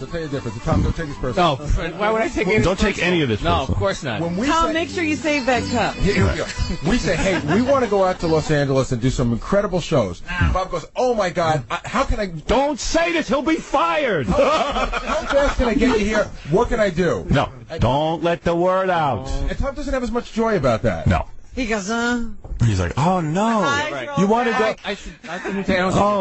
With a black sheet, No, but you got to understand something. Radio stations that are down in the dumps pray for this kind of excitement. How do I make things happen? How can I get? It can't always be the television people should pay this one, pay that one. By the time I'm done, I can't think straight. I got to get somebody to get things goddamn done. You gotta walk away. A water cooler took a year. You gotta walk away for a week. You have to walk away. I got to get away. Walk away for a week. Take me somewhere. This is the best glass of water I ever had. No, there are general managers who sit around and pray for a guy with an idea. Right. You know, like you got an idea. And then there's me. And then there's you. No, you pray, we don't have any idea. You are under tremendous pressure. I'll tell you something. I don't know how you do it. I'll give you a compliment. The dudes you're dealing with, and what they expect from you, bottom line, is unfriggin' believable. Forget what's happening in the stock market or the world. Yeah. It's what's happening here. Oh, my God. The guy's so afraid he can't buy a water cooler. I don't blame him. He's under a lot of pressure. Don't blame Tom. Now you'll understand why Tom can't function. But Tom shouldn't spend his day supervising the water cooler and the placement of the jugs. Shouldn't he be out even on a day that water's not coming? Yeah, right. Shouldn't he be too busy? He should be wheeling and dealing. He shouldn't be supervising. Creating new business. Isn't that what he's supposed to be doing? He's like a chick decorating his house. The only thing... You know what? I'd go out and work. Someone's spending my money on decorations. I'm working. Tom's organizing the kitchen. Wait, Mike, you're on the air. Good morning, Howard. Good morning, Robin. Hey, Mike. My wife and I were on the show 2 weeks ago. We were the couple that met on AOL. Right. And when we held them here for 4 hours. Right. Yeah. Sorry. No problem. It was a pleasure to be on the show. Thank you. Right. When we got there, when the interns came in, they said, "Oh, can we get you guys anything?" I said, "Yeah. Can I get a cup of ice to mix up with my Jack Daniels?" And they're like, "Well, we don't have any ice." Oh, that's right. There's no ice. Right. The ice machine broke months ago. Oh, my God. Years ago. That's true. She quit, you know? That broke. Yeah, the ice machine broke. Why don't we fix it? Two. Neither one of them worked. The largest billing radio station in the world. I haven't had time to get to that. Your Tom lost the recipe for ice. So I said, "Fine, can I get a soda?" And the intern comes back with a soda can, and it's got like a 1/4 inch of dirt on the top of it. We know how to impress. It's a disaster. Then I'm in the bathroom. It was like 8:17. Tom comes in, and I'm just in there having to chew a tobacco because Lewis, the engineer, didn't want me doing it in his office. Right. Tom goes into the stall, and I just hear this. And I was like, "Oh, Tom, you all right in there?" That makes Tom nuts. I think that's why he's so tense. He can't have a natural bowel movement, and he's getting all backed up. Yeah. So, Woody, now you guys have your own water cooler for at least a week. Tom's trying to get me to quit now. He's like, "Why don't you quit?" I mean, if it's so horrible, I don't know how I'm you not can saying work it's. I'm not saying it's so hard. Tom, that's where you get. You see, you get defensive. I came to you one. If somebody comes to you and says, wait a minute. No, if somebody comes to you and says, 1, 2, 3, 4, 5, 6, 7 people all taking shots at me. No, I should be defensive. No. But a year ago, you come back. No. What are you doing? Oh, he's leaving? Yeah, because he's afraid it's going to affect his race. What I'm saying is, you get too defensive. If a guy says, hey, I want water, you think it means, hey, if it's terrible here, then why don't you leave? By the way, nobody ever asked me for a water cooler. Woody? Oh, come on. Like a year ago, I came up to you. I don't remember. I walked into your office. It was right. Who are you? Last year, it was like a week after we watched that sexual harassment video that everybody had to watch. Remember? Yeah, that was great. It was like a week later. I came by and I asked about it. It wasn't in the budget, and that was the end of it. Have I ever come to you after that? I haven't. No. I haven't. He's been. And he likes his job. Just so you don't get weirded out. No, he likes his job. Woody likes his job. I like John. He's See, I'm the bad guy. Woody likes his job. I just want to make that clear. Right. Wants to work here. Yeah. He just was requesting a water cooler. Right. He just thought it was odd. Otherwise, I spend $3 a day on something we could, we should have support Woody, we got to support our advertisers. Right. Okay. Anyway, Tom, thank you. We're done beating you up. Love you, Tom. All right. Everyone loves you. And listen, I know you, Fareed, and Dan Mason, you all get together and hang out and party. Oh, yeah. Work on Dan Mason, I've yet to meet. Who is that? I don't know who that is. He's another guy. Who's he? How do these people get into our lives? I don't know. Who is Dan Mason? He's the president of the radio company. How come we've never met him? I think they're hiding him from me, so I can't figure out what kind of tool he is. I mean, where is he? He's not here. No. In Potomac. Oh, he's in Potomac. All the way down there. That's good. Keep him there. How can I get you to Potomac? Yeah. You got a meeting today? Add it to the agenda. No. It's not about you. Don't get paranoid. I'm not paranoid. No, Tom's been a really good guy to me since I've been here. It's just the water thing. Seriously. As long as you Then again, I don't see anybody. I'm here from 2 to 6 in the morning. Yeah, and you play the records they tell you to play. That's right. Right. Good boy. Unlike some others we know. Yeah. Some people are insane. Right. But why is it bad to say, could we have a water cooler? And, all of a sudden Tom's now saying, well, you could leave if it's not so. Because he jumps, he makes that leap somehow. That's amazing. It's so terrible, why don't you leave? It's like, don't protest the Vietnam War. This country's great, whatever we do. That's right. America love it or leave it. America love it. If we're going to go over and bomb some gooks, you better get behind it. Also, yesterday, for the last day or two, we've been looking for Tom Chiusano, our general manager. I told Gary to do a ton of stuff that we need Tom for. Tom has to make several phone calls for us. Or he has to approve things. Yeah. And, without going into the specifics of what I need him to do, just Tom, our general manager, has not been around. So thank God for the newspaper, because the newspaper tells you where Tom is. You don't know where Tom is until you read about it. Chiusano, the king of all amateur golfers. During the morning, Tom Chiusano is the vice president and general manager of the Howard Stern Show. But yesterday afternoon, the Pelham resident played in the Buick Classic Pro-Am in a group with pro Jerry Kelly. So while Tom was supposed to... You know what it was? They're saying in the morning. No, he wasn't. He wasn't here Thursday. No, wait, he wasn't here... Friday and Monday, but he talked about that on the air. He had a golf outing with some clients. This was a different golf outing. Yeah, this guy... His whole life revolves around golf. I know the guy had a cancer scare and everything, and he's grateful to be alive, but why doesn't he retire and go live his life in a golf course? No, he's got to stay here with us. Yeah, and he's hardly available. Didn't he do a week in Montana just a mere 3-4 weeks ago? Yeah. What was that all about? Because I need to see Montana. He was fly fishing, I think, with a client. I don't know, some friend of his, I think. It was a friend with no client. Nice fly. But the Friday and the Monday golfing was definitely with a client. And then he got back Tuesday around noon or so. Let's see. Chiusano, 53, is an avid golfer, and he's not alone on the show. It says here Casey and Stuttering John are golfers. Hardly. Howard Stern is not a golfer. He thinks it's the dumbest game in the world. I try to correct him on how wrong he is, Chiusano said. He is ignorant of golf. He's ignorant to golf. Tom, no wonder we can't find you. We need you to make phone calls. Could you give us your numbers at the golf courses you go to? They always know where to find me. Oh, please. Not please. Although they always know where to find me. I do not need to be disturbed when I'm with Jerry Kelly, my new best friend. Jerry Kelly, great guy. Jerry Kelly, great guy. Yeah, he's a great guy. He's playing golf. Guy. Who knows what kind of human being he is? I wonder what he thinks of you. What's par for this hole, Jerry? Jerry thinks, wow, what a great... 53 and retired. He goes, hey, Tom, you got it made, pal. No, I have a job, but I'm barely missed. He probably thinks, oh no, another one of these old guys who likes to hang around with golfers. You got to see Tiger Mania is unbelievable. Oh, please. We got Tom Mania here. Yeah, we just need you. Although his work often involves game show style contests pitting homeless people against one another or scantily clad Stern fans, Chiusano spends his weekends on dress code stringent Westchester courses. What do you wear when you golf? Knickers? Putty. No, what do you wear? Seriously. It depends. Slacks? Shorts or slacks, yeah. Capri pants. Do you wear the hat with the ball on top? Yeah. Have you ever worn that? No. What is the dress code at your country club? Appropriate length shorts. Oh, shorts. Yeah, they don't want any Daisy Dukes on Tom with his ass cheeks hanging out. No cut-off Levi's? Appropriate length. No cut-off Levi's. Appropriate length shorts. A lot of us golfers like to get into our Daisy Dukes. Do you wear those long I haven't socks? seen this article. No. I know. Why are you doing interviews about golf? I'm standing there talking to a friend of mine. This woman comes over and says, does anybody know where Tom Chiusano is?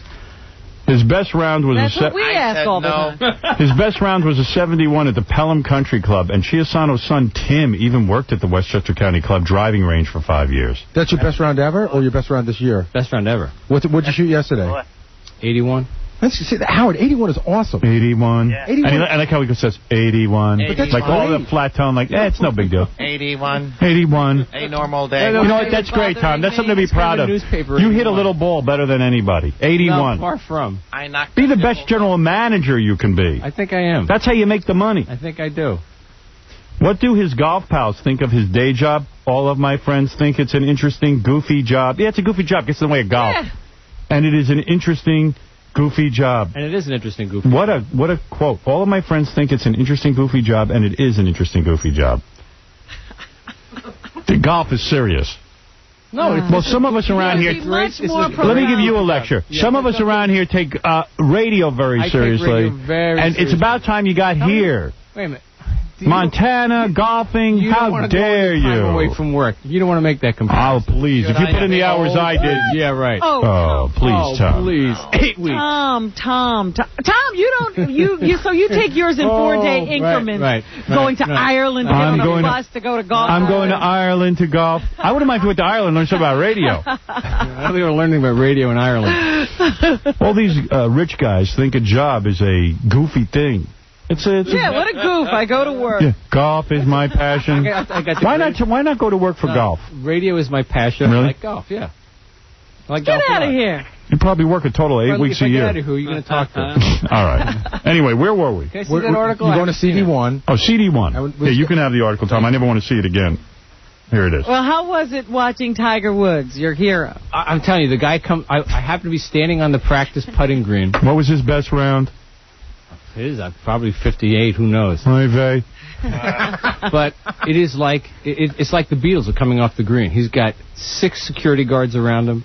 They're having to hold the crowds back at this sedate. Tiger, over here. Golf. Did you meet him? Did you shake his hand? He walked. I'm telling you, he walked 6 inches past me. Oh my God, Tom! Well, you've been blessed. Did you get aroused? Tom got aroused when Tiger Woods won. Yeah, he did. You saw it, right? Say again what a great guy Jerry Kelly was. Tom saw Tiger Woods say, "Oh my God, something's stirring." I've got wood. No wonder they call him Tiger Woods. Tom's got woods. I've got a 9-iron in my pants. Damn. Tiger, can I clean your clubs, please? Can I wash your balls? Come on. Wow. You should be a pro with the amount of time you spend playing. Well, you know. You're a failure at that as well. You know what? The amount of time you spend... What age did you start playing golf? What time did you start playing golf? 15. And you're not a pro yet? Yeah, really? 70. You know what? If I was getting lessons since I was 15 years old, I'd be a goddamn pro. Yeah, you're right. I would. He only played a little bit better than Andrew Giuliani yesterday. I've seen the I've seen your athletic 15. genetics. Don't start. Let me tell you something. If I never had a lesson in any sport. I never even played a sport. No, I've watched you play tennis. My sport was running from black people trying to beat my ass all the time. And I'm great at that. You should see me run. But let me tell you something. No, but I'm good at dealing with black people. Now, let me tell you something. I'm a professional. But let me tell you something. If I took lessons since I was 15, I'd be a professional golfer. I would be. I know it. You probably would. I know I would be. Yeah, you probably would. Zach. I just never had the benefit of a lesson. Oh, yeah. I'd be a great tennis player. Seriously, aren't I a pretty good tennis player for a guy who never took a lesson? Suck. I've seen you play. Yes, Gary. The last time I played him, which was at the place he used to live, he was pretty good. Yeah. He was really But I don't good. have lessons. Without Without the pressure. contest. But I don't have lessons. You're no Tiger Woods. Where am I going to get a lesson? My father ain't going to give me a lesson. My father could care less about me. Lessons? I can see your father would waste money on tennis lessons. Who needs that? That's good. What are you going to do with that? He's been playing for 40 years. 40 years and he's not a professional. And he's all proud of himself because he's an amateur. And the one time John bets him on a hole, he loses. I know, I beat him. You beat him, right? I was drunk. You took money from him. I had like 4 or 5 beers already. I whacked it. I beat him 5. I agreed for like 5 times. How much money did you win? Like $10, I think. Right. Right, Tom? I think so. Way to go, Tom. Thanks. Nice soft coward. I know, you never had a lesson. No. He is a real athlete. So you want to do it again for 1,000? Oh, yes, please. You're 1,000 to my what? Because you're a lot, richer than me. Do 100, John. Hey, Tom. John's too cheap to even do 100. You're my 1,000 to your 5. 5,000. 500. 5 million. I'll give you 2 to 1 odds. All right. I'll give you the money, John. You got to do it. Okay. Definitely. We got to videotape Yes, it, though. absolutely. 1 hole. 1 hole. Okay. Okay, 1 hole. All right. John, start drinking. The gauntlet has been thrown down. Wow. Excellent. But Howard, you think for 40 years the guy should be hitting, It shouldn't even be a question whether he can beat you. It's a hard game. Wow. Frank, What are we going to call it? The empty head open? I don't know. But seriously, Tom, you should be a better golfer. You should be able to beat John. There are John guys doesn't know anything about golf. Hey, Billy Crystal wants to say something. Hold on. I'll get right back to you. Yeah, Billy. I was listening to your show. Right. And you are not giving golf the due that it deserves. It's a very demanding, exacting sport. Right. And yet you're not appreciating that. So you don't realize there's a lot of work that goes into it, and it demands agility and planning. But you don't see that. And you're making it a lark. And you know what? It's not fun. It's not fun. Who's laughing there? Nobody. No one. No, because it's not fun. It's not funny. Is that Robin? That's Robin. So she's getting under my skin. Right. Well, Billy, we understand. Thank you. Well, and you can take this. Right. And you can goof on it. All right. And stick it up one of your 18 holes. All right. Thank you, Billy. All right. Anytime. You think, Billy Crystal has heard about this now? And, yeah. And it's like to torture. I think whenever people see him in Los Angeles or New York, they go, it's not fun. Yeah, you know how they used to It's say not it's funny. marvelous? Now it's not fun. It's not fun. It's not funny. I was thinking yesterday. It's not fun. I was in the office yesterday. I was saying, how long till Chevy Chase calls Billy Crystal? It says, just send up the white flag. Hi, you're on the air. Is that you again? Hello, how you doing? What happened to the guy I was doing the contest with, the Gary contest? Did you lose it? I'm looking for DFP. I'll play some trivia. Now, hold on. I lost that guy. Uh-oh. Poor guy. He was on line 6 and he's hung up. I didn't hang up on him. He even was bored by Tom. Oh, well. John, I'm going upstairs to shoot some horse. You want to come? Are you going to be You're doing heroin now? Yeah, you going to be practicing your golf swing with a freaking shoot some horse. Who calls heroin horse? I know. He said that to me. I'm like, what does horse mean? He goes, you never heard of that? Horse is heroin. I'm trying to be hip. I'm a hipster. I'm going to shoot some horse. About some pennies. Shoot some horse. You know what Tom said to me? When did you start doing drug humor? Just this morning. Yeah. You know what Tom said to me the other day? I know that he's like a generation away. He was talking about that somebody was smoking dope.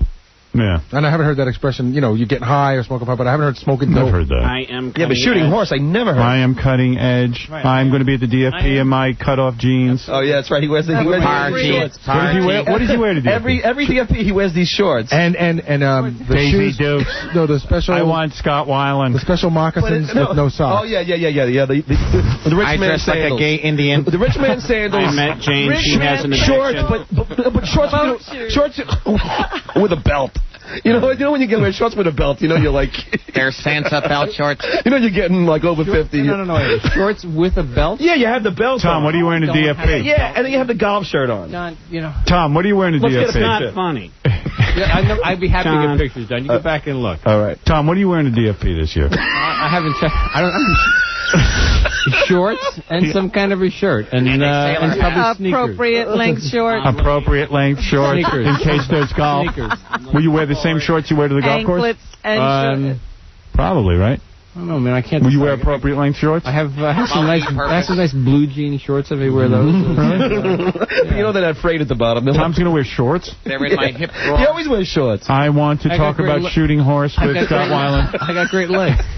And then he wears those, like Gary said, the like moccasin kind of sandals. No, I don't. No, they're shoes. They're not sandals. No, I don't. They're moccasins. No, I don't own a pair of moccasins. What are they called, though? They're I like, don't know because I don't own them. They're from the What kind of shoes? But what do you wear? What kind of shoes do I'm you going to wear? wear sneakers. I've never seen you in sneakers. This is the first year. He's going to go buy some. What kind of sneakers do you wear? Depends who our client is. No, I don't know. New Balance. I'll be wearing Skechers. Running shoes. And he always has his sunglasses, you know. It's Tom's relaxed look.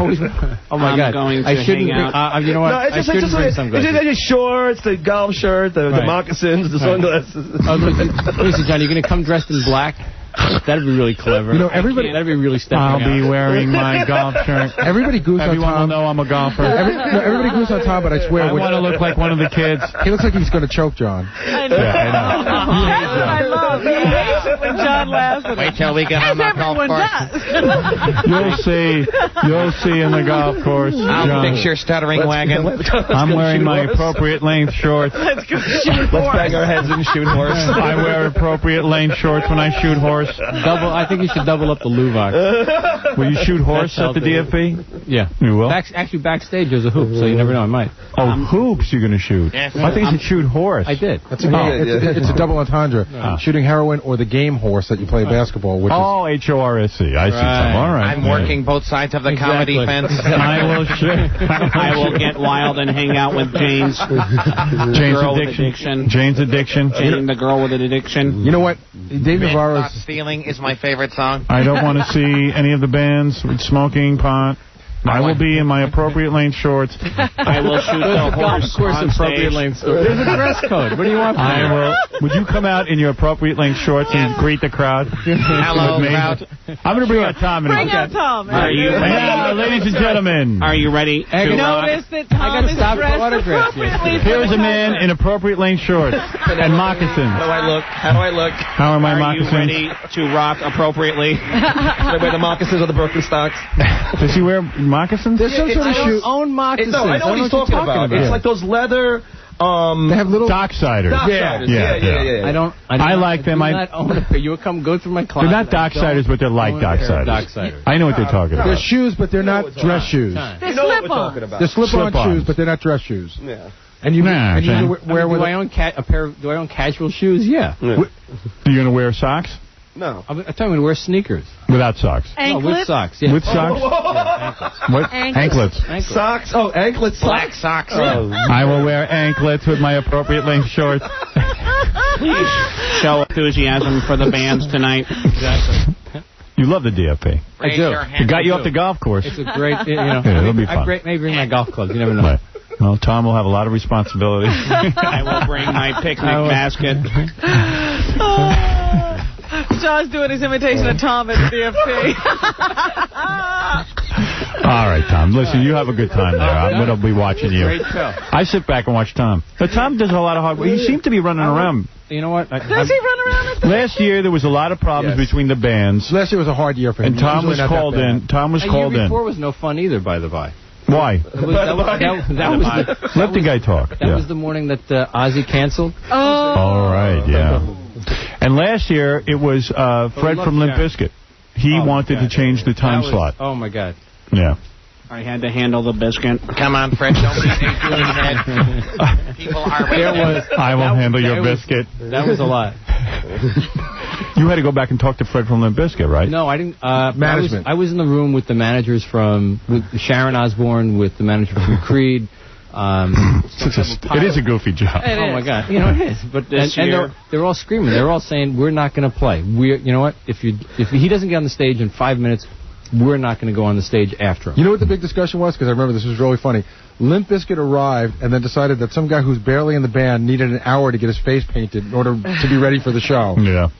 Well, Oh, and he was the they had to do their downtime. They had to have their dinner. They had to Just go out and do it. Right. You know, I mean, Fred said he'd play anytime, anywhere for us. Shows up.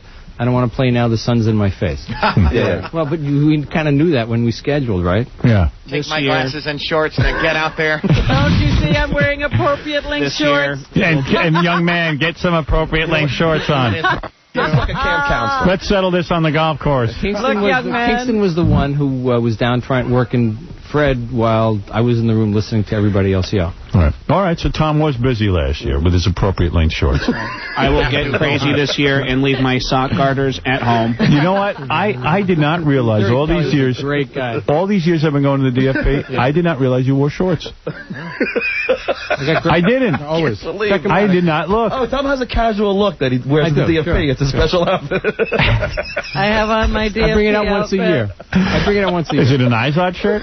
No. No, it's a golf shirt. No, it's not even. No. It's a collared shirt. A polo shirt or whatever you call it. It's a T-shirt? No. No, What is it? All right, what is the shirt? Describe the shirt. I have different, It has stripes. different shirts. If it's not like, collared, it's a T, then what is it? It's like Tommy Bahama. Oh, I know what you're talking about. It's a button-up shirt, almost like a Hawaiian shirt without bad Hawaiian print on it, though. Yeah, okay. Does he tuck the shirt into his shorts? Yes. Well, John sees the belt. Yeah, and then you have a belt. Now you get it done. I wear a leather belt, probably. Yeah. With his shorts? Tuck your shirt in? Okay, wait. The shorts have loops on them. Yeah. Not like a Sansa belt deal, so you put a belt on. You don't need a belt, though. Just because it has loops doesn't mean you need a belt. Like, I got pants on now that have a place for a belt. I don't wear a belt. If there are loops. Are you going to wear a belt this If there year? are loops, there must be a belt. If there You are are? loops, there must be a belt. If they put it there, it's for a good reason. Exactly. But would your shorts fall down if you didn't put a belt in? God, I'm so fat at the moment in May. Right. No, they wouldn't fall down, right? So then why put a belt? Because it makes it too planned, like an outfit. It's not funny. I must wear a belt. No, I mean, it's like an outfit, like your mom dressed you. Just, screw the belt. Take the shirt out of the pants. Listen up a little, Tom. Be wild. Get wild, man. Shoot some horse. Pretend you're in Montana. I must wear a belt. That is appropriate. If the manufacturer of these shorts made a loop, I must put a belt. They are not Sansa belts, so I wear a belt. Golf courses, like everything else, not everything else, but there's a dress code at a golf course, and you live by it. All right. Yeah, but not at the DFP. Yeah, you're wearing your golf outfit at the DFP. No, I'm not. Do you want to show everyone you're a golfer at the DFP? Is that it? I don't wear a golf outfit. Does anybody ever come up and go, hey, that looks like an appropriate golf outfit? Nice belt. Nice belt. No. You know the kids will riot if I don't wear a belt. Someone must adhere to the rules. You got to bring Tom out with a pointer. Like the kids. Okay. Let's look at what you wear to no problem. Somebody must wear a belt here. You don't think it's funny, I'll go for it. We have, what is it, a Tommy Bahama shirt? I have a Tommy Bahama shirt with a belt tucked in to my appropriate length shorts. If I don't wear a belt, this whole place is going down. These are not moccasins, by the way. All of society needs a belt. Maintain. And let me Maintain order. The abuse going. I just want you to get it correct. That's all. Let me point out, I am wearing socks. They are anklets. Oh, anklets. That's I wear ankle socks with my sneakers. Yeah. so with shorts and a belt? No. No belt. Shorts, no belt. Shorts. No belt. Yeah, but the shorts he wears are the like older man shorts. They're like what my father wears. What, like Bermuda shorts? No, the ones that go down to your knee. Like, That's a Bermuda short. No. I never noticed Tom shorts. That's a good sign. What do you wear, Tom? Well, Short shorts? What kind of shorts are they? Daisy Duke. Shorts with a cuff on them, I think. Yeah. No. Your shorts have a cuff? I think Are they you do. wearing the No, they do not. I do not own a pair of shorts that have a cuff on them. I keep emergency money in the cuff. Aren't they navy blue? Wear shorts. Come Well, on. usually green. I own a... Yeah, the pair of navy blue ones. The ones I remember are What, are they jean shorts? Yeah. See, I remember these.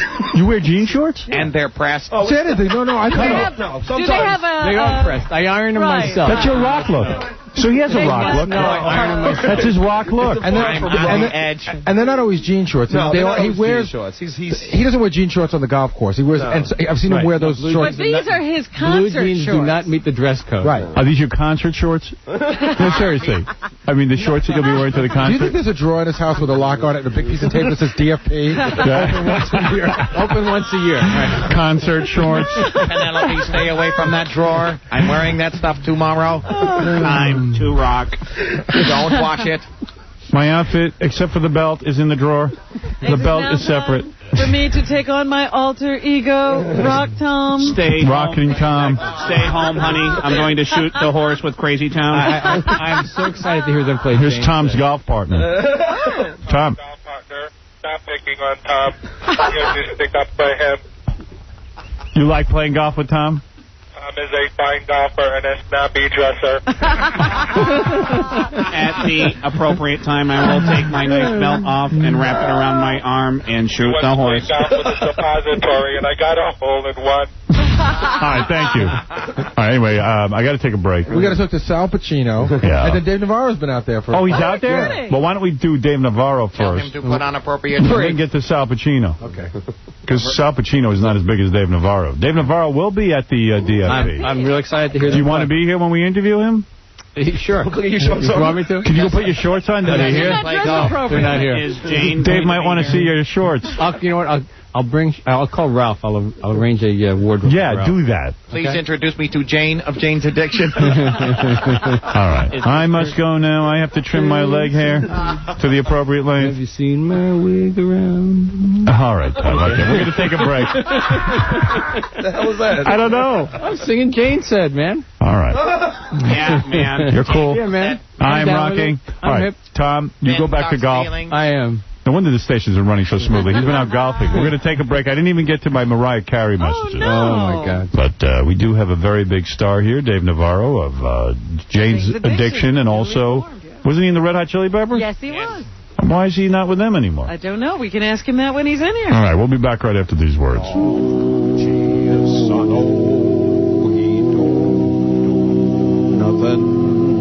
He don't spend nothing. He just goes golfing. That Tom Chiusano. His business decisions are all wrong.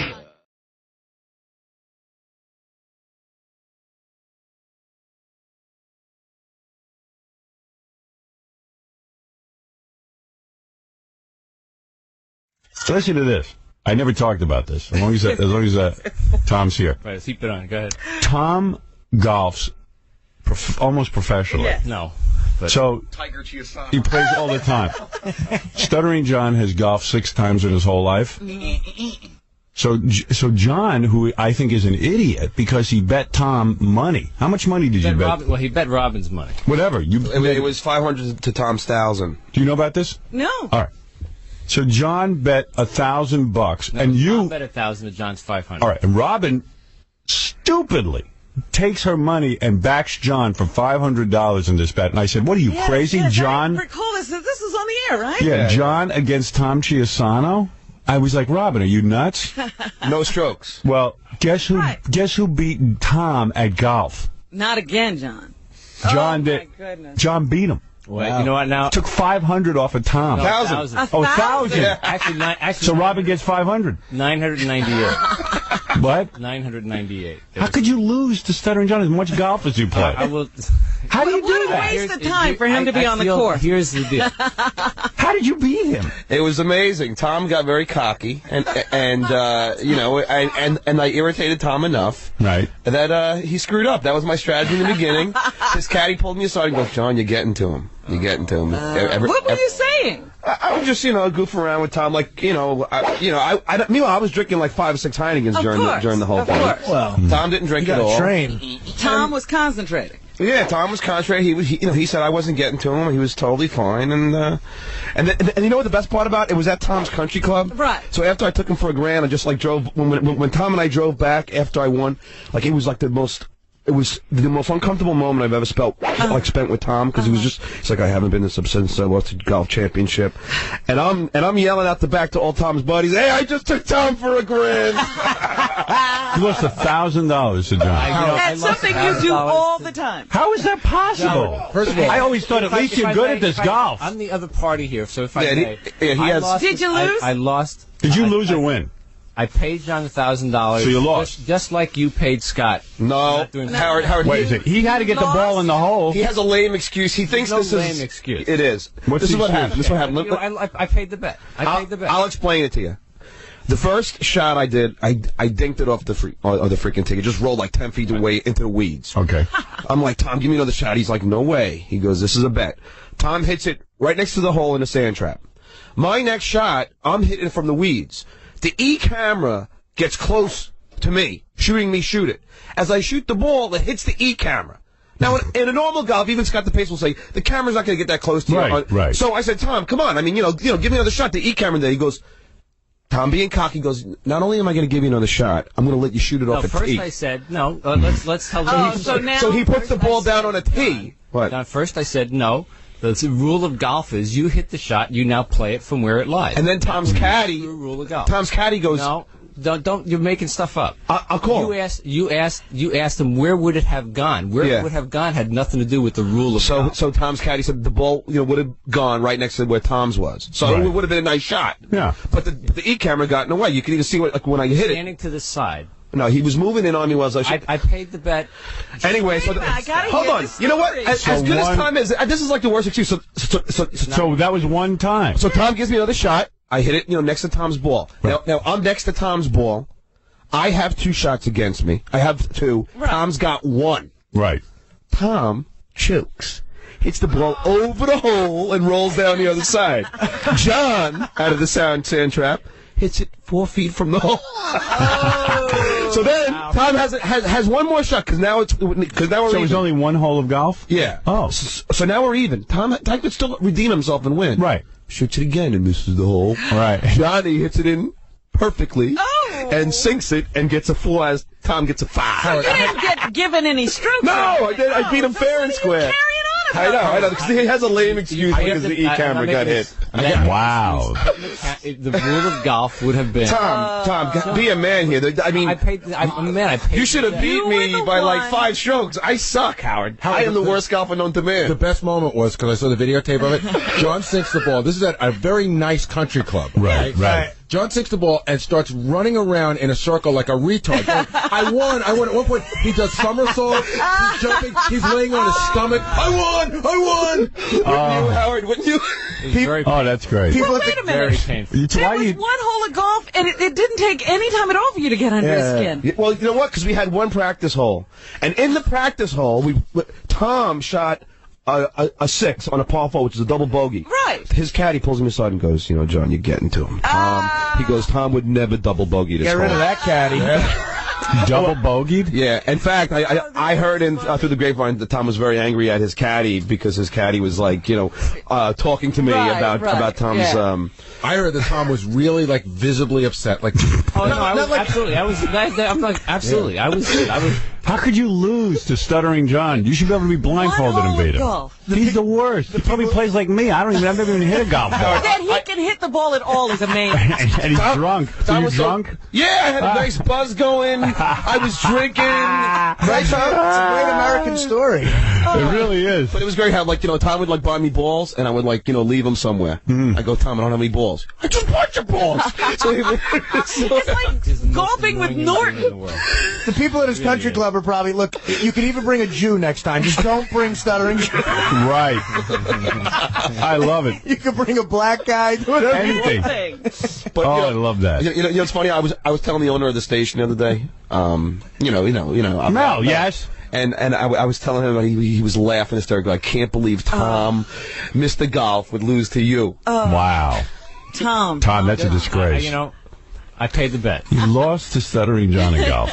All right, listen. Again. Is that the second time? Yes. Second time. Yeah, I didn't even know there was a second time. That was the first time. 2-3 years ago. 2-3 years ago. Yeah, where it was one hole, and Tom thought he was going to beat me, and I knocked the ball right onto the green. When John probably had never touched a golf club. Right. Wow. Yeah, Howard, you got balls. And get a load of this. I didn't even bring my clubs.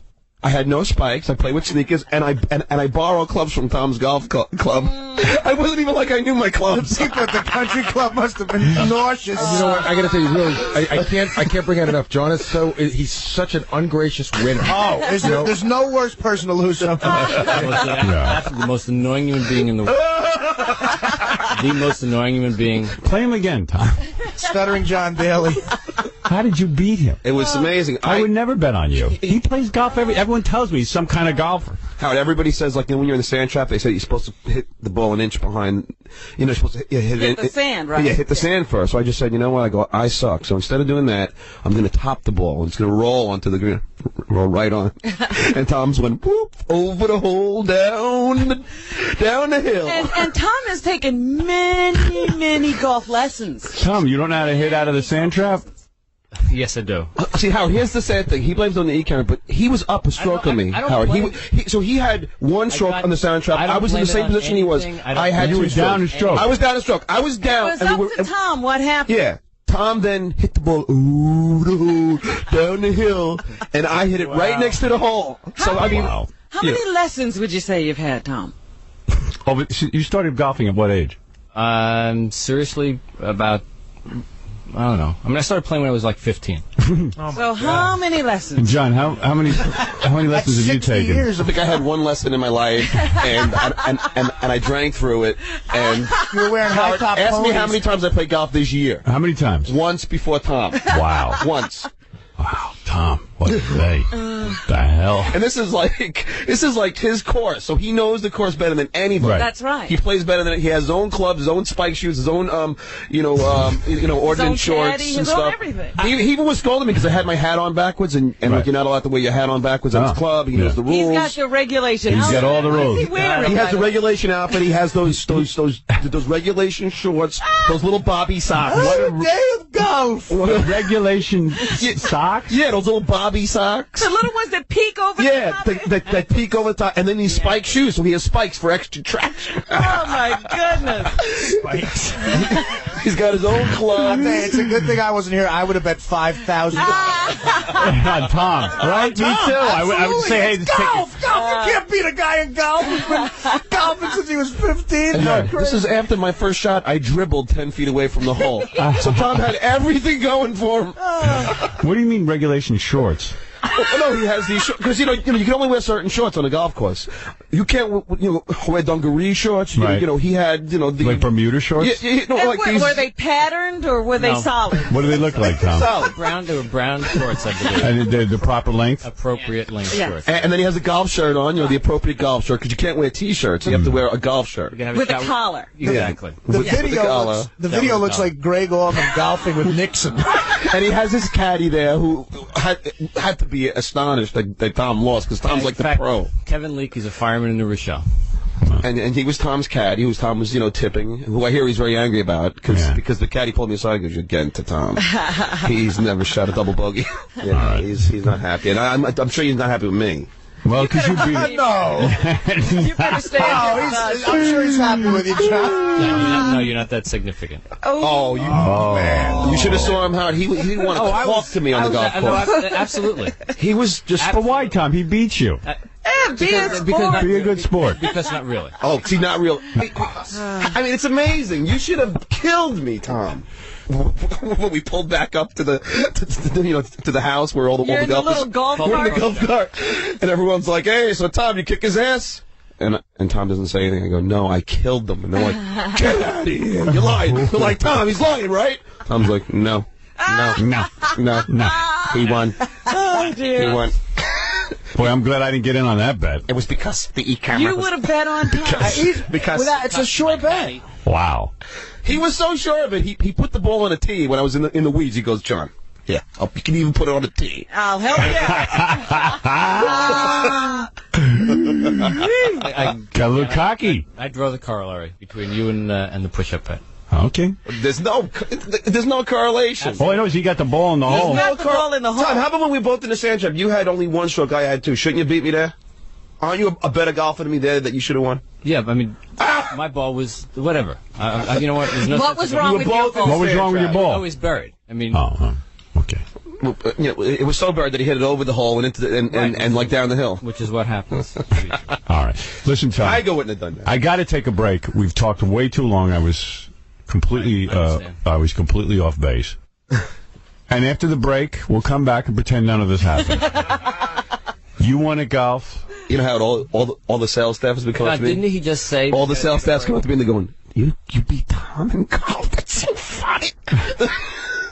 Jesus. So you got the 1,000? Yeah. I even made a copy of the check. And now you're going to give Robin back 500, right? I don't know. However it works. I did. Like Tom was under the money. You deserve it. Keep it. It's worth the humiliation. You deserve it. This has been more than payment enough. Robin, you should have seen after I won. I was so happy. I was elated because we have tape of it. That I was running around in a circle and Tom was just standing there, like looking at me. It's funny. In his golf outfit. In his in his regulation golf outfit, looking at me like running around and knowing. And then on the way home, I told you, as we were driving back in the golf cart, he's like, I haven't been this upset since I lost the golf championship. Wow. All right, Tom, listen, you got to practice more. That's all. Practice makes perfect. You'll get it right. Hey now. Well, where do I begin? Do you want an update on what's going on here at the radio station vis-a-vis the Christmas party? Yeah. Okay. Yesterday I got on the air and I revealed in a Howard Stern Show exclusive. That's right. In a Howard Stern Show exclusive. Howard Stern exclusive. That our radio station here in New York was not having a Christmas party. Can I tell you, all day long people were saying to me, we're having a Christmas party. Yeah. Why can't you guys have a Christmas party? I know. Well, it's so funny. So Tom lies, and he thinks we're all dumb. He went around telling everyone that this, and he said it on the air. He goes, well, I checked around and no one was really interested in a Christmas party, which department heads. Yeah. So we checked, so we did our own survey and checked with the department heads, and that wasn't the case. In fact, a lot of department heads kind of said, let's even do it here at the radio station. So the real reason that we're not having a Christmas party is that the economy is bad, and Tom felt this was a way for him to save money. Absolutely. And you know what? I wouldn't have a problem if Tom said, I'm not having a Christmas party this year because... It's a belt-tightening year. Because we can't afford it. I don't mind honesty. I might disagree and say, hey, you can't disagree with honesty. If the guy doesn't have the money, he doesn't have the money. Or doesn't feel he has the money. But he always gets caught up in this ridiculousness. A cover-up. Yeah, because he thinks we're stupid. And I don't mean just me. He thinks everyone at the station is an idiot. He's pulling the wool over everybody's eyes. This is why he's a bad manager. You can't assume that the people under you are that stupid. He would wind up being Nixon if he were in the White House. Oh, he'd screw it all up. He would wind up taping himself, doing everything wrong. And my feeling on management is that I'm not a manager per se, but I do have a show, and a lot of people do work with me in a lot of different ways. And sometimes you do something nice. You have a party, or you do something to reward people. It's a morale booster. Or around Christmas, you send them a gift. Something really nice. If you're really good, you give them a bonus. Well, forget that. Yeah, how about Not that? around here. I do that, but I don't think Tom does. Yeah, I don't know that that's happening here. So anyway, so Tom canceled the Christmas party based on the fact that none of the department heads wanted it, which is a total fabrication and lie. And it's just funny to me how things get out of hand because it's something dumb like a Christmas party. Believe it or not, I think if I was a manager, I've seen it in other companies, one of the nice things you can do at a company is have a party where people can get together outside of the work environment. And believe it or not, come the new year, they feel closer to one another, right. And it does help. I'm not saying it changes everything, but it's something nice to do. And it actually costs you little compared to what it would be to bonus everyone. Right. And everyone has been told all along here at the company that, listen, we don't give out bonuses, but what we do is throw a really nice Christmas party, and that's your bonus. Which, again, rubs you the wrong way, but at least we bought into that. And they give you a turkey at Thanksgiving. That's right. That's your other bonus. That's right. So, did the turkeys come this year? Anyway, I found out, I did a survey also, and in fact, I want to thank Tim Sabian over at WYSP in Philly who called us and invited us to his Christmas party. Wow. Yeah. Even YSP is still having a Christmas party. YSP's having one. Yeah.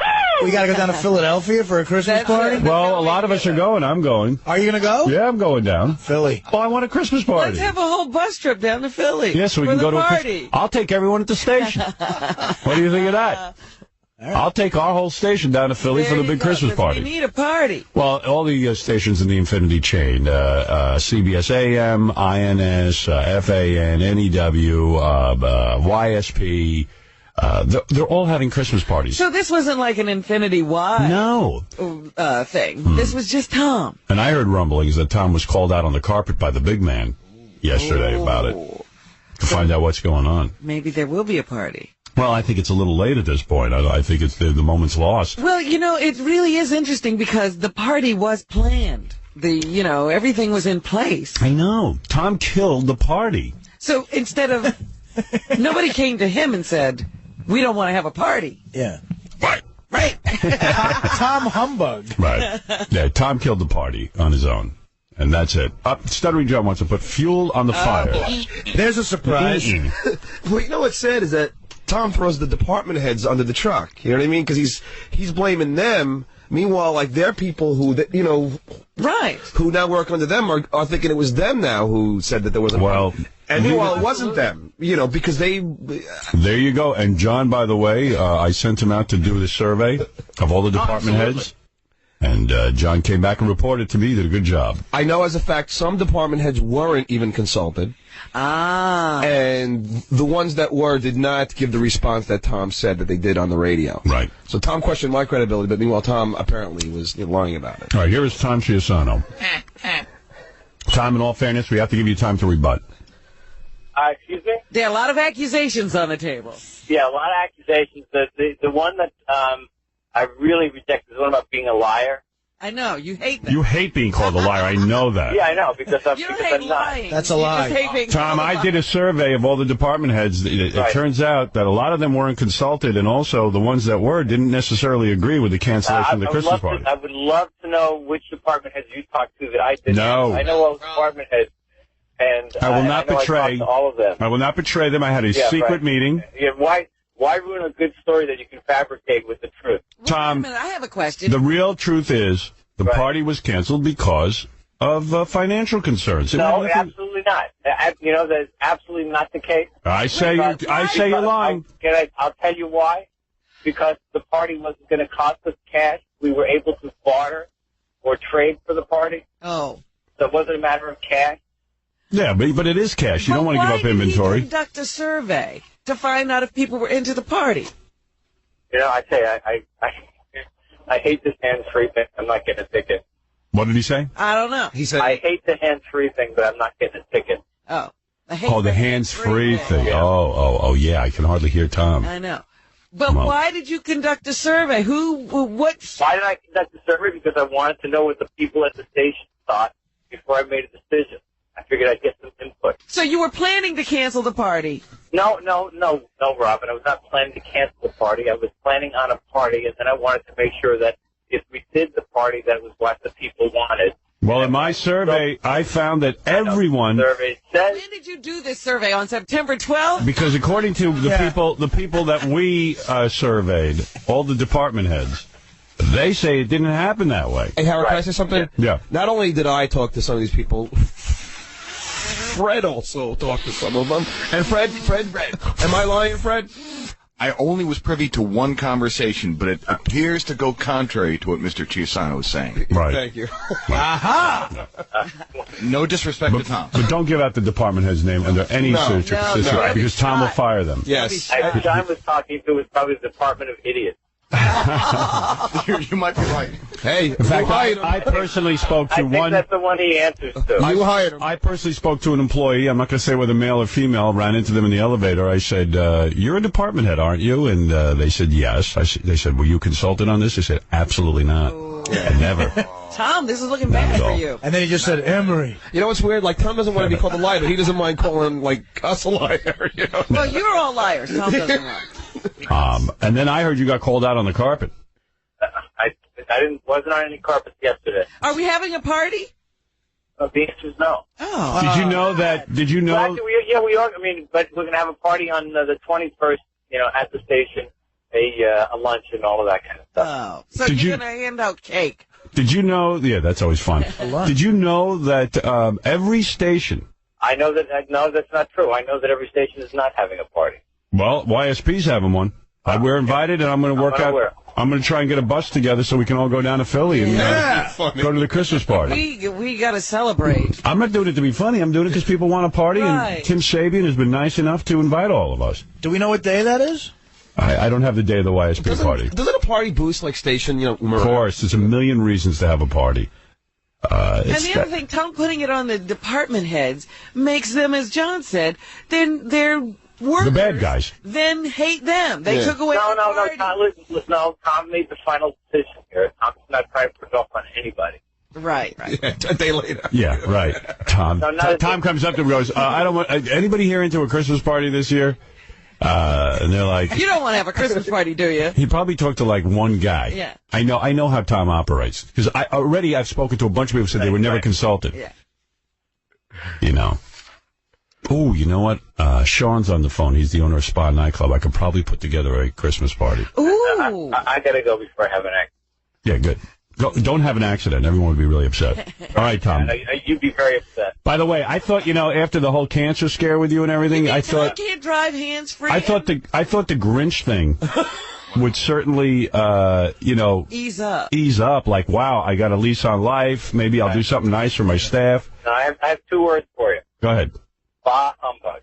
Howard, I know that one of the, a station head in the station has been calling Tom Scrooge. Yeah. Well, of but course. He also is just, this just misses the mark so badly for him. Let me see if I can't put together something. Sean, hi. Hey, what's up, Howard? You own Spa? That's a great place.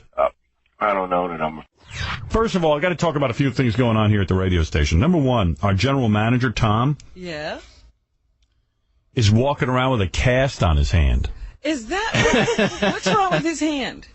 Well, he comes in the other day and he's showing me his cast because he's got on his right hand and he's like, I am now in a cast like you were. But Can't sign any checks? What's the deal? He broke his pinky. Uh-huh. And I said to him, how did he do that? I asked him and he goes, it was just something dumb and I don't even want to talk about it. So I said, okay, cool.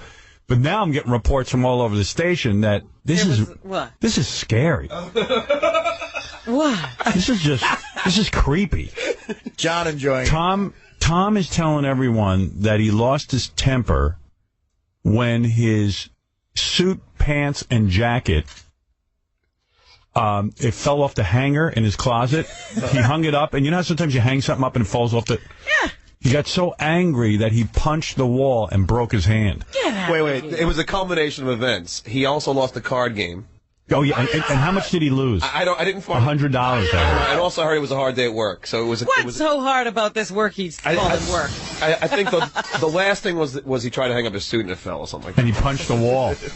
I want to hear what puts him over the top. Give me your rundown of this day. I'll tell you what it is. Ever since his cancer, he made a deal with God that he won't masturbate. And I think that's what's sending him over the top. Absolutely. That's what leads to it. He's all backed up. He's so angry. You know what's great, though? The hand he broke is the hand that he would have used to pleasure himself. Well, I know. The hand frustrates him. I just called him and I said, they're talking about you breaking your hand. And he goes, I'm in a meeting. Yeah, so he obviously did something stupid. Well, he definitely punched the wall. He punched the wall because his suit fell off his hanger. But he punched the wall and broke his hand. But you're right. It's a culmination. It's like, I can't masturbate and the suit fell. God, you forsake me. You let my suit fall to the floor. You don't let me masturbate. God, I'm so angry. I can't. Oh, there's Tom. Oh, there he is in his chest. I can't take back my promise because you'll kill me. Remember how you told me that you didn't tell me anything. You said to me, I don't want to talk about how I broke my hand. No, I said it was something stupid. I punched the door. Right. So I punched the door. This was in your house. Yeah. Yeah. But I heard, because you didn't tell me this part, you punched the door because your suit fell off a hanger. Yeah, why are you punching doors anyway? It's a problem. I did not punch the door because... And what do you punch like a girl? You should be able to punch a wall. Yeah. Keep your thumb tucked.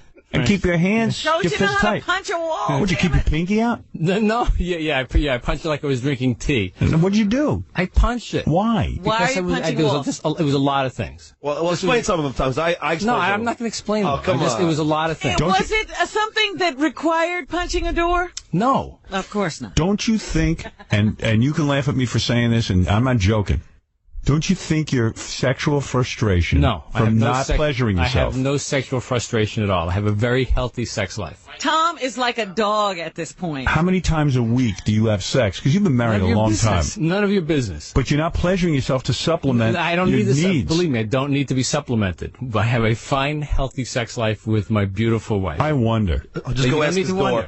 You don't need to wonder. Why'd you punch the door? The door has nothing to do. Has nothing to do with it. You punched the door because you're horny. No. And you're all pent up. You know what? I'm not all pent up. I talked to Guy last night. He told me it's okay for you to go back to doing it. He's not I know you're having trouble with that promise. He's not going to give you cancer. I promise. Right. He told me he doesn't work that way. Listen, it's got nothing to do with it. I want to know what culminated in punching. Here's what I heard, because he told some people around here, and it gets back to me, of course. Of course. Tom had a tough day at work. Mel or someone is putting pressure on him. No, I did. No, that's not. There's a lot. Listen, it's been. It's just there's a lot of things. I'm not going to go into specifics. You had a bad day at work? That's a first. Oh, please. I've lost. You know what? Well, first of all, Tom's got a crap job. He's got to go around telling really competent people that he's going to pay them less when they come in for raises. You have no idea how bad it gets. But he doesn't. That doesn't bother him. Oh, it's got to on some level. It doesn't look like it bothers him. He enjoys it. No, I can't imagine. I do not enjoy. There are negative aspects. So you had a tough day at work because I heard the company's putting pressure on you because times are tough and sales aren't what they're supposed to be. That's your job, Tom. Business is part of it, but I have a frustrating card game that I go to every Monday night and I lose. Okay, so I heard about this. Right. I heard you went to the card game and you lost like $120. For like the 30th week in a row. But don't you go to play cards because you enjoy it? Tom, you lost $120. You make a lot of money. For the 30th week in a row. It's just the frustration of losing. Who do you play with? A bunch of really nice guys who one of them I cursed down on Monday. Do they goof on you because you don't know what you're doing? I know. I guess they do. You know when I'm not there, they probably There's always one guy in a card game who you just know he's going to. He might as well just hand you the money when he walks in. Right. And I may be that guy. I'm the dupe. This one poor guy. We play this game.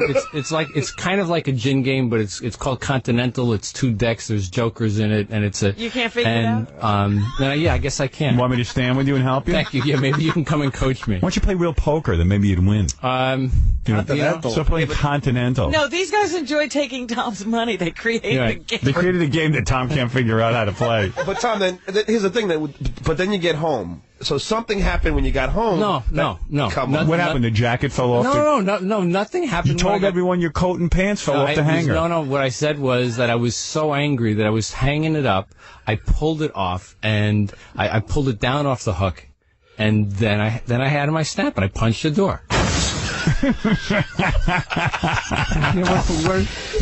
I'm being totally honest with you. What else am I tell you? I'm being totally honest. You mean you hung up your pants and coat, and then you somehow as I'm hanging it up. Yeah. I'm putting it on. It's fresh from the dry cleaners. I'm putting it on the hook. It's a wire hanger, and I just put it on there, and had my snap and it slipped. I pulled it off. He's saying the first thing he did was destroy the hanger that was holding his. You beat up your coat and pants and your hanger.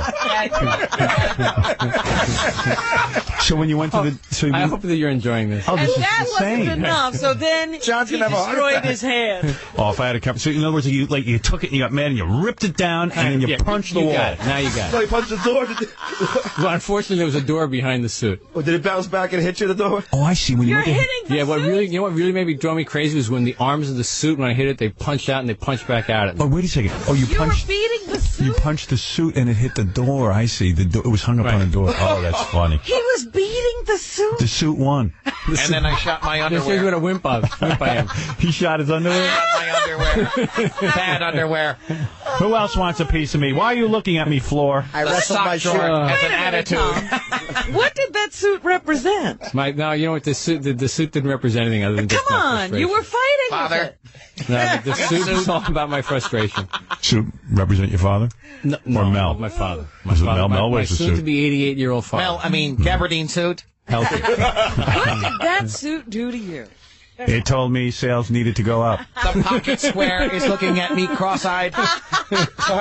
So when you punched it, did you realize right away you probably broke your finger? Yeah, about the second or third punch there was a... Oh, you mean more More than one punch? Oh, my God. My belt laughed at me. You punched it 3 times? I don't know. Did you punch it a bunch of times? I hit it. I certainly hit it at least twice. I think the second punch may have broken the bone. Are you saying you're a little out of control? I was at the moment. My poor wife is standing there watching me, and she just kind of said, do we need to talk? I said, no, I think unfortunately you need to leave me alone for the moment. And then I went and apologized to her. And then what did you have to do, go to the emergency room? No, I thought I'd heard it, but I wasn't sure. I iced it. I tried to go to sleep. I woke up, I iced it some more, watched the end of the Monday Night Football game. Then I called this good friend of mine who's an orthopedic surgeon in the morning, and he saw me. And you had to explain this sad and stupid story to him? Yeah. Did he laugh at you? Yes. So what did he say? He said, Tom, what are you doing? So what are you, an idiot? And I said, punched unfortunately I was. Last night I was an idiot. So your wife was there. She watched the whole thing happen? I think actually she heard it more than once. Yeah, I think she was standing there and saw it. Yeah. Did you use bad language? Were you cursing out loud? Fudge. No, I wasn't. Oh, fudge. I want a rematch with my suit. I don't guess he's hanging it up, and then suddenly, just out of nowhere. No, I pulled it off. Did you ever? You understand, like when you're really angry, sometimes like you just take something. You want to destroy something. He was ripping it down, and then he punched the suit. It probably wouldn't fall fast enough for him, so he started beating it. But what thought got you that angry right when it happened? Do you remember? There was no thought. Actually, what I hoped was... Were you thinking about the card game? Yeah. I was so angry about the card game. And this one poor guy, he's a really nice guy, looked at me and tried to say something that he thought was going to be engaging, and I just looked at him and told him to go F himself. What did he say? You suck. What did he say? Oh, what's the matter, Tom? You're not smart. The game has this thing where if you're at you play to points. At 101 points, you're out of the game, and if you have 80 points or more, less than 101, you can buy down. And I just wanted to go home. I was tired of losing. It was the second game. All I wanted to do was go home. So I have 100 points. And the guy said, and they said, you want to buy down? I said, no, I don't. And the guy says, oh, come on, I'll pay for you to buy down. I looked at it, I told him to go F himself. I didn't need his charity. I didn't need his money. Right. If he wanted to buy down, I'd do it myself. Wow. You must be so much fun to play with. I'm a joy. You know what's weird? They say guys who survive cancer, like what you did, beat the odds. Have a joy of life. Well, yeah, like the little things don't bother you after something like that. I'm telling you, it was just, it's 20 weeks in a row losing at the stupid game. I'm gonna say something to you as a friend. You want me to come talk to you after the show? You want me to spend a few minutes with you? Do you need some help? Can I lay down on your new couch? No, do you want me to talk to you? Man to man? No, Anytime I'm okay. Howard has I really to am talk okay. to you, you're in trouble. Do you want to talk? Because it sounds like you're cracking up. No, I'm not. In trouble. I'll sit down with you, and I'll forget about you're my boss. Forget about all of that. No, we're friendly. We're friendly. I consider you a friend. Yeah, I'll sit down. I'll talk to you, and let's really have some honest conversation here. I think you need someone to talk to. I still don't understand why a guy goes for 30 weeks to something he's not enjoying. Because you always think that's the week you're going to win. At this point, you're chasing a dream. Exactly. Have a simpler game. And you know, and the other part of his Penelope is always saying, "Look, come on, you know, you should go do it. You like the guys," and I really do like. You want to play cards with us? We'll let you win. No. You know what you should do? You like those guys? You should serve those guys. You know, get them drinks. With actually, I do. So I usually am the last one there. All right. So you got humiliated and you went home and you punched the door. Yeah. Okay. Yeah. All right. All right. Enough of it. We're going to drop it. Yeah. If he does that at a card game, how didn't he kill John during that golf game? Oh, he must have. You didn't punch any walls after that? No, wow. No. I mean, normally I pride myself on being in control. And seriously, said that to me. I think the whole thing about giving up pleasuring yourself has to play into this somehow. I don't mean that you're not pleasuring yourself. I mean, you gave up. Something's going on with you. No, I'm telling you, golf had something to do with it. I lost at golf over the weekend in the club championship that I wanted to win. And losing for the 30th week in a row. See, normally I would say to a guy like you, you really have no adversity in your life if you're worried about golf and cards. He's got to make up problems. But you've had adversity. You came near death. Absolutely. I don't understand what's going on with you. I mean, I could have died easy. This is why God let you live, so you could start punching walls and losing at golf games? My father gave me that lecture yesterday. You know what you ought to do? You ought to give up golf. Well, I have for the next 3 or 4 weeks. He can't handle anything. Why don't you give up gambling altogether? But, I don't play golf to gamble. I play golf because I really like the game. No, you don't. Yeah, I do. I know I do. The Tom Chiusano story. You think you like it. I lost control. I did an OJ on my tie. I boiled my leather shoes. A pair of Poochies down the drain. He's murder on clothing. But I was telling my son about this the other day. And I said, I pulled a Tim. He said, what do you mean you pulled a Tim? I said, well, you know, I watched it because I watched him as a lacrosse goalie one day punch a goalpost and break his hand. And he said, Dad, I was 17 years old when I did that. Yeah, he's learned. You're 500 years old. Right. You're progressing is what your son is telling you. You're a mature man. I said, I'm not mature. I'm just older. Is this a midlife crisis? No. You need some strange poontang? No, I love my wife. Who does? I know you love your wife, but maybe you need a little strange poontang. No, I don't need any strange. You want me to hook you up? I won't say a goddamn word about it. I understand when a man needs strange poontang. I appreciate that. You are a friend, but no thanks. I bet you that card game wouldn't mean anything. Hey, you know, guys, I'm being serious now for old Tom here. How about a little scores party? No. That's a great idea. I just got the invitation from Ronnie. Oh, for the big Scott Einziger scores party? I'm gonna go. You gonna go? Yeah. Oh, okay, buddy. Oh, how's he going to do that? He's going to do it. What do you mean, how's he going to do You're that? going to go to scores and then not pleasure yourself afterwards? You got to be kidding. Don't worry, we'll get him pleasured well with it. Benji, you know that technique of yours? Yeah. You're going to help Tom out? Oh, I'll do it for Tom. All right. I will rape my pajamas afterwards. He's going to rape his pajamas? That's correct. All right. The ones with the little cowboys on them. He's going to give the pajamas roofies and then have his way. You going to go to scores? All right. Yeah. All right, buddy. Hang in till then. I will. Yeah, I mean, this guy, he's got a problem. Hey, Tom, can I ask you one question? You ever thought about renegotiating that deal with God? Like saying, God, listen, can I go back negotiate a deal with God, John? Well, you did. I did not negotiate a deal with God. Will you stop pleasuring yourself? I made it. I just, you know what? Because your cancer went away. So do you ever think about talking to him again and saying, God, listen, I can't handle it anymore? All right. Listen, Tom has his own conversation with one God. has nothing to do with the other. Can you imagine if there is a God and he's listening to Tom's prayers? He's probably laughing like everybody else should be. All right, Tom, go back to your important meeting. Thank you. And don't punch anyone. While he's pleasuring himself. All right, go ahead, a tough day. You know, I think he expected a lot more from his career. A golf game. Yeah, I thought he'd be an owner of a radio station, or no. If he had won that golf championship, the suit would have been safe. Is it your career frustration? I like my job a lot. I got a great job. It's not frustrating. It's Can I ask you something? Does it upset you that the other general managers in the company get 2 or 3 radio stations to run and you only have 1? No, because doing this one is like doing 2. Okay. Well, for you. Well, are you disappointed that you never became an owner or operator? No, I kind of chose to be where I am. Okay. All right. He kind of chose. All right. Hey, no one's put you down. I like this job. Okay. Hey, whatever you want. Tom is handling all he can handle, Howard, obviously. Exactly. I fit my Peter principle. Okay? Yeah, you're in over your head. Okay. Kingston owns a few stations. Did you have a fantasy when you got into radio that someday something big would happen? I mean, what was your fantasy? My fantasy was to... I really didn't have one. I didn't have a long-term goal. I wanted to make sure that I did the best job I could, making as much money as I could to provide for my family and at some point have some financial security. And I've got that. What's the stock at? 40? All right. Then you got some financial security today. All right. Go ahead, Tom. Go punch a wall.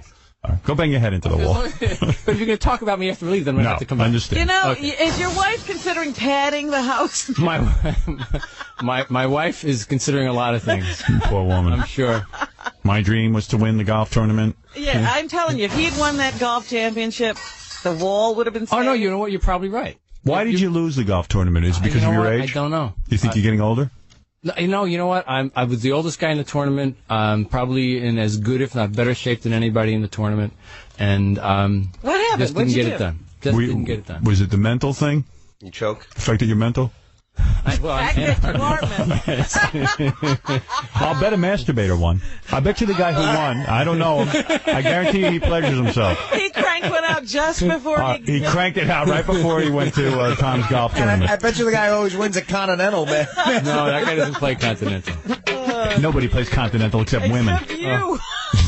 In fact, those guys don't even play it. Big you show game up. in the Bronx. Really? Big game in the Bronx. All right, okay. Tom, Continental player, golfer, and general manager. Thank you, Tom. Was he doing well in the tournament, or did he never have a chance? Oh no, I absolutely had a chance. I had. Wow. I qualified well. I won my first match and lost the second one. All right, Tom. Good. We'd love to hear more, but time doesn't allow it. Right. Exactly. All right, thank you. Because Captain Jenks is here. He's back on the phone call circuit.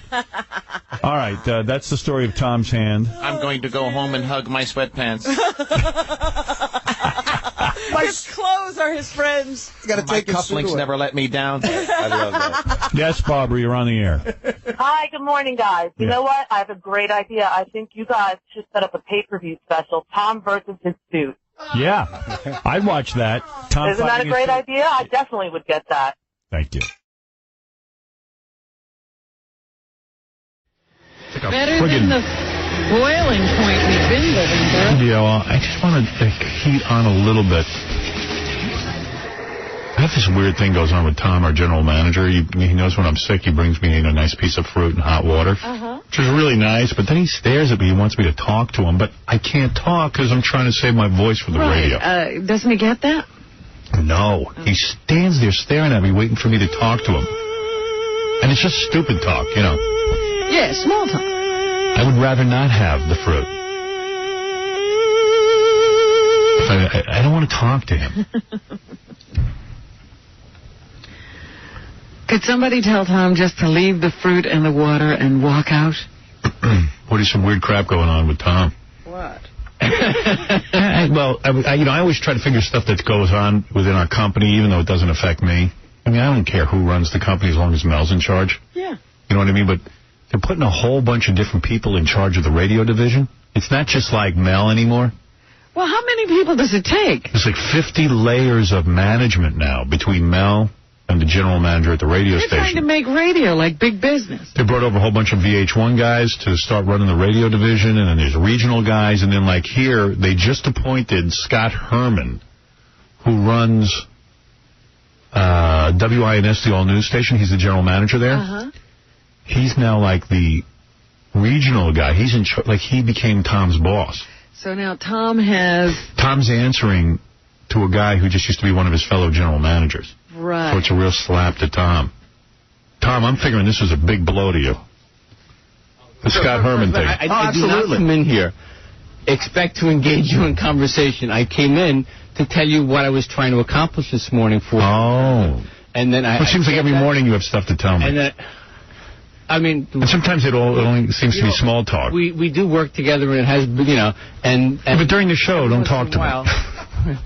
Sometimes it's not necessary. You see, I understand, but then you run out immediately after the show. No, if you have something legitimate to talk to me about, I understand. But a lot of times it's like, hey, how you doing? And, it's cold outside. Yeah. So put on all your clothes. Yeah.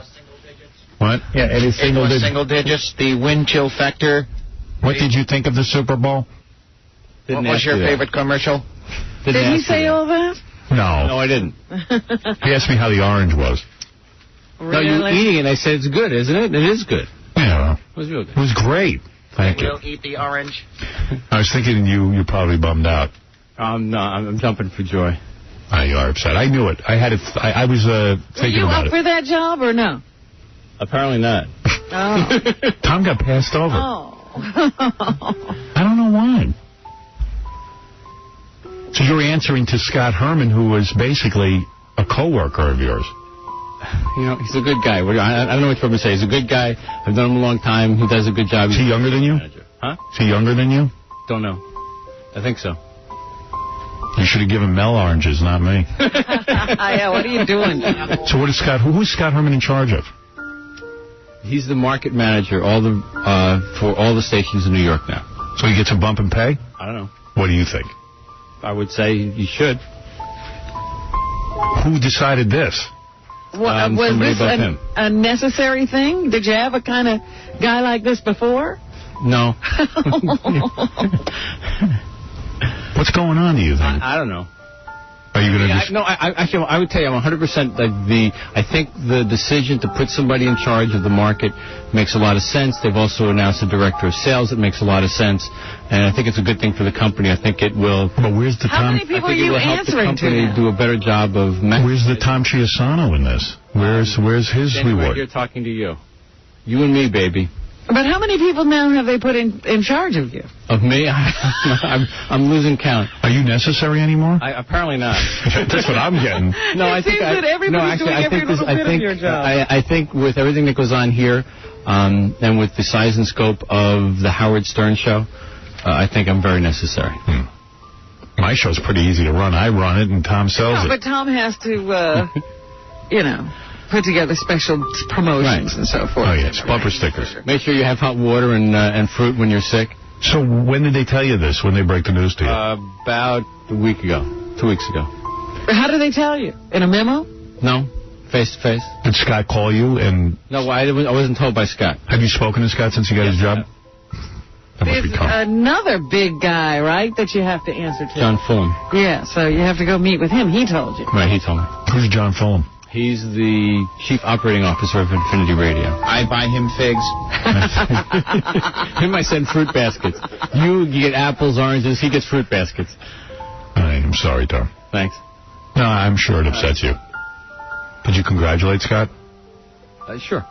Will you? Let me ask you something. There's speculation that you will not put up with this and you will resign. Oh, you could only hope. No. I don't hope that. I feel weird. Thank you. I've talked to people who said that you're really ticked. Who? I'm not going to say who. Seriously, you're really ticked. You were passed over for a promotion. Scott Herman is now your boss where he was a coworker, and you are really irked. That you're putting on a face now, but behind the scenes, that you are thinking of retiring. No. Have I thought about it? Sure, I've thought about it over the years, actually, but no, I'm not.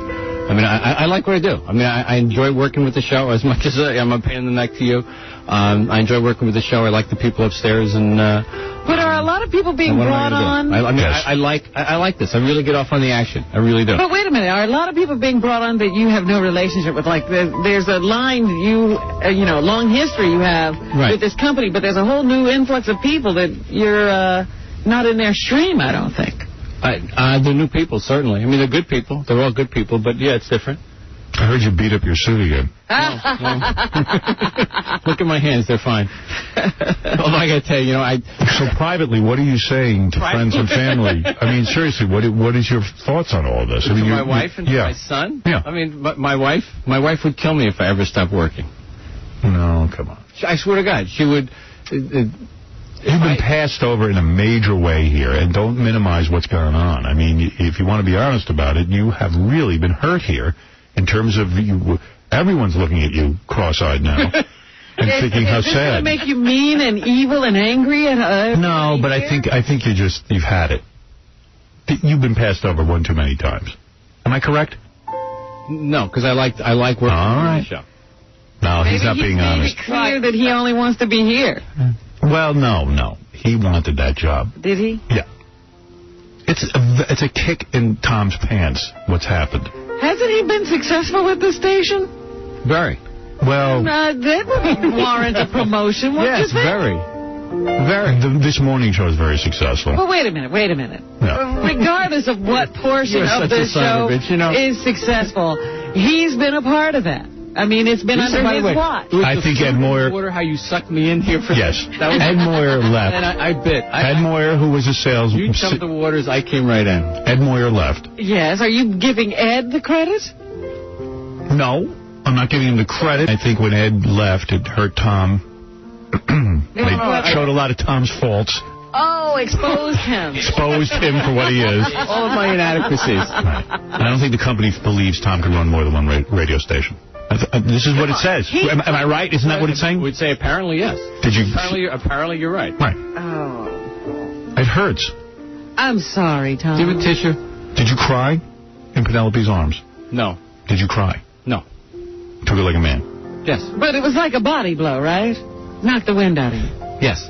Okay. Wow. Fair enough. That's all I needed to know. I need to know about your pain. Because you like it. No. I empathize. Thank you. I mean, I think to be an older gentleman like yourself, to be passed over time and time again is almost like... You know what? I'm gonna say this. I'm the youngest 55-year-old guy I know. Oh, that's very good. That's something. Most immature.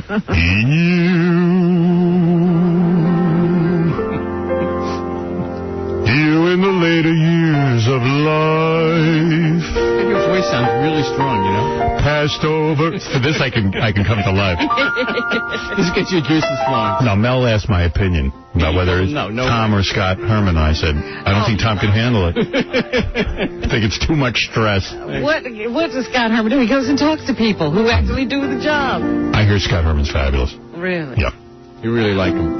Well, I'm looking forward to hanging with him. About him? He's very concerned about me. Yes. He wants to meet with you? Yeah. Yeah, my new boss does. I can't even keep up with all the new bosses. There are too many. Well, all I know is I'm going to Scott Herman, not Tom anymore. Make sure you deep six me, okay?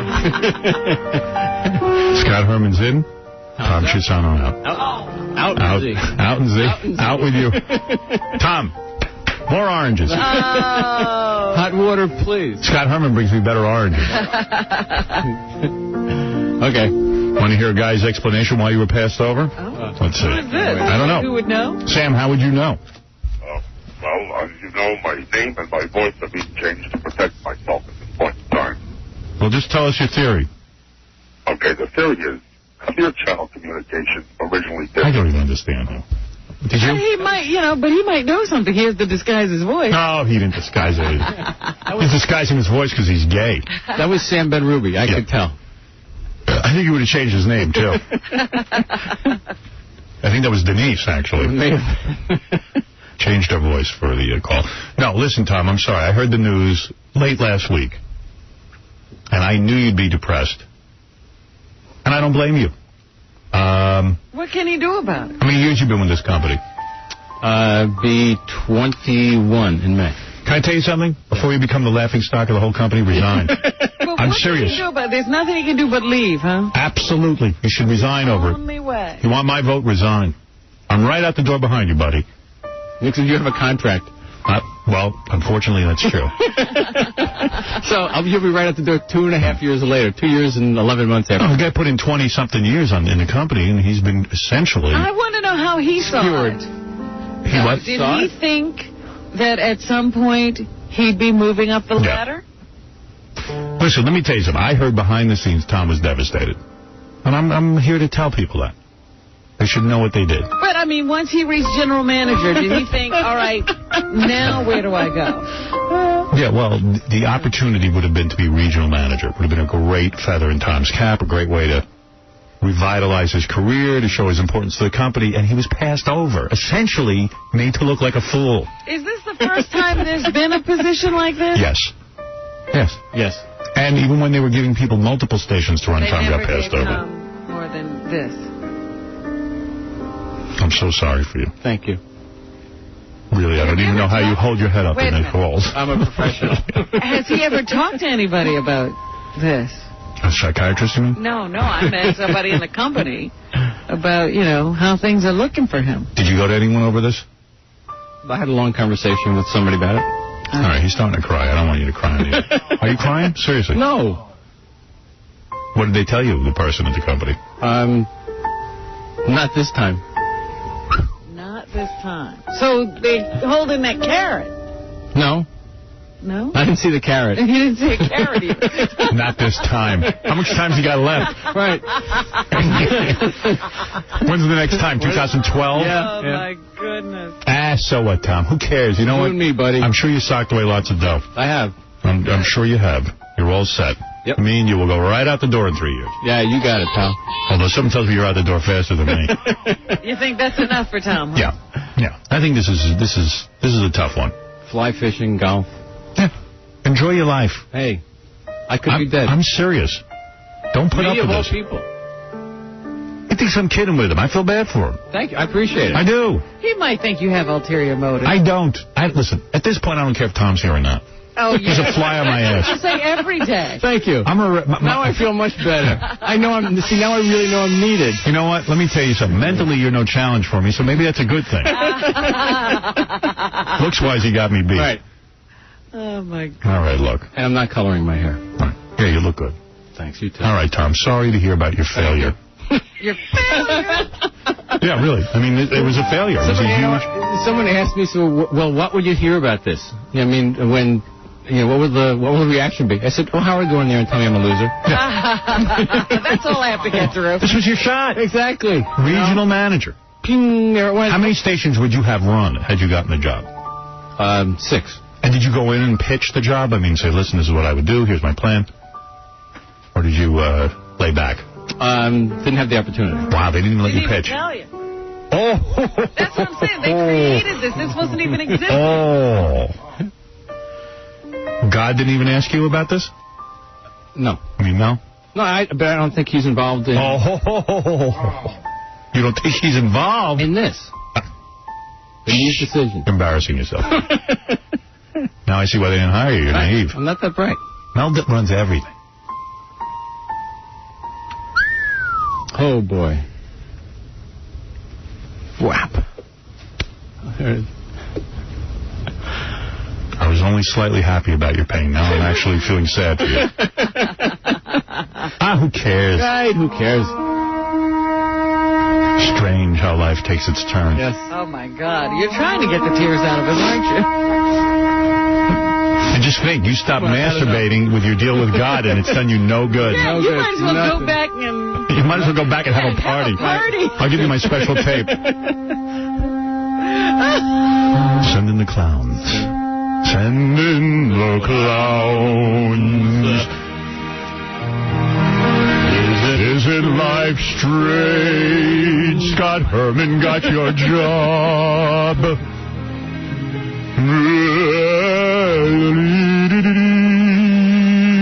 You gave up masturbation. All right, enough with Tom. Did Scott say to you, are you going to have any trouble working with me? I won't go into the detail of the conversation, but we'll talk about a bunch of stuff. Oh, I can imagine that conversation. Because Tom's always the loyal guy. Tom never gets mad. I've seen movies about things like this. This is really happening here. Hello, Tom Chiusano's office. Hi, it's Scott Herman, Tom. Hey, Scott. What's up? Tom, are you going to be able to be loyal? I will be loyal. I am always the company man. Hey, you win, I lose. Well, Tom, quite frankly, they didn't even consider you, so you didn't lose anything. They created this post for me. They created this post for me. I know I am loyal to you. I know what I must do. I must put my personal feelings aside. I know what's correct in this situation. Good, because now you're my dog. I'm your dog. I know I can't talk back to you, Scott. What can I fetch, Master? I run 6 radio stations. You run 1. Yes, my legion. Yes, my great one. Legion. My legion. My liege. Liege. Listen, Tom, I'm going to need you to remove some bumper stickers from my car later today. What time and when? I will do it, Lord Herman. Get a razor and be right there. I will do it, Lord Herman. Oh, Scott Herman's on the phone. Scott, how are you? Good, I'm good. Tom, right away. Hey, Scott. My office, right away, Tom. No problem. Coffee, light and sweet. Thank you. Thank you, Scott. Thank you. He wants it light and sweet. You better hurry up out of here. I got to go. There he is, Tom Chiusano, passed over. Passed over. The Willie Loman of radio. Thank God I have an electric stove, you know? Don't worry about it. You're fine. I'm fine. This is a big job. It's big enough for you. They've got big plans for you, Tom. Yeah. You think this is like they're saying, hey, you're not that good? I think, How much more money was it? I don't know. Take a guess. I don't know. Percentage-wise. Well, 10, 20? 6 stations. Should have been 20%, 30%, 40. Actually, Scott, if you didn't get a 100% raise, it wasn't worth it. That's right. Options. Oh. Are you kidding? Oy. Now that hurts. You got enough money. This is the biggest smile I've seen on your face in like 7 days. I'm such an evil human being. I'm an evil guy. My misery brings you happiness. It does. That's why I can't leave. Misery is a better story than happiness. Absolutely. Well, won't you be sad when you realize the real coup is that Tom's going to be all of their bosses? Yeah, when? I don't know. In heaven. I will win in the end. In the end, I will win. Yeah, this was Tom's big moment. No, they're saving something very special for Tom, I'm sure. No, you know what? This was Tom's big moment, and it's now gone. We'll see. Up in smoke. You bet on Oakland. Unless Scott Herman was to suddenly die. No, they've got something bigger in mind for Tom. All right, Tom, way to go. Thanks. Had a way to be a winner. Yeah, exactly. No, all right, listen, who cares, Tom? Forget it. I'm with you. I love you. I love you too, man. That's the important thing. I'm sticking by you. And me, you. You know what would make you feel better? I'm not going to answer to Scott Herman either. Screw him. And Scott Herman, if you're listening, I don't want to meet with you. I don't want to know from you. Leave me alone. Same goes for Tom. That's Tom's job. Yeah. All he is. Well, you don't want to meet with me or you? No. I don't want to meet with either one of you. Yeah, you don't want to meet with Tom because he didn't get the job. You don't want to meet with the other guy because he got it. Tom, you better leave. There's Scott Herman's secretary's up in your office measuring your office for new furniture. Thank you. All right. All right, I gotta go. How many times a week do you have to check in with Scott Herman now? Seriously. Don't have a number. Do you realize Tom was on par with Scott Herman? Yeah, I hear what you're saying. He was a bud. You know, they used to sit around the table together, and now Scott's moved up to the head. You might want to call Chauncey for more magazine advice. So what? You know, not everybody needs that. No executive washroom for you. No. All right. Would your office have moved to, like, the big building where Mel is and all those guys? No involvement. No move there. I would have been at Black Rock. Wait, Penelope, your wife is on the phone. Yes, Penelope. Tom, this is Penelope. I'm leaving you. I'm marrying Scott. Right. Thank you. Thank you. Penelope is leaving you. She wants to sleep with a regional manager. Yeah, she wants Scott Herman. She wants somebody who's on the fast track. Yeah. All right. Why is Scott Herman more qualified than you? What did he do that you haven't done? Honestly, what? Do you bill as much as he does? Over the last couple of years, no, but for the years before that, yes. Okay.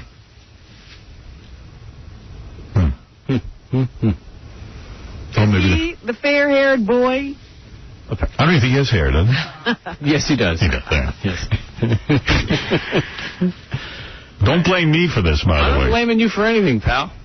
But you know what? Don't try to get a raise out of Tom. Oh, no. Now's not the time. You think I was in a bad mood before. Oh, boy. That's what I meant. He's going to take it out on everybody else. All right, well, I'm sorry. Thank you. I appreciate it. Your empathy means a lot. I'm not going to say anything else about it. Okay. I'm never bringing it up again. Yeah, sure. Boy. Oh, boy. Right. Do the interns in my office know Tom got passed over? They won't answer. When I ask them to do something, they already say, "Has this been approved?" All right. Tom, thank you. Thank you. Good luck to you. Thank you. Thank you. You're doing great. Now, what kind of things will you have to take to him? What? Everything. He oversees everything. Oh. In fact, I'm kind of already going over Tom's head on a lot of stuff. Really? I'm already actually dealing with Scott Herman on a few things. I'm sorry to say. You're kind of... Don't blame you. You're kind of useless. Right, I know. See, Robin? Oh, boy. Right out of the loop, huh?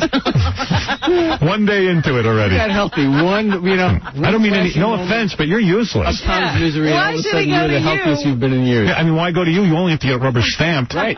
What's up, Doug? God bless Herman. Finally, there's justice for Tom after years of screwing everybody. Right. F. Penelope. No. Oh, you don't go there, buddy. Let me handle this, Tom. Thank you. Come down here, I'll kick your ass.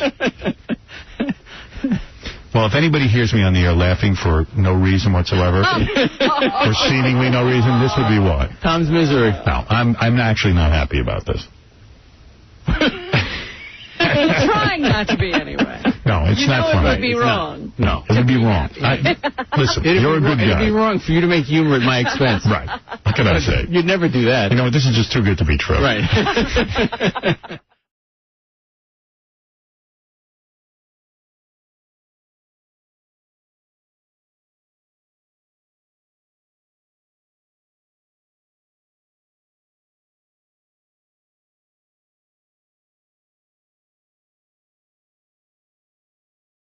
Hey, so, anyway, I was thinking things were kind of quiet lately and kind of nice around here. Uh-huh. So I found out that I'm not supposed to know this, but Tom Chiusano, our general manager, is at golf school. I know. Oh, I didn't know it was golf school. He took 3 days off to go to golf school. Is that what he's doing? Yeah, not general manager school, golf school. Absolutely. I heard it was the whole week he's been off. Oh, is it the whole week? He left on Wednesday because I talked to him Tuesday afternoon. I can't tell you how relaxed it's been around here and how nice, but I got confused because I keep whenever Tom's here, I keep getting on my computer, you got to take a break. It's been 20 minutes, so you got to take a break, you got to take a break. And what I'm figuring is going on is he must be calling the radio station, listening at golf school. Are you kidding? And yelling at him. You're still getting those? Yeah. That's what I'm thinking. He's calling from golf school? Well, how else would he be doing it? That's amazing. What's with this guy? Must dial telephone. Must call now. Put down Potter. I didn't know he didn't tell me he was going to golf school. I knew he was going golf. Well, he doesn't want any of us to know. Yeah, it's been the gossip around. He didn't even tell me he was leaving. He only told me because I happened to run into him. Right.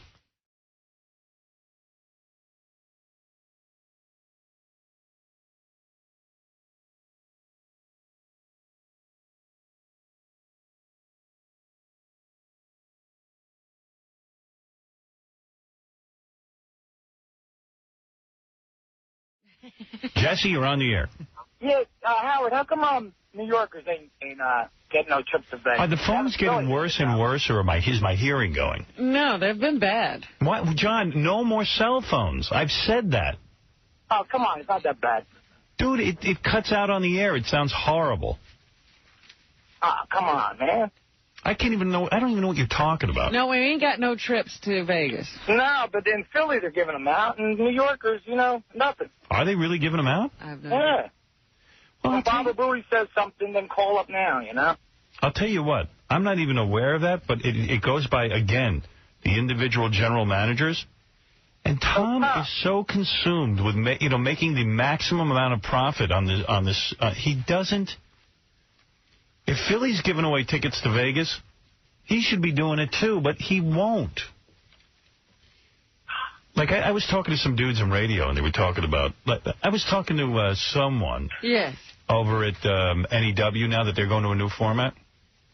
And they're throwing parties over here. He said the equipment is unbelievable. Yeah, everything, and that was just the equipment that was there when they walked in. Everything is computerized. It's like... State of the art. And we don't even have a computer in the studio, in our air studio. And I said, well, how is it that we're so far behind the times? And everyone said, it's Tom. He is so desperate to save money because he wants to have the highest bottom line at the end of the year. But at some point, it becomes sort of self-defeating. It's like, well, I'm not saying go out and build a Taj Mahal. But you sacrifice the product. Yeah. L.A. is evidently giving away... Tom going out to Vegas? Yeah, Tom's going, and I don't even know why. Let's give away his ticket. Stay in New York and give out his ticket. Yeah. L.A.'s giving away tickets to Vegas as well because, that's Bob Moore. He really knows how to spend money to make money. Right. He knows how to run a promotion. I've been saying this for years. I mean, I understand the general manager's job is to make money, but it doesn't... Tom has never heard of the concept spending money to make money. Well, also, you know what? Why not make the working environment reasonable? I mean, I can't imagine the spores and fungi that are in this building. I don't think they clean this place properly at all. Yeah. Well, this happens at this is why we have to move every couple of years. It's the only way to get clean. At least they keep the bathroom up nice, though. Yeah. Like, he won't even, clean the bathroom. Like, hire a guy 3 times a day to come in and clean the bathroom so that it's not filled with duty and pee and SARS. SARS is in the bathroom. I know. A few months ago, somebody came in here and did a scraping, and they said they found, bubonic plague here. Howard, most locker rooms have a bathroom that is, immaculate compared to that. But why wouldn't you hire someone to clean the bathroom during the day? Make it pleasant for people. I know it costs money, and I don't know. I mean, but...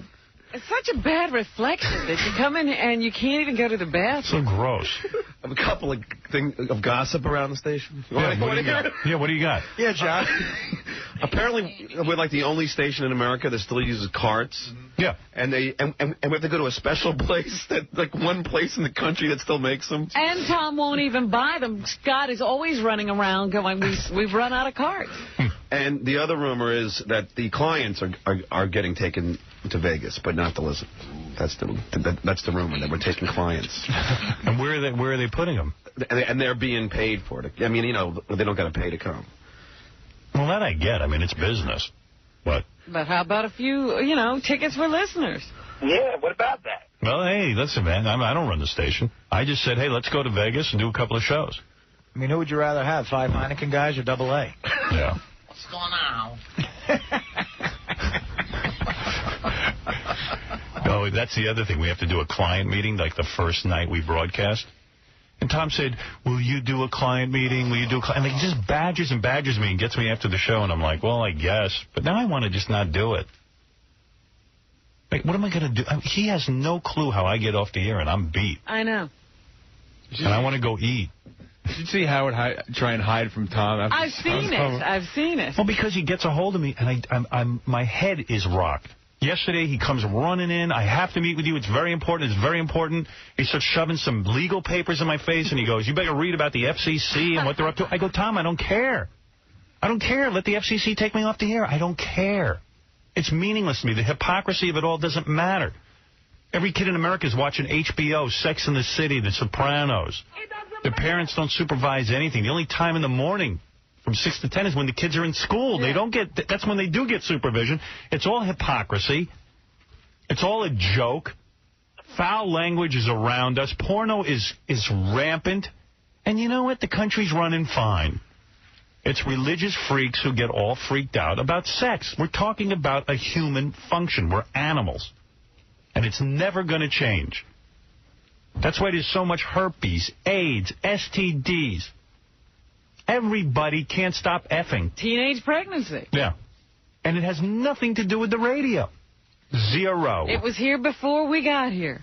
You watch The Bachelor. They got sex all over that. People laying down in hot tubs on primetime television. I was watching that Married by America, and this guy just went crazy, and he's cursing, and they're just bleeping, but you can read his lips. You can use the words there. So one guy on the FCC who still, is dreaming of a religious right country is fantasizing if he gets me off the air, he's going to change everything. And it's just it's ludicrous. And Tom gets a hold of me and starts in the FCC. I don't care. Bleep the whole goddamn show then. Get rid of me. My time has passed. I was part of, like the disco era passed. I'm part of an era that passed. Right. Let's take me off the air for 3 years, and let's see if America changes. Let's see if it gets cleaner. I mean, so he gets a hold of me, and he starts working on me, and I'm like, Jesus Christ, dude, get off my ass. My head is ringing. I've been wearing headphones for 5 hours, and I can't think straight. It never occurs to him that you're going immediately back to take a nap. Yeah, I literally go and fall asleep in the office after every show. He's right there. Yeah, and he's preventing me from sleeping. And I said, if you want to talk to me, schedule a time and call me on the phone when I'm coherent. But he just badgers me, and he stands outside the door, and he blocks my way. I want to push him down. He cuts through other people's offices so we don't have to see him. Oh, I've seen him in the hall looking around, peeking around corners to see if Tom has gone the other way so he can make it down the hall. Will you do a client meeting? Will you do a client meeting in Vegas? Will you do a client meeting? You know what?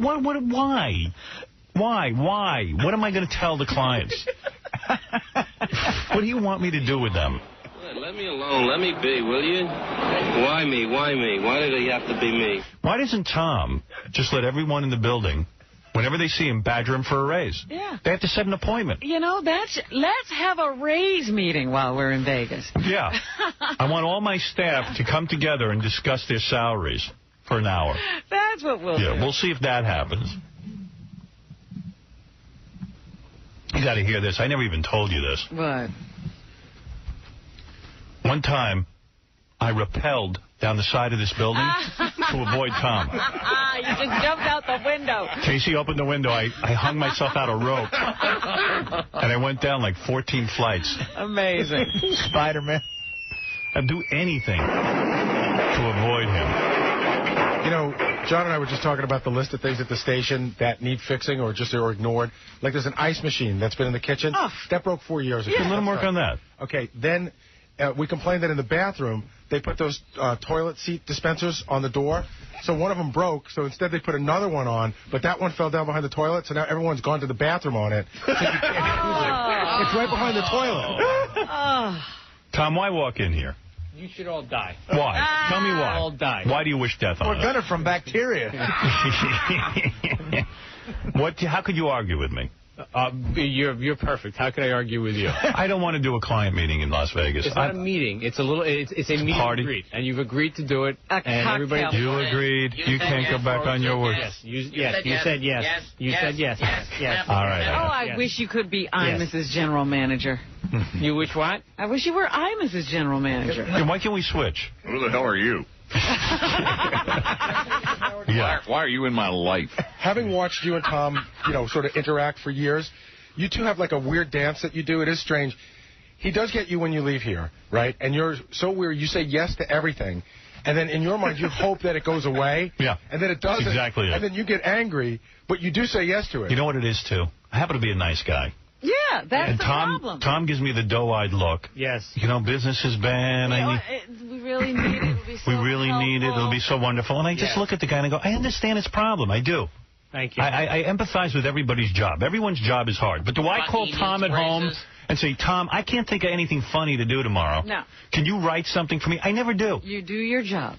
My job is to... Stop being so greedy and give out a trip to Vegas, damn it.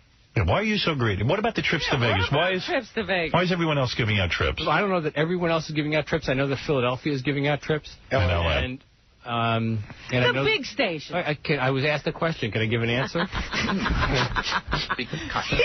The L.A. station is giving them away, too. Because the program directors there must have requested them. All right.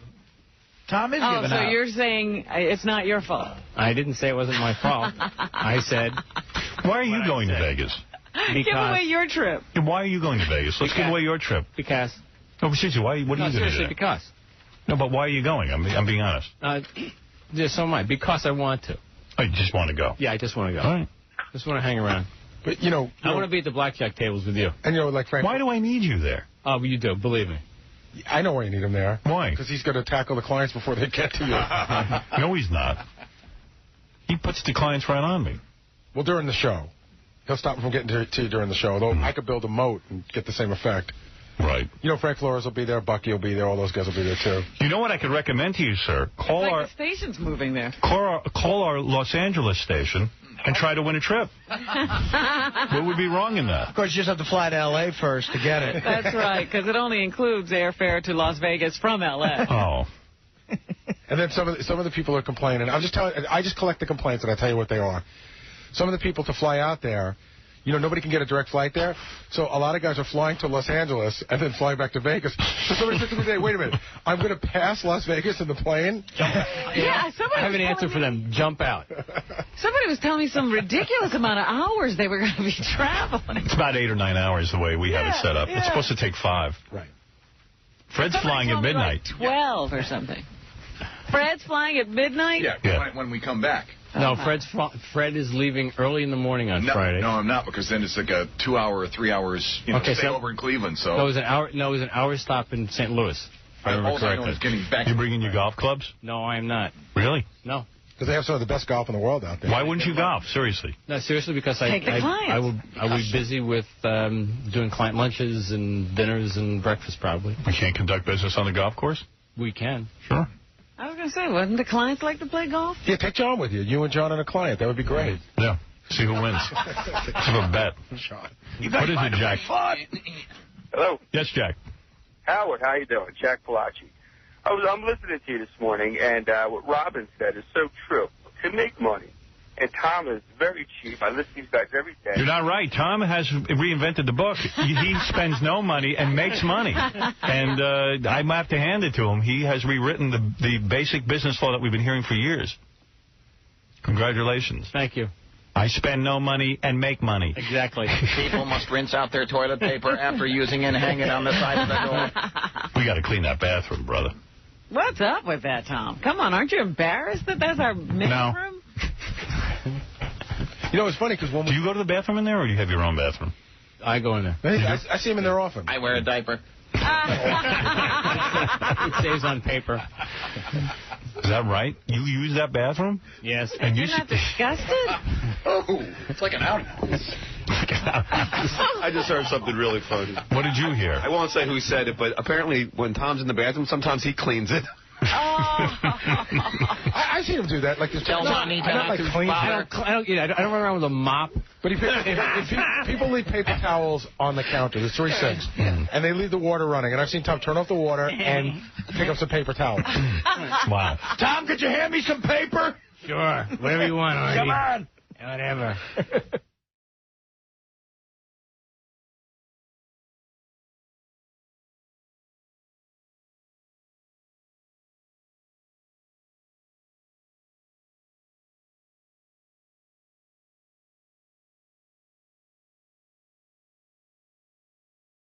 There's your top 5 songs.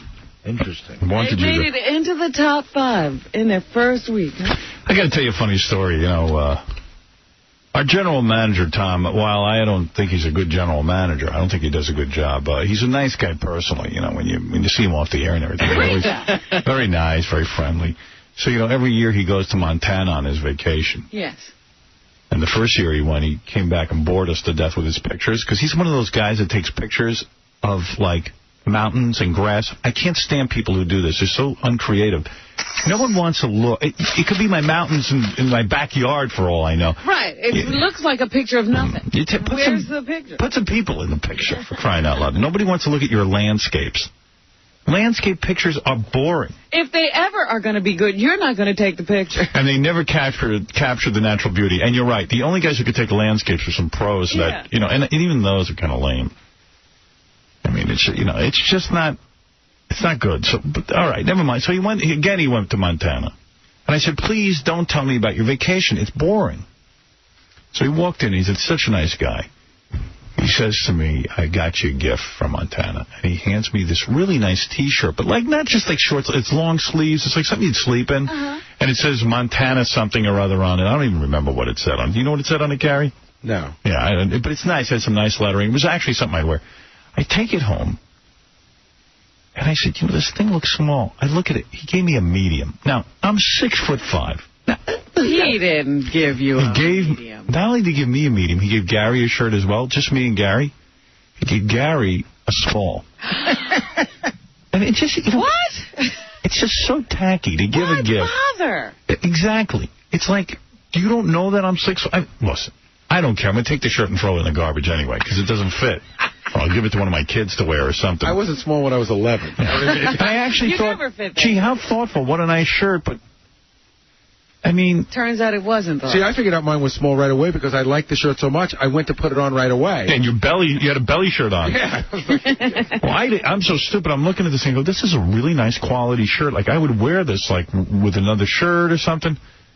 And Beth said to me, isn't that kind of small? And I look at it and I go, it's a medium? That son of a bitch. He could have at least come in and said, I bought it for Beth. Right. Don't you think that's kind of dumb? Tacky. It's tacky. Well, let me ask you a question. I mean, if you look at me, do you think I'm a medium? Wouldn't you at least get me a large? Do you think he bought those sizes? See, I had a whole different thought. I thought that he was staying... Someone gave it to him. And the guy that ran the place gave him a bunch of shirts. Oh, so that's what happened. Oh, jeez, I didn't even think of that. But why wouldn't you go through the shirts and... If you wanted to give Howard a shirt, or anybody a shirt... Wouldn't you go and get the shirt that would fit them? I'd love to know the real story, whether he paid for those. I know he came to me. I didn't know that this had happened, but he's a weird guy. And he's odd. Because now I have no knowledge of any of this until he comes to me and he says, I gave other people shirts, but I want you to know that I have more coming, so I'll get you one. Wow. Oh, I see, because he doesn't want you to feel like you were not going to give him a gift. Right, but I don't even know about it. And he could have gone on his merry way. What if you had heard about that I got a gift and Gary got a gift? I really wouldn't have cared. Oh, Robin. And Fred, people feel you'll go off the deep end. Fred got one. Fred got one. I didn't even check the size. I have to go home and look at it. It's just funny. I mean, listen, he doesn't have to get me anything, obviously. It's nice to receive a gift. But it does seem sort of weird that the guy would give me a medium. What can you do with that? Nothing. I'll just give it to someone. But, that's the point. He gave you something that is worthless to you. Yeah. He basically gave me something worthless. Yeah, that's ridiculous. Yeah, that's what I'm telling you. The only medium shirt I have, I use as a napkin. Yeah, I'd probably just tear mine up and use it for rag. That's what I do. He gave you a rag. He gave me a rag. I can wipe down my grill. Yeah. You know what, Gary? You should put it on. See what it looks. Put on your shirt. Put on the shirt. Put on the shirt he gave me. Come on, you have it here? If Will still has it, I'll go put it on. Go get it. Put the small shirt on. This is Gary's Christina Aguilera impression. This is the shirt that Tom put so much thought into. And he's going around handing these things out like it's gold. The other day, Fred and I were goofing on him. We started asking him about the vacation, and he starts telling us how he fished all day, and, you have to throw the fish back in as soon as you catch them. Why? Because it's not legal to actually take the fish and eat them. Yeah, it's catch and release. I would just want to go catch my dinner.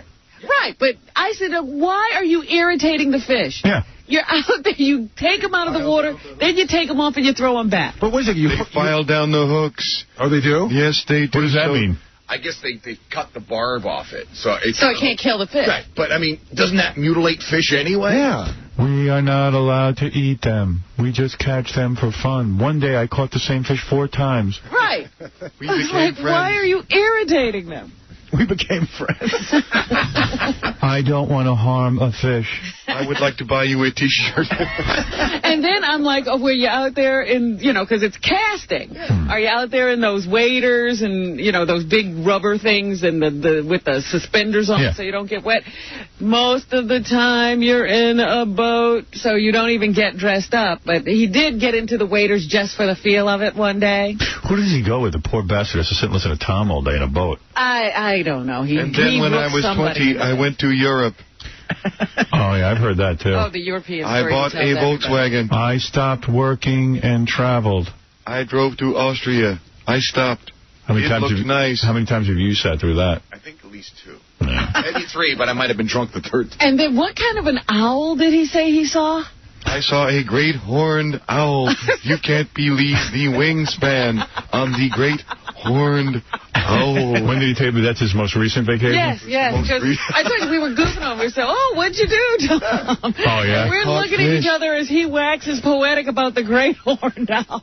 Yeah, Tom, before you tell me that Europe story again, just let me take 8 Vicodin. Let me tell you about the owl I saw in Europe. You know what it is? He wants to tell us that he's wild. Like, because we're wild. I'm like Jack Kerouac. Yeah. I was doing radio sales. I decided to chuck it all in. I was on the road with my waiters. Remember when I first read On the Road? I went to Europe. I had a devil-may-care attitude. Grew a beard. Isn't that how he met his wife? Because he was on a plane and she was a stewardess. Do you remember the picture, how long his hair was? You ever see that picture from him in Playboy? I modeled in Playboy. Yes. A clothing issue. I could have been Daniel Day-Lewis. Except I'm boring. Yeah, I think Simon Cowell judged him. I got to take a break. Then I'll get to your phone calls right after these words.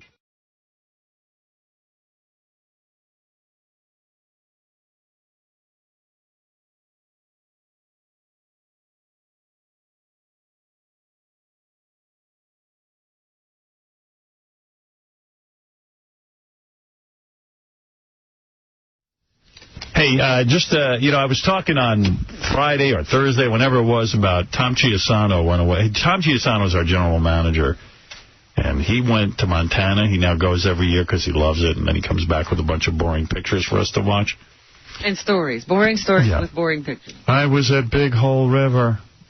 I saw a horn ring down or something. Specifically, we go to Melrose, Montana. Melrose? I saw the big horned owl. It was quite spectacular. Its wingspan almost equals an American condor. I saw the brook trout, which is not as colorful as the rainbow trout. Then he did something weird. He brought in a gift for me, and he goes, I want you to have a T-shirt. Yeah, I was just like, well, that's nice, And it was weird, too, because he gave one to me, and he handed one to Gary Dell'Abate, Baba Booey.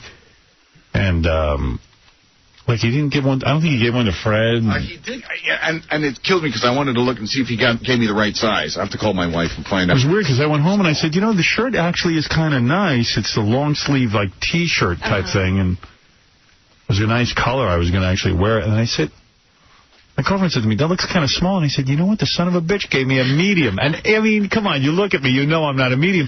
And I sent Gary a note, and I said, you know what Tom did? He sent me a medium. He gave me a medium. It was almost like he gave me a gift, but he must have gotten him for free. Yeah. Here's a shirt you cannot use.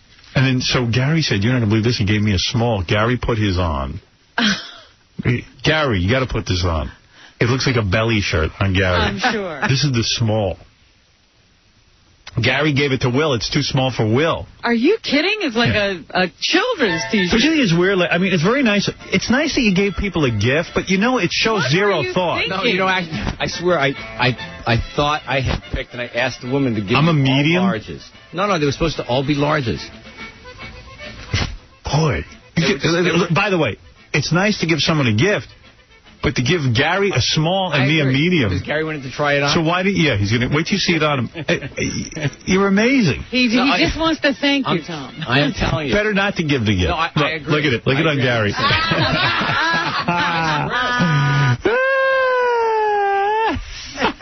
Fantastic. Wow. Way to go, Tom. You could catch a lot of trout dressed like that. You look like Aquaman. They were all in the large bin. I thought I picked out all larges. All right. Well, thank you for the thought. I'm sorry, and I'm having large, and you need next large. Don't get me one, please. It's being shipped. It's being shipped. I don't even want a T-shirt. It's nice. I understand what you're saying. It's beautiful. Please don't send me one. Big sky country. You want to tell everyone about your trip? No. Why should I be the only one who hears about it? I didn't bring tell any us pictures. about the fishing. I haven't brought any pictures in 2 years. What about that owl? The first year, the owl was very cool. A great horned owl. What's weird about you is you take pictures without people in them. And, like, I always find people odd who do that. But you're in Montana. It's all about the country. Yeah, I know, but what does it mean to me to see a picture of you of Montana? I can buy that in a book. Better pictures than you could take. Here's a picture of Montana dirt. Tell us how you spend all day catching fish that you could have to throw back. Well, that's the deal. You catch and release File the barbs off the hook. Wouldn't it be fun to eat the fish? No? You can, if you wanted to keep two, either you can cook them on the bank of one of the rivers, or you can bring them back to the lodge that you're in. But we just catch them and release them. I smuggled a fish back. They arrested me. Can I ask you a question? On your it's a sport. In your vacation, yes, you go to Montana. Yes. With this other guy. Yes. He's the same guy you go with all the time? Yes. Okay.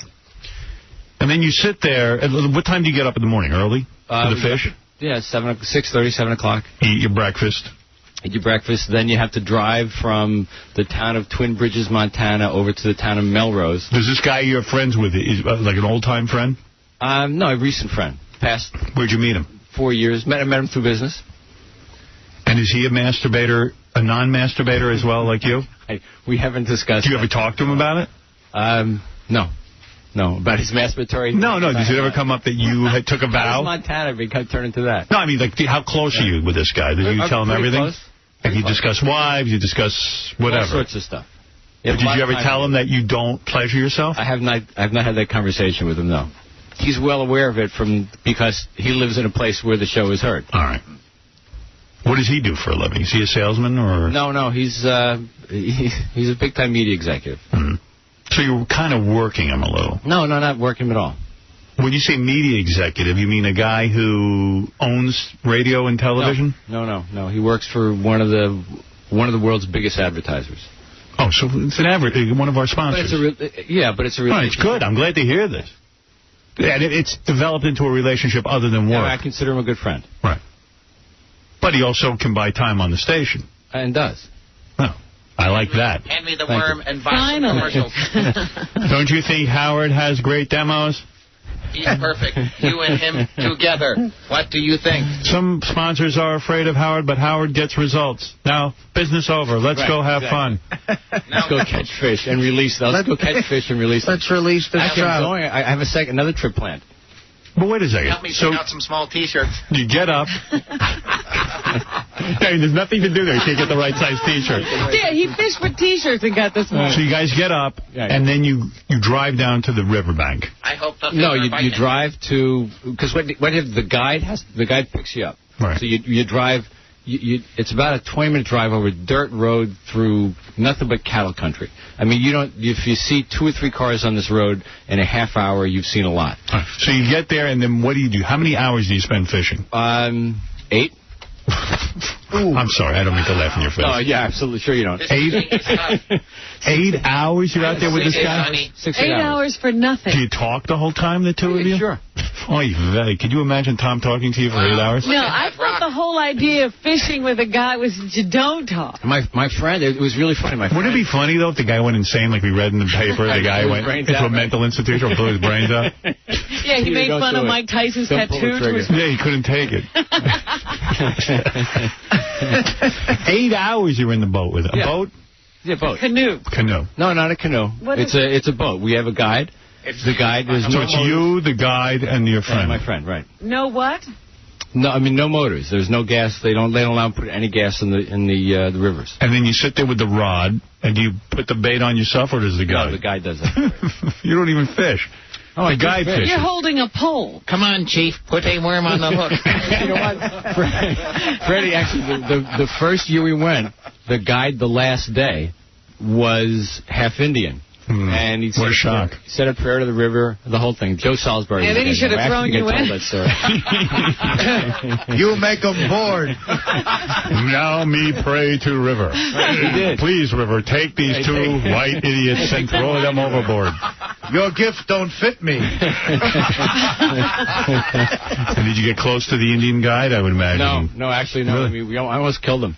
Why? Because he almost had us. Because you know, touch him penis.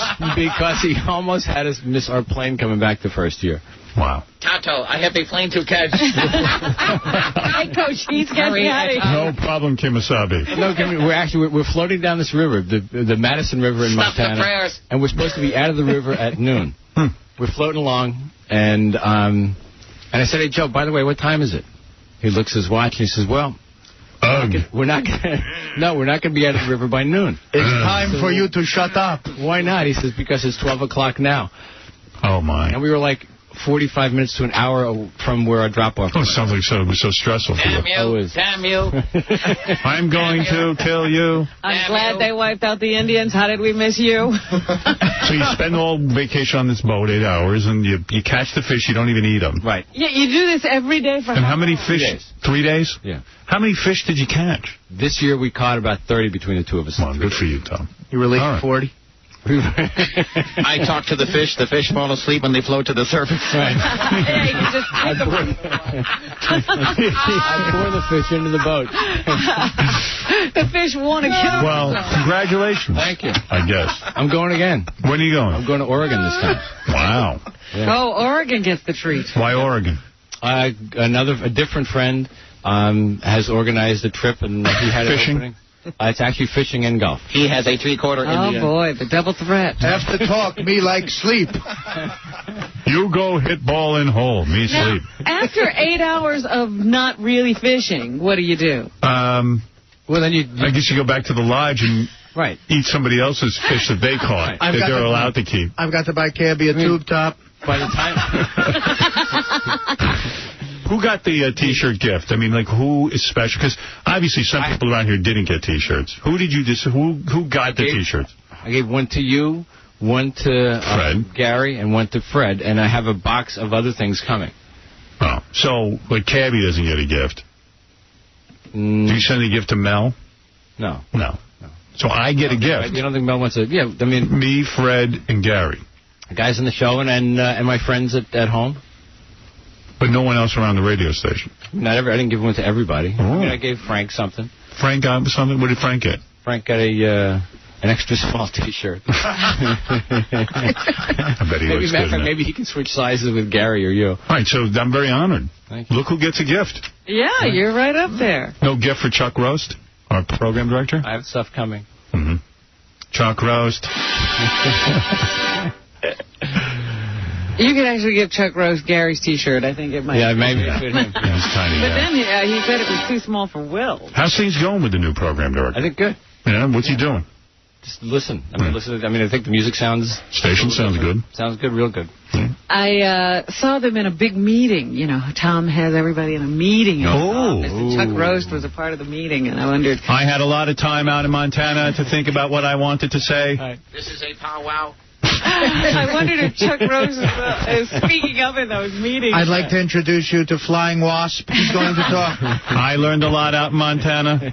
While I was in the boat. You make them ratings big. Fishing is a lot like radio. Yes. Did you come back Every day you put your hook in the water looking for listeners. Sometimes you catch them. Sometimes you don't. But you always throw them back. Well, Tom, how is that like radio? I don't know. I just like the analogy. So what was the meeting about? You called everyone into the meeting? You mean the programming department? We have a weekly promotion meeting. Oh. Over stuff that sales needs done, that programming has got, that maybe sponsorable, all kinds of things. We need more ways to whore out the show. You catch ratings. Any ideas? Chuck Rose, I couldn't push Kingston around. You're nothing. It's like fishing. Here's what I need you to do. Every record should be sponsored. You catch ratings in the morning and then you release them in the Yeah, it's like fishing. There you go.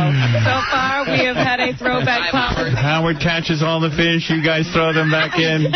You're releasing too many fish. Time to go. I think it's time for us to start keeping the fish. My colonic and strip club sponsors are aggravated with all of you. You make them. And then I walked into another meeting out there while Tom was away. It was a closed-door meeting. Yeah. And I just needed to talk to somebody in the meeting. I opened the door. They said, yeah, we're working on a bumper sticker while Tom's away. Wait. That's my expertise. We can't do that. Well, good for you, Tom. Thank you so much. Congratulations. When can we look forward to you being gone and being in Oregon? Yes, in when are you going? July. In July, all right. That sounds like a good vacation. Sounds like a great... you're not going when we're going. No. Good. Yeah. Oh, Leave when we're here. I will. Right.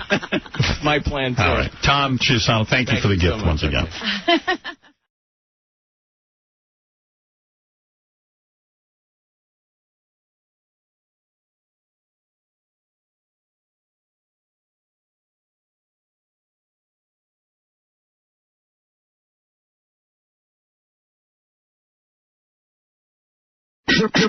The radio personality suffered from an obsession for years, but now Howard is confessing his secret. All right, in just a couple of seconds, Stump the Buoy. Evil Dave Letterman's joining us today. Everybody's happy to see him. How are you, Evil Dave? Good morning. Can I just ask you something? Sure. Does anybody have Ashton Kutcher's home phone number? Boy, would I like to cake his eyebrows with my DNA. Wow. I didn't know you were feeling that way. Yeah. Well, it's good seeing you. Haven't seen you in a while. Oh, yeah. A lot of the fans are happy. Hey, I heard that the president has put the government on big alert. There's a big bomb scare. The new J-Lo Ben Affleck movie is coming out. Right. Yeah. Yeah, I hear that. In fact, there's been some advanced reviews. David Letterman is correct. There's some advanced reviews, and they say this movie might be a bigger bomb than Mariah Carey's Glitter. Wow, that's hard to beat. Yeah, they say it's horrible. The whole concept is horrible. J-Lo's a lesbian, but the posters promote that this is a love story. Yeah. People are going to be very angry when they show up and there's no love story. They also are trimming her butt in the posters. Have you noticed that? Yes, I have. I notice everything. I applaud that. Well, Dave, it's good to see you. Yeah. You know, I just want to say one thing here. You know, since 9/11, I haven't been able to think about nude young boys as much as I used to. That's an after effect of the tragedy? Right. I don't know. Well, there's a lot to talk about, certainly. A couple of things. That's a good thing. Yeah, our own Benji gave me a gift. I had the weirdest experience with Benji. He came up to me and said, I want to give you a gift. You always are generous with me. And I was trying to think of a time when I was generous with him, but... What did he give you? So he handed me a box. I said, I'm not opening it. I said, what are you up to? I didn't trust him. I thought I was being punked. Right. Which is a cool way of saying candid camerad. And I made him unwrap his own gift to me. And it was real. It was a real gift. It was a book. I don't know why anyone would buy this from me. It's a big, thick book. What is it called? What it is it was an actual sort of like a guidebook or encyclopedia to New York that came out in 1892, and they just republished it. I'm looking at this thing, I go, oh, he goes, I thought you would enjoy something like this. It's an old guidebook to New York City. Why would I want that? I think it's fascinating. And I'll never read it. I said to him, I'll never read it. Give it to someone else. I had to take a guess, and I thought maybe you'd be interested in it, too. No, not at all. It's a horrible gift. Have you flipped through it at all? No, not at all. I have no interest in it. It's sitting on my desk, and now you might want to give it to someone else. He doesn't want to crack it. Yeah, now I'm torn because it's like it's sitting on my desk. I feel bad. Someone gave it to me, but it's like I'm never going to read this. So I want to just throw it out in the garbage. Well, you know, what did that cost you? I think it's like $20. Oh, what a waste of money! It's sitting next to my Neil Young picture. Yeah, I mean, my God, give it to Tom Chiusano. Give it to Fred. He loves it. I got it. I already had bought another copy for Fred, but I was going to wait a while to give it to him. Give him mine. Well, okay, I'll just have to change the inscription. It's such a waste of money. Is there an inscription? Did you read the I didn't even open it to read it. I have no interest in it. Oh, come on, read the inscription, please. I bet if you flip through it, you'll be fascinated by it. Other show news, Casey Armstrong. Casey, gay Casey. Yeah. You know, Casey's a homo. Yes. Casey, I found out that he's on Prozac, so I said to him... When did this happen? When did it happen? And I thought he stopped going to a psychiatrist. Doesn't a psychiatrist have to put you on Prozac? Yeah, they do. And did a psychiatrist do this? No, I don't go to a shrink no more. So how did you get Prozac? The doctor did put it on me. What doctor? Put it on you? Regular doctor. No, be honest. The regular doctor. A regular doctor? And what? All of a sudden, what happened? You went to the doctor, you complaining about what? No, I didn't complain about nothing.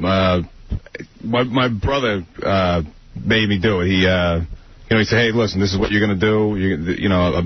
Why? But what was your complaint? My girlfriend and my friends came to him, and we're just, it was kind of like it was like an intervention. Something like that, yeah. And Did they all sit down with you? No, just him. He goes, look, you're going to listen to me. And I said, no, I was like, F you, get out of here. Is your brother younger or older? No, he's older. Older. And then But do you hear what happened? All of his friends and the people who were around him went to his brother and intervened, and so his brother had to go take care of him. What am I missing? What did they say to your brother to get him to have an intervention? Well, they just say, just like, I'm a weirdo. No, but I mean, come on. You must have been doing something I don't know about. Give us the lowdown on what you've been up to. Just, they never see me anymore. I'm just, I guess I'm kind of a dark person or whatever.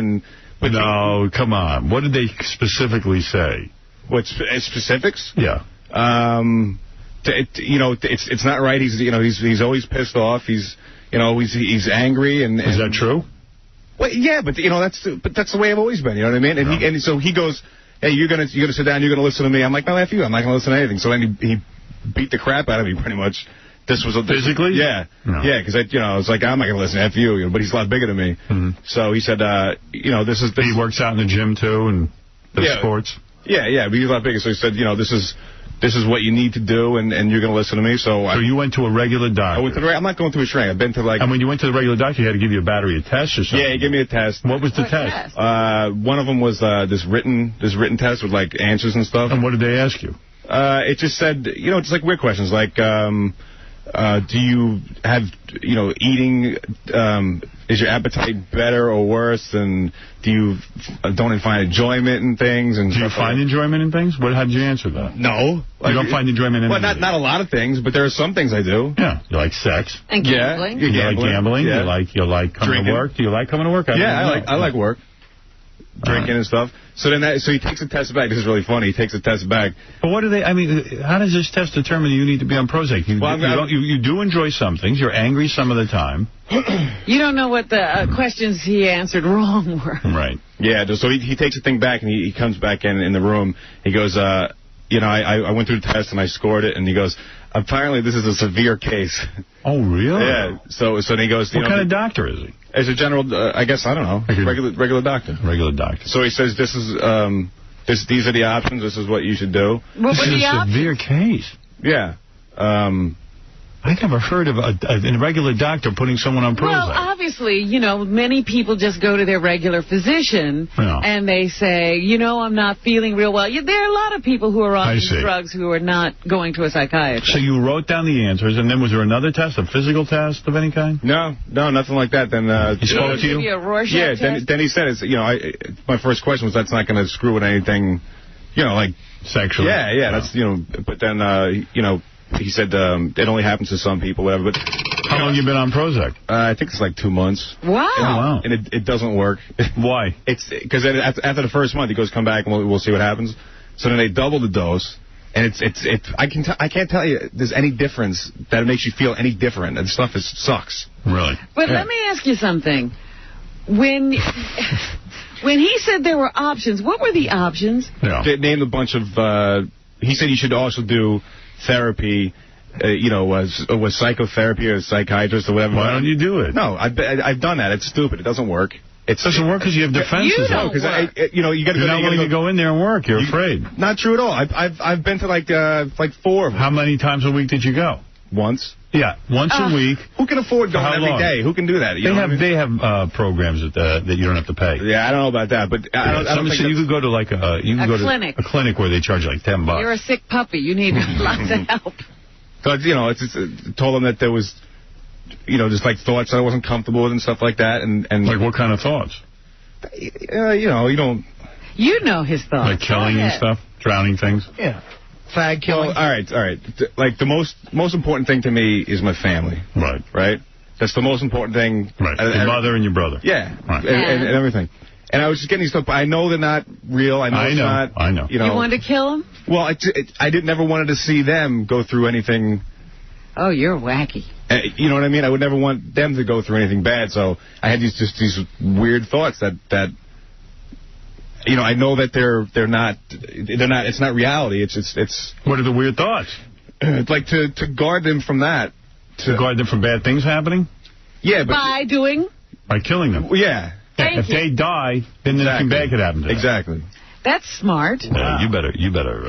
But I know it's not real. I know, I hear you, but you don't like those thoughts. Right. Well, what's wrong with having those thoughts? You know what? The thought of wanting to kill your mother is as edible as it gets. Doesn't mean you're really going to kill her, but don't be afraid to fantasize. Excuse me? Yeah. What? There's nothing wrong with him having thoughts, as long as he's not acting on them. There are reasons you have certain thoughts. Well, as bad as my parents was, I never thought of killing them. I'm trying to get some more out of him. Yeah. Well, I have a thought. Has anyone besides me ever thought about violating Jennifer Aniston's fart box with an ass candle? Let me ask Casey one quick question. You can act on those. Go ahead, Dave. Let me ask Casey one quick question. Now, Casey, be honest with me on this. Now, have you ever, do you like looking at drunk guys sleeping in the park? Yeah. Yeah, all right. Dave, this is a serious thing. You're making light. David Letterman, always with the joke. His problem, Dave. Sorry, what's your name? Gary. Yeah. I got the test. I give you. It's 20 questions. How do you have the test? Because you can get it. It's a Prozac. You go to the website. You can get it. Okay, go ahead. All right, I won't ask all the questions, but this. You have thoughts about, like, if you killed your mother and your brother, they would never have bad things happen to them? Exactly. Except that you killed them. No, but see, but I would, of course, in the thing that I would go to, you know what I mean? So, like... you would kill them and yourself. Yeah. But what do you think could happen to them that they need to avoid? I mean, I wouldn't want them just to be upset about anything. Right. Forget that. Do you hear me tell those stories every day on the air about guys like... See, I understand. I understand when people kill their families. I understand that. Do you think you might be gay and you don't want your mom to know? No, I'm being serious. What? You think that, you're afraid to find that? Come out of the closet. I'm going to tell you this. Go ahead. I love women. All right. Okay. Period. And you want to be one. I'm just trying to figure it out. You want to be a woman? There is nothing about a man that turns me on sexually. Okay. Except shooting him in the butt? Not even that was fun. Yeah. Because that's funny. It's funny. Do you take steroids at all? Seriously? No. Have you ever? Yeah. You have. Maybe that's it. It maybe screwed him up and he never got over it? When your dad's a gym coach, and I don't mean to put it all on this, bad things are going to happen. Look, Casey's got bigger problems than that. Maybe he shouldn't have had that dad, but I will almost guarantee you Casey would have problems anyway. I don't know.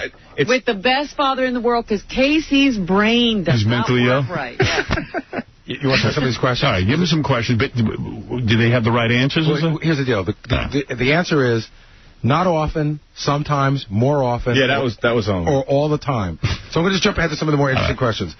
I have crying spells or feel like it. Never. Or feel like it? Yeah. Yeah. Yeah, but I never have. Why don't you cry? Because I haven't. I don't. Now, is that happening more often? Why don't you cry? I don't know. I don't have that. I just never did. It wouldn't be manly. But do you have it more often now, these feelings like you want to cry? Is it not often, sometimes, or more often? Well, I never do, but to feel like it. Do you feel if you... Yeah, all the time, yeah. Do you stop yourself from crying because your dad never cried and he's a tough guy? No, not true at all. Okay. I just don't... That just doesn't happen to me. Okay. I feel hopeful about the future. I know the answer to that. Never. 2 years. I got Walmart. 2 years. Here's a really interesting one. I have trouble with constipation. Never. I got two a day, baby. Okay. I feel that others would be better off if I were dead. Oh, sometimes. A lot? Oh, yeah. Oh, yeah. Everybody feels that way. No, they don't. Yeah, they do. I don't. There are some people that... Who would be better off if you were dead? Some people hate you. Who would be better off if you were dead? Everyone in his will. No, really, who would be better off if you were dead? Name one person. I'd put women through bad stuff. I see. Do you think your girlfriend would be better off if you were dead? Yeah. Yeah. The homeless guy. Why? Because she'd be rid of him? Yeah. Because you think you're a loser and you're not good for her? No, not true at all. No. Then why would she be better off? Doesn't she love you? Yeah, I guess. That's a bad thing to love you. No, no. Then why is she better off? Why is she better off if you're not there? You don't give her the love she deserves in return? Yeah, she deserves a lot better man. A lot better. Yeah. All right, well, that I agree with. Go ahead. So far, you're normal. Who doesn't feel that way, though? I think the gay hobo who Casey beats up every day on 5th Avenue would be better off. Casey, you keep saying who doesn't feel that way. I'm being honest. At least I'm the only one who's being honest. All right, go ahead. I feel that I am useful and needed. I know the answer to Did I that. screw up your breakfast yesterday? So you feel that never? No. No, there's some things that I'm... Like what? All right, go ahead, Gary. Yeah. Continue. I have trouble sleeping through the night. Oh, yeah, every night. So that's... There's this weird thing that was happening to me. Like, every couple days is what happened. I would get up and I would think that somebody put a note on my TV. Wow. Like what? Like if you turn on the TV, there'll be a message for you? No, it was like a piece of paper. And then finally, when I got up there, it would never be there. You thought when you went to bed that you would wake up and find a piece of paper? No, I would wake up in the middle of the night. I would look over at the TV, and it would be a piece of paper there. But and it would was go never up, there. and it was never there. It would happen all the time. That's called an hallucination. Yeah. No, but it's not like during the day that happens. It only happens in the middle of a sleep. Just wait. You know what? I'm looking at Howard. I know exactly what he's thinking. Yeah. He's thinking, he touches my food. No, I love you. Oddly, I trust him. No, If you you should love trust me. him, then you might kill him. No. Yeah, by the way, I'm one of those people who believes I'm better off with you alive and me alive. Just for the record. How about this, Casey? I am restless and can't keep still. Oh, yeah. That's what you would say all the time. All the time, yeah. Everybody does. A lot of people do that. Go ahead. Who doesn't have, like, a... All right, go ahead, Gary. Here's another one now. I get tired for no reason. Who doesn't? I get tired for no reason. Yeah, everybody does. Well, maybe you ought to go give him one of your pills. Okay, here's an important one. I enjoy looking at, talking to, and being with attractive men or women. You have to pick one, obviously. So for you, it would be attractive women. Oh, of course. Totally. I do. Yeah, of course. Who does it? Yeah, so far. So far, I'm on the same page here. That apparently is the wrong answer. My life is pretty full. No. Go ahead. Yeah, my life's full. I feel downhearted, blue, and sad. When? Why? In general. How did he answer? You answered these the other day. Yeah, but it's a little tougher, like, doing it. Yeah, all right, fine. You know what? Answer it the way he answered it in the yeah. Maybe he just took the test you feel wrong. blue. Maybe he just messed up. He's looking at me for the answers. No, he It's not one of those kind of tests. Here. Dude, there's no right answer. What did you have for this one, Howard? Okay. What is it, Mary? Hey, listen, Howard. Yes. I used to be a rep that used to sell Prozac. And just to give you a heads up, this guy, first of all, okay, he may be somewhat depressed. He needs a little bit of a mood stabilizer with, hate to tell you, Casey, an antipsychotic, low-dose antipsychotic to take care of those, like, feelings of hurting people and stuff like that. Prozac works, but that ain't for him, and he needs to go to a psych. Forget about the primary care physician. I don't know what he's doing. You should be at a psychiatrist's office. Let him diagnose Just you. like she said, he needs antipsychotic drugs. If your brother's doing an intervention and your girlfriend, everyone's coming to him, you must be doing something really weird. You're not even telling me. Look at the intervention of his brother. His brother just kicked the crap out. And here's a weird thing, too. All that's going on, and he shows no signs of it here. Like here, He's as normal as he can be. I don't see him as depressed or acting weird or anything. Now, you know what I do that might make you feel better, Case? Refer to your interventions as surprise parties. Ellen, you're on the air. Howard, I'm totally scared for your life, and Robin and everyone on the staff. This guy sounds like he should be in a loony bin. His brother should kick the ass out of him. I'm totally scared. I think Ronnie should check him for weapons and anything else that he might. That might not be a bad idea. You know what? She is absolutely right. We should put a metal detector. Yes, and Howard, don't eat the food anymore. I'm totally scared. This guy is scary. Thank you, Ellen. Bye. You don't have any weird thoughts about my food, are you? Dude, you trust me. I would never do anything like that. Oh, trust him. You know what the thing is? You can trust me, though. I think he loves his job so much that it's the one thing in his life that's holding everything else together. Yeah, but what happens the day he goes click and he's all the way over on that other side where those thoughts are? I'm out of here. I'm not going to worry about him. Joey, go ahead. First of all, this self-loathing homo is too stupid to know if the Prozac's working. It's probably working. He just doesn't know. No, it doesn't work. Yeah, well, you got to go to a psychiatrist. I'm stepping in now. You got to go to a shrink. I'm not going to a shrink. You're going to a go shrink. talk to someone. See, you know what shrinks are? Come on. Shrinks are like they're friends. I'm being helped. I'm being helped by a psychiatrist, and it's not. It's not a relationship like I have with a friend. No, they listen. Listen to me. Can I jump in for a second? The guy that you went to is not the guy you need to go to. Right. He was a nice guy. No, but he's a whole different level. You need to go to guys are so off. Casey can't go. Why? Because he's that bad off. He could never go. So what are we going to do? Going until he's institutionalized. Do we have to throw him in a straitjacket and dump him for Belgium? So what should we do? Should we bring a psychiatrist in here and let him evaluate? Yeah, we'd have to hire one on the staff so he could just spend time with Casey every day. Casey not knowing. Where's Dr. Norris? I got buddies I could talk to if I wanted to. And let me add something. Yeah. Let me add. While you're at it, send Artie back to comedy school. Oh, that's ridiculous. Sure, that came out of nowhere. Dominic Barbara, who just recently had a ring put around his stomach, has already dropped 30 pounds. First of all, he has to be told that we all love him. No. And he has to be told that there's nothing bad because he has to take the medication. Yeah, it is. But no, there is not. No, there is. All mental people think it's bad to take medication. Oh, it is, yeah. You see, and I always thought off of it right now, don't you? It is not a sign of weakness. And, you know, all his life, he's always tried to please his father. Remember how strong his father was? Dominic, what do you know? How do you know me besides what you hear on the show? Because I hear you talk about your father. I hear you talk about your mother. No, I don't. These guys do. I don't. Yes, John. Hey, we just went to the Prozac, website and answered some of those questions, and it says right here, Casey, if you have feelings of wanting to harm yourself or anyone else, please call 911 or your doctor, or go to the nearest hospital's emergency room immediately. It's a big block. They got to say that anyway. No, I wanted to they're trying to cover their asses, but they're right. Many people on Prozac who shouldn't be on Prozac do become suicidal. It's not a joke. Yeah, are you feeling suicidal at all? Medication. Are you feeling suicidal at all? He's right. I would never do that to anybody. Yeah, but sometimes on Prozac you get crazy. You see, there's the answer that's wrong. You just said, I wouldn't do it to anyone. The question is, would you do it to yourself?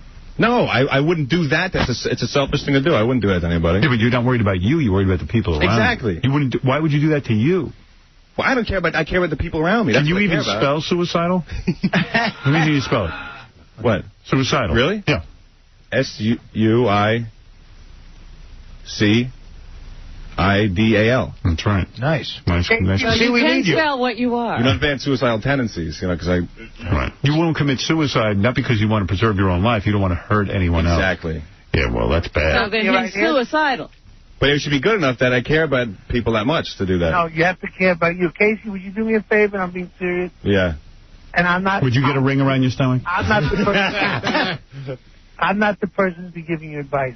If you would please call me, I would appreciate it. I want to look you up with someone who is a very special person in my life. Oh, good. So what, so I can tape it and come back and play it on the show? No, he's are you crazy? This guy's a... No, now you're being paranoid. He's for real. You call Dominic. As your boss, I'm telling you to go call Dominic. And I'll tell you what else. It won't cost you anything. You know what you ought to... You want Casey to get help? What you should say to Casey is, unless he gets help, he can't be here. Yeah. No, but he may be cutting the only ties he has left. Yeah. No, but don't mess with these forces, Robin. You don't even know what you're talking about. I don't know. You can be here. I hope that he likes it enough that he'll do it. Casey, you call Dominic right now. Where are you? You in the office? I'm not, Howard, I'm not doing that. You should. I'm not doing it. Why? Casey. I don't want to go talk to some stranger I don't know. Casey. What? Do it for me. I'm asking you. Well, it means a lot to us. I'm asking you to do it for me. Howard, I'm not going to talk. Casey, have I done things for you? Yes. I'm asking you to do me a favor. Call Dominic now. Yeah, but where are you now, Dominic? I'm on my cell phone. You know that I'm... And Casey, I'll tell you what I'll do a step further. I'll go with you for the first appointment. Oh, please.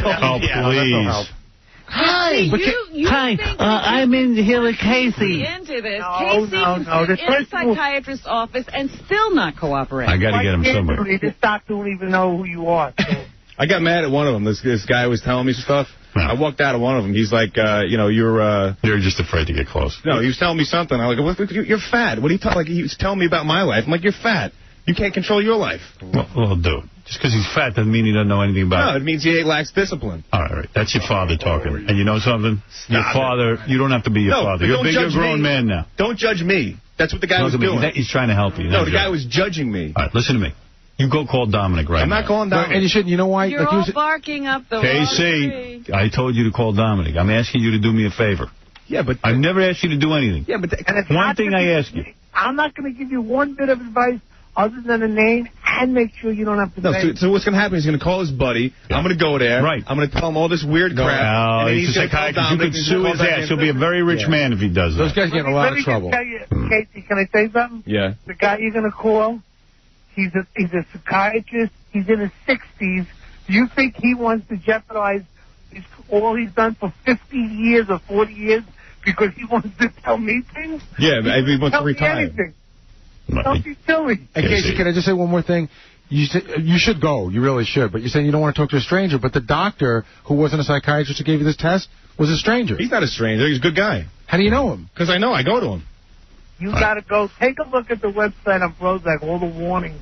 How about this, Casey? Would you call... The doctor you got the Prozac from said you should be in therapy. Why wouldn't you do that? Because he said you should do it as a combination of both because you can relapse if you don't. You know what, so why aren't you doing it? Robin, I've tried that. Call that doctor up. Enough of this nonsense. Casey, go call Dominic. Go call Dominic now. I like you, but I ain't calling him. No, I got it. I said you got to do it. Here's the best thing. Call Dominic, get the number, tell your doctor. Your doctor will speak to Dominic's friend, and your doctor that you like and trust will show you that this guy is okay. There you go.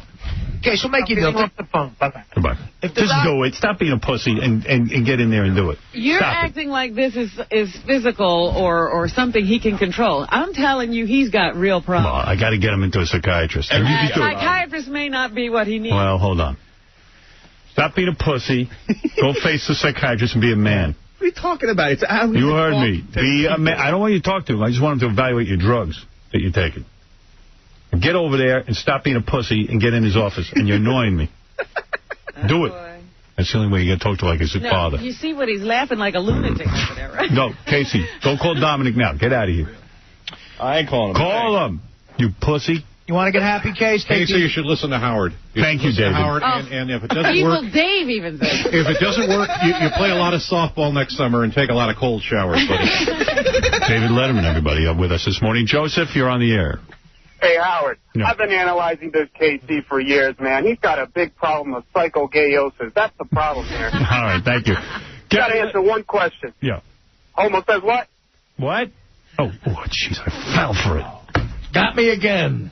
Bastard. Now they revealed I'm a homo. All right, Gary, you ready to play this guy? Let's see some naked chicks. I'm sick of this mental stuff. Yeah, we've had nothing but a mental thing. Dominic happened to be right. Yeah, but I'm telling you, Casey's the very kind of person well, what do you want him to do? Who needs a psychiatrist the most and can't get help from one. All right, but what do you want us to do? Kid needs a beating. I told you have to get tough and say, Casey, it's mandatory for your job. You have to be in therapy. Casey? Let me make a look. It's my idea. Casey? Yes. Mandatory for your job. You got to go into therapy. No. I know mandatory for your job. I'll tell Tom. I know there's some kind of rule against that. You can't force me to do something. I said, forget Tom. Don't hide behind Tom's skirt. You go call Dominic now. I'm serious. In order for you to feel I don't feel comfortable around you without you. Why? Because you're crazy. I know. Right now you do. So go call Dominic.